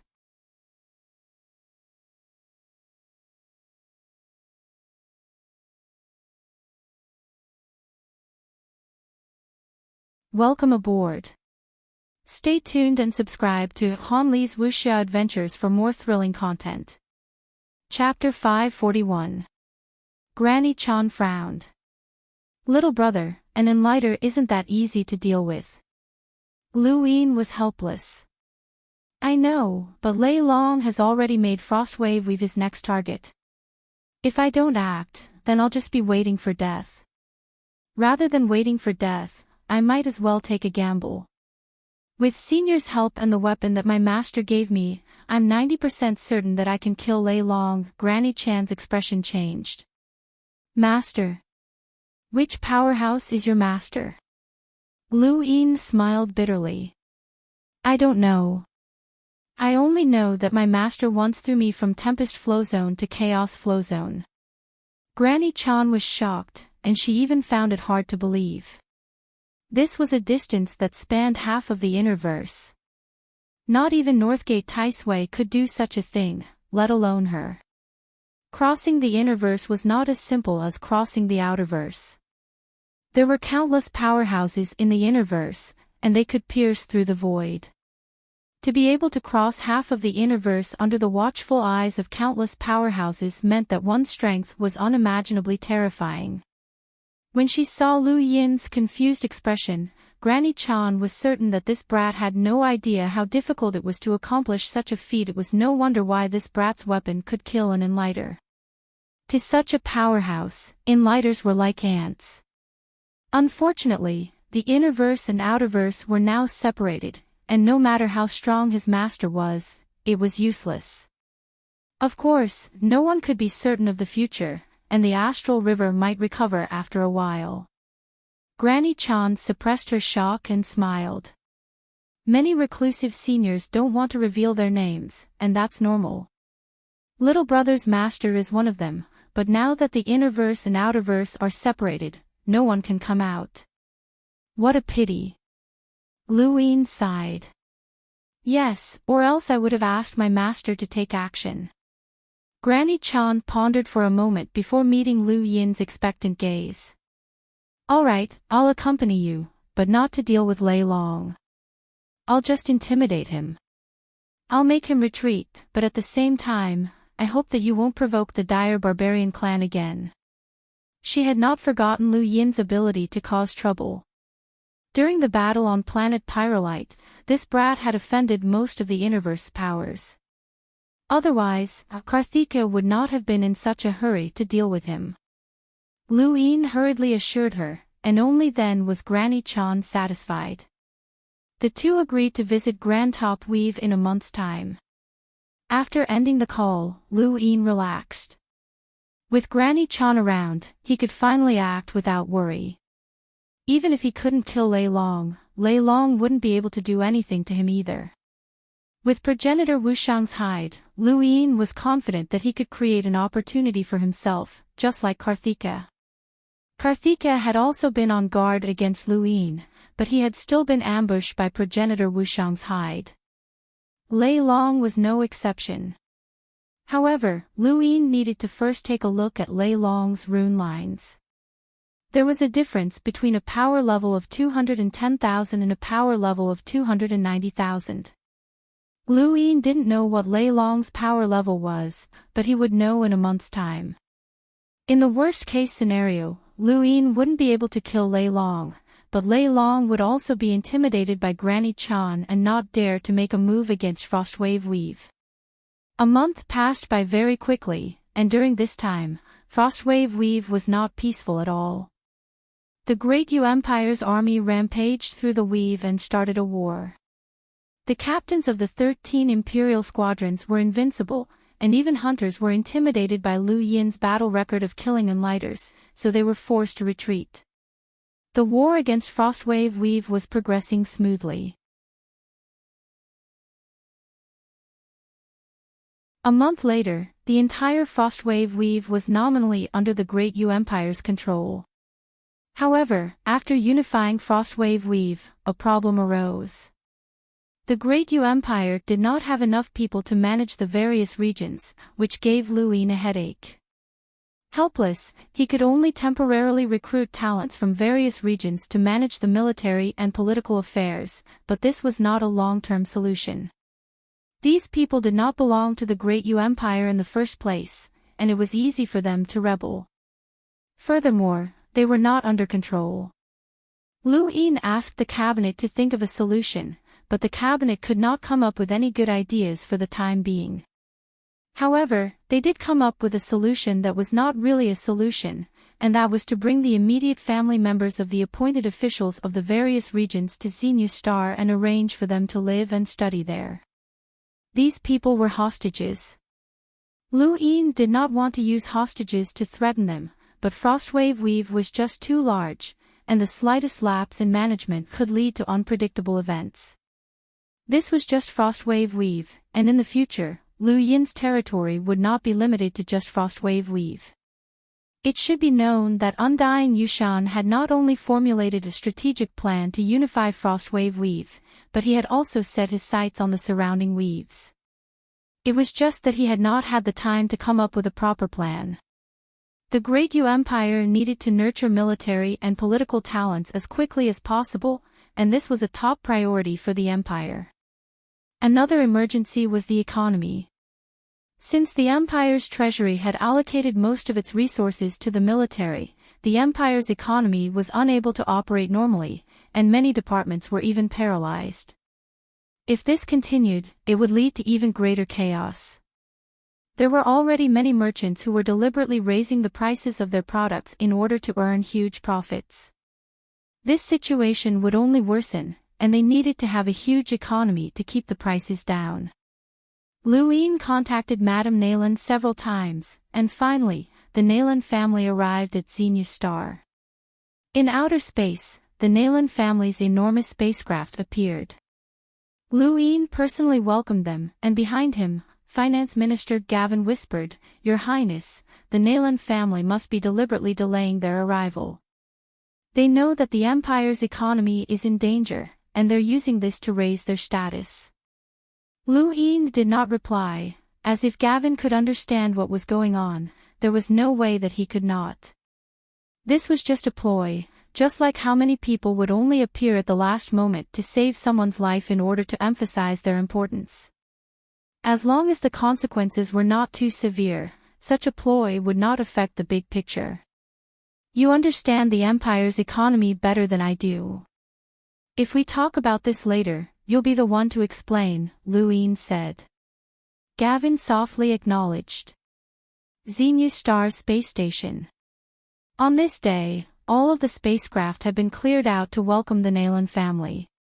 This was Lu Yin's way of showing respect to the Nayland family.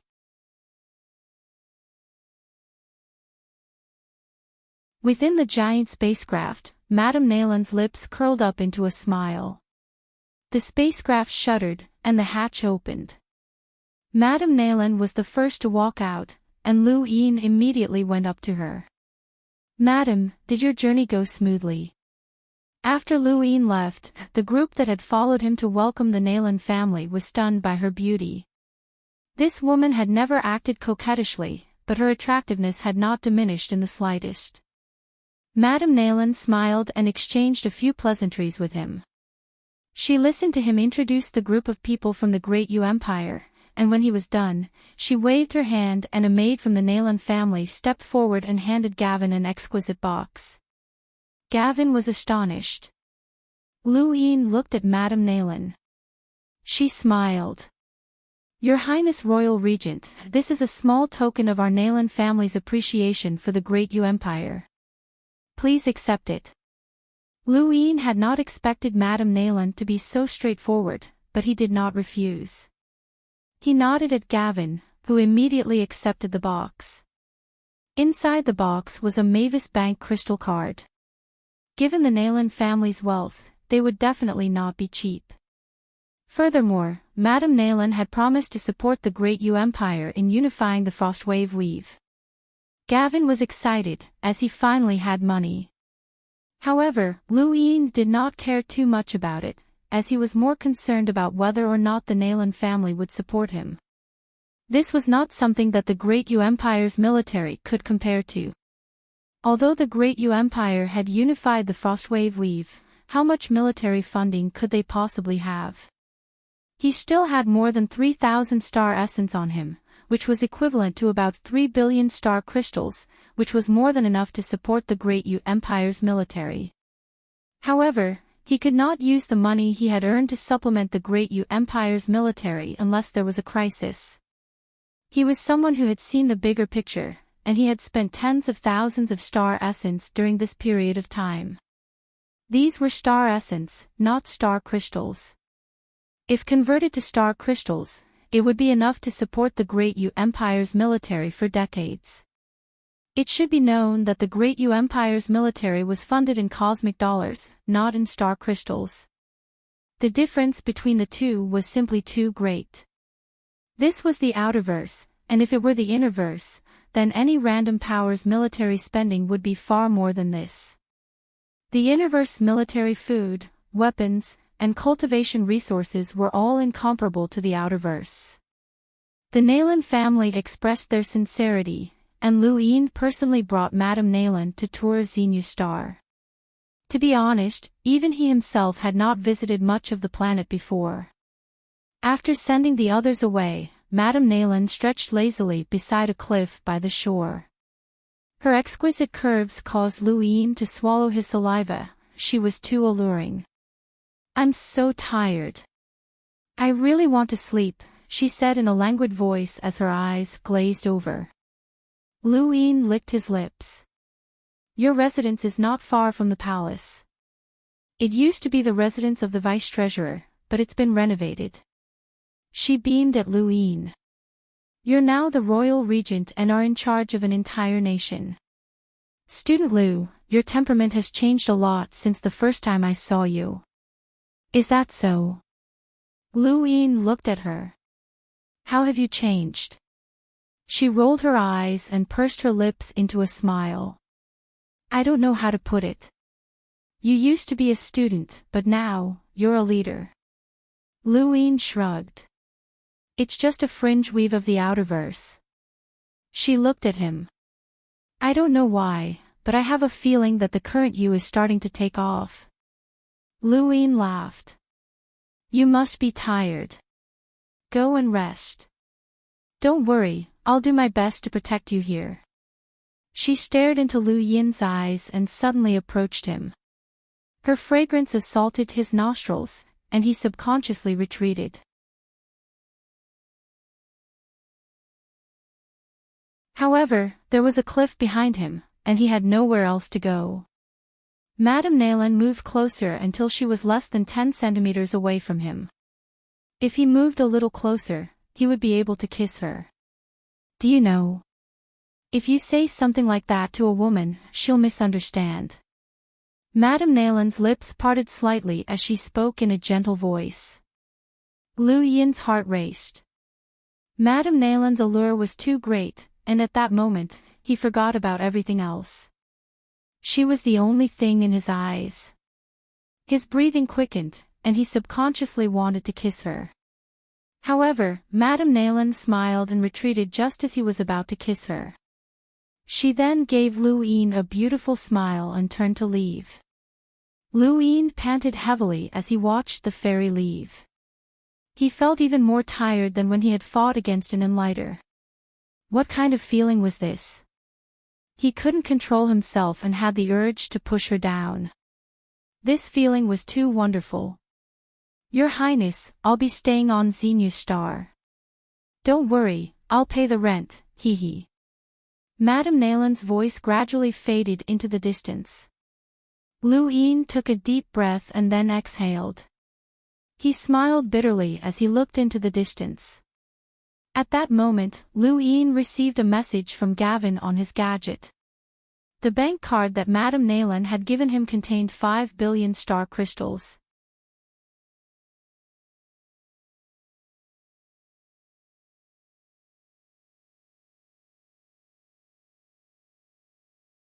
Welcome aboard. Stay tuned and subscribe to Han Li's Wuxia Adventures for more thrilling content. Chapter 542. This was enough, but it was only enough to cover the Great Yu Empire's military expenses. He had to think of a way to obtain more money from the fairies and increase his power. Elsewhere, Shalosh was withdrawing money from a Mavis bank 1 filament away from Xenu Star with Gavin. The Mavis Bank on Xenu Star had long since been taken away by many people. The two had just walked out when Shalosh's expression changed, and he grabbed Gavin and shot into the sky. The next moment, a man in front of them raised his head and charged towards the Mavis Bank, blasting open the ground with a single palm. Gavin's face paled as he looked down in shock. This person. Robbing a bank. He's a hunter, Shalosh said. Gavin's heart trembled when he heard that this person was a hunter. There were less than 10 people in the entire Frostwave Weave who were at this level, and there were only 2 or 3 who served the Empire. He had never expected to meet someone who would rob a bank. This person must have come from the inner verse and had been left behind in the outer verse. The moment the hunter attacked, the entire planet shook. A powerhouse with a power level of over 100,000 was not something an ordinary planet could withstand. The Great Yu Empire's army on the planet immediately moved, but they were stopped by Shalosh. This person was a hunter, and even he was not confident that he could deal with him. However, this hunter was too stupid, and he had actually dared to rob a Mavis bank. Mavis banks were spread throughout the innerverse and outerverse, and if they could be robbed so easily, they would have long since ceased to exist. Even though this was just a branch on an ordinary outerverse planet, it was still not a place that could be casually robbed. The ground beneath the Mavis bank shattered, and the hunter shot up into the sky in less than half a minute. His eyes were filled with excitement, and it was obvious that he had gained something. However, the moment he emerged from the ground, the Mavis Bank's large tree filled with universal coins moved.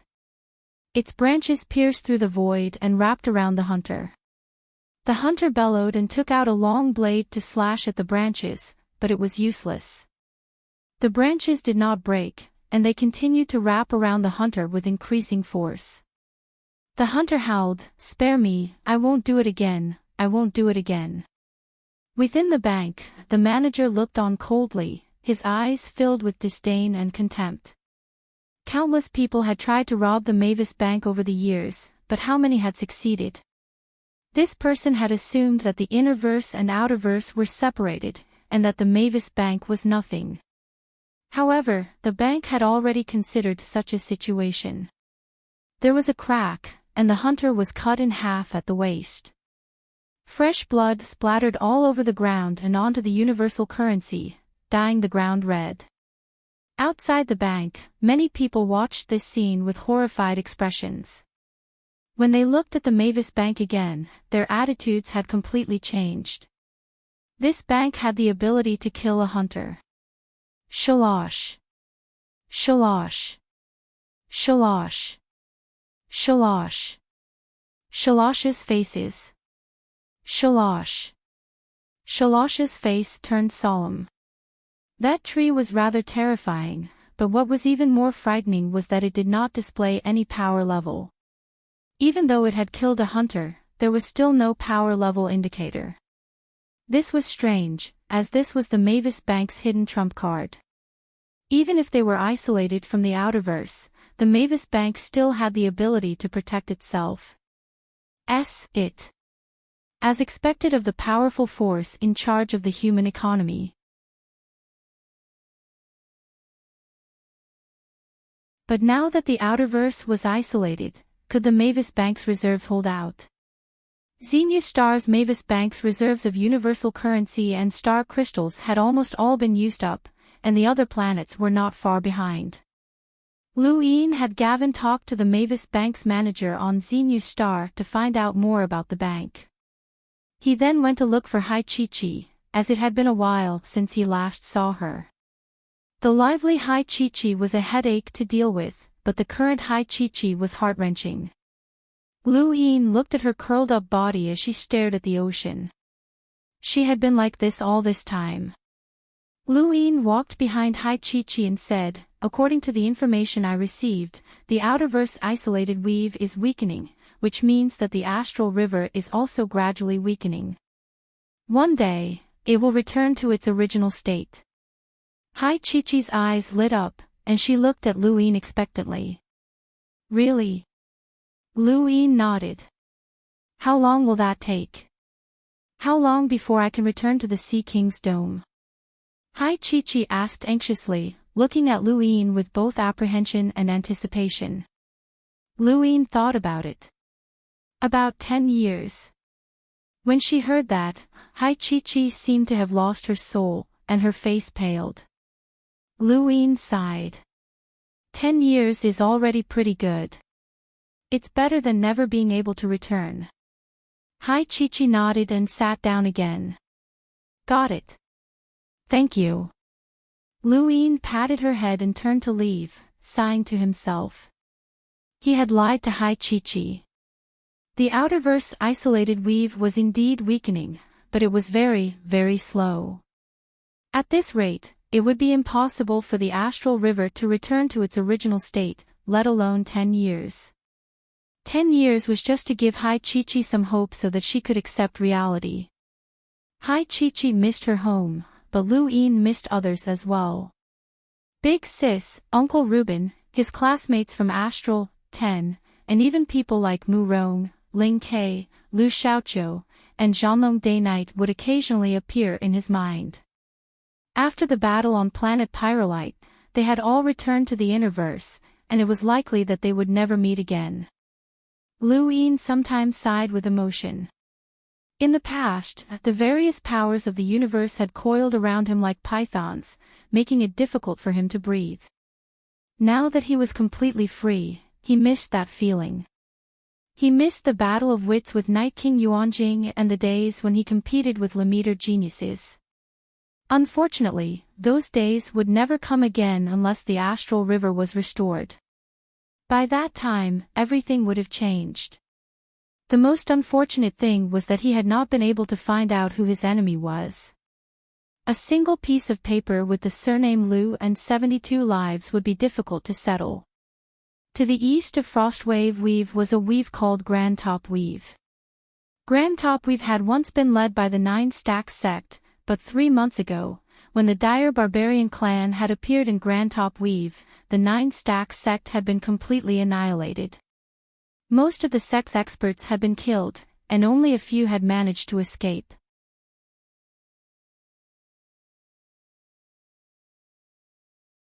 The Nine Stacks sect had been built on a giant meteorite that was even larger than Xenu Star.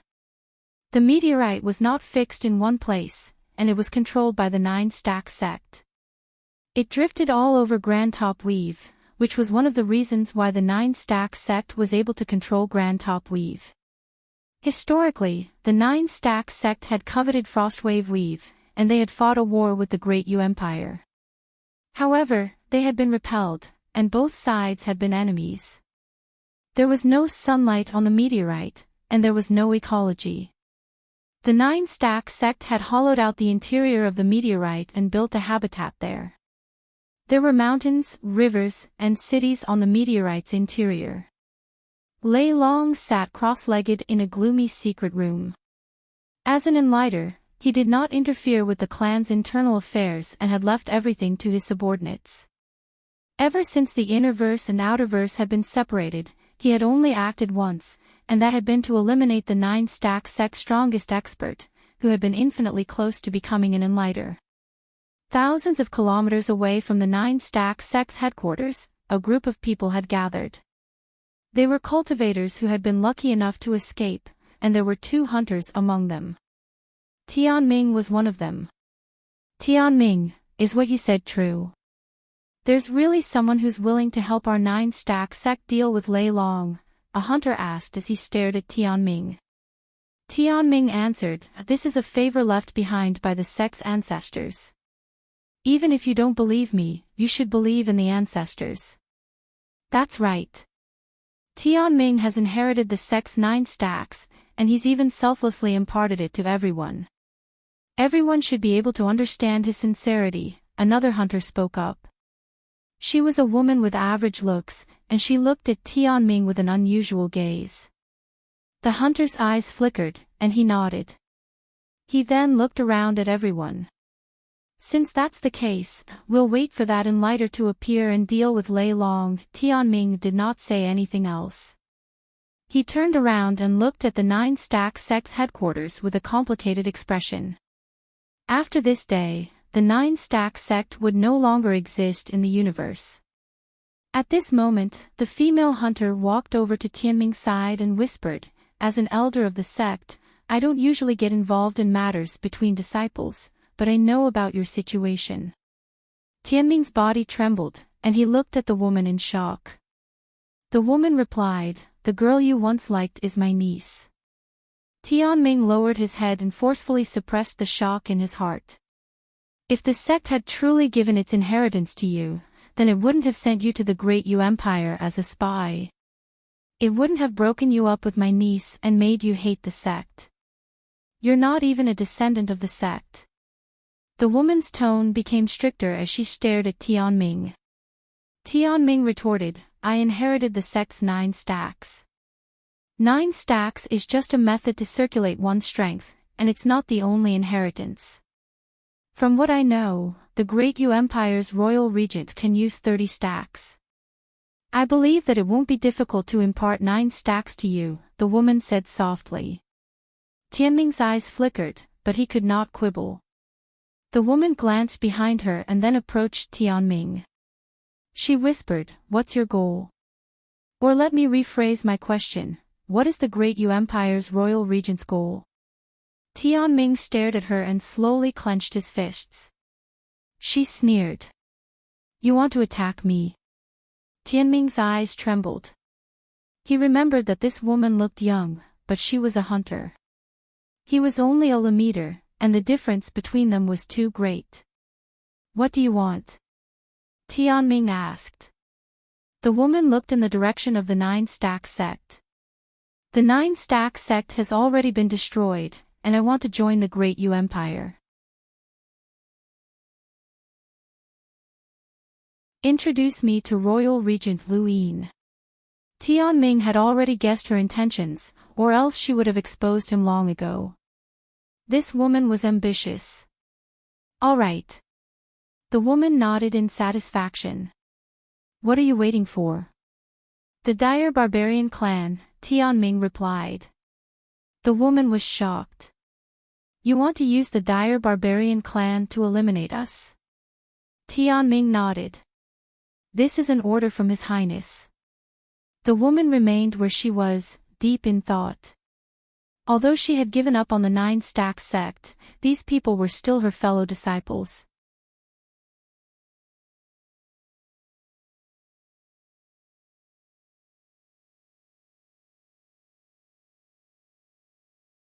Welcome aboard. Stay tuned and subscribe to Han Li's Wuxia Adventures for more thrilling content. Chapter 543. Before the woman could think any further, a powerful wave swept across the distance, shocking everyone from the Nine Stack sect. What's going on? Have we been discovered? There really are survivors of the Nine Stack sect. How dare they come back? They're courting death. An ugly middle-aged man shouted from the sky. He opened his mouth, and his voice transformed into a whistling sound that swept across the land. Tianming was grabbed by the woman and quickly retreated. Another hunter from the Nine Stack sect soared into the sky and fought the hunter from the dire barbarian clan.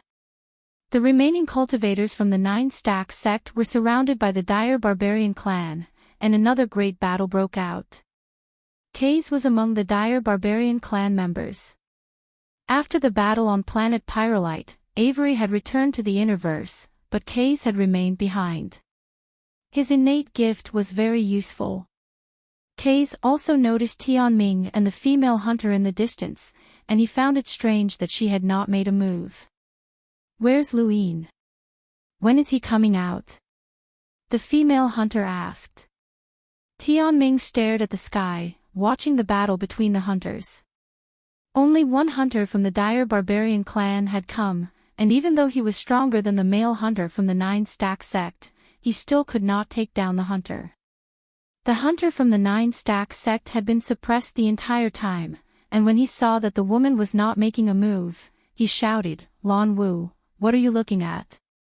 Attack!" Lan Wu looked at Tianming anxiously. Suddenly, the meteorite trembled, and an indescribable stifling pressure swept over them. This was the strength of an enlighter. Everyone stopped fighting when they sensed this power, and those from the Nine Stack sect looked at the sky in shock. Lei Long had appeared at some point. The cultivators from the Nine Stack sect felt their hearts sink. It was over. The male hunter looked at Tianming, as he wanted to know why the enlighter that Tianming had mentioned had not yet arrived. When Tianming saw Lei Long appear, he relaxed. Lan Wu stared at Tianming. If Lu Yin did not appear, then they would all be dead. Lei Long looked down arrogantly. There really are people who don't know what's good for them. He then raised his hand. To him, killing these people was too easy. The first to bear the brunt of his attack was the male hunter, who was pierced through by Lei Long's voice. His corpse fell to the ground, and the shock waves from the attack instantly killed more than 10 cultivators from the Nine Stack sect. Suddenly, someone shouted from below, "The Nine Stack sect requests assistance from the Great Yu Empire." Lei Long looked in the direction of the voice, which had come from Tianming. After he finished speaking, the void in front of Lei Long tore open, and 2 figures walked out. One of them was Northline Flowzone's enlighter, Granny Chan. The other was Lu Yin, who was wearing universal armor. When he saw Granny Chan and Lu Yin appear, Lei Long's expression darkened. The surviving members of the Nine Stack sect heaved a sigh of relief, as an enlighter had truly appeared. Lan Wu was shocked.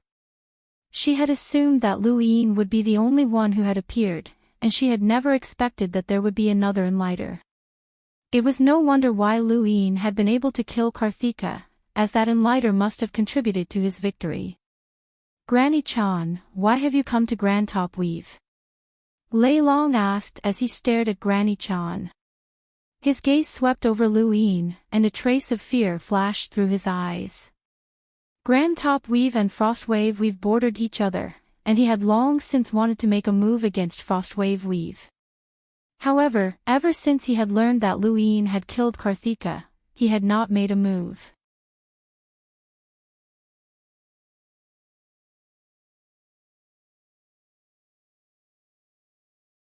If a power vessel was useful to Lu Yin, then Lei Long did not believe that Lu Yin would be willing to exchange it for the trash below. However, even if it was useless to Lei Long, he could still study it. He did not doubt that Lu Yin had a power vessel.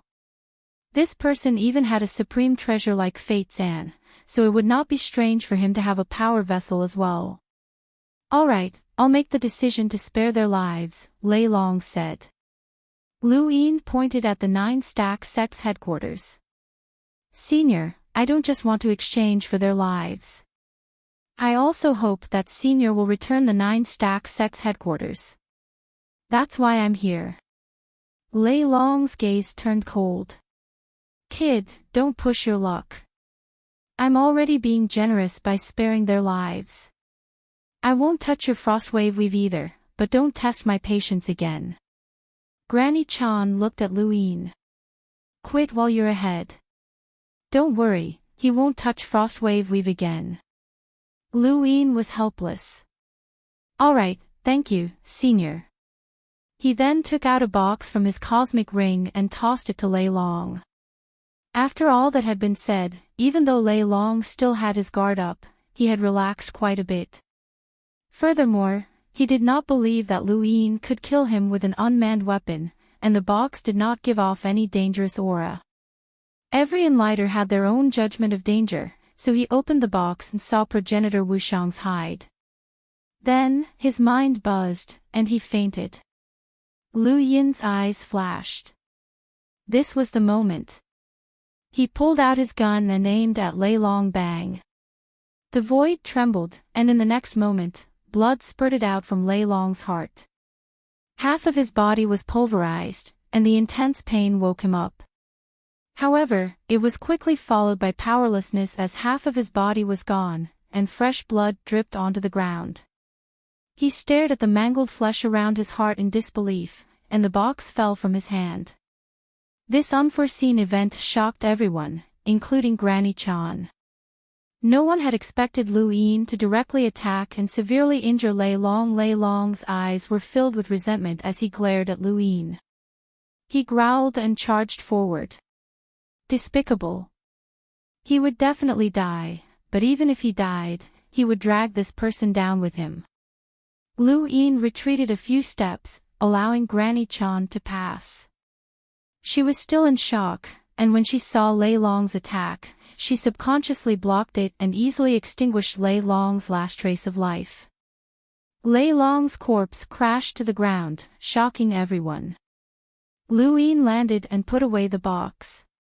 He then took out Lei Long's cosmic ring and some of his blood. He would open it when he returned. He then looked up at Granny Chan and bowed. Thank you for your help, Senior. Everyone was silent, and the members of the dire barbarian clan looked at Lu Yin in fear. This person had killed their enlighter. The people from the Nine Stack sect were similarly shocked. Were enlighters that easy to kill? Lan Wu gulped, and she looked at Lu Yin with unprecedented fear. He was the only person in the Outerverse who had killed an enlighter while chatting. Granny Chan stood high up in the sky and stared at Lu Yin. This person made her heart turn cold. She slowly descended and faced Lu Yin. You never planned on letting Lei Long off from the start, did you? Lu Yin sighed. Senior, how can I allow others to sleep on my bed? You know the dire barbarian clan's nature. If I didn't kill Lei Long, he would have killed me sooner or later. I just made the first move to gain the upper hand. Granny Chan looked at Lu Yin with a complicated expression and did not speak for a long time. Even in the Innerverse, enlighters were not easily killed, but this person had already killed two. Granny Chan had never even killed an enlighter in her entire life. In comparison, this person was too terrifying. Granny Chan looked at Lu Yin and suddenly had a premonition that the Innerverse and Outerverse had been separated, and a monster had been released. Lu Yin looked past Granny Chan to Tianming, and then at Lan Wu, who was beside Tianming. He understood and waved his hand. Destroy the dire barbarian clan. When Lan Wu heard Lu Yin's command, she did not hesitate and immediately attacked the dire barbarian clan members. The other cultivators from the Nine Stack sect also attacked at the same time. The situation had reversed. The hunter from the dire barbarian clan saw that the situation had taken a turn for the worse and immediately fled.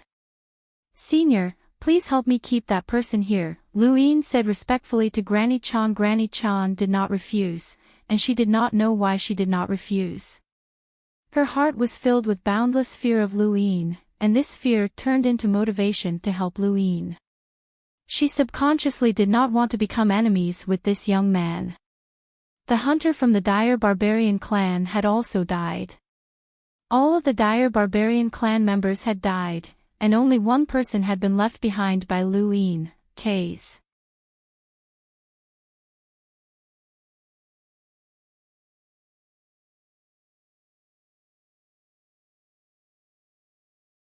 Welcome aboard. Stay tuned and subscribe to Han Li's Wuxia Adventures for more thrilling content. Chapter 544. Not long after, Granny Chan left. She needed to properly consider her relationship with this young man. Luin did not care. He had killed Lei Long, and with the Nalan family's help, he should be able to obtain enough money to upgrade the gun to a level that could threaten powerhouses with a power level of 300,000. With this kind of strength, even if Granny Chan ignored him, it would not matter. Besides, she probably would not ignore him, as Enlighters were all very smart. There weren't many members of the Dire Barbarian clan on the Meteorite continent, and most of them were former members of the Nine Stacks sect who had surrendered to the Dire Barbarian clan. This group of people should be punished, but Luin spared them. Compared to the cultivators who were loyal to the Nine Stacks sect, these fence-sitters were more beneficial to him. He wasn't actually trying to rebuild the Nine Stacks sect, it was just a name. The Nine Stacks sect should disappear at this moment. Tianming, Lan Wu, and Kaze stood in front of Luin. Luin said to Tianming, "From today onwards, you are the sect master of the Nine Stacks sect." Tianming was shocked. "Your Highness, I want to return to the Great Yu Empire." Luin smiled. "Stay in Grand Top Weave for now. Once Grand Top Weave has stabilized, I'll let you return." Tianming nodded. Luin looked at Lan Wu. "Why are you willing to join me?" She respectfully replied, "I want a way out." Luin nodded and praised her. "You're smart. Stay here and help Tianming stabilize the Nine Stacks sect. In the future, I'll rebuild the 13 Imperial squadrons, and you'll have a chance to become a captain." Lan Wu was delighted. "Thank you, Your Highness." Luin knew that she was faking it. Compared to being a captain of the 13 Imperial squadrons, it was much better to live a carefree life in Grand Top Weave as a border official. However, he did not have anyone available for the time being, so this was the only thing he could do. However, things would change soon, and she would be transferred to the Great Yu Empire. He had Tianming and Lan Wu leave and reorganize the Nine Stacks sect before looking at Kaze. Kaze lowered his head. The Dire Barbarian clan had been completely wiped out, and he was the only survivor. It was all thanks to this person in front of him, who had even killed an almighty Enlighter. Kaze did not have any thoughts of revenge, as that was unrealistic. He just wanted to survive. "I heard that your innate gift is very special," Luin asked curiously. Kaze hurriedly replied, "Yes, my innate gift allows me to determine a person's strength through their voice." Luin was surprised. "You heard about my strength back then?" Kaze nodded. He felt that this person was useful, but he didn't know how to use him. He also didn't know how to get this person to willingly help him, which made him feel very conflicted. After all, the Dire Barbarian clan members were known to be despicable, which was a problem. "Seventh bro, there's a method in the Interverse Beast Tamer's flow zone that prevents your enemies from betraying you. That method is to brand your enemy's tamed beast. As long as you can guarantee that your tamed beast is loyal to you, then it can be used as a tool to monitor that person," the monkey suddenly said. "There are also some technologically advanced countries that place things on their enemies to ensure their loyalty. I've met such people on the border battlefield. It's very sad, but it's very useful." Lu Yin fell into deep thought. Kaze waited nervously, and not long after, Lu Yin decided to temporarily let Kaze join the 1st Imperial Squadron. He wanted to turn the 1st Squadron into his personal guards. Lei Long's death shook the surrounding weaves. After the innerverse and outerverse had been separated, Lei Long was the second Enlighter to die.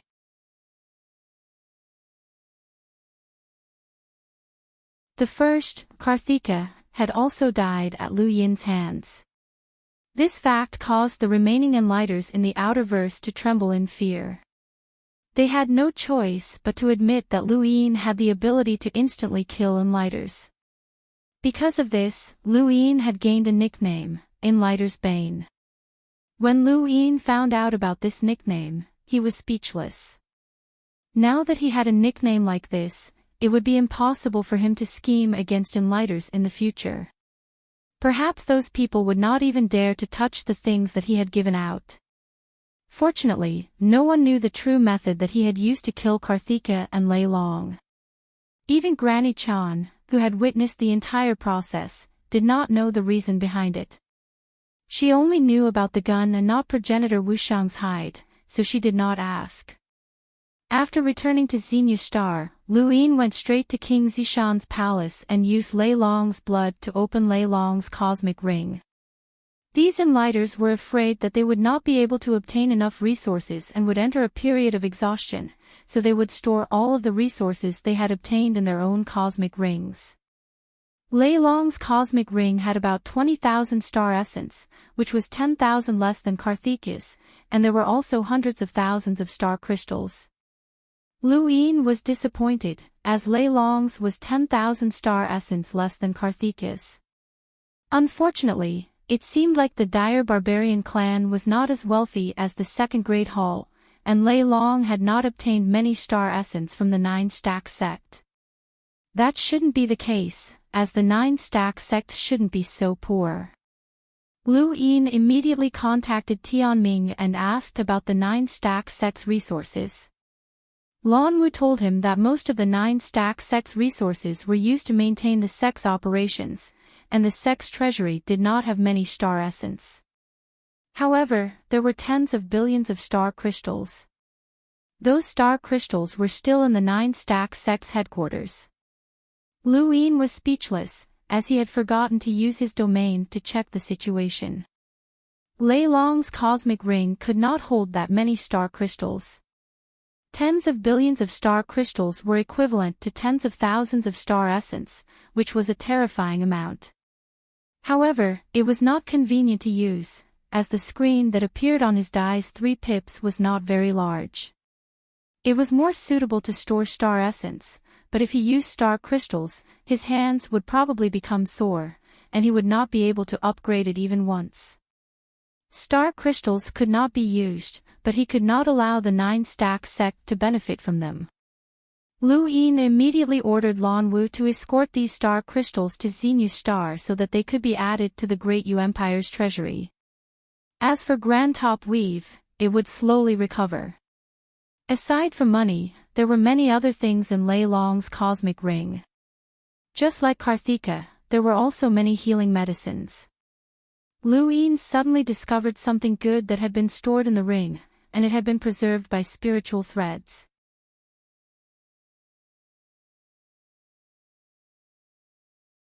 This material was most suitable for storing one type of item, a source box.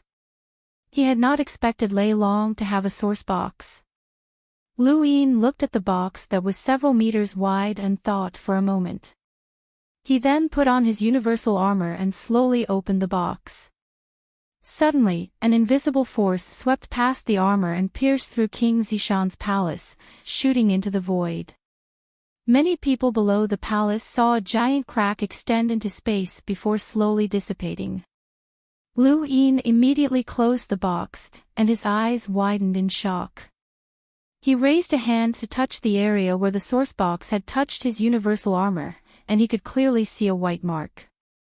The sourcebox's formless killing intent had actually been able to damage this universal armor, which was something that could withstand an Enlighter's attack. Lu Yin hurriedly put the box away. Outside the palace, Bronson rushed in, but Lu Yin stopped him. He touched the box and found that the invisible killing intent had damaged the universal armor. This source box was probably a boundless advanced source box, and it might even contain the power of a predecessor. This sort of source box was not something that he could come into contact with. Lu Yin put the box away and then looked through the other items. Frostwave Weave was located near the edge of the Outerverse astral wilderness.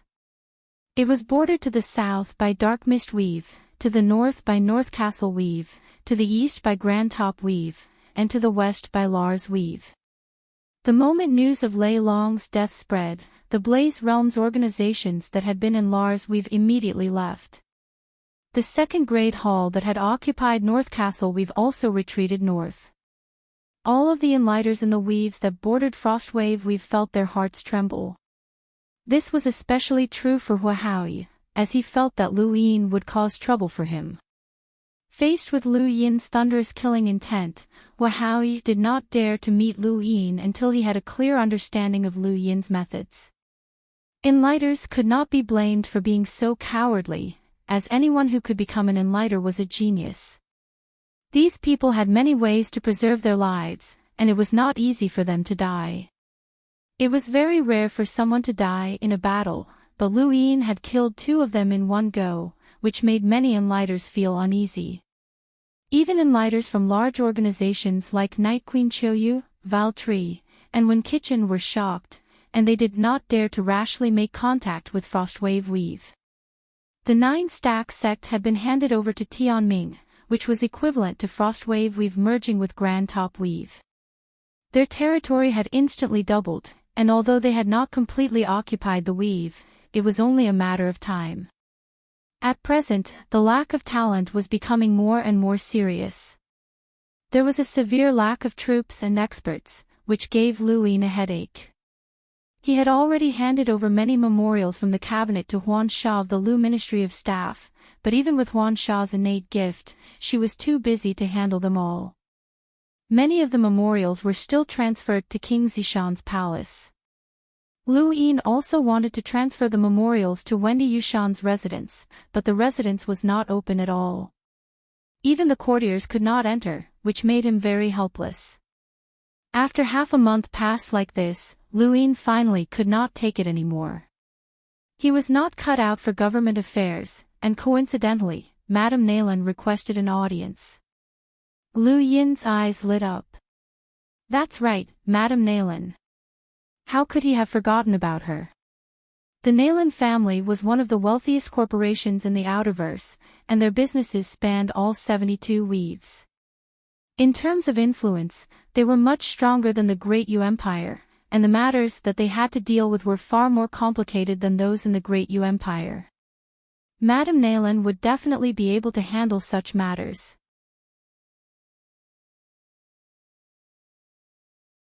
She was quickly brought into King Zishan's palace. The moment he saw her, Lu Yin's breath caught in his throat, and he was stunned once again. This woman always gave him a sense of novelty. She was naturally charming, and she exuded a seductive aura from the inside out. When paired with her white, tight-fitting dress that revealed her smooth, white calves and her feet that were painted with red nail polish, she was simply too beautiful. Lu Yin knew that he had a certain level of resistance to women's charms. After all, there were so many beauties around him, including his beloved Ming Yan, Bai Shui, Starsabil, Wendy Yushan, and so on. All of them were absolute beauties, but his resistance to Madame Naylan continued to decrease. She was too seductive, and most importantly, she was not doing it on purpose. Lu Yin could not imagine whether he would be able to control himself if she was trying to seduce him on purpose. Madame Naylan looked at Lu Yin, and her eyes curved into crescents. "Your Highness, you're making me feel uneasy with you staring at me like that." Lu Yin hurriedly retracted his gaze and apologized. "My apologies, madam. I was distracted." Madame Naylan smiled. She had seen too many gazes that were infatuated with her beauty, so she did not find it strange. No matter how talented or invincible this person was, he was still a man, and a hot-blooded one at that.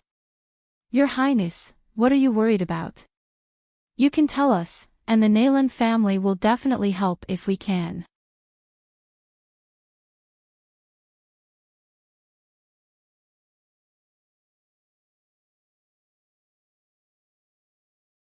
Welcome aboard. Stay tuned and subscribe to Hanli's Wuxia Adventures for more thrilling content. Chapter 545. Lu Yin was delighted when he heard her words. Actually, I was just about to look for Madam and ask for your advice. I wouldn't dare, but I'm all ears. Madam Nayland and Lu Yin both sat down elegantly and smiled at him. Lu Yin coughed and organized his thoughts. The Great Yu Empire has already taken over Frostwave Weave, but there's a lack of manpower and no one to manage it. Does Madam have any ideas on how to alleviate the situation? Madam Nayland's eyes lit up. Just Frostwave Weave shouldn't be a problem for your Highness. Lu Yin smiled. That includes Grand Top Weave. She was shocked. Has your Highness already completely taken over Grand Top Weave? Although Lu Yin had killed Lei Long, that did not mean that he had taken over Grand Top Weave. Even if he had conquered the 9-stack sect, that did not mean that he had conquered Grand Top Weave. It could only be said that he had met the requirements to do so, but it was not something that could be done in a day or two. After all, a weave was too vast. The reason that Frostwave Weave had been unified so quickly was mainly due to Undying Yushan's many years of planning. Furthermore, the Great Yu Empire was still a local power in Frostwave Weave, so there would not be much resistance. Now, it was too difficult to cross weaves and conquer. Even if Grand Top Weave did not have any experts who could resist the Great Yu Empire, the stubborn factions might not be able to conquer it in a year or two. Not really, but Grand Top Weave cannot escape. The current successor of the 9-stack sect is one of my people. Lu Yin did not try to hide anything. The Nayland family dominated the Outerverse, and to put it bluntly, if not for the changes in the universe, the Nayland family would not have asked for help from the Great Yu Empire. After all, the Nayland family could afford to raise an enlighter. Madam Nayland understood and looked at Lu Yin with admiration. So your Highness already has plans.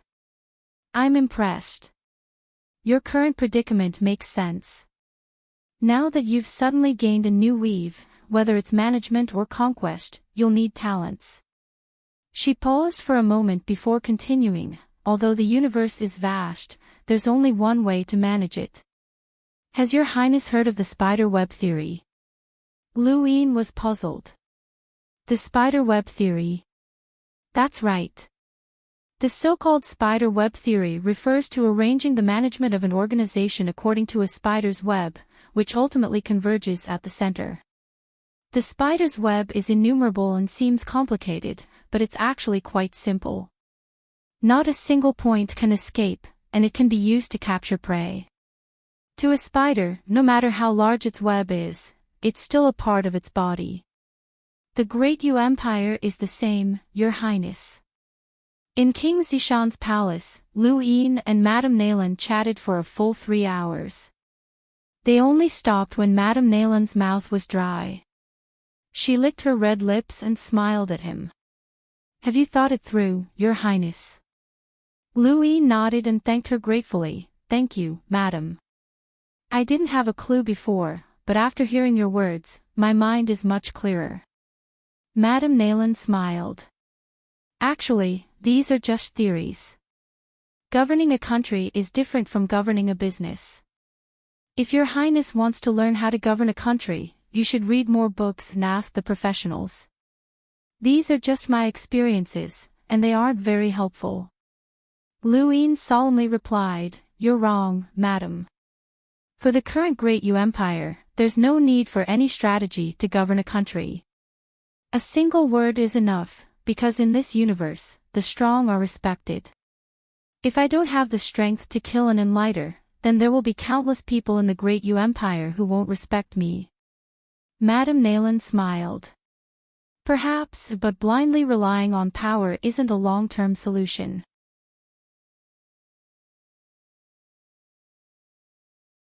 Lu Yin agreed with this point. Governing a country during war was different from governing a country during peacetime, and he didn't understand these things at all. Now that they were at war, he could use his ideas without any qualms. This was because they were united during war, but once the war ended, many problems would arise, and they couldn't be solved through strength alone. The most obvious problem was how to restore the economy, determine military expenditures, education, transportation, research, and so on. Many problems would arise, and he needed to find someone to manage the country before the war ended. Otherwise, the war wouldn't end. His conversation with Madame Nayland had given Lu Yin a rudimentary idea of how to manage a country. He didn't know if it was suitable, but he had to give it a try. Undying Yushan's political legacy was about to be destroyed. Madame Nayland's mouth was dry from all the talking, and she took a sip of tea. Lu Yin suddenly remembered that Madame Nayland had taken the initiative to look for him, so she definitely had something to discuss. He hurriedly said, "Madam, you've been talking about me for a while now. What do you want from me today?" Madame Nayland put down her teacup. "It's nothing important. I just want to recommend someone to Your Highness who might be able to help you." Lu Yin's eyes lit up. "Who is it?" "Your Highness should have met erudite Flozone's warfront commander, Shui Chuanshao." Madame Nayland looked at Lu Yin, as if trying to discern something from his eyes. Lu Yin was shocked. "Shui Chuanshao? Of course I've met him. He's the most intelligent warfront commander in human history, and he was the one who confirmed my contributions.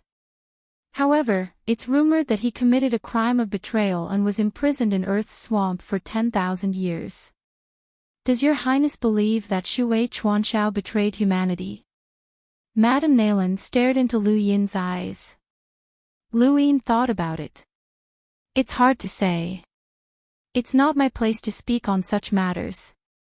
Madame Nayland's eyes flashed. "Then does Your Highness dislike Shui Chuanshao?" Lu Yin shook his head. "Of course not. Commander Shui is very charismatic, and he was the one who agreed with my conjecture about the Xing'ao. He was also the one who made me a war drummer. To be honest, Commander Shui is very magnanimous." Madame Nayland nodded. "Yes, he's very magnanimous. However, such a person was accused of betraying his own race. Sometimes, conspiracies can be very scary." Lu Yin looked at her strangely. "Madam, the person you wanted to recommend couldn't be Commander Shui, right?" Madame Nayland smiled. "Of course not. Commander Shui is imprisoned in Earth's swamp, which is the most despairing prison for humans. No one can save him. You've met the person I recommended. Her name is Enya, and she's outside King Zishan's palace." Lu Yin hurriedly had Bronson bring her in. Not long after, Lu Yin saw Enya, and he was shocked to see her. When Lu Yin had been recognized for his contributions and received honor points, Enya had brought him to planet Sangyuan and introduced him to the situation there. Lu Yin had a deep impression of this beautiful blonde adjutant, as there weren't many women in the military. Enya immediately bowed when she saw Lu Yin, and her expression was solemn. "Enya greets Your Highness." Lu Yin hurriedly excused her and asked curiously, "I remember that you're Commander Shui's adjutant. Why aren't you at the erudite Flozone's border?" Enya indifferently replied, "The human domain and the astral beast domain have reached an agreement, and the war has stopped. Commander Shui has been captured, and the rest of us have either been banished or dismissed. I'm one of the luckier ones, as I was sent to the Outerverse. Enya accidentally saved me, which is why I recommended her to Your Highness. She's lived in the military since she was young, and now that she's been separated from the military, she has nowhere else to go. Lu Yin nodded and sized up Enya. She was an explorer, and since she was able to follow Shui Chuanxiao, she had to be very capable as well. I'm planning to establish the Lu Ministry of Defense to help me with military affairs. Are you willing to join? Enya immediately agreed. She immediately expressed her gratitude. Even though the Lu Ministry of Defense had yet to be established, since it served Lu Yin and was named Lu, it meant that this department would only serve Lu Yin, and it would definitely have power in the future. Madam, I should be the one thanking you. The Great Yu Empire lacks talents, and you've sent me one. Lu Yin smiled. Madame Nayland exchanged a few more pleasantries with Lu Yin before leaving. Enya was arranged to stay in King Zishan's palace, and once the Lu Ministry of Defense was established, she would begin handling military affairs. Regardless of whether it was the Lu Ministry of Staff or the Lu Ministry of Defense, Lu Yin planned to set them up near King Zishan's palace so that it would be easier for him to monitor them. He did not believe in the saying, "Don't use people you suspect, but don't use people you trust." He did not believe that he had the charisma to make people submit with a single glance. He needed to observe them for a period of time before he could determine whether or not they were trustworthy. If they were not, then he would not use them no matter how strong they were. His conversation with Madame Nayland had benefited Lu Yin greatly. 10 days later, during a court meeting, he directly announced a reform of the Great Yu Empire's power structure. He would formally establish the Lu Ministry of Staff and the Lu Ministry of Defense based on the current official system, and they would help him handle government and military affairs. Under these two departments would be the Lu Pavilion of Staff and the Lu Ministry of Defense. 10 filaments and 1 pavilion. This was Lu Yin's initial plan. Every 10 filaments would have a Lu Pavilion of Staff that would handle the 10 filaments' government affairs. Important matters would be handled by the Lu Pavilion of Staff and the Imperial Cabinet, and in the end, only the most important matters would be handled by the Lu Ministry of Staff and the Imperial Cabinet. The Lu Ministry of Defense was the same, with 1 pavilion per 10 filaments that handled military affairs. This was the spider web theory. Every Lu Pavilion of Staff and the Lu Ministry of Defense was a point of the spider web that was spread out layer by layer. There might be corruption or collusion between officials and bandits, but these were unavoidable. This method could at least temporarily ensure the stability of the empire and was beneficial in nurturing talents. During the court meeting, when Lu Yin announced the reform, he was immediately met with resistance from the imperial cabinet.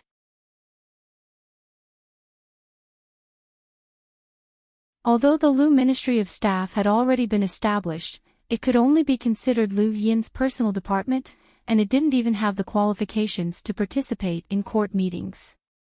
But now that it was officially established, not only would the imperial cabinet's power be dispersed, but even the imperial cabinet's authority would be completely suppressed. This was something that the ministers of the imperial cabinet could not accept. The Great Yu Empire had already unified Frostwave Weave and was about to merge with Grand Top Weave. This was the time for the imperial cabinet's authority to expand, but Lu Yin was actually trying to disperse their authority. No one could accept this. However, this intense resistance was met with Lu Yin's merciless dismissal. He had not forgotten the faces of these ministers when Karthika had been on Xenu Star, especially the 2 ministers from the imperial cabinet, who had caused him to lose face. Back when Undying Yushan had been on the throne, the Great Yu Empire had its own system of governance.